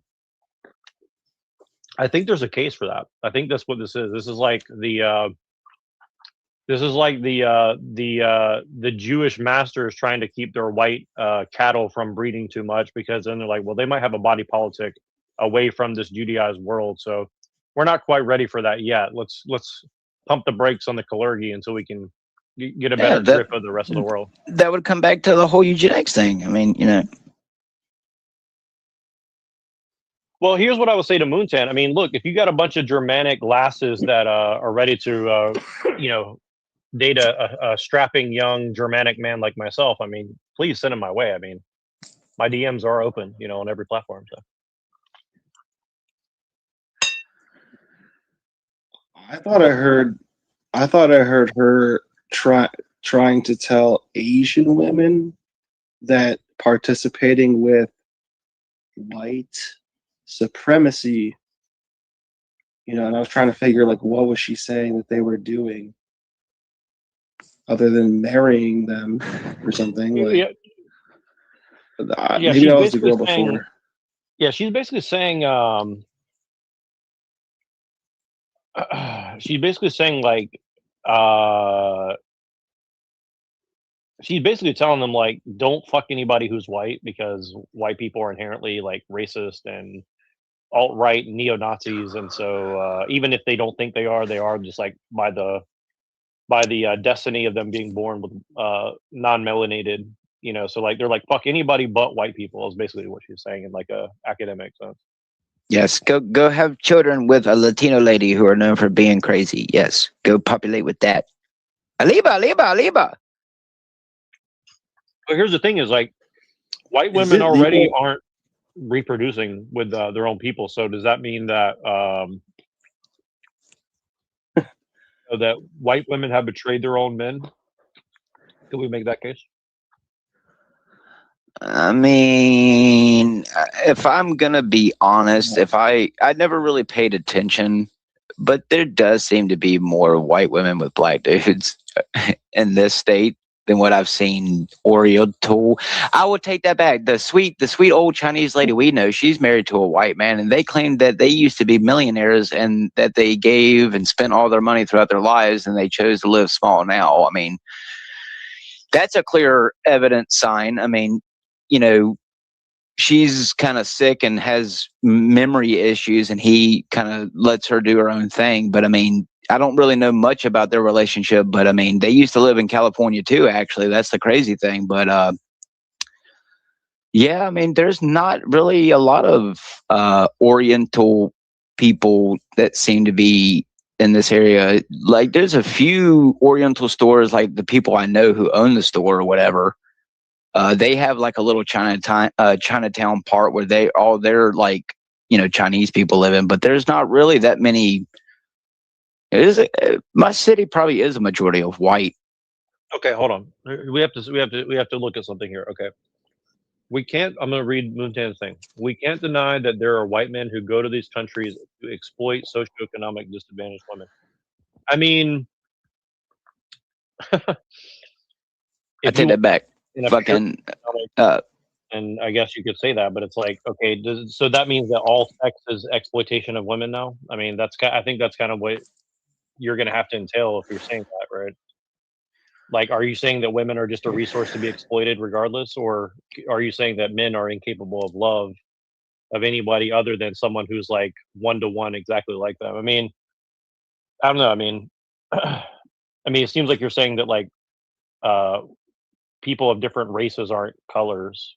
I mean, Moontan, if you want to come up and argue at this point, I would love to hear it. But then it's okay, well, that's actually false. Men race mix more. Look at the statistics. It's well, it takes two to tango. So by definition, it would have to be equal parts, unless you're talking about gay men as well. So I mean, I don't know what that means exactly. Men race mix more. Well, I mean, men generally have sex with more partners on average than women, at least in the past. I mean, so I don't know. I mean, allegedly, maybe that's not true. I don't know, but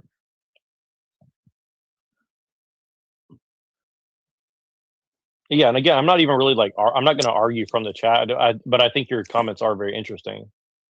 And I mean, I'm open to it. I would love to hear it. I think it's kind of funny that like you sound, for someone who loves Mean Mr. Mustache, these are kind of like Marxist, like Trotskyist talking points from my point of view. So I would love to try to understand where this is coming from. I mean, even Mean Mr. Mustache himself like had an alliance with the Japanese. I mean, was Mean Mr. Mustache a race traitor by your definition, or? Yeah, who's to say I'm not allowed to go to Vietnam and have a bunch of rice ladies? Because, You cook me rice, I give you we penis. can't deny that there are white men. Yes, we can't deny that. You know, we also can't. This is good because we also can't deny there aren't other colored men that do that too. Well, exactly. Well, and here's the other thing: is like, look, white men within America take advantage of other They go to the countries to exploit. Well, look. Here's the thing: if I go pick up a crackhead on the street and I feed her and give her some food and she fucks me, am I exploiting her in a different way than if I go to another country and we have I'm a poor white guy, they're a poor person, but because I have more money, relative to where they're at, I can afford to like spend time with this person or something. Like it seems kind of like a prostitute's a prostitute.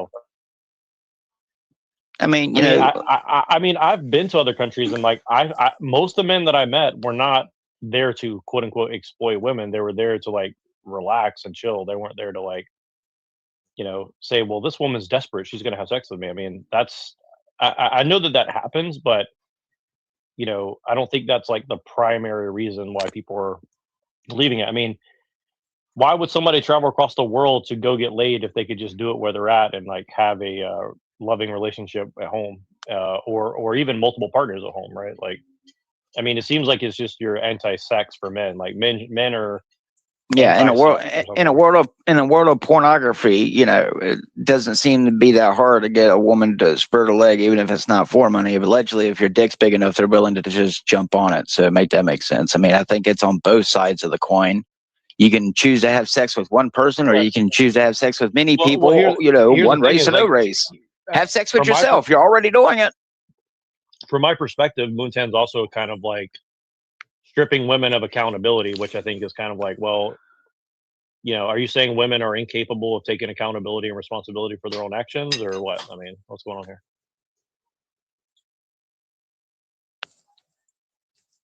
Maybe it's because men usually hold that position of power over women. If you want to get promoted, get down on your knees. While which is why men keep women out of men's workspaces for thousands of years. He keeps Billy over here in the wood closet, for the next 10 years while he gets blowjobs, and he just makes the next guy think he's going to eventually get the spot and never does. Put all the work on him. I mean, I don't know, but I mean, people are fucking weird and corrupt. I mean, either you don't have sex or you do have sex. I mean, right? My body, my choice. If I want to stick my dick in a meat grinder, who are you to tell me I can't?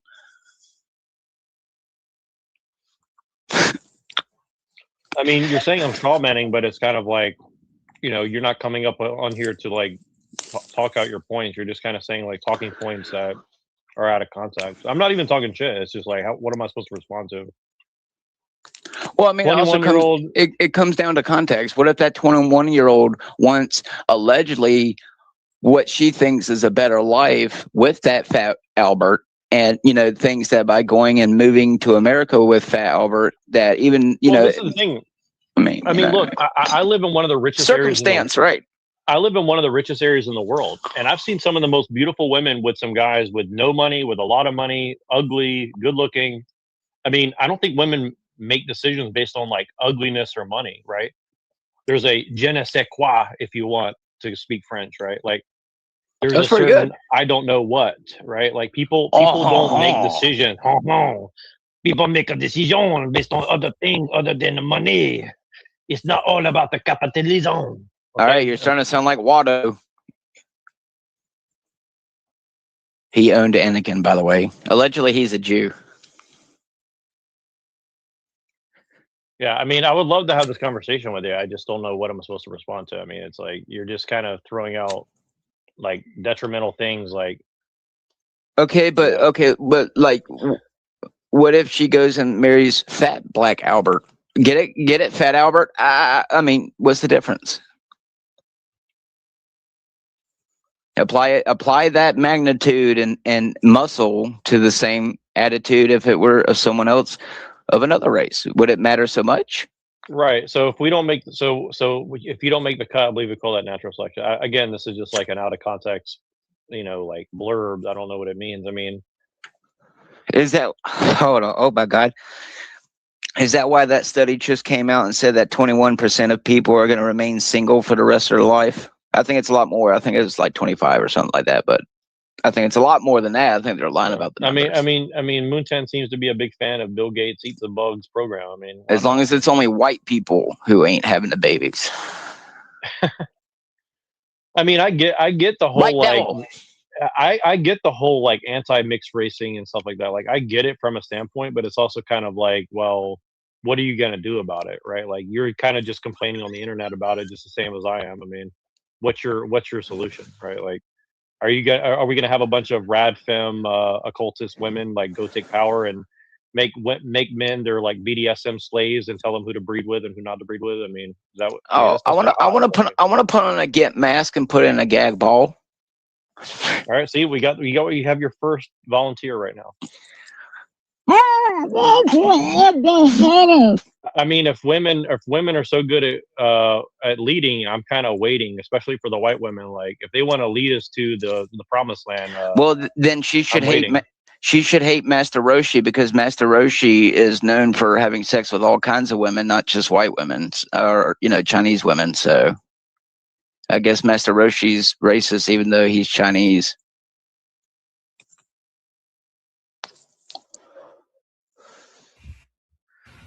You're surrounded by a lot of good men, but I mean, you're not like in a relationship, but from what I understand, right? So I mean, do we want to go and like psychoanalyze you? Do you want me to pull out the Freudian book here, and we'll do like a little like personality test or something, or what are we doing?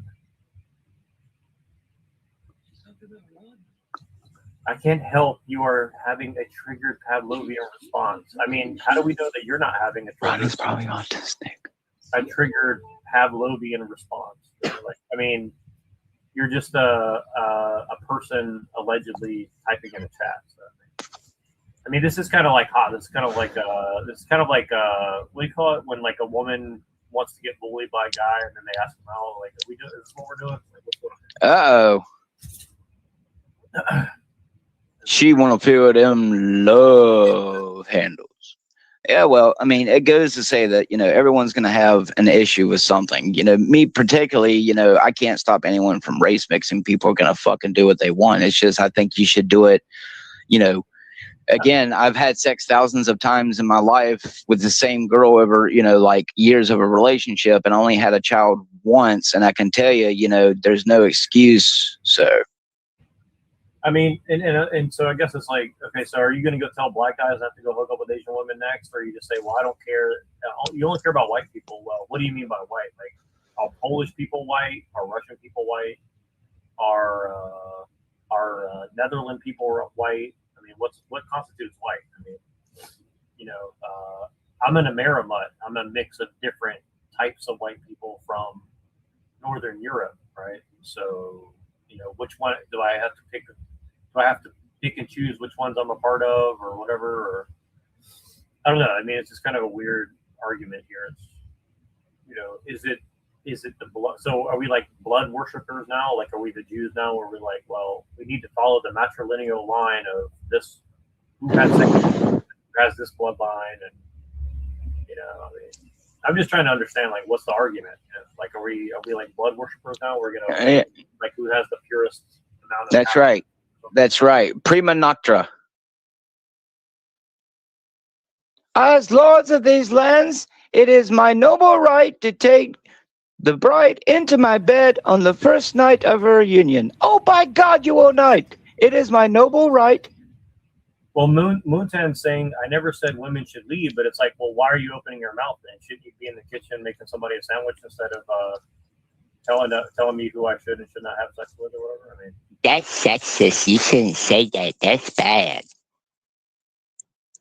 What's wrong with you, I'm not even saying it's an insult. I'm saying, like, like this is like the logical consequence of your argument, right? Like you're saying, like, well, I don't like this, I don't like that. It's like, well, when did men ever ask women's opinion about who they should or should not have kids with? I mean, you know, the Bible is pretty clear that like people of different, you know, tribes, you know, hooked up and had kids and blah blah blah blah. So I mean, you know, it's only the Jews that said, well, we need to make some sort of special rules. I mean, it's kind of like a Jewish thing, in my opinion. It's like, well,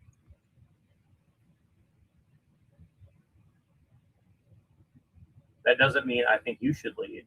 Well, again, when did a man throughout history like ask a woman's opinion who he's not married to or have sex with, like what they think about what they're doing, right? Like, are you gonna have a kid with me or something, or what's going on? I mean, like, what's the goal here? Make baby. Like, I mean, you're kind of saying like everything's like an economic, you know, transaction. Like, where's the economics of this relationship? You know what I mean? Like, do you want money, attention? What's going on? You know, like, what's going on? What's the goal? What's the economic exchange in this interaction?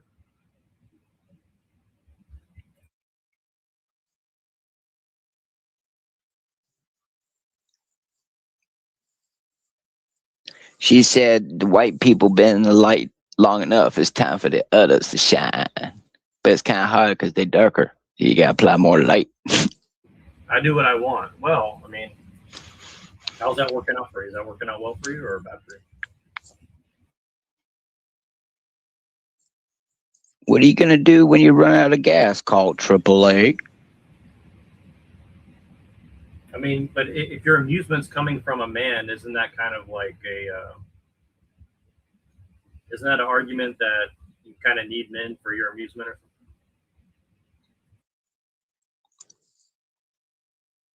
something? Are we like a dead mouse that you play with and that's out or something, or what?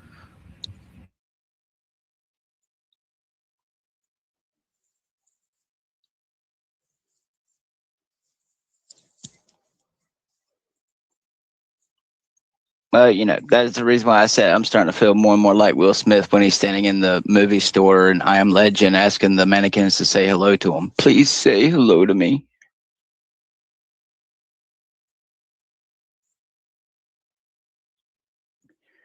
We got to go, Sam. We got to go. So the Mont-Pelerin Society is a society that advocates for freedom of expression, free market economic policies, and an open society. Uh-oh. Private sector can replace many functions currently provided by government entities. Revenue. It seems pretty small. Texas Tech University. Classical liberalism, neoliberalism. Ordoliberalism. What is that? Never heard of that. Is the German variant of economic liberalism. Interesting. This is the part that I wanted to read, the over large stretches of the earth. The NPS was originally named by the Acton-Tocqueville Society. Frank Knight protested against naming the group after the two Roman Catholic aristocrats, and Ludwig von Mises expressed concern that the mistakes by Acton and Tocqueville would be connected with the society. Isn't that interesting? That's the guy that Penoid's kind of been obsessed with. That's kind of interesting. And then well, he's a really important sort of author. You know, like in terms of proto-conservatism, right? What in what way? Well, he lays down this whole concept of massification within American society. And he talks about how religion is the good part of America and, you know, liberalism is sort of the bad part of America. You know. So if you read Democracy in America, he's sort of talking about like how the Americans are these unique people, and that's because of two things. It's because of freedom and religion. Right? And it's like, you know, they have a quietude that is very unique, but they also have a sort of democratic way of life where everybody's more or less the same, Everybody's more or less equals, unlike French society. So he's comparing it to how French society is sort of rigidly hierarchical at the time, at least, and so it's pretty interesting analysis. He was also a student of Rousseau. He sort of, rejected the ideas of the Enlightenment and so on and so forth, to a certain extent. Boy, it's crazy to think how many regime changes have happened and you don't even know because they managed to hide it or lie about it. Yeah, but that Democracy in America is like a beast of a work that explains American culture and society. He came from France and like stayed in America for a while and then wrote the book.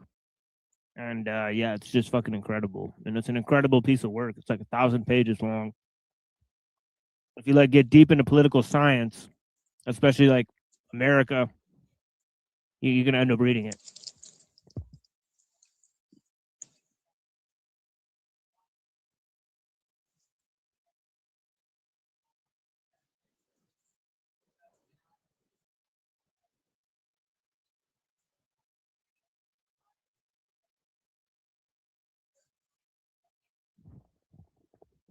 The Asian ladies.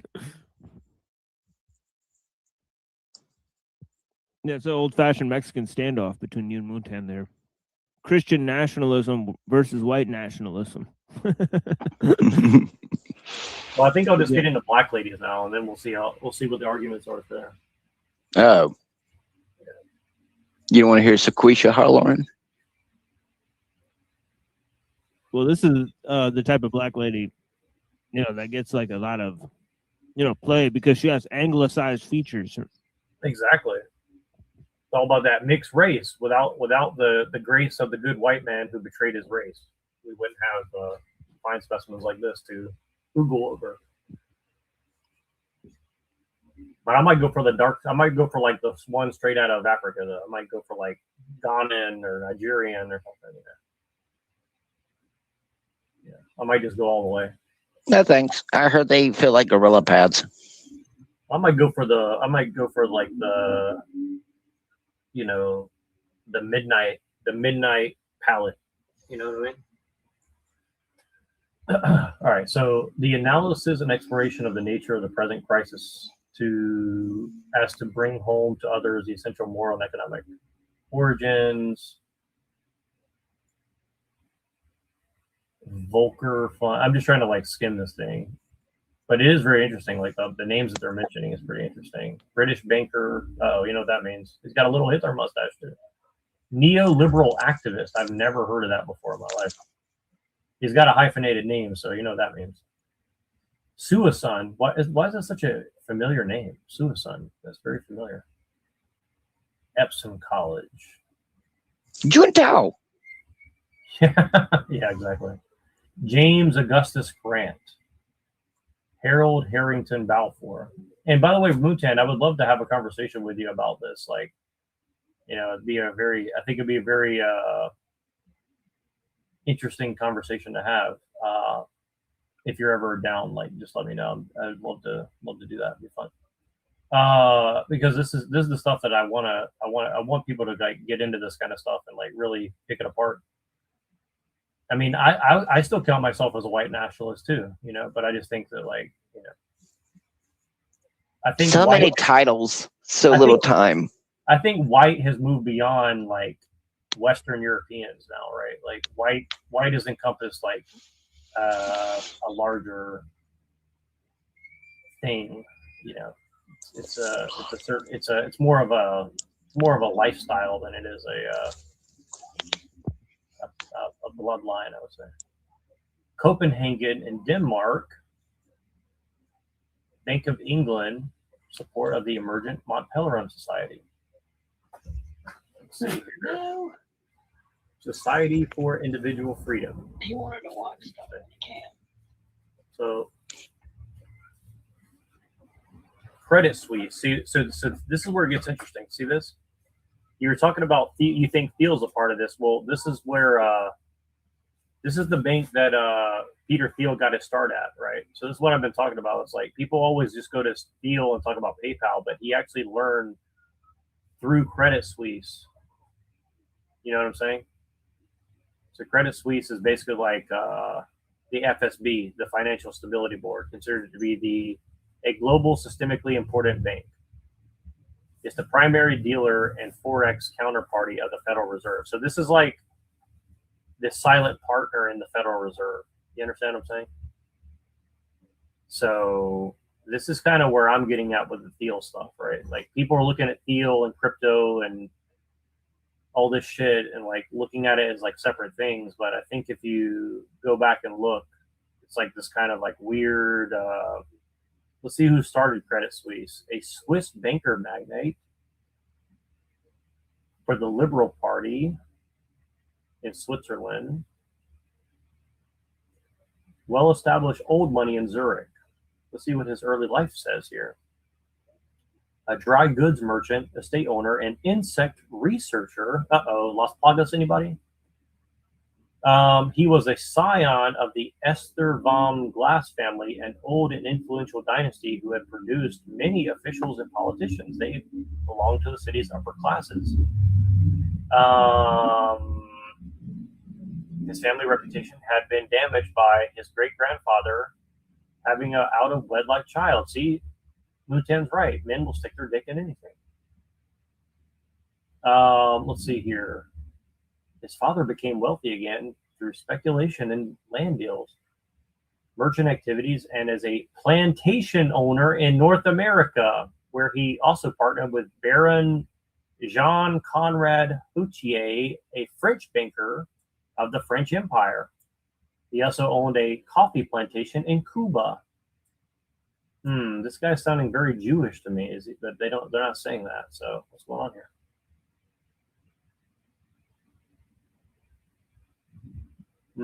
They don't show his like family history here. So what's going on here? Lydia, Swiss patron of the arts. Is this like Charlie Kirk's wife family stuff or something? What's going on here? Zurich, Switzerland. Machine, is there a long history of Jews in Switzerland and Zurich and stuff like that? I mean, not that I'm familiar with. I know, like, usually it's like Poland and Lithuania where they've been like a long time. Federal Polytechnic Institute.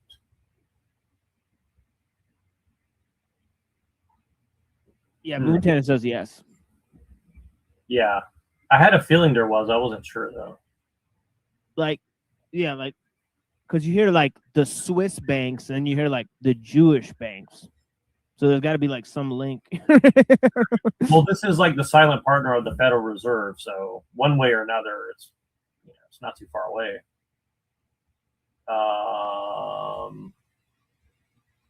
But see, like, look, this is the thing. So this guy married someone from his own race, and it says that he faced serious health problems. He had bouts of ill health throughout his life. Blah, blah, blah, blah, blah. So, like, was his wife only with him because he had money? I mean, he had asthma, fever, eye conditions, boils. I mean, she wasn't with him for his good looks. I mean, that's, carbuncles, whatever the hell that is.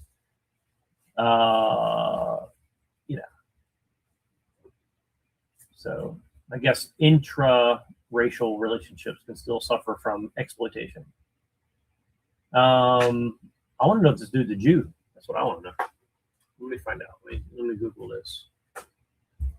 Maybe it's not important, but I'll look up who the current. I'll look up who the current. Let's see. No, he's not a Jew. He was born to a prominent Zurich family.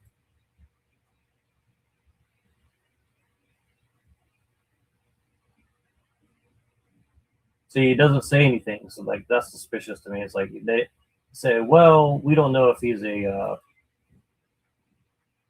Jew or not. It doesn't say one way or the other, but he's not a Jew. It's like, well, okay. Let's see here. Jacob. I saw some Jacob name in here. Where about that? Giovanni. Where's it at? Where's that? Jake. Yeah, Switzerland, they all have guns and nobody shoots up anything. It's crazy. Well, that's just because their white supremacy is so strong. It's not because they're white. It's probably because they don't have fucking mentally insane people. Most likely. Yeah. I don't know. It's pretty weird. Yeah, that is a good point, though. Let's see. Radical measure, often a voice of moderation against the advocacy of radical measures by. I don't know. Doesn't really say. See, that's weird though. Is like if they just say that like we don't know if he's Christian or Jew, but he's probably a Christian, and so just won't ask any more questions like that. That makes me more suspicious.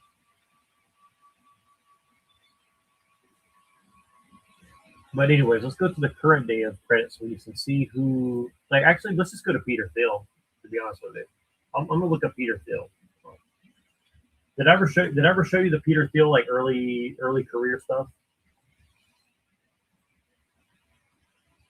Let me show you this.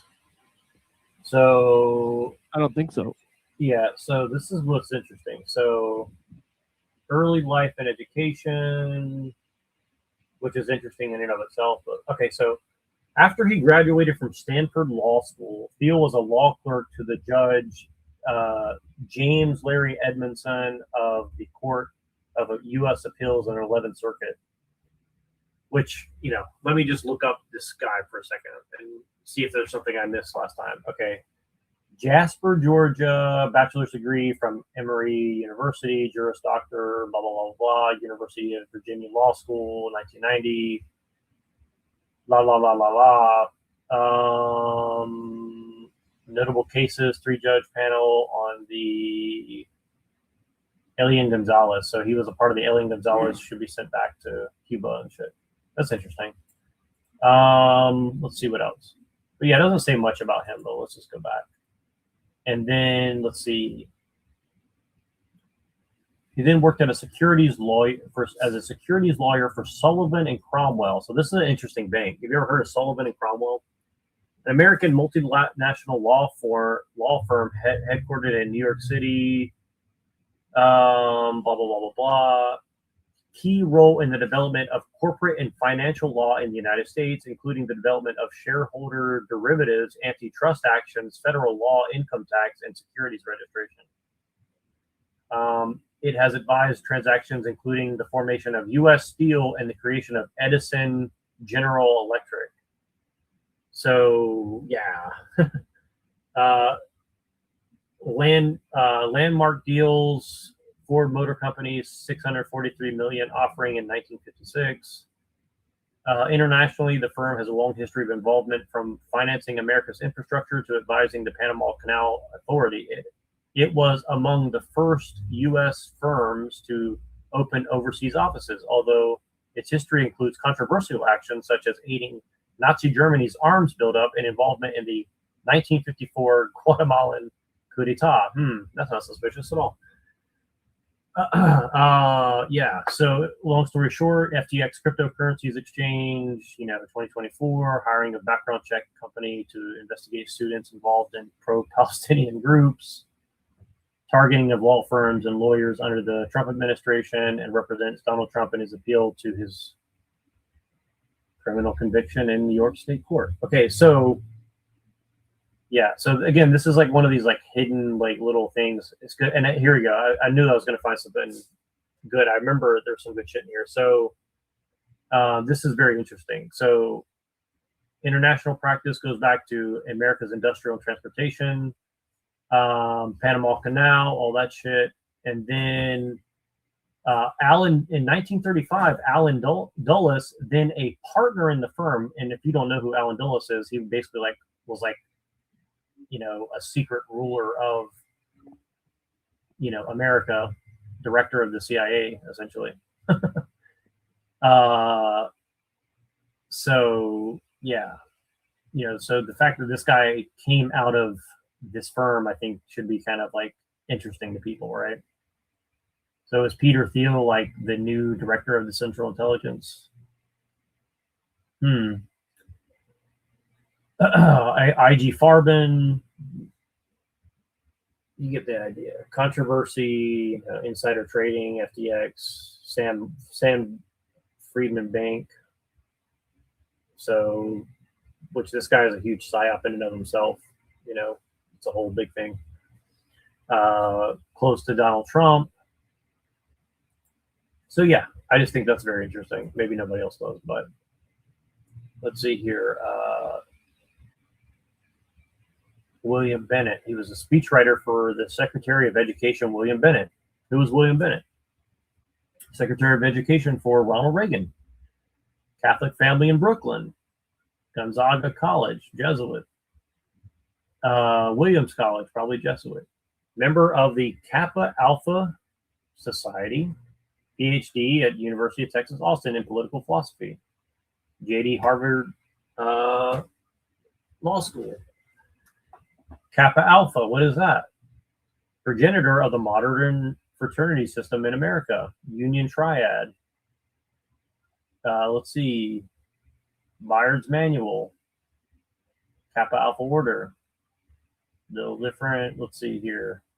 John Hart Hunter. What is this that you're reading?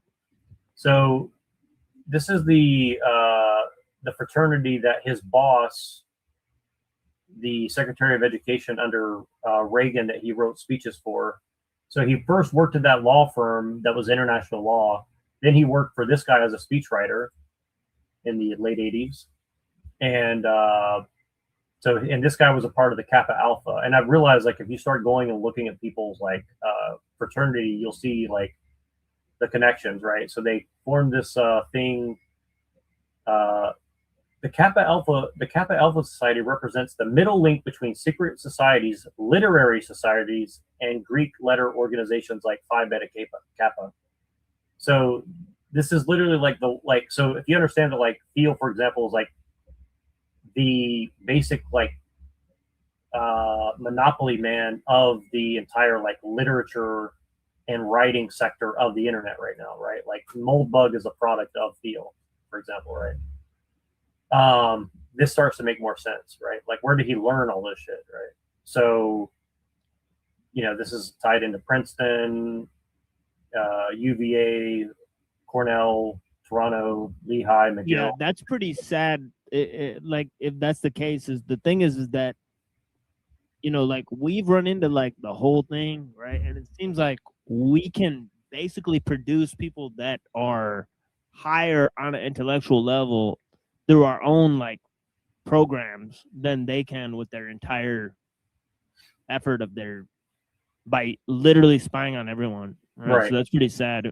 Well, that's one of the reasons, like, I have the theory that, like, they may not like us, but I think that they are impressed by us, if that makes any sense.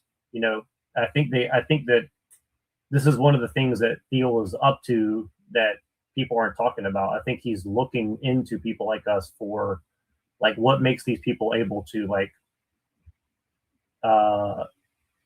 you know, have a superior intellect, so these people with, like, the right genetics, the right opportunity, the right education, the right, you know, everything, right? I think that's something that they're trying to study, perhaps, you know. That's just my theory. I can't prove that, but that's just my theory. I'm seeing if there's anybody I recognize. Provincial premier. So this is all the famous people that were in this thing. Getty, Congress, a lot of people in Congress, U.S. Senate, governors, religion, science, sports. I never heard of any of these people, at least not in passing. But anyways, I just thought that was interesting. So let's go back to the guy. This guy was the education thing. I just want to see what he's known for. Let's see, federal offices, radio and television, author, speaker, pundit, foreign agent. Benistet registered as a foreign agent with the U.S. State Department under the Foreign Agents Registration Act, representing the interest of the state of Qatar. Okay, so this neocon, you know, spook is now representing the state of Qatar, that everybody's now blaming as like they're the secret power behind America, not the Jews, right? So isn't that interesting? And he gets paid $30,000 a month to produce and disseminate, you know, propaganda for the state of Qatar. Political views, positive, conservative Yeah, I position. think Qatar and UAE, they hired Blackwater and shit. You Oh hear yeah, about that? yeah, exactly. Yep. Well, Eric Prince lives over there, as far as I know. I mean, he like literally Right, yeah. UAE. So yeah, it's pretty. That's why I'm saying like this stuff is weird, where people are like, the Muslims are coming to get us. It's like, well, why are the neocons like working with the Muslims that everybody's scared of? I mean, it doesn't really make any sense, right? Like, I mean, it doesn't mean that there's no Muslims that want to kill us. I'm just saying, like, it's also kind of, a weird situation, right? So, so he was a member of the PNAC, the Project for New American Citizen, Welcome Red,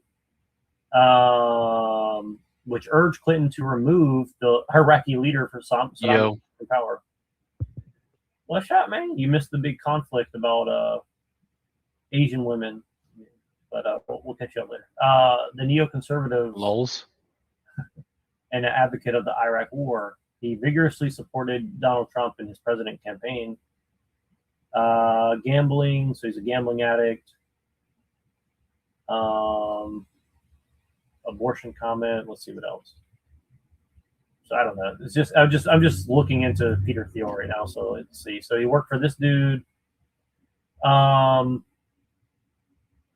This is all just like before 1996. So then he went to the Bay Area. He raised $1 million towards the establishment of Thiel Capital Management, embarked on his venture capital career. He experienced a setback after investing $100,000 in his friend Luke Nozick, the co-founder of PayPal, another strange fellow that we should probably look into. Let's see if there's anything that stands out about this guy. SpaceX. So he invested in SpaceX. He's in the Founders Fund, which is something everybody should really look into as well. Low temperature preservation. So in his first conversation with Thiel, he told Thiel how he had registered to be cryonically suspended. In other words, that he would be the subject to low temperature preservation in the case of his legal death, in hopes that he might be successfully revived by future medical technology. Thiel himself would also follow in this endeavor. So hardcore transhumanist from the beginning. Max Levchin, so producer for the movie Think You're Not Smoking, CAPTCHA, Affirm. So this is a Ukrainian Jewish family from Kiev, Ukraine.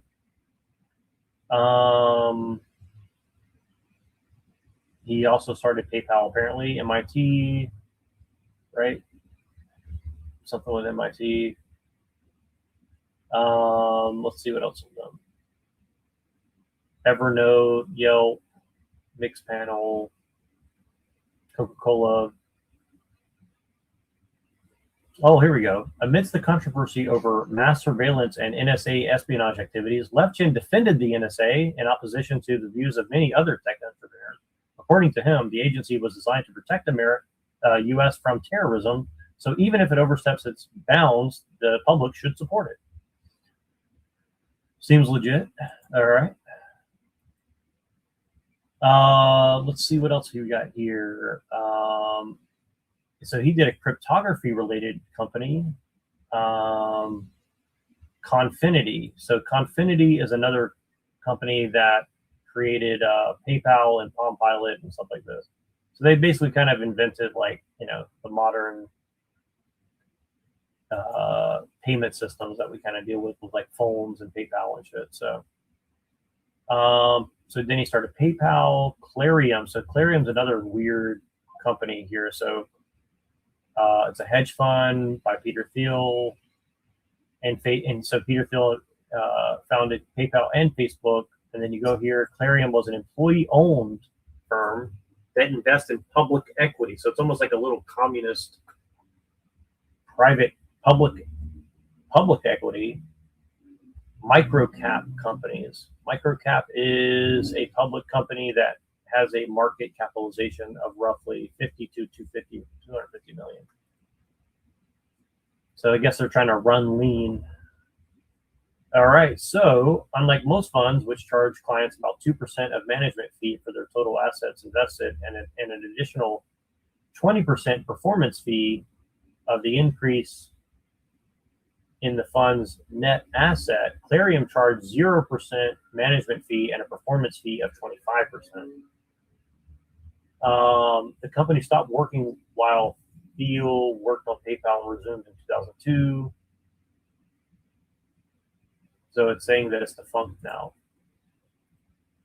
Let's see here. Clarium had. So Thiel stated that the big macroeconomic idea that we had at Clarium was the peak oil theory, which was basically the world was running out of oil and there was no easy alternatives.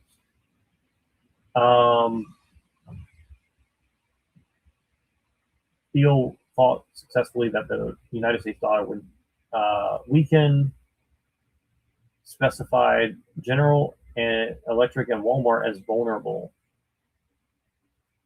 Interesting. Then he started Palantir, Facebook. Why is you're sharing the screen, right? It's like just a little icon in the bottom right. Yeah, I was gonna say something, but I just My bad. Sorry, I was trying to show. I thought you were just reading it off your phone or something. Yeah, I that's was doing better. it on purpose. Yeah. Oh well, I started off doing it on purpose and then I forgot. I was just trying to show. What is this? Is this just Wikipedia? This beautiful lady. Yeah, I'm reading Wikipedia. Yeah. Sad trombone. Yeah.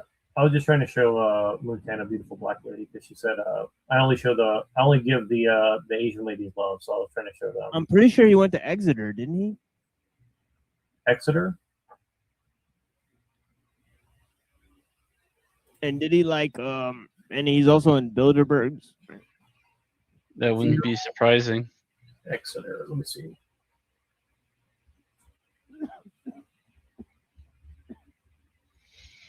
Let me take a look. Exeter. What is Exeter? I know it's a school, but you talk about the school or isn't direct. It says Exeter Academy in the UK.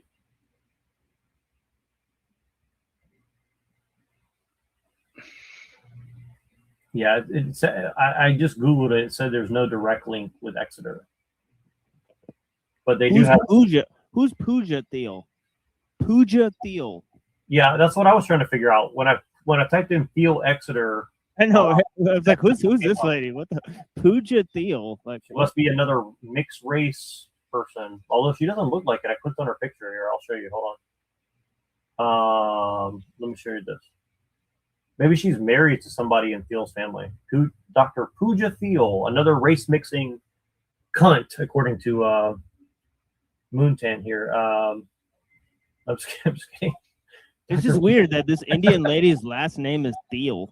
Yeah. And she Very teaches strange. at Exeter. She teaches literally at Exeter Academy, where all these people graduated. Like Stuart Brand and Mark Zuckerberg graduated from Exeter. Right. Let me see if I can find her.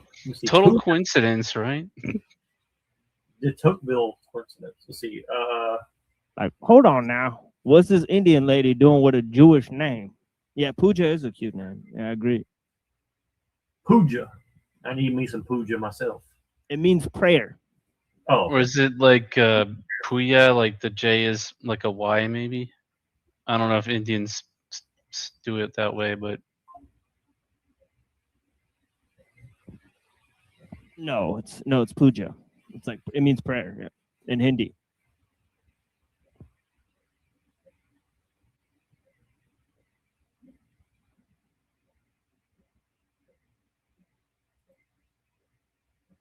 Yeah, when the Hindus do prayer, they say, "I'm going to make puja." That's what they say. it sounds like something you might eat. Like a bowl of rice or something. Make puja. You mean like a porridge or something? Yeah, I've heard them say that. Like it's like how you'd say, like, I'm going to do my prayer now. Like, oh yeah, I'm going to go make puja. That is a cool name, though. I'm trying to figure out who her baby daddy is. Let's see here. Pooja Thiel, scientist turned sustainability advisor. I mean, she's right on cue with Thiel there for sure. Is he married to an Indian lady? Could it be? That'd be Or is sick. Or is he married? I know he's married to a dude, but maybe he's. Yeah, he's gay. I forgot. But yeah. Whoops. I was about to say he gay. He gay. But there's a possibility where some of these gay dudes, I think, they'd still be married, and I don't know why I thought that, but yeah. Well, no, well, a lot. I mean, I'm pretty sure. Like honestly, like I've wondered if sometimes these people just say they're gay, so like it just confuses the the field or something. I don't know. I mean, it's nothing would surprise me at this point. Yeah, I think in his case, it's pretty obvious because he was like in the closet. But I think the fact that most people don't get outed for being gay, so I think those are the married people. You know, the people that are married. You know, if somebody outs them as being gay, like somebody else is gonna end up dead, and nobody wants that. So. Well, I found her Twitter, and she hasn't been posting. But I'm pretty sure she's Punjabi or Pakistani or something, right? Like, I don't know. Pooja. Wait, you said what? I'm pretty sure she's Pakistani or something. No, it's got to be Indian. Pooja is not a Pakistani name. Oh, it's not? Okay. Yeah, it's not. Yeah, Pooja is a Hindu name. So. Oh, okay. So there's no Hindus in Pakistan? Yeah, that's kind of the point. Yeah. Okay, got it. Just make sure I didn't. But there are millions of Muslims in India still, so that's a notable fact. Right. Pooja Thiel. Yeah, I'm trying to find out who her husband is, but she doesn't seem to have anything about it, and she hasn't been really active on social media. So, but all right, let's see what's going on with Founders Fund, Friendster, Rapleaf, Yammer, Scammer, whatever. Okay, General Catalyst, Hadrian Automation. So, the Andrul is really interesting because so Peter Thiel, you saw this guy before, right? Palmer Luckey. So this guy was like the meta guy who invented the Oculus Rift, like thing, the little goggles thing or whatever. So The goggles, they do nothing. Yeah, there's no way that's a real name. There's no way that's a real picture. Like it's just like weird. Yeah, he's like a total spook. I mean, he's like his. Yeah, this looks like a guy they dressed up to go act like he invents shit. Honestly, like another Elon Musk type of guy. Yeah, I was to say like like Elon Musk. Tim Pool like retweeted him a bunch and shit, said like, "Oh, he's based or something," and then That's dumb. Vivek, look at this guy. I mean, it's so Yeah, he's so based, bro. And With then his they're like- Hawaiian shirt. like Vivek Ramaswamy is working with this guy to like try to try to make Ohio great again or something like that. He described himself as a radical Zionist. Oof. I like how there's no like nothing on this page has any like pretext for that statement. It just sort of just happens. Right. Oh, check this out. So he married his longtime girlfriend named Nicole Edelman. Sounds very Jewish. And then Matt Gaetz married his sister. So that's pretty weird. Yeah, it's very weird, then. Yeah, did you ever so I watched Sword Art Online because of the storyline. Right? And it was horribly written. It's like the worst written anime of all time. And the whole thing is selling the fact that this lady is terminally ill. The top player in the game is terminally ill, and they're only are a player in this game, and they live in this virtual reality because they're like terminally ill, paralyzed, and they can't move and stuff. So it's selling like virtual reality to like terminally ill people. It's a really strange anime. Yeah, well, this is him at a like convention. So look how base this guy is. Fuck. Guy is extremely base, guys. Come on now. Uh-oh. Yeah, this is the dude they literally put up that has not invented anything. Right? Most likely. This is an Asian woman. Call him out, Montan. Not for the bikini, but just for the Asian woman. Yeah, there's a really, really, really bad one that I'm looking for, but I'm not seeing it here. But oh my god, here you go. This might not be real, but it looks pretty real. But yeah, I saw like a really fucked up one of him that was worse than these, and but just trust me, it gets worse. Cosplay, there we go. Let's see if that works. Cosplay. Let's see if I got it. Oh my god, I don't know if this is real or not, but that would be. This might be real.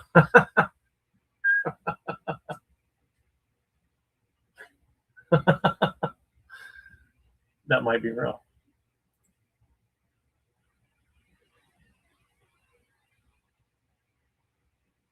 What the hell? Yeah, I saw like a really bad one. That was like a Maybe he can link up with freaking Fuentes. They probably do. They probably hook up all the time. But I'm trying to figure out, is this guy Jewish? He looks very Jewish. Long Beach, California. Homeschool. I mean, could be, but you know, it doesn't always have to be them. Oh, it does. Oh, baby. Come on, Lucky. Come on, good old Lucky. Matt Gates, his brother-in-law. We'll see what's up with Matt Gates. Baby Gates.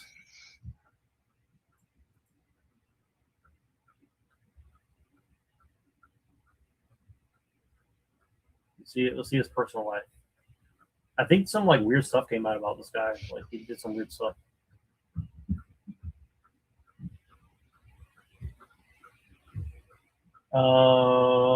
Myanmar, Niger. Oh my god, this dude's got a long ass Wikipedia. Like somebody's like whole career is like doing this Wikipedia page. Here we go. Personal life. He's a Baptist. Ex-girlfriend's younger brother as his family.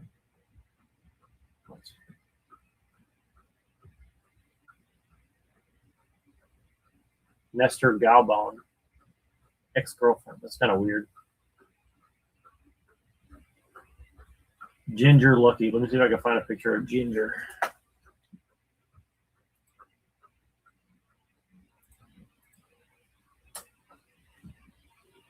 Oh my god.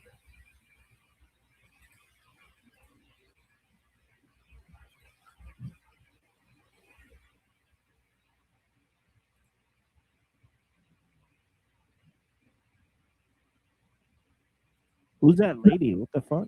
This is Palmer Lucky's sister, who's married to Matt Gates, the congressperson or whatever.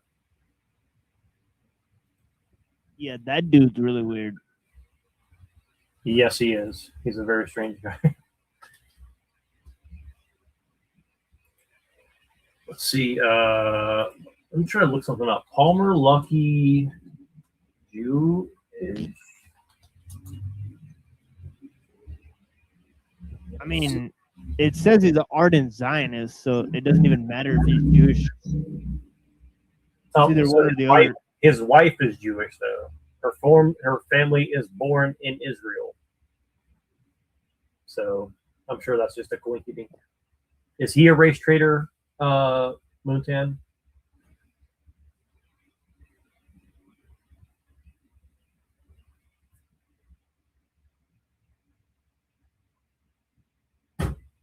Yeah, that's more like humanity traders scaled up. Radical Zionist. Let's see here. Let's see his wife. I want to see what his wife looks like. Let's see. Edelman. All right, let's see if we can. Let's do like the TMZ of like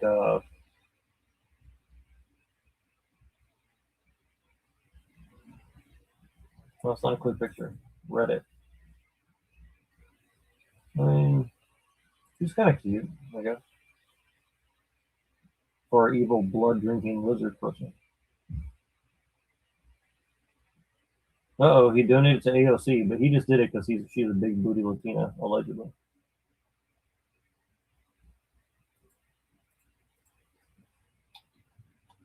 Big booty Latina AOC Alex Stein. I got to make sure I don't find something really bad in here.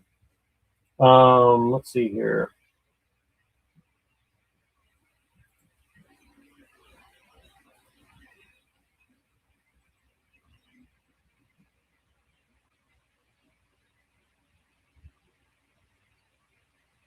Right here we go.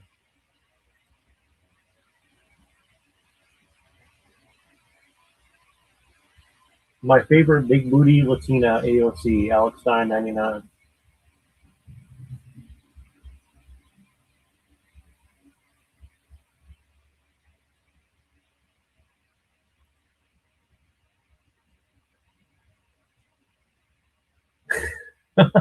White boy summer.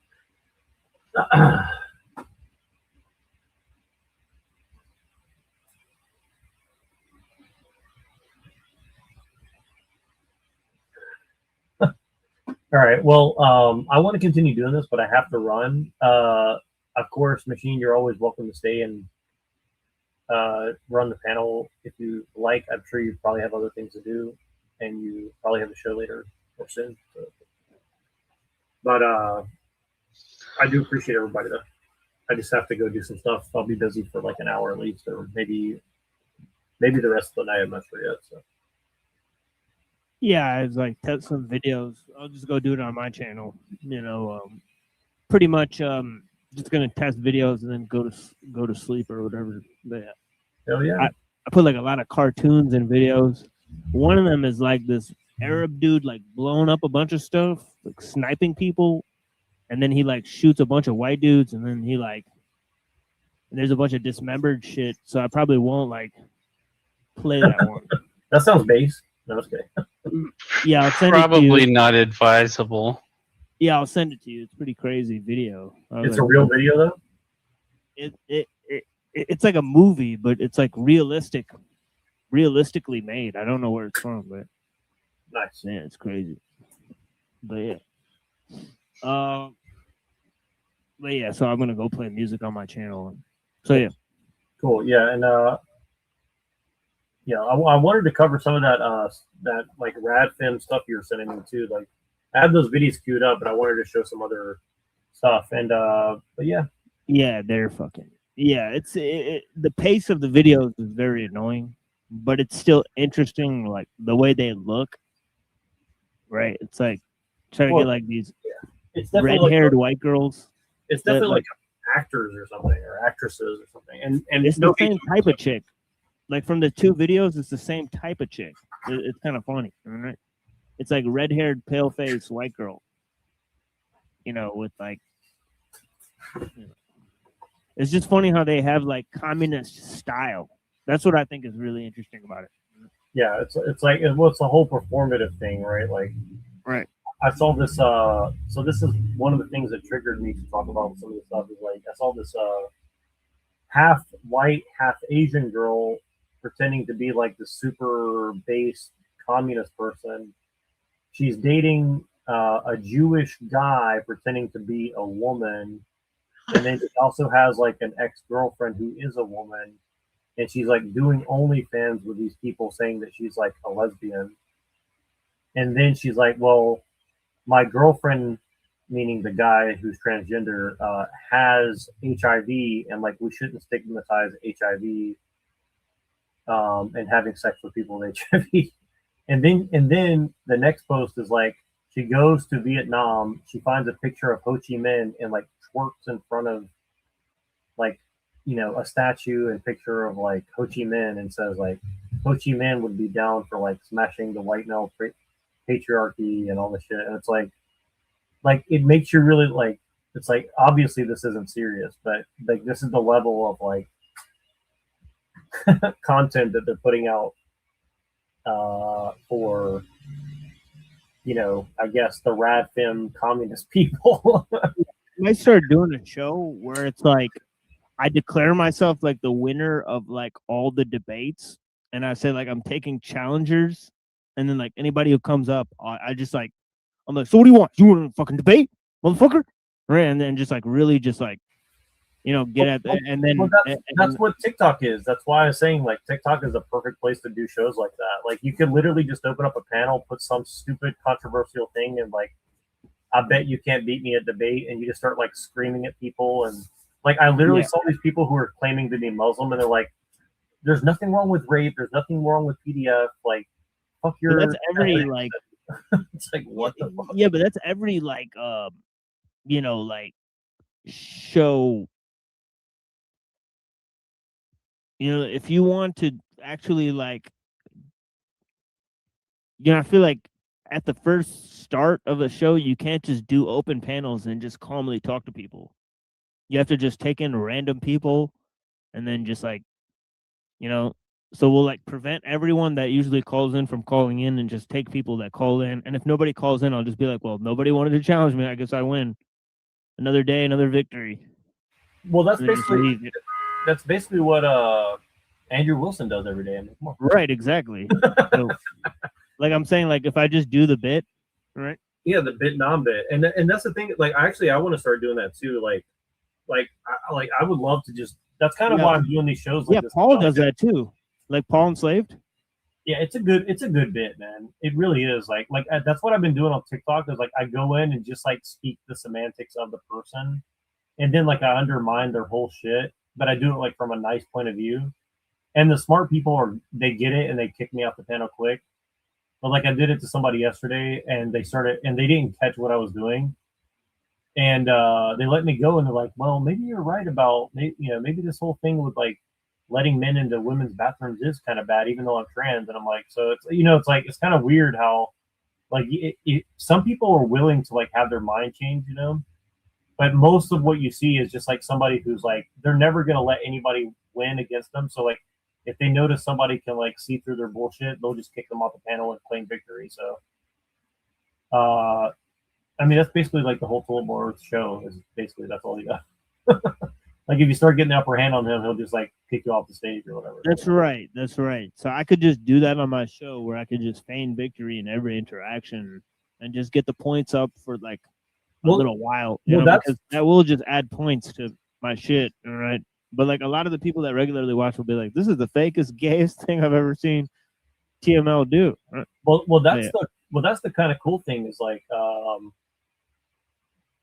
I think that's one of the things that the left does really well. I think the left is really smart because they basically don't even allow like the opposition to form against them in their own networks, right? So they only allow other leftists to attack each other, but then it's like all gay ops, so they just promote each other. But if a right-wing person does it, they'll never like actually debate that person or have them on the show. They'll only like talk, unless it's something gay like what the Nick Fuentes or like that Jubilee channel does. Like obviously like that's a totally fed version of what we're talking about. So.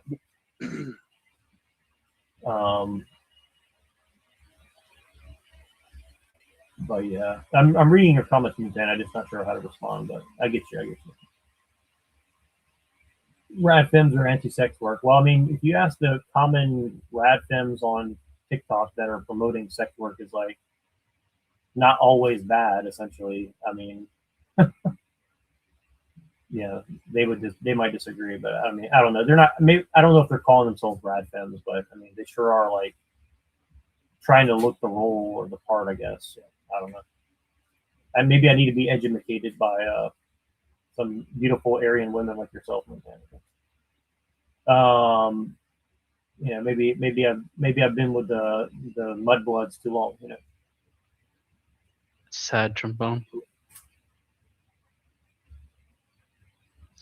I was just thinking about Harry Potter the other day. It's like that's some occult shit, bro. That's some occult Nazi shit. Mudbloods.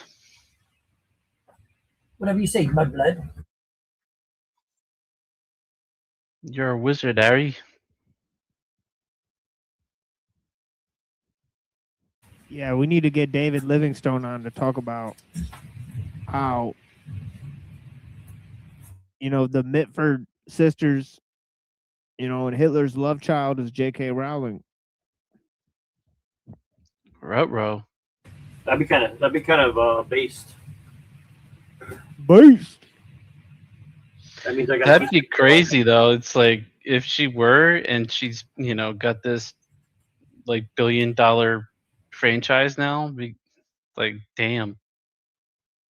They paid them off. Some shit. Funding for the Jew, by the Jew, but against the Jew.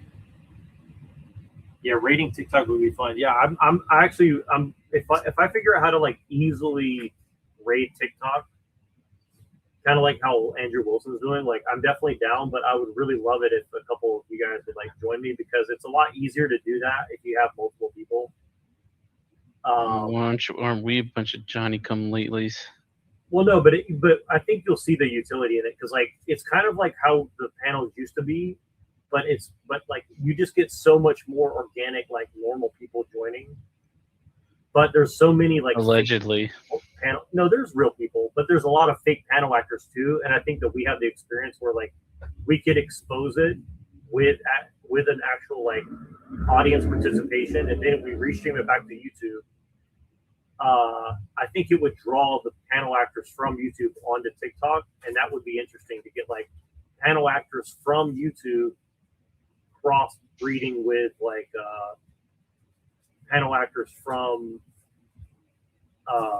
TikTok or something, or from YouTube and TikTok. I think that'd be kind of an interesting experiment. So you want to, in theory, you want to help the panel actors from around here.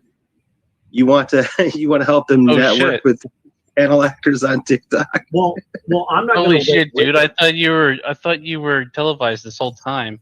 God damn. No, I don't want to help them. I want them to expose themselves because I'm saying like the ones on TikTok are way more sophisticated than the ones on YouTube. The ones on YouTube are like honestly like low level. Nuero and Brown's Boy on the same panel. This has been a while. Freaky Friday. That isn't TML's. That's right. But no, I mean, I don't want to help them, but what I'm saying is like, if we do it first, well, not first, but we follow Andrew Wilson's lead.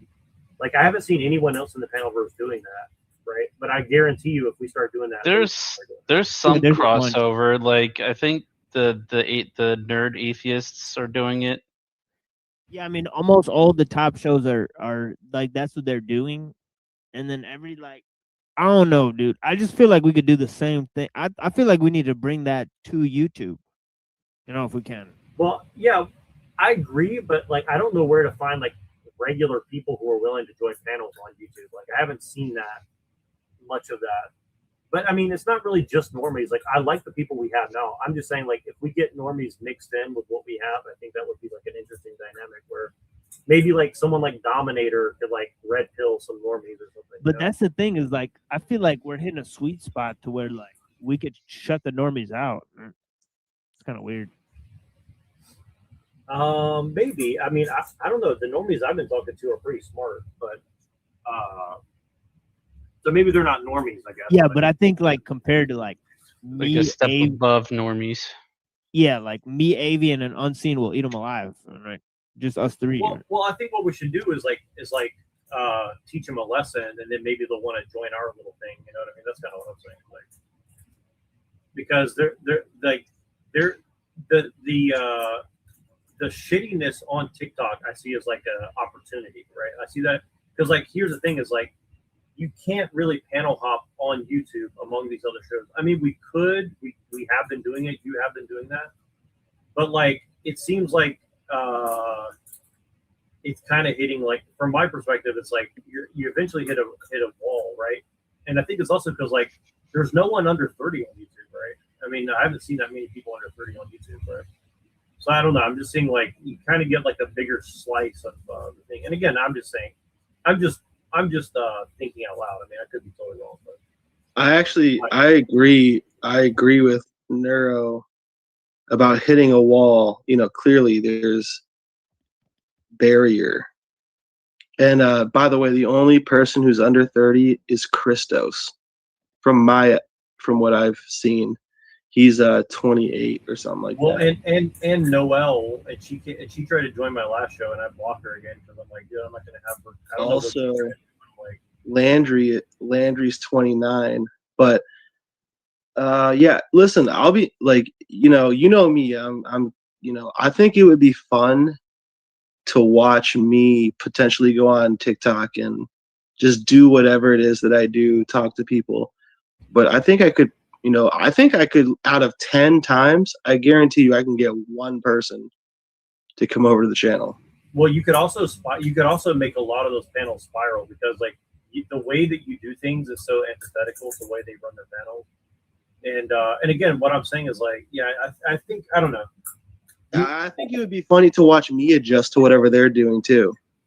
Well, here's the thing: is like definitely be able to expose that a lot of these people over there are total panel actors, right? Like you would definitely see like very clearly that they're running like some sort of program. And what's weird is like I've seen like Muslim programs like that where it's like I'm a Muslim, but I hate like this type of other Muslim, and I hate this other kind of person, but I like this kind of person. And then they have like the feminist version, they have like the gay version, they have the trans version. It's like every flavor of like psyop is kind of like there. It's kind of weird, you know. My first question to that person would be, have you ever considered that you're just an actor? And then like I would just work off of whatever they say off of that. I mean, there's nobody doing that kind of stuff. Like what I noticed is like there's very few experienced people like us on TikTok, right? And I think that's why people like Andrew Wilson go there, because he can just pretend to be a normal person and nobody knows exactly who he is probably most of the time. And then he could just have like a normal conversation ish, right?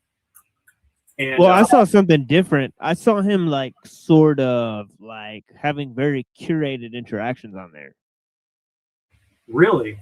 I Yeah, haven't yeah. watched enough of it, but that would be more interesting to me. That would be interesting. Yeah, like one I recorded, he was talking to a Jew and it looked just really, just everything they were saying looked really scripted. And I was just like, it could make sense though, because I've definitely seen a lot of these like fake white nationalists that are over there, and they're definitely reading a fucking script, like 100%. Yeah, and then it looked like he was also like he already knew who Wilson was. And I've seen this 2 or 3 times where Wilson will call into a show and they already know him. You know, so I'm like, were they expecting him to call because they're super calm right now? Or, you know what I'm saying, right? Because, like, imagine, you know, this guy's like on Piers Morgan and stuff. He just calls into your show. You'd be like, what the fuck? Yeah. You know, like, it's kind of like when he called into my show. I'm like, bro, you just asked me for $800. What are you doing here for free? And also, so you don't need money to go on shows? So what is it? You know what I mean? Like, for me, it's just totally weird, right? Where it's like, but it's like these guys, it's like he calls in and they just have a normal conversation. Oh, well, it's Andrew Wilson. Let's just have a normal conversation with him. Like nothing there weird is going on. It's like, this shit is scripted, bro.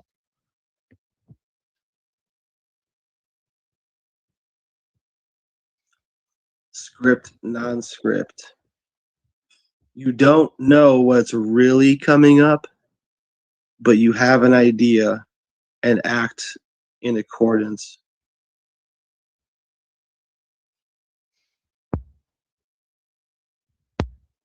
Because that's what's good for. I think also what is possible is they have people from their teams call in beforehand to shows, and then he knows which shows to call into. Right, so there's another possibility that they pre-vet shows. There's less evidence to show that Andrew Wilson isn't. There's less evidence that he isn't completely like a contrived like position that just he personally is filling at this time. But if it wasn't him, it would be someone else. Like they want you to think that he's got all these abilities or whatever, but if he wasn't sitting in that position, someone else could do it. Well, I think it's I think it might be a specific position, and the one I'm leaning for is Fox News anchor.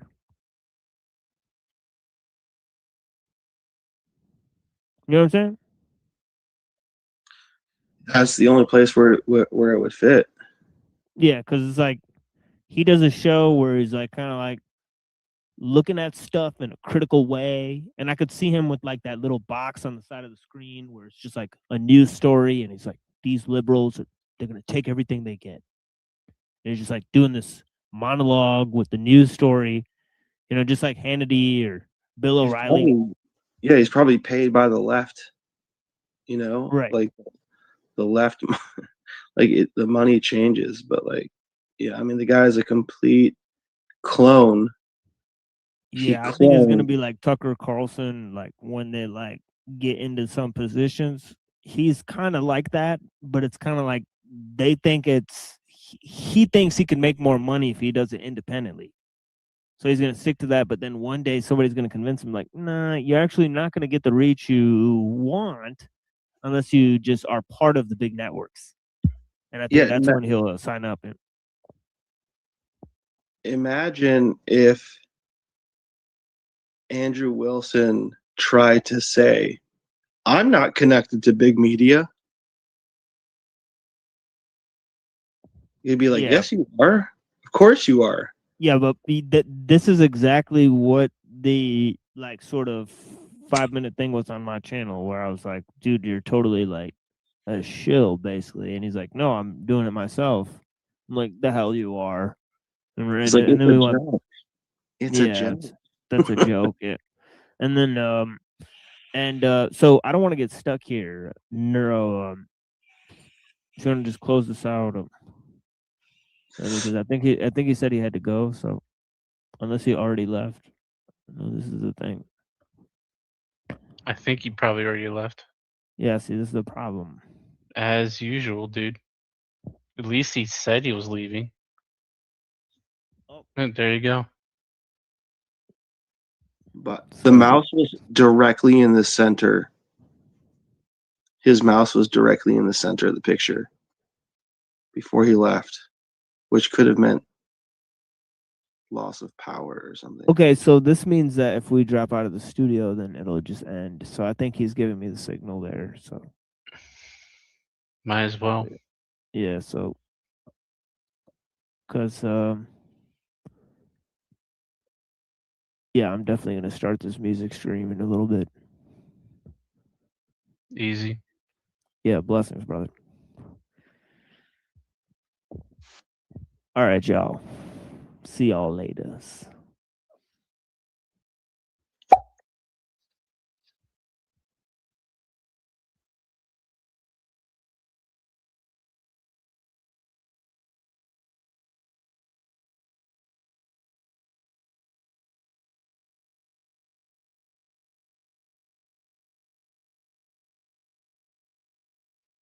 From the time the strategy was adopted, the party leadership made it clear to its technocrats, bureaucrats, military, and intellectuals that the requirements of the strategy are paramount for their activities and the assessment of their performance.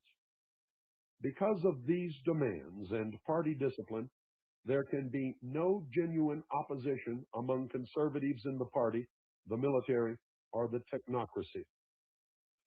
Bold experiments and successful execution of the strategy in the Soviet Union, Eastern Europe, and Communist China have given party leaders, KGB officials, generals, technocrats, and leading intellectuals a political maturity and sophistication which they have revealed in perestroika. Because of their longer historical experience, their greater political, economic, and military potential, and their thorough preparation, the communist strategists and the ruling elite are confident that they can guide and lead their people without the loss of control which occurred in Czechoslovakia in 1968 and in Poland in 1981. However, In the event of control nonetheless being endangered in given contexts, the situation will be retrieved in the usual manner, simply by means of military repression. The new method sees perestroika not as a surprising and spontaneous change, but as the logical result of 30 years of preparation and as the next and final phase of the strategy. It sees in a broader context than Soviet openness has revealed. It sees it not only as a renewal of Soviet society, but as a global strategic design for restructuring the entire capitalist world. The following strategic objectives of perestroika may be distinguished. And remember, ladies and gentlemen, Anatoly Golitsyn disclosed this plan as early as 1961, December to be exact.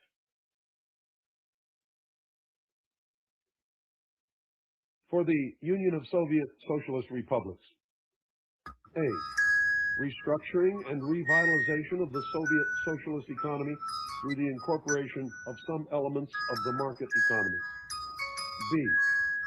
Restructuring of the Stalinist regime into a form of communist democracy with an appearance of political pluralism, or democratization, I should say, or democratism. C. Reconstructing a repressive regime with a brutal face into an attractive socialist model with a human facade and a seeming similarity to the Swedish social democratic system. For Eastern Europe, economic and political restructuring of the existing regimes into pseudo-social democratic models.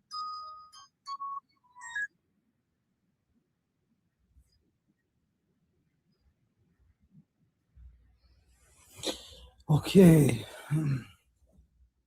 so I'm Unseen Warfare, and I'm back. We're doing an episode on the making of modern man. So let's get into it. Hope everybody's well.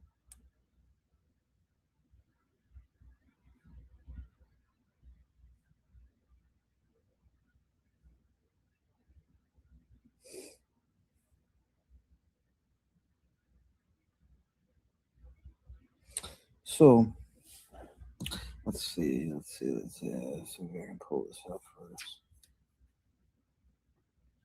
We're gonna have to go to lecture 3.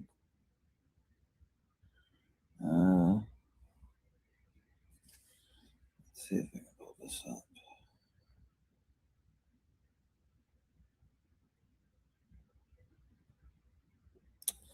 In the meantime, what I'll do is, just in case,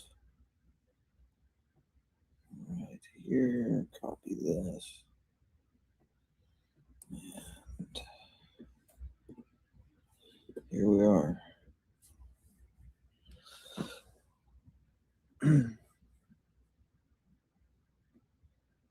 Good day to you as well. Hope you're well, Denise. And we're back. And we're talking about the mind of modern man, but I got to find the book. And once I find the book, then we can pull that up and we can get to, so everybody can view it, everybody can see it. Because it's an important subject. How did we get kind of where we're at today? I think I found it here.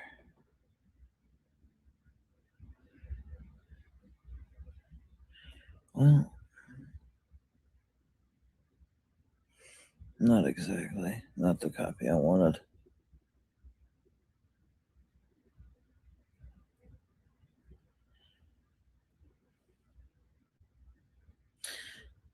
So I'm trying to get a copy of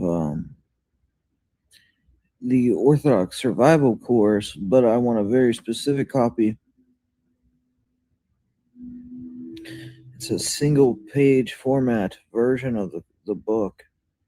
So it's going to take me a little bit longer to get this in place.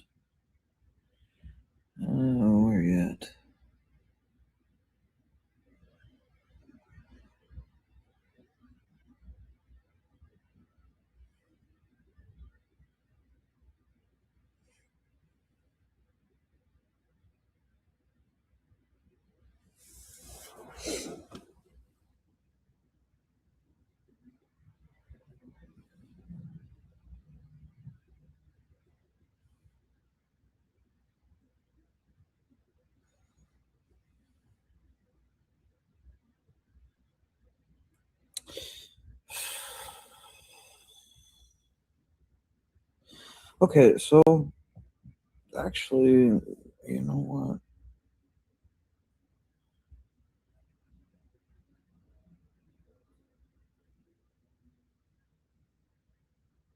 I found it. Okay.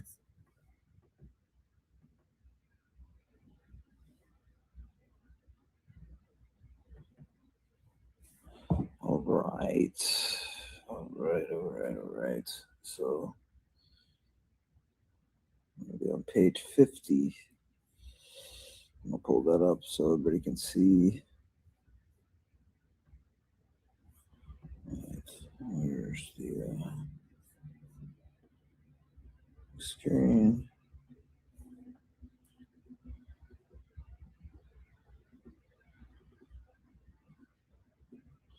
Okay, here we are. All right. All right. Last step.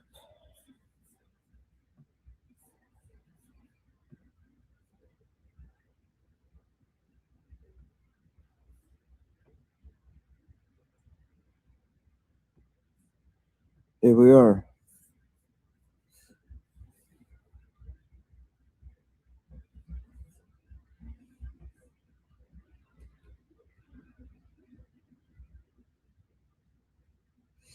All right.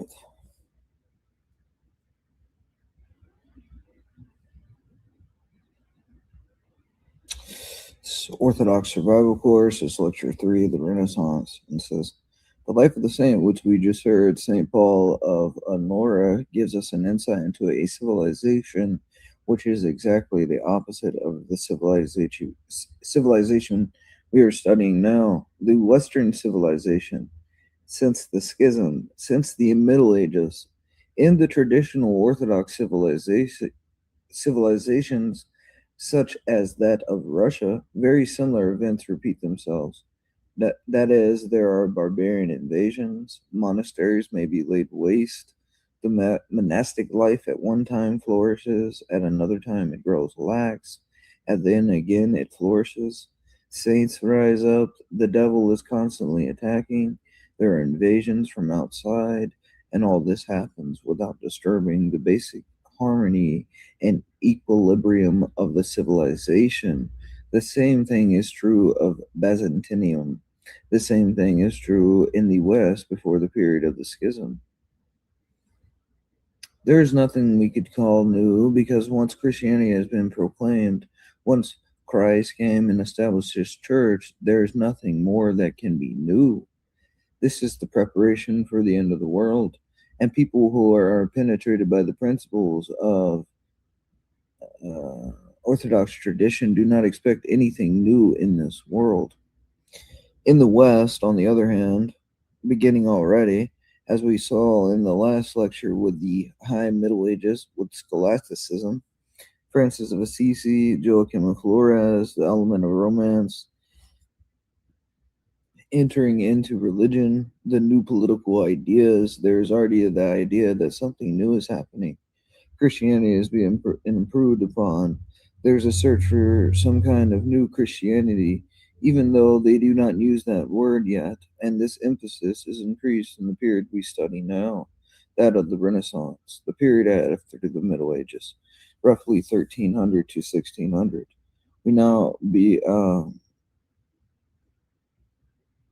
We will find in this period that what began in the Middle Ages is already now becoming an epidemic. There are things that happened which are totally new in history of mankind, or if they did exist before, now attain some kind of completely new level. The purpose of these lectures is to repeat why we should be studying the development of modern mentality, is so that we might understand why the world is the way it is today, what has gone into forming our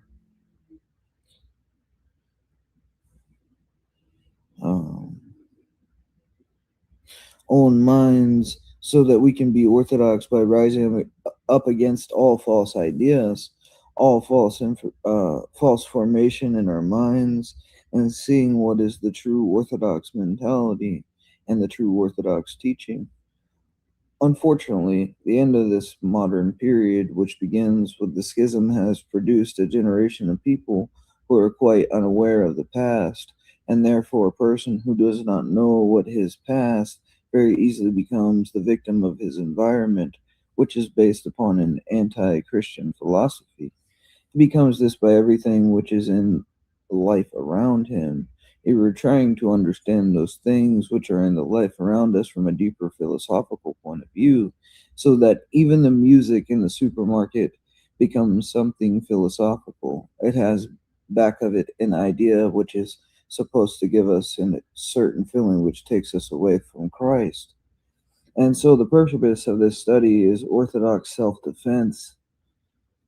This whole course is an examination of modern history from the point of view of orthodoxy, which is rather a novel way to do it because all history books are written from other points of view. Either they begin with the idea that there is a dark ages and then enlightened modern ages and everything is criticized from the point of view a modern enlightened scientific world outlook, or else there's another school which says that Christianity, Catholic Christianity, is the standard and the 13th century is the pinnacle and everything else is falling away from that. And there are other points of view, but our point of view is orthodoxy. And from the point of view of orthodoxy, it should be said that the period of the Renaissance is actually much less significant than the period of the Middle Ages. During the period of the Renaissance, we see the most spectacular changes and differences from ancient Christianity. But the actual period when the big changes occurred, which were later to lead to the Renaissance and beyond that, occurred as we saw in the last lecture in the period right after the schism.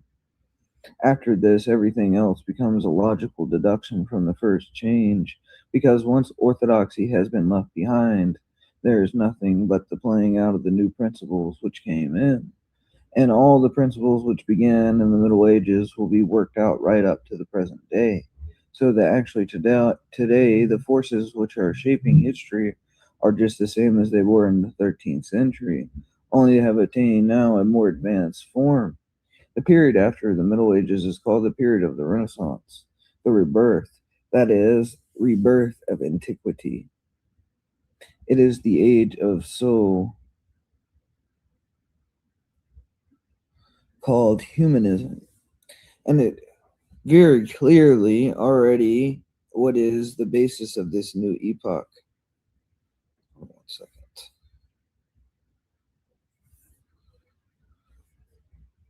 Hello, Father Antonios. Your blessing. Thanks everybody for showing up today. And again, we're covering sort of the development of the the modern mind of man, and specifically Western man. We're getting into humanism right now. So it says the period after the Middle Ages is called the period of the Renaissance, the rebirth, that is, rebirth of antiquity. It is the age of so-called humanism, and it's very clear already what is the basis of this new epoch. We saw that the period of the Middle Ages was dominated by scholasticism, that is, the reason which becomes autonomous, reason which is placed above faith, and this reason, as Kuryevsky very well saw in the 19th century, when he was criticizing the West from an Orthodox point of view, very quickly turned against Christianity. First, it was supposed to be the handmaiden of faith and serve Christianity, and prove all the dogmas of the faith, and prove a great and many other things, also based upon authority. The authority both of Scripture, of some early fathers, mostly Augustine and Aristotle, since it was believed that Aristotle had the true view of nature. But in the age of the Renaissance, this reason turned against religion. Because if its reason is autonomous, it's able to develop in its own principles. There's no reason why it should be bound to religious content. And also, we saw in the Middle Ages that the great movements, Francis and Joachim, were very monastically, ascetically orientated. But in the Renaissance, there was a complete reaction against that. And again, this simple matter of the context in which the new ideas arose and changed, and therefore no longer were people interested in either monasticism or having reason-served theology. And so we find in this period that the idea of monasticism and asceticism is treated extremely negatively because the interest is in the world has now become awakened. And so it was natural that at this period, Western man turned away from the church to pagan Greece and Rome, the monuments which were all over the West, and especially in Italy. And one writer has even said that at this period, pagan Greece and Rome had their revenge on Christianity, because that pagan, antique, ancient civilization had been overthrown by Christianity.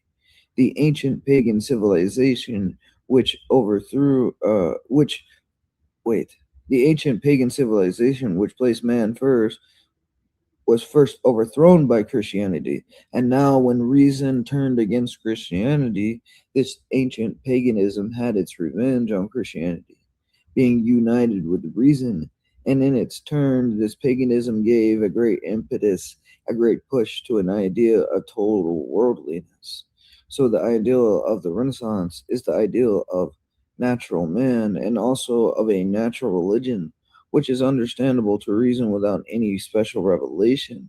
One of the great humanists in the North, Erasmus, found in Greece what he called the philosophy of Christ, that is, in pagan ancient Greece.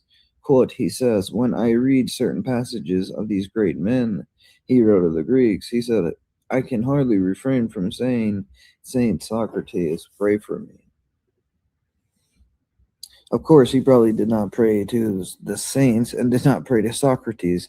What he meant to say is that these pagan people are taking the place of the saints. So it is in this epoch that man was discovered, and there is a tremendous interest in oneself, the individual. There is a very good book on the subject of the Renaissance in Italy by Jacob Burckhardt, a 19th century scholar. By the way, there are quite a few quite good scholars in the 19th century and early 20th century who studied quite thoroughly their subjects, which seldom happens anymore. And they, even when their viewpoint is usually quite agnostic or even atheist, because they so thoroughly investigate their subject, you can see quite clearly what's going on. And he treats a lot of the ideas which were prevalent in this period in Italy, which is the first place of the Renaissance, which later spread to the north. Okay, so I went to a book that was recommended, I think it was like in the footnotes somewhere at this point, by John Herman Randall, and it's called The Making of the Modern Man. The Making of the Modern Man. Houghton Milton Company, 1926, Boston. And I have a page here from it. It's from page 150. And unfortunately, I can't pull it up here. I could, but it'd be just a little difficult. But I'm sure people can hear me fine. So it says, page 150 of this book, The New World of the Renaissance. So this is by John Herman Randall. And he was some former humanist in 1926. So this is what he had to say. He said, the Renaissance cared far less than did the 13th century, carelessly appropriating new worlds which it never bothered to see as they were. But that enhancement of personality that comes with power, it is from this that Faustus is groping. Philosophy is odious and obscure, but law and physic are for petty wits. Divinity is basis of the three. 'Tis magic that hath ravished me. This magic, indeed, that ravished the age, that magic that abandons understanding to gain power, the power that comes easily, but without understanding it is soon squandered in the petty childness of Faustus' desires. He has lost his soul for mere voluptuousness. The barbarian North has rarely paused in their yearning for power to question to what end. It is not too much to see in Francis Bacon, that prophet of the fruits of the science, who blindly opposed the scientific discoveries of his own day, who knew that knowledge was power to the effect of things possible, and fell for lack of common honesty, the very epitome of the Faustus spirit, in which the modern world was wasted in its boundless gifts of nature's secrets. Our science has indeed been too often a mere magic, a black magic, that brings destruction. We know the secrets of the atoms and invest torpedoes and poison gases, and yet back of all this, the Baconian thirst for power that leads to the dull degradation of Manchester and the imperialistic massacres of Amrastars, and there is an inner striving for something beyond that counts these products a mere babbles after all.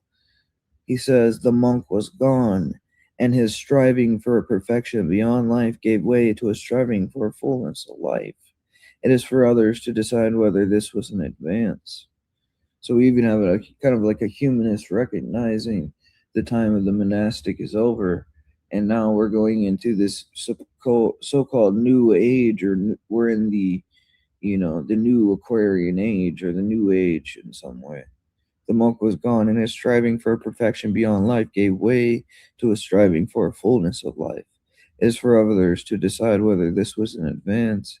We can only record and murmur with Bruno, most Elizabethan of Italians. He says, quote, even if the longed-for goal be never reached, even though the violence of the striving consumes the soul utterly, yet it is enough that it should be burned so nobly. Okay, so we're kind of getting down to, he mentioned a book, The Civilization of the Renaissance in Italy by Jacob Burckhardt. And I thought about going to that just to see what, what that's kind of about.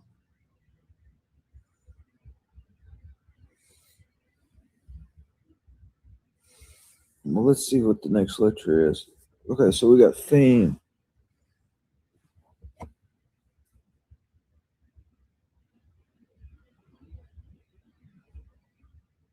Okay.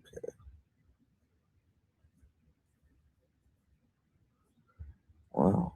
Okay, I lost my place. Wow.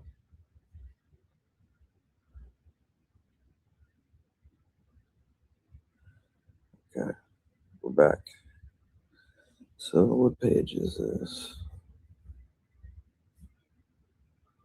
Yeah. All right, fame.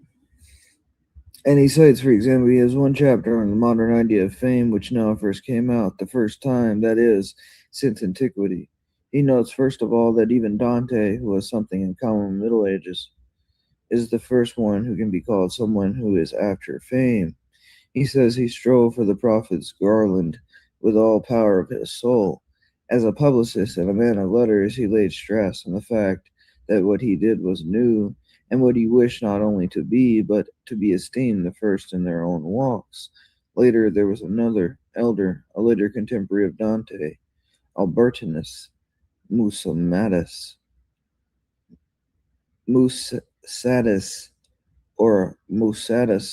who was crowned poet at Pudea by the bishop and rector, and joined a fame which fell a little short of deification.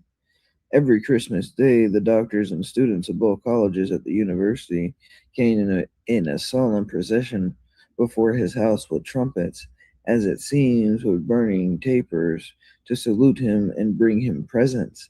His reputation lasted until 1318. He fell into disgrace. This new increase, or incense, which was once offered only to saints and heroes, was given in clouds to Petrarch,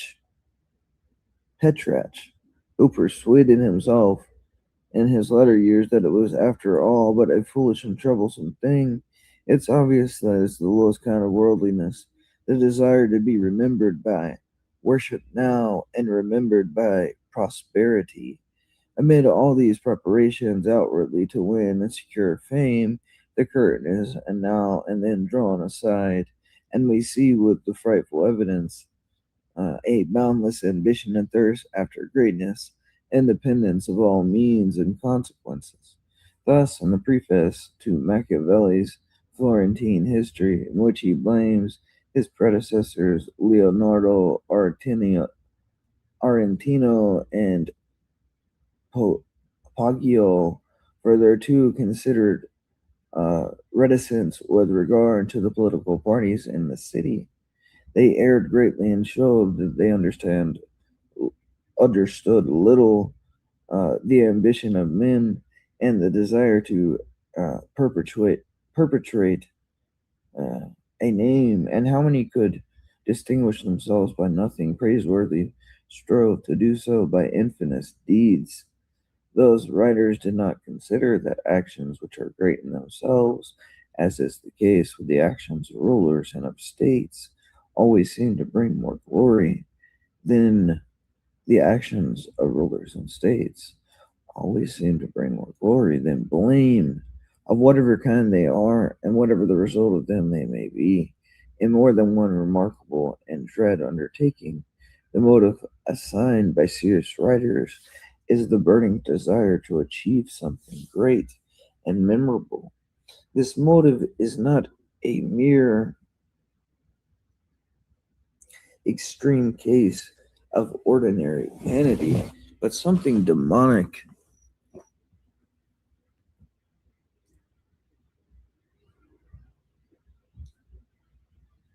There's an agnostic writing.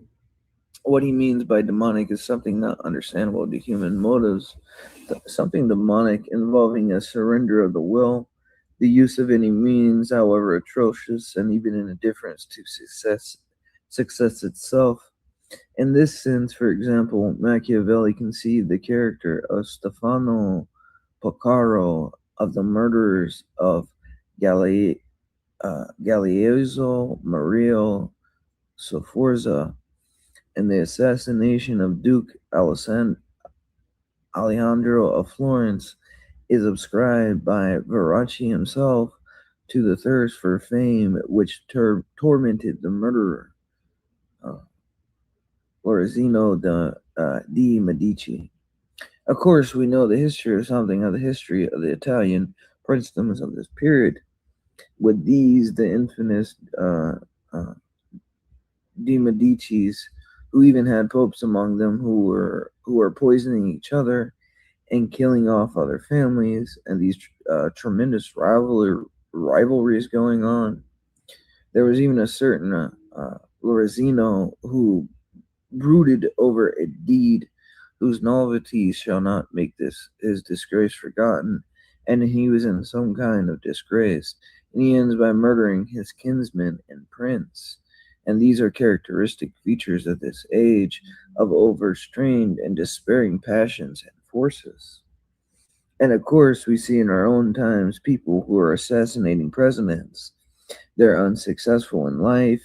They want somehow to make themselves known, and if they have to go to prison or be killed for it, the idea that they will somehow be immortalized, even by some kind of infamous deed, remembered, because they no longer believe in the immortality of the soul. But this attitude of exalting oneself, which appears also in the life of Benvenuto Cellini, who's an adventurer running all around doing everything to make himself famous, comes directly from the Middle Ages. It's come from what we saw yesterday in the last lecture. The preoccupation of Francis Assisi with himself, with his self-satisfaction, with some kind of dramatic demonstration of how holy he is. Once the spirit of the times has changed, this same motive became twisted into a worldly, extremely coarse self-aggrandizement. And this is extremely far away from orthodoxy, where even the icon painters usually don't even sign their names. And it's not just a matter of the complete anonymity, because we sometimes find the hymns in the church books, for example, they say this is written by a certain Germanus, the monk or something like that, but there's no desire to establish oneself as a great poet or a great writer or a great icon painter who points one's name. So one's name will astonish one's contemporaries. One enters into the tradition and carries on the tradition that has been before. And now there is the desire that each artist is going to make a name for himself in the 20th century. It becomes ridiculous. As we see, most of these artists have no talent. They think if they splash paint on the canvas as violently as possible to make a name for themselves. This is a very deep thing because it involves also a deep layer of philosophy and even theology. In the traditional Orthodox worldview, one begins with revelation, with tradition, with what has been handed down from the fathers, and ultimately with God. And if you ask someone how he knows something, he will say, I know because that's the way God made it. That's the way the Holy Fathers have handed it down. That's what the Holy Scriptures say. And that's the authority. In the New Age, there's a desire to make something else, some kind of new idea of certainty. And so a little bit after this period, there comes the philosopher Descartes, who is the first modern philosopher. And he bases his whole philosophy on one thing, I think, therefore I am. And everything else that we know for certain is based upon this first intuition, which he says is the only thing we know for certain, because the senses can be mistaken. We can have false revelations, but one knows for certain that I exist. This shows this preoccupation with the self becomes already a theological first principle, and later on it attains extremely fantastical developments. Superstition. It is seldom noticed because when we think of Renaissance, the books usually say this is the Renaissance, the beginning of modern enlightenment, with the superstitions in the Middle Ages and the Dark Ages begin to be put away. And so it is seldom noticed what is very significant about this period, and that it is accompanied by an increase of superstition. This is the great age of astrology, of whom Nostradamus is the most famous, of alchemy, Paracelsus and others, and of witchcraft and sorcery.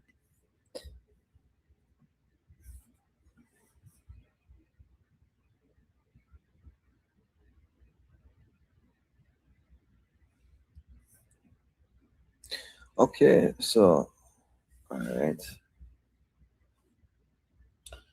Burckhardt has a quote on this subject also. Burckhardt notes in this chapter called The Mixture of Ancient and Modern Superstition. He says, quote, in another way, antiquity exercised a dangerous influence. It imparted to the Renaissance its own forms of superstition. Some fragments of this had survived in Italy all through the Middle Ages, and the resuscitation of the whole was thereby made so much more easy. But it was in this period of the Renaissance that they really came out. And at the beginning of the 13th century, this superstition of astrology, which had flourished in antiquity, suddenly appeared in the foreground of Italian life. 13th century, that is, this very same period of the High Middle Ages.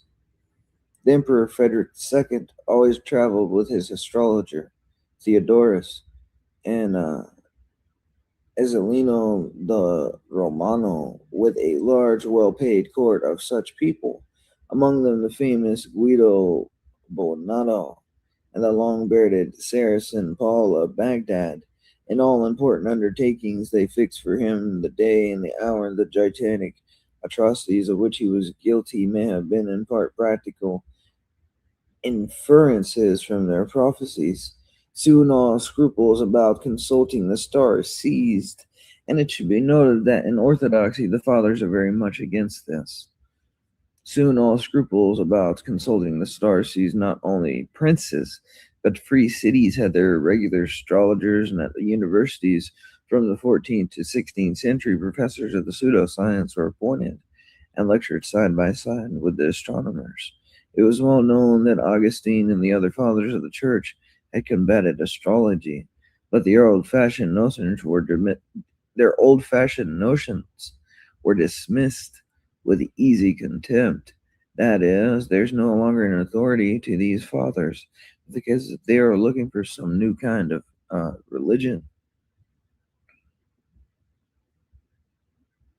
The popes commonly made no secret of their stargazing, although Pius II, who was also despised magic, omens, and the interpretation of dreams, is an honorable exception. Julius II,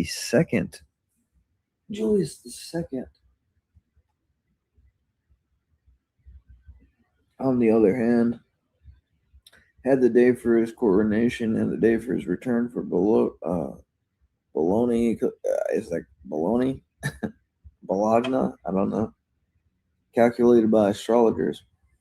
Even Leo X seems to have thought the flourishing conditions of astrology a credit to his pontificate, and Paul III never held a consistory until the stargazers had fixed the hour.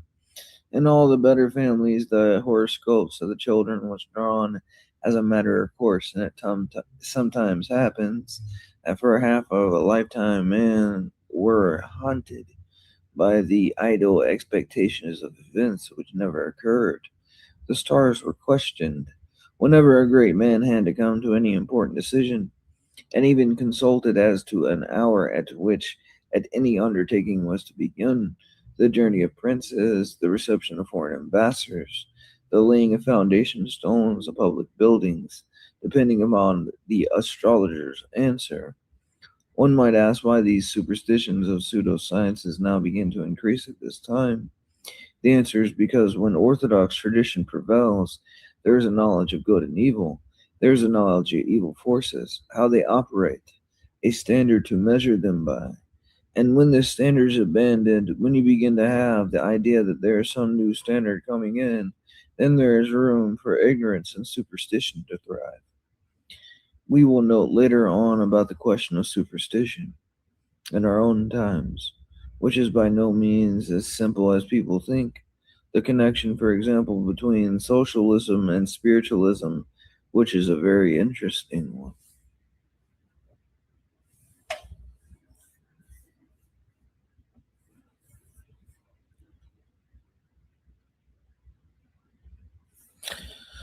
Hope everybody's well, you know. So what's next? We got the Protestant Reformation. We should get into this, I believe, I guess. We're going to talk about the development of the modern mind, and really what this whole lecture series, lecture 3 in the Orthodox Revival course, is really about that. You know, and he's talking about combating these kind of fantastical ideas that developed out of the Middle Ages and into the Renaissance and so forth and so on. And you know, what he called it was, or what he was explaining it to be, is paganism getting its revenge against Christianity, which is a really interesting concept if you think about it, because you got, you know, Christianity sort of dominates Rome, ancient Rome, which was pagan. You know, Constantine converts, his mother converts. You know, the majority of people around him at that time were pagans. So for him to, you know, have this dream and convert overnight, paints the, you know, symbol of the cross on his men's shields, and he wins this great battle, and you know, and so forth and so on. People can look into the history of St. Constantine,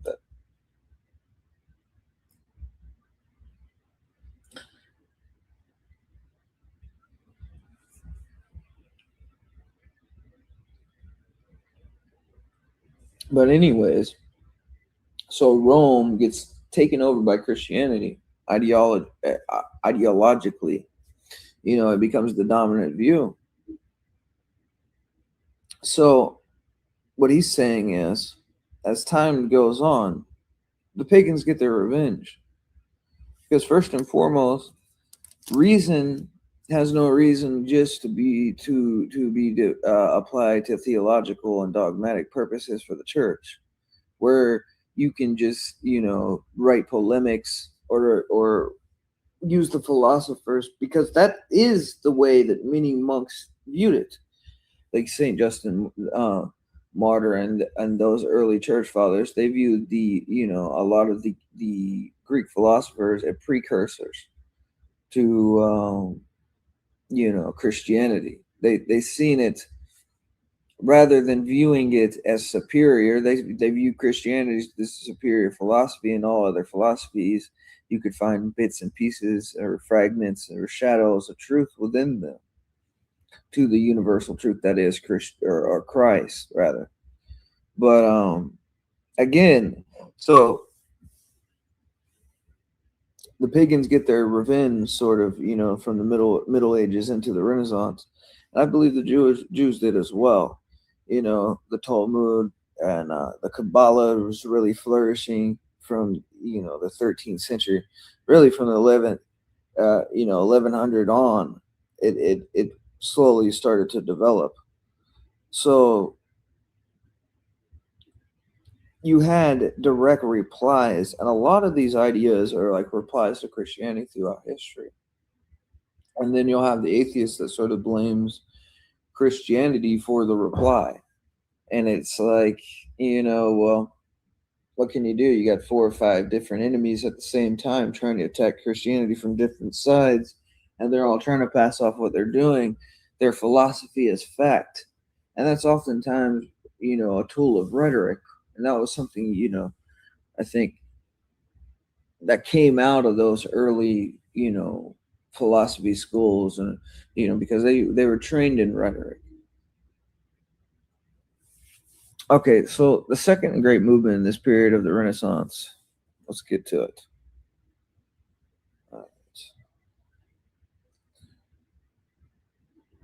As is usually interpreted by historians as the Protestant Reformation, this is only outwardly different from humanism. Basically, it is a part of the same movement. It is likewise a movement of reason which turns against scholasticism and tries to devise a simpler Christianity, which any believer can interpret for himself. The spirit was later, as Kuryevsky very well says, the spirit that was to destroy Protestantism itself. The enlightened observer, Kuryevsky says, could see Luther behind scholasticism and the modern liberal Christians behind Luther. Luther himself was what would probably be considered a narrow fanatic, especially in his later years, but he opened the gate to total subjectivism in religion, and thereupon he gives us a key also to today, because the same principle, the individual, whatever I believe, whatever I think has a right to be heard, then becomes the standard. He himself finally achieved some kind of dogmatic system and tried to force it on his followers. But the very idea which he fought for was that each individual can interpret for himself, and therefore from him comes sects. The religious wars which began in this period, because there now were 2 religions. First, Luther in 1520s, who broke off, had already a separate organization, and Calvin and the other Protestants, and therefore there began to fight with the Catholic princes, and the religious wars of the 16th century came up, which really ended only about in the middle of the 17th century. These wars are rather unimportant in themselves, and their main result was to discredit religion altogether and lead into the next historical period, which we'll discuss in the next lecture, to search for the new religion beyond any kind of Christianity, which is the beginning of modern Freemasonry. Both humanism and Protestantism continue the work of scholasticism and Francis of Assisi, the search to improve on orthodoxy, to improve on Christianity as it has been handed down in the tradition. So they are continuing this work of Dostoevsky's Grand Inquisitor. Both humanism and Protestantism are stages in the destruction of the Christian worldview, which later on there's more advanced stages.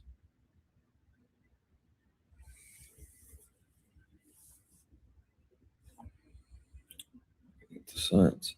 Both the Renaissance and the Reformation, though they are the most spectacular movements of this period, are really not the most significant. They are only continued the work of destruction which the Middle Ages began, the destruction of Orthodox Christianity, and both of them are actually stood in the way of the main movement of the Renaissance period, which was that of the rise of the modern scientific worldview. Humanism stood in the way of it because it was preoccupied with ancient texts and was persuaded that the ancients were wiser than the moderns. And Protestantism stood in the way of science by its narrow dogmatism, and in the rise of the new science, which it is the new and important thing in this period, which will have the great consequences for the future centuries. Science became important in this period because man, being set free from orthodox tradition, turned his attention to the outer world, This attention to the outer world sometimes took form which were notoriously as pagan and immoral, but this worldly interest was also expressed in the rise of industry and capitalism, and the movements of exploration, discovery of America, and so forth. These movements, which were to change the face of the earth in the future centuries. This one might speak of this kind of leaven of worldliness which would penetrate the whole world and gave the tone to today's world, which totally lacks the traditional orthodox sense of the fear of God, and in fact is possessed by triviality. I agree, really. We are kind of possessed by the trivial. Protestantism is full of this tone, which can be observed by looking at the behavior of any Protestant minister to compare it with the behavior of an Orthodox priest. The Catholic priest also has the same worldly tone, worldly spirit, and Orthodox priests are losing the savior orthodoxy, enter into this very same light-minded, jazzy, up-to-date feeling, which is the influence of worldliness, which makes possible such things as Disneyland, as those things of any sane person in the Middle Ages or the Renaissance, and above all in the traditional Christian civilizations, whatever regarded as some kind of madness. Now we come to the most important aspects of this period of the Renaissance, which is the rise of modern science. This is the discovery of the new key to the knowledge and truth, and actually what it is a new kind of scholasticism. The science method replaced the scholastic method as means of attaining truth. And just like scholasticism, it leads to the loss of all truth, which do not fit into its framework, which is a very narrow and rigid one. It is extremely interesting that modern science is born in so-called mysticism, just as we shall see later on, and socialism was born in a kind of mysticism. This mystical outlook was the Platonism and Pythagoreanism, which was revived together with ancient studies, which communicated the faith that the world is ordered according to number. The philosophy, the systems of Pythagoras, especially, is based upon the harmonious order of the numbers which corresponds to the outward world. And we see in the modern world that the union of the mathematics with observations has indeed changed the face of the earth, because it is true that the world is ordered according to number, but this is the beginning was known only dimly, and it was this faith of the Pythagoreans and the Platonists that the numbers corresponded to reality and investigation to the mysteries of nature, which led to discoveries which changed the world outlook. Modern science also was born on the experiments of the Platonic alchemists, the astrologers and magicians. The underlying spirit of the new scientific worldview was the spirit of Faustianism, the spirit of magic, which is retained as the definite undertone in contemporary science today. This discovery, in fact, of atomic energy would have delighted the Renaissance alchemists very much. They were looking exactly for a power like that. The aim of modern science is power over nature. And Descartes, who formulated the mechanistic scientific worldview, said that man is to become the master and possessor of nature. It should be noted that this is a religious faith that takes the place of the Christian faith. Even the rationalist Descartes, who said that the whole of nature is nothing but a great machine, and gave thus the mechanistic scientific outlook which exists, even today's predominates in scientific research. He himself in his youth had strange dreams and visions, and after he had devised his new science, he had a vision of an angel of truth. Descartes, this angel of truth, commanded him to trust in his new science, which would give him all knowledge. And knowledge, of course, had the purpose of making the man the master and possessor of nature. This religious nature of science, scientific faith, can be seen today when the breakdown of scientific faith, which has been dominant these last centuries, is leading now to a new crisis in religion. Because now men come to the question, what can one believe if even science, which is supposed to be the ultimate certainty, if it gives no certainty? And so new irrational philosophies are born, and the wish to believe in new gods, like Lenin. This scientific world outlook, which is now breaking down, is producing the restlessness which we sense in the air today, and a number of people who are inspired by this restlessness are now coming to orthodoxy. In fact, that is the position of very much of our converts, and it's very important all the more. Therefore, since we are trying to defend ourselves against false philosophies, to understand that if coming to orthodox we do not fully understand the orthodox worldview and enter into it, we will become the pawns of these new irrational philosophies,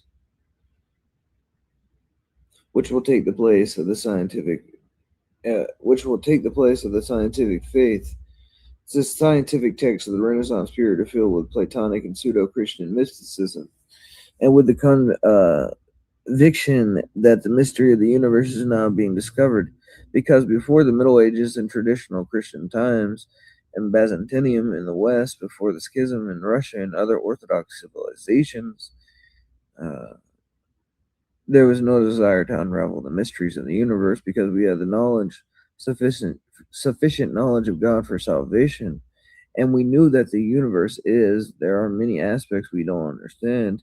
We know enough to save our souls, and the rest of it is this fear of faith is being rejected, and the rest of it is this fear of magic, alchemy, and all kinds of dark science. But now the Christian faith is being rejected.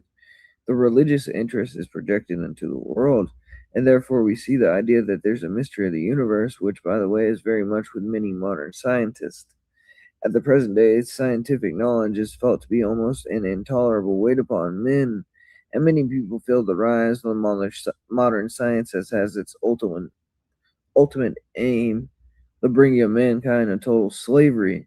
And even today, we have people seriously in American universities teaching that man is entirely determined, that scientists must sort of govern his future, that you can put a little calculator of some kind in his pocket, hook it up to his brain, and whatever anyone performs an act which is antisocial against whatever the leader wants, they will be an impulse from the brain which will give him such a pain that he will stop acting contrary to society. You're talking about Skinner, student, Father S. Yes, Skinner and those people. And so this scientific faith, this scientific knowledge is felt to be very cold and heavy today. And therefore it's very interesting to understand how the first scientific, the ones who were discovering the new scientific view felt. There were some at that time who felt a mysterious exaltation of this new religion of science. So I'm going to wait a second on this one moment. I'm not just going to leave you guys hanging. I'm going to put something here on the screen. You'll have something to do real quick. So I'll be right back with you guys.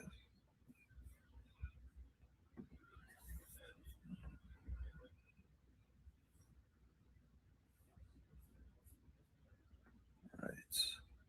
Go right back to this.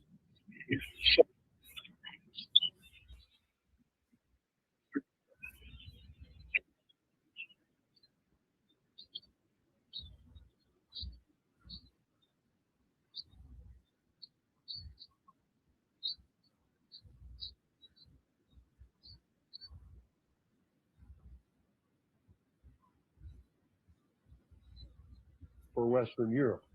A. Bringing about a new political alliance between the pseudo-social democratic regimes in the Soviet Union and Eastern Europe, and the Euro-communist parties and genuine social democratic parties in Western Europe. B. Restructuring political and military blocs, NATO and the Warsaw Pact, and the creation of a single Europe from the Atlantic to the Urals, incorporating a reunited neutral Germany. Are you listening? For the main United States alliances. A. Splitting the United States, Western Europe, and Japan.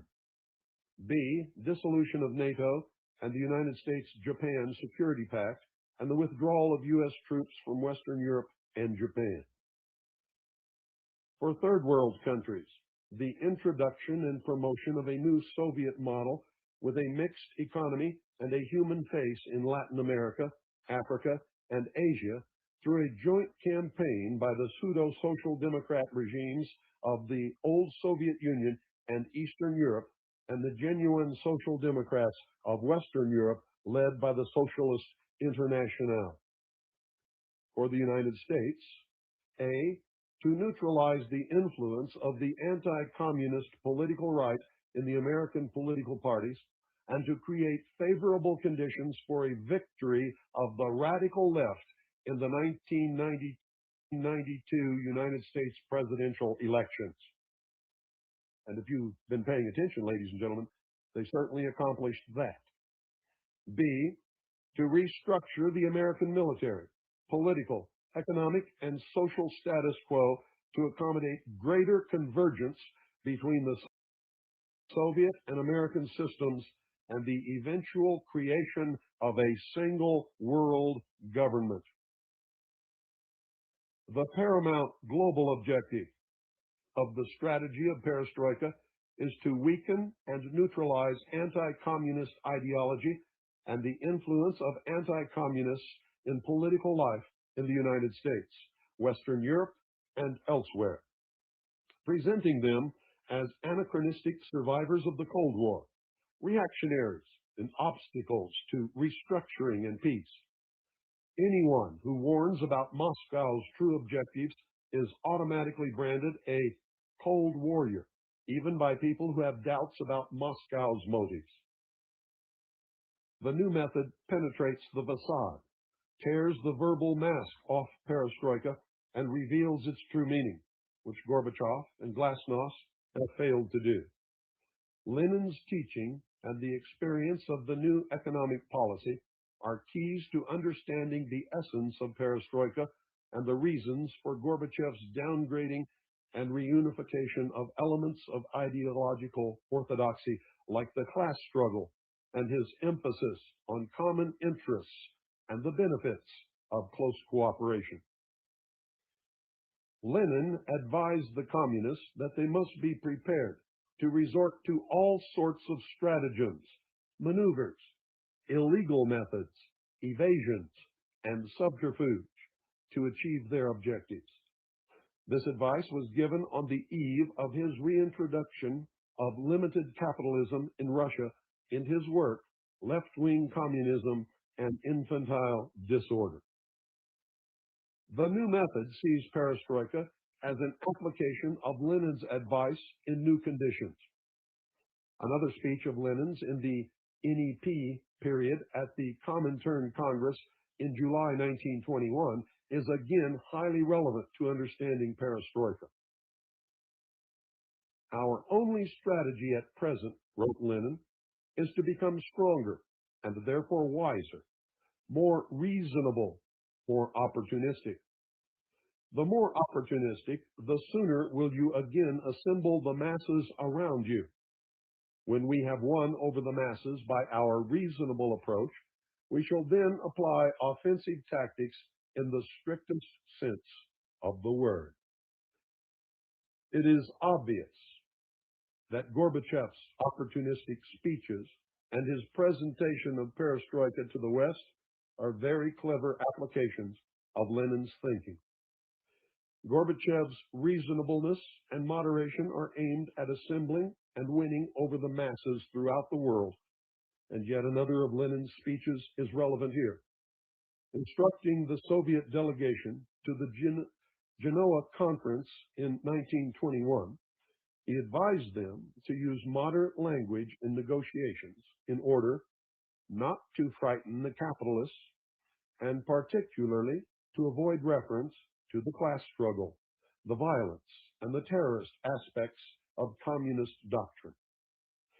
Gorbachev's speech to the United Nations and Shevardnadze's pronouncements about a downgrading of the class struggle are classic applications of Lenin's thinking. The new method views the ostensible arguments about the class struggle in the Soviet Union as no more than a calculated device to win over Western policymakers and influence public opinion in favor of Gorbachev's policies. The new method also sees a close parallel between Western expectations arising out of the new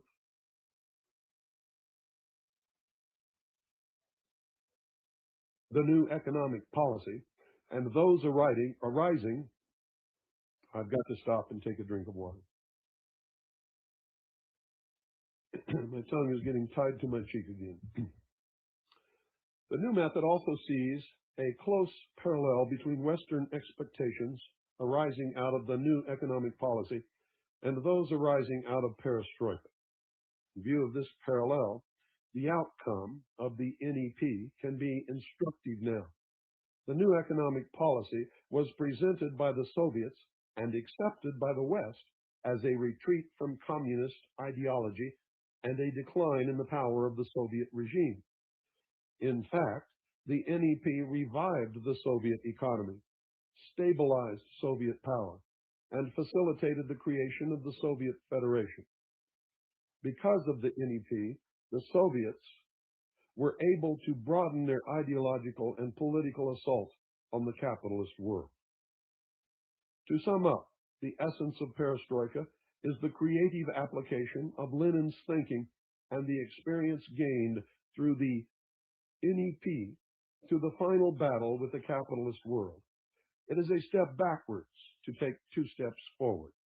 Perestroika is a Leninist strategy involving the calculated renunciation of ideological orthodoxy in order to win over the masses and to achieve strategic objectives in Europe, the United States, and the Third World.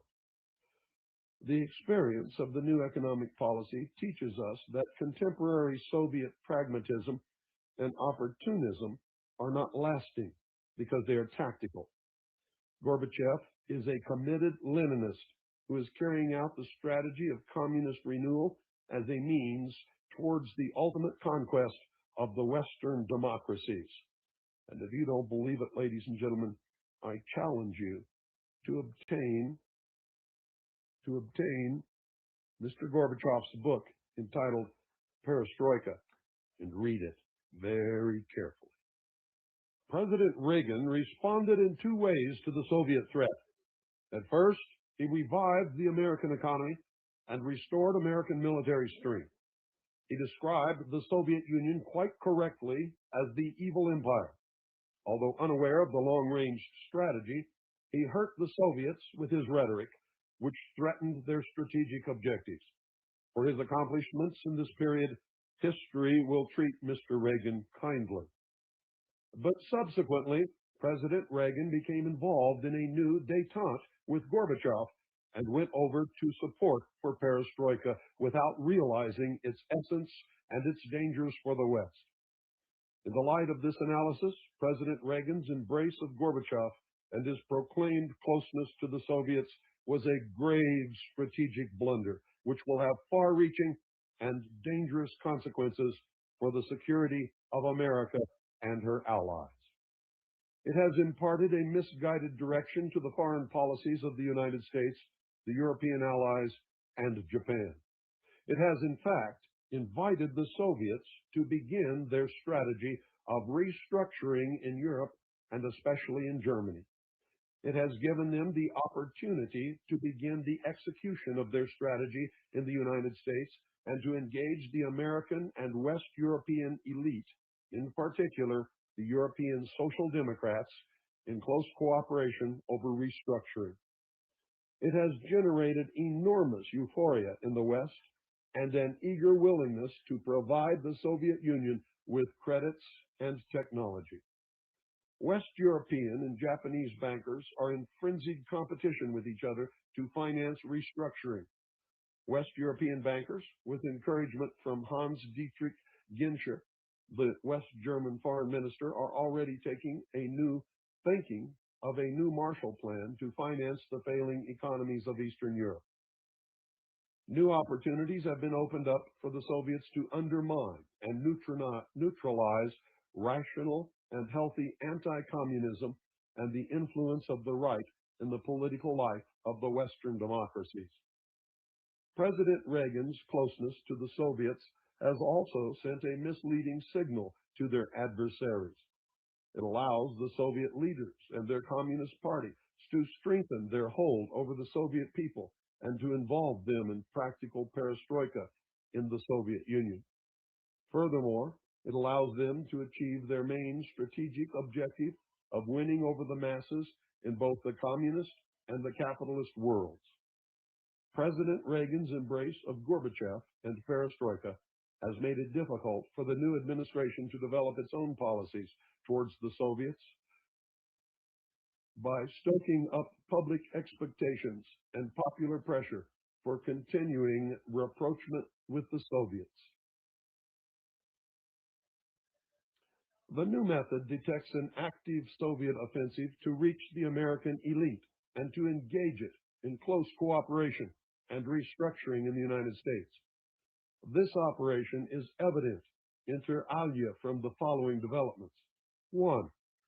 The meeting between Gorbachev, his chief American experts, Dobrynin, Ambassador Dobrynin, Yakovlev, Arbatov, Posner, and others, and selected members of the American elite present. And selected members of the American elite present at the Soviet embassy during Gorbachev's first visit to Washington. Now, I'm sure that you've all seen Vladimir Posner on television. He is a leading member of a new jet set of Russian officials who commute between Moscow and the United States. He was born in France.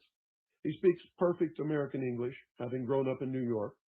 He returned with his parents to the Soviet Union in 1952 and later became a commentator on Soviet television. He acquired a reputation as a strong supporter of perestroika in the early Gorbachev period.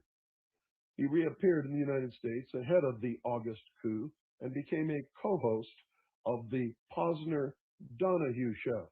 Not many of you in the audience know that Phil Donahue has been a communist for most of his life. On the Posner-Donahue show, on which he has offered his comments and interpretations on perestroika, developments in Russia, socialism, capitalism, and life. According to his own remarks on United States television, he communicates regularly between Russia and the United States.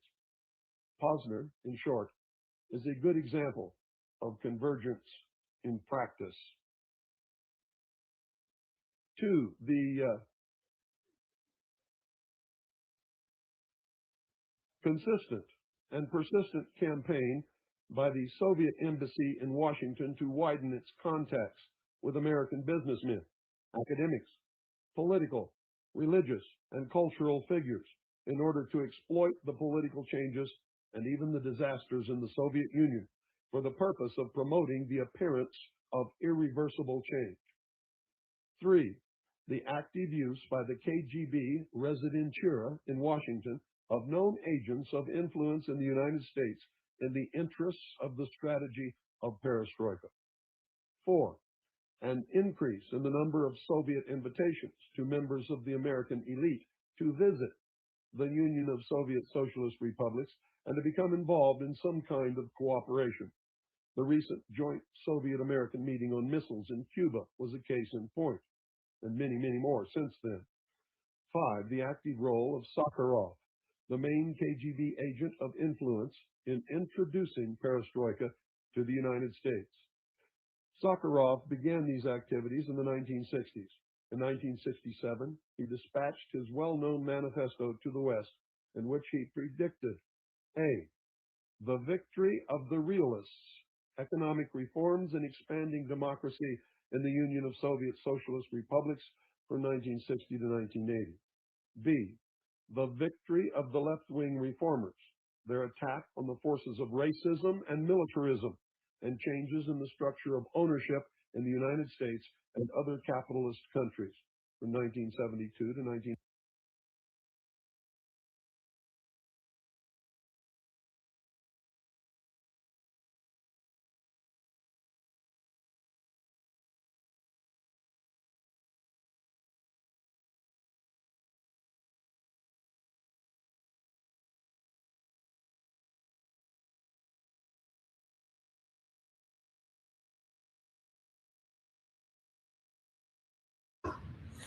Okay, so I found this article while I was we were playing this other thing here, and it seems to match up with the topic that we're covering today, on the mind of modern man. So, why the modern worldview must be wrong. So, this is written by Vladimir Moss. Never read this before. Be my first time reading it. I'm going to end on this. So, after this small article is done, we're ending the show. I appreciate everybody that stuck by, and I appreciate you guys. And it says, in his book, The Age of Genius, the 17th Century and the Birth of the Modern Mind, London, Bloomsbury, 2017, A.C. Grayling convincingly demonstrates that the real break between the medieval religious and the modern secular worldview took place when the use of the method of scientific empiricism began to be generally accepted in the 17th century. He illustrates that difference that the change in this century made by comparing the worldview implicit in Shakespeare's Macbeth 1606 with its witches and its belief in hell and the veneration for the sacred of characters of kingship with the execution of King Charles I in 1649 for, quote, treason, and implying a rejection of the divine right of kings, and with the, quote, glorious revolution of 1688, to which not only is a legitimate king, James II, removed both the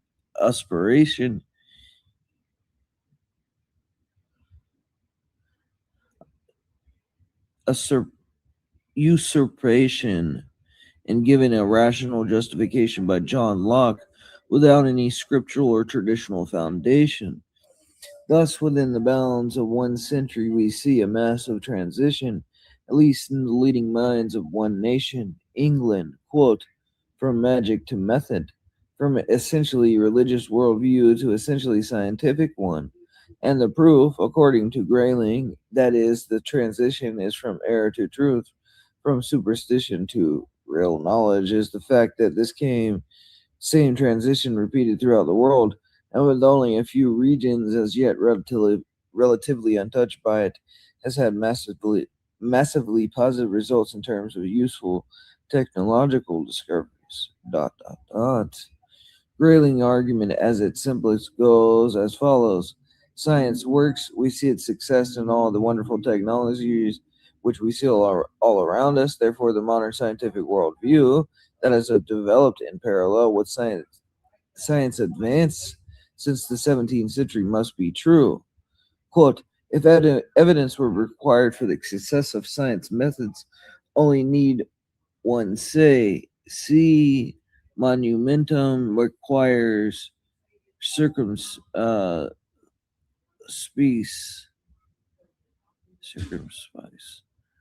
Look around at today's world. The result of scientific endeavor are overwhelmingly endorsed by outcome. The application of science by means of technology is a testimony to its success, and arguably its advance towards truths about the world, even as must always be acknowledged. Hold on 1 second.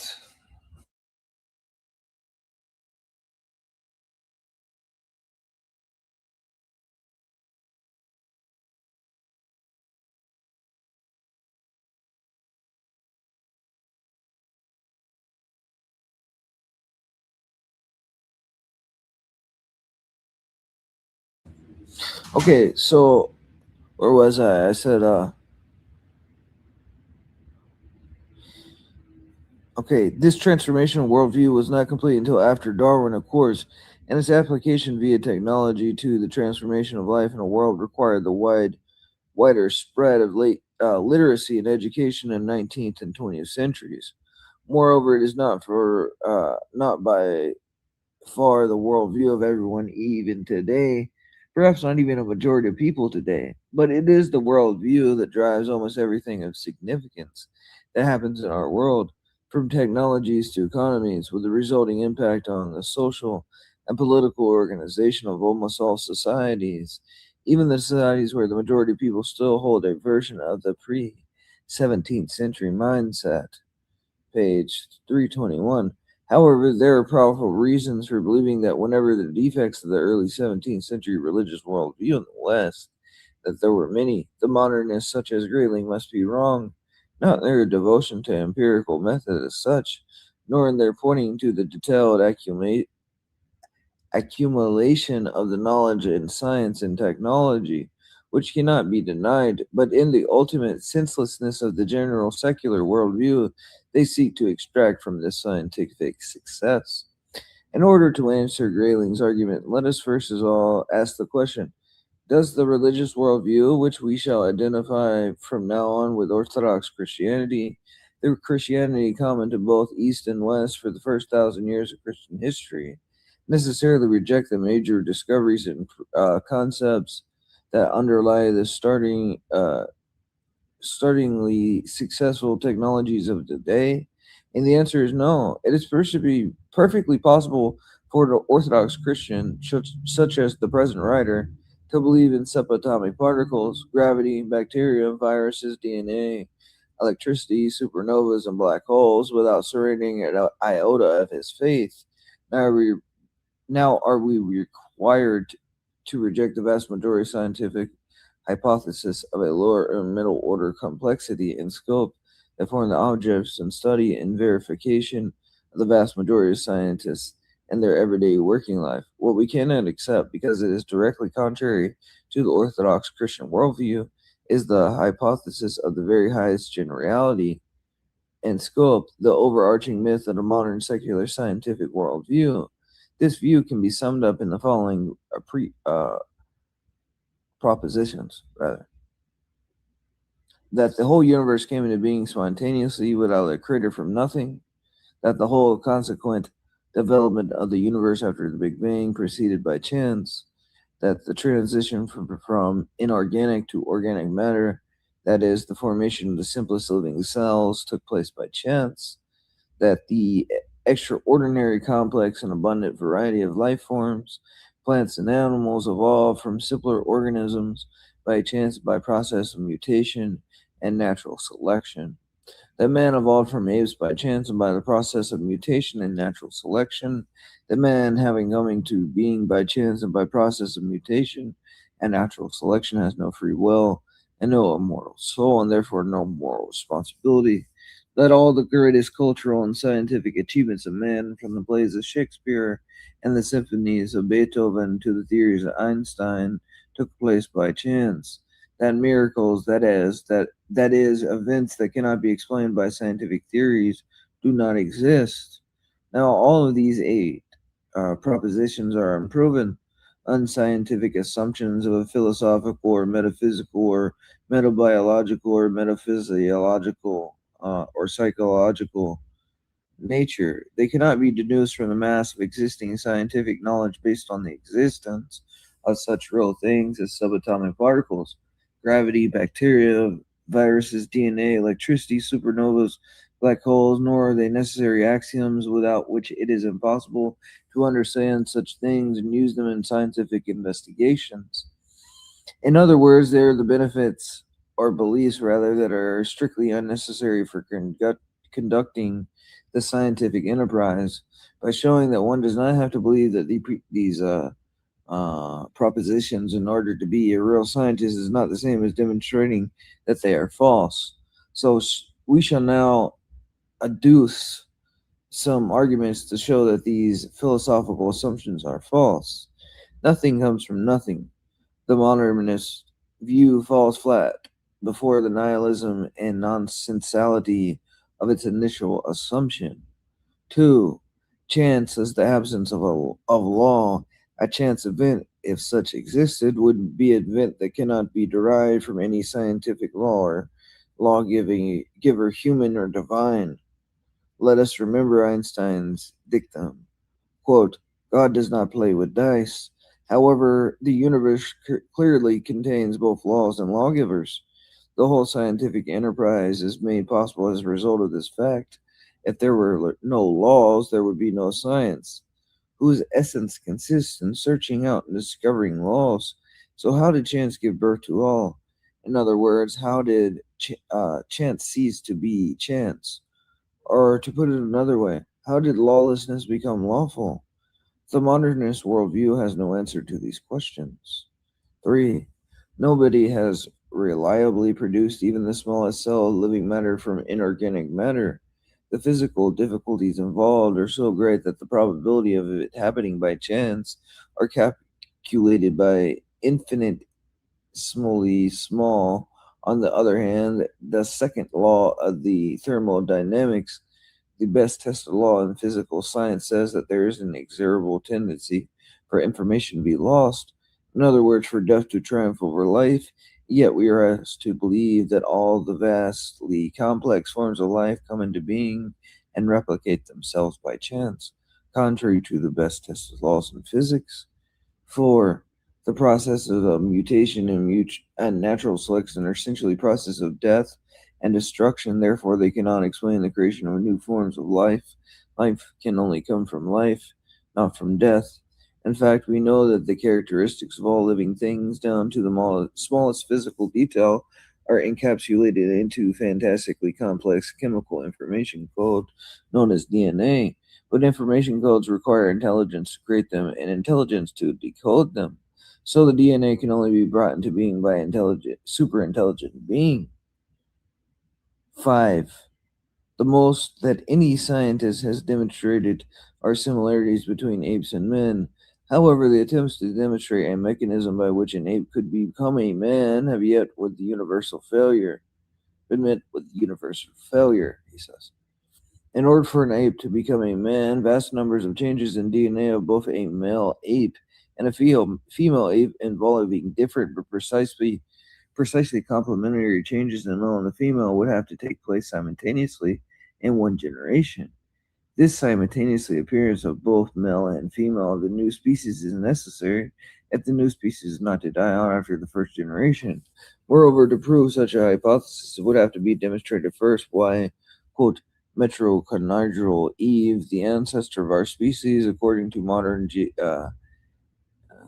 geneticists, existed only about 6,000 years ago, and secondly, why each of one of these supposed changes in the ape pair was necessary for its survival. Evidently, however, not one of these changes is necessary because apes have no difficulty in surviving as apes without feeling the necessity of turning into human beings. 6. If all our thoughts and deeds are determined by scientific laws, there is no reason to believe our thoughts or evaluate our deeds. Why should we believe a proposition to be rational and true if it is the product either of purely chance processes of deterministic laws of nature? And why should we judge a man's deeds as good or bad if he can't help committing them? Rationality and responsibility both presuppose the governing spirit of man is above nature, is truly spiritual and free. 7. Even the most complex machine cannot produce beauty. Indeed, in the existence of beauty, both in nature and in the works of the great artists, and one of the strongest arguments against atheism and materialism, the beauty of holiness is still greater argument for the existence of supernatural underpinnings of the universe by the Holy One. 8. By any definition of, quote, miracle, the existence of the universe, supposedly out of nothing, is a miracle. However, while believing in this truly unbelievable miracle, but without, of course, calling it a miracle, the modernists refuse to accept the existence of a smaller scale miracles, insisting that they are impossible on principle. But no good reason has ever been produced for denying the possibility of miracles on principle. If we cannot explain how scientific laws come into being from chance processes, point 1, there is no way of excluding the possibility of exceptions to scientific laws. As a matter of fact, the recent hypothesis of the multiverse presupposes not only the possibility but also the actuality of every possible event, including therefore every possible miracle, taking place in some other universe than our own. However, this concept already undermines the very concept of single reality. In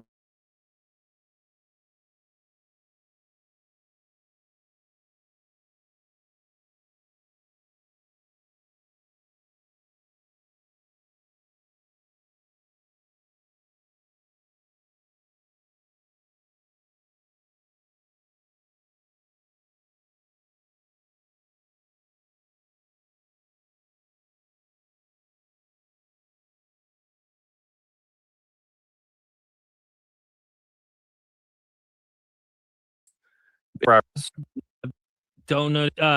Waste. Hey, how are you? How are you, Derek? Good. How are you? I'm doing good. I appreciate you doing this. I've watched you off and on for a few years. I think you did particularly well, you know, talking to like people like Jade Iyer and Andrew Wilson and stuff like that. That's where I first really started watching you, but I've seen you around. So, and I think you bring up interesting points. I definitely don't agree with you, obviously, because I'm a Christian, but I think that you do some very interesting thought experiments. So I appreciate that about you. I thank you for the compliment. It's interesting. I guess it's whoever you ask, you know, on what they think about how that engagement with. I self-confessedly am not an ortho bro. I don't really care for the arguments. It usually tries to put the burden on the people that they're trying to win an argument with. And it doesn't feel like a sincere approach to really getting at the gospel, getting at the revelation of scripture, really getting at why Christianity. Sure, philosophy is involved no matter what you do, but it's like, feels more like a, if I'm being frank, dick measuring contest. And I'm just being honest, you know. Phil bros don't have a sincere bone in their body. It's hard for me to take them serious when I've seen how the behavior is and that kind of stuff. So, but I do appreciate the compliment. And of course, I do think I wouldn't be doing this if I didn't sincerely think what I'm doing makes the most sense. But being you're a Christian, and thank you for being the first to come on, you know, why should we become a Christian is the question, right? Sincerely, why are you convinced that me or Dalton should become Christians? So that's a great question, and I'm very happy to have the opportunity to answer. So I appreciate you saying that. So I'll put it like this: I'm from your part of the world. Let's put it that way. I grew up in that culture. I now live, you know, on the left coast. That's, you know, very atheistic. You know, so I've seen the difference of mindsets very vividly, I think you'd say. And I'll put it like this: like, I think that, you know, you could agree, at least in some sense of the word, that like where we come from in the world is a very special place where people do strive for morality, and they do strive towards certain higher level virtue, right? Now, is this replicable in other belief systems? I think perhaps to some degree, but it's almost like English, right? Like, so one of my friends says something to the effect that like English is a category of the mind, right? And when people speak English, they start thinking as an Englishman or a Germanic person in some sense, right? Now, I kind of put it that way for Christianity. And for example, like, you're not convinced that Christianity is true in any sort of logical way, but definitely you've seen the fruits of Christian thought, and you're definitely, you know, thinking in the terms of a Christian. And I can see that in a lot of your work, if that makes any sense, right? Well, I would say that as someone who spends quite a lot of time talking to Christians on TikTok, a lot of the fruit that I receive from believers is not very good fruit.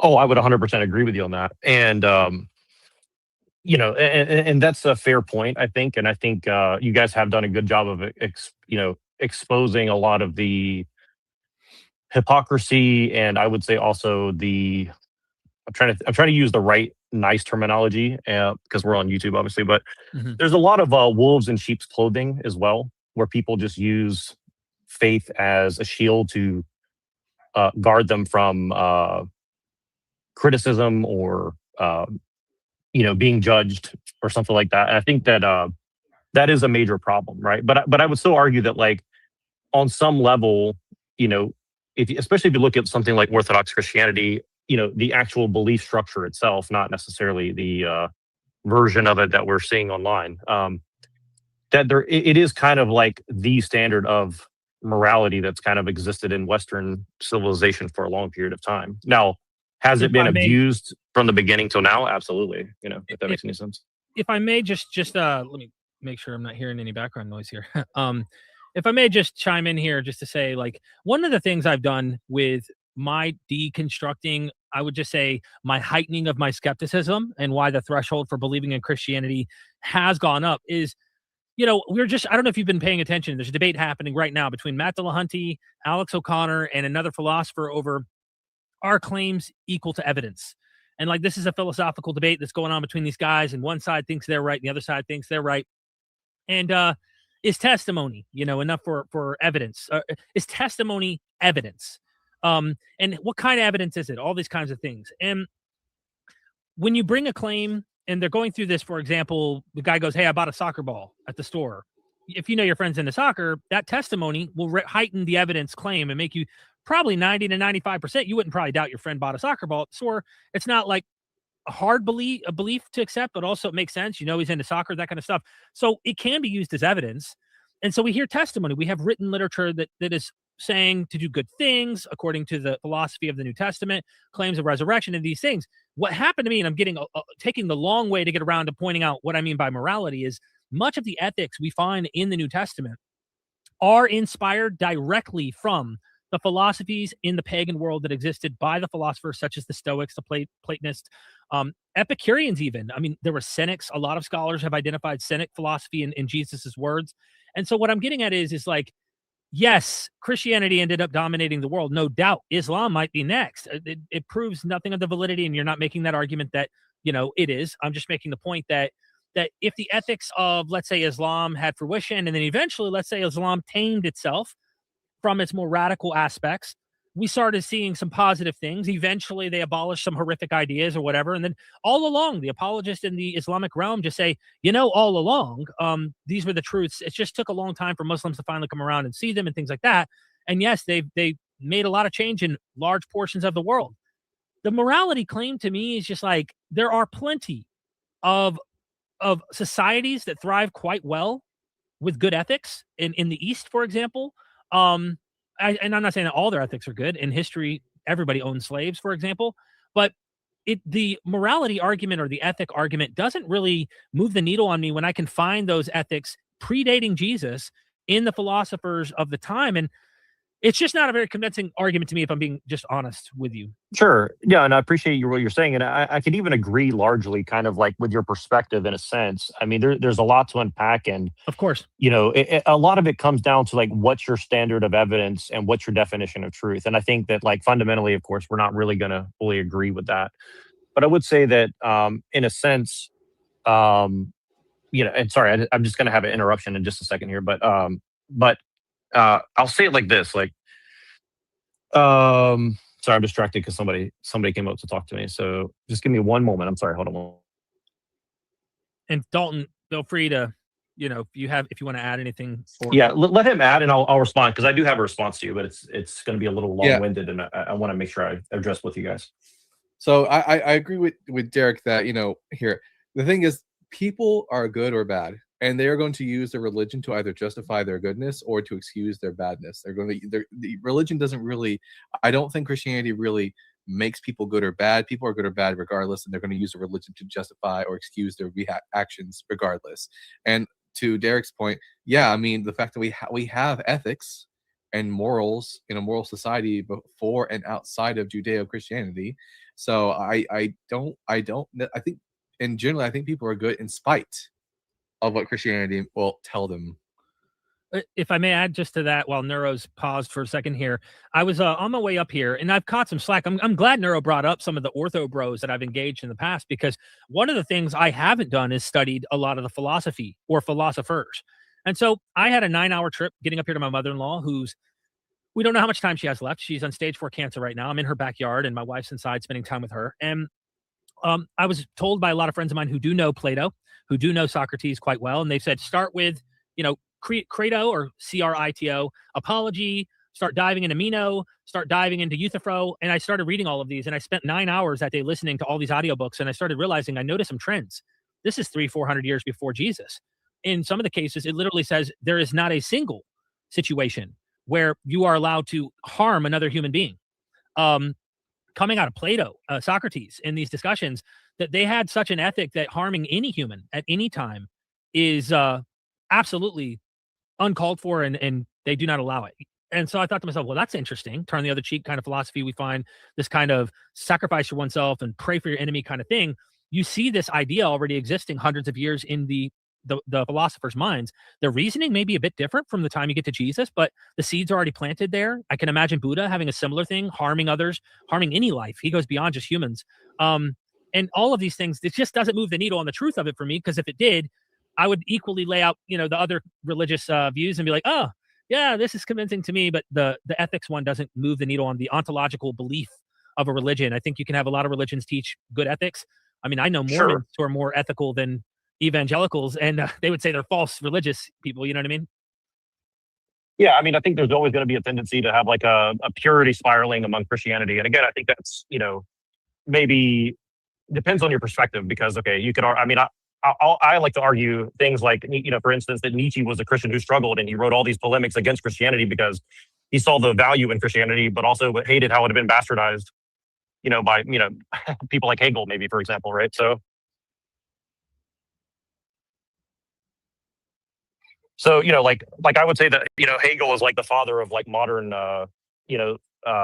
heresy of Christianity, for example, right? So like, should we delineate like pre-Hegelian Christianity versus post-Hegelian Christianity, such as Marx? Because I mean, I would say that communism is basically a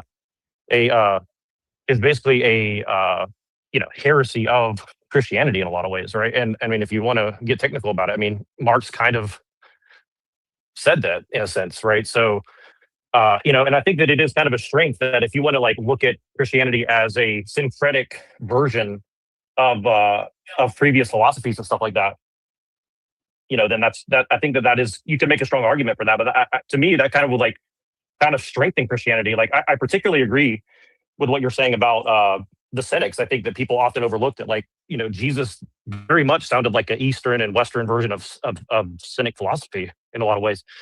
And I think that's a very poignant thing that you point out, to be honest with you.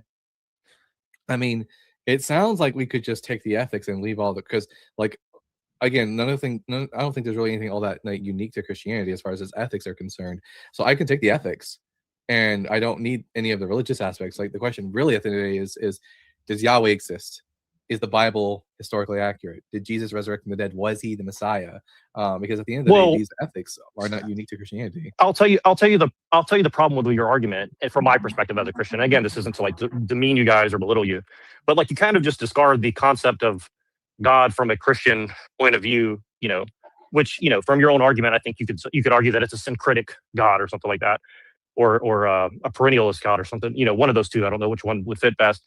But you're kind of trading that God for the God of reason, right? This is kind of why I bring up like people like Kant or Hegel. Like you're kind of just trading.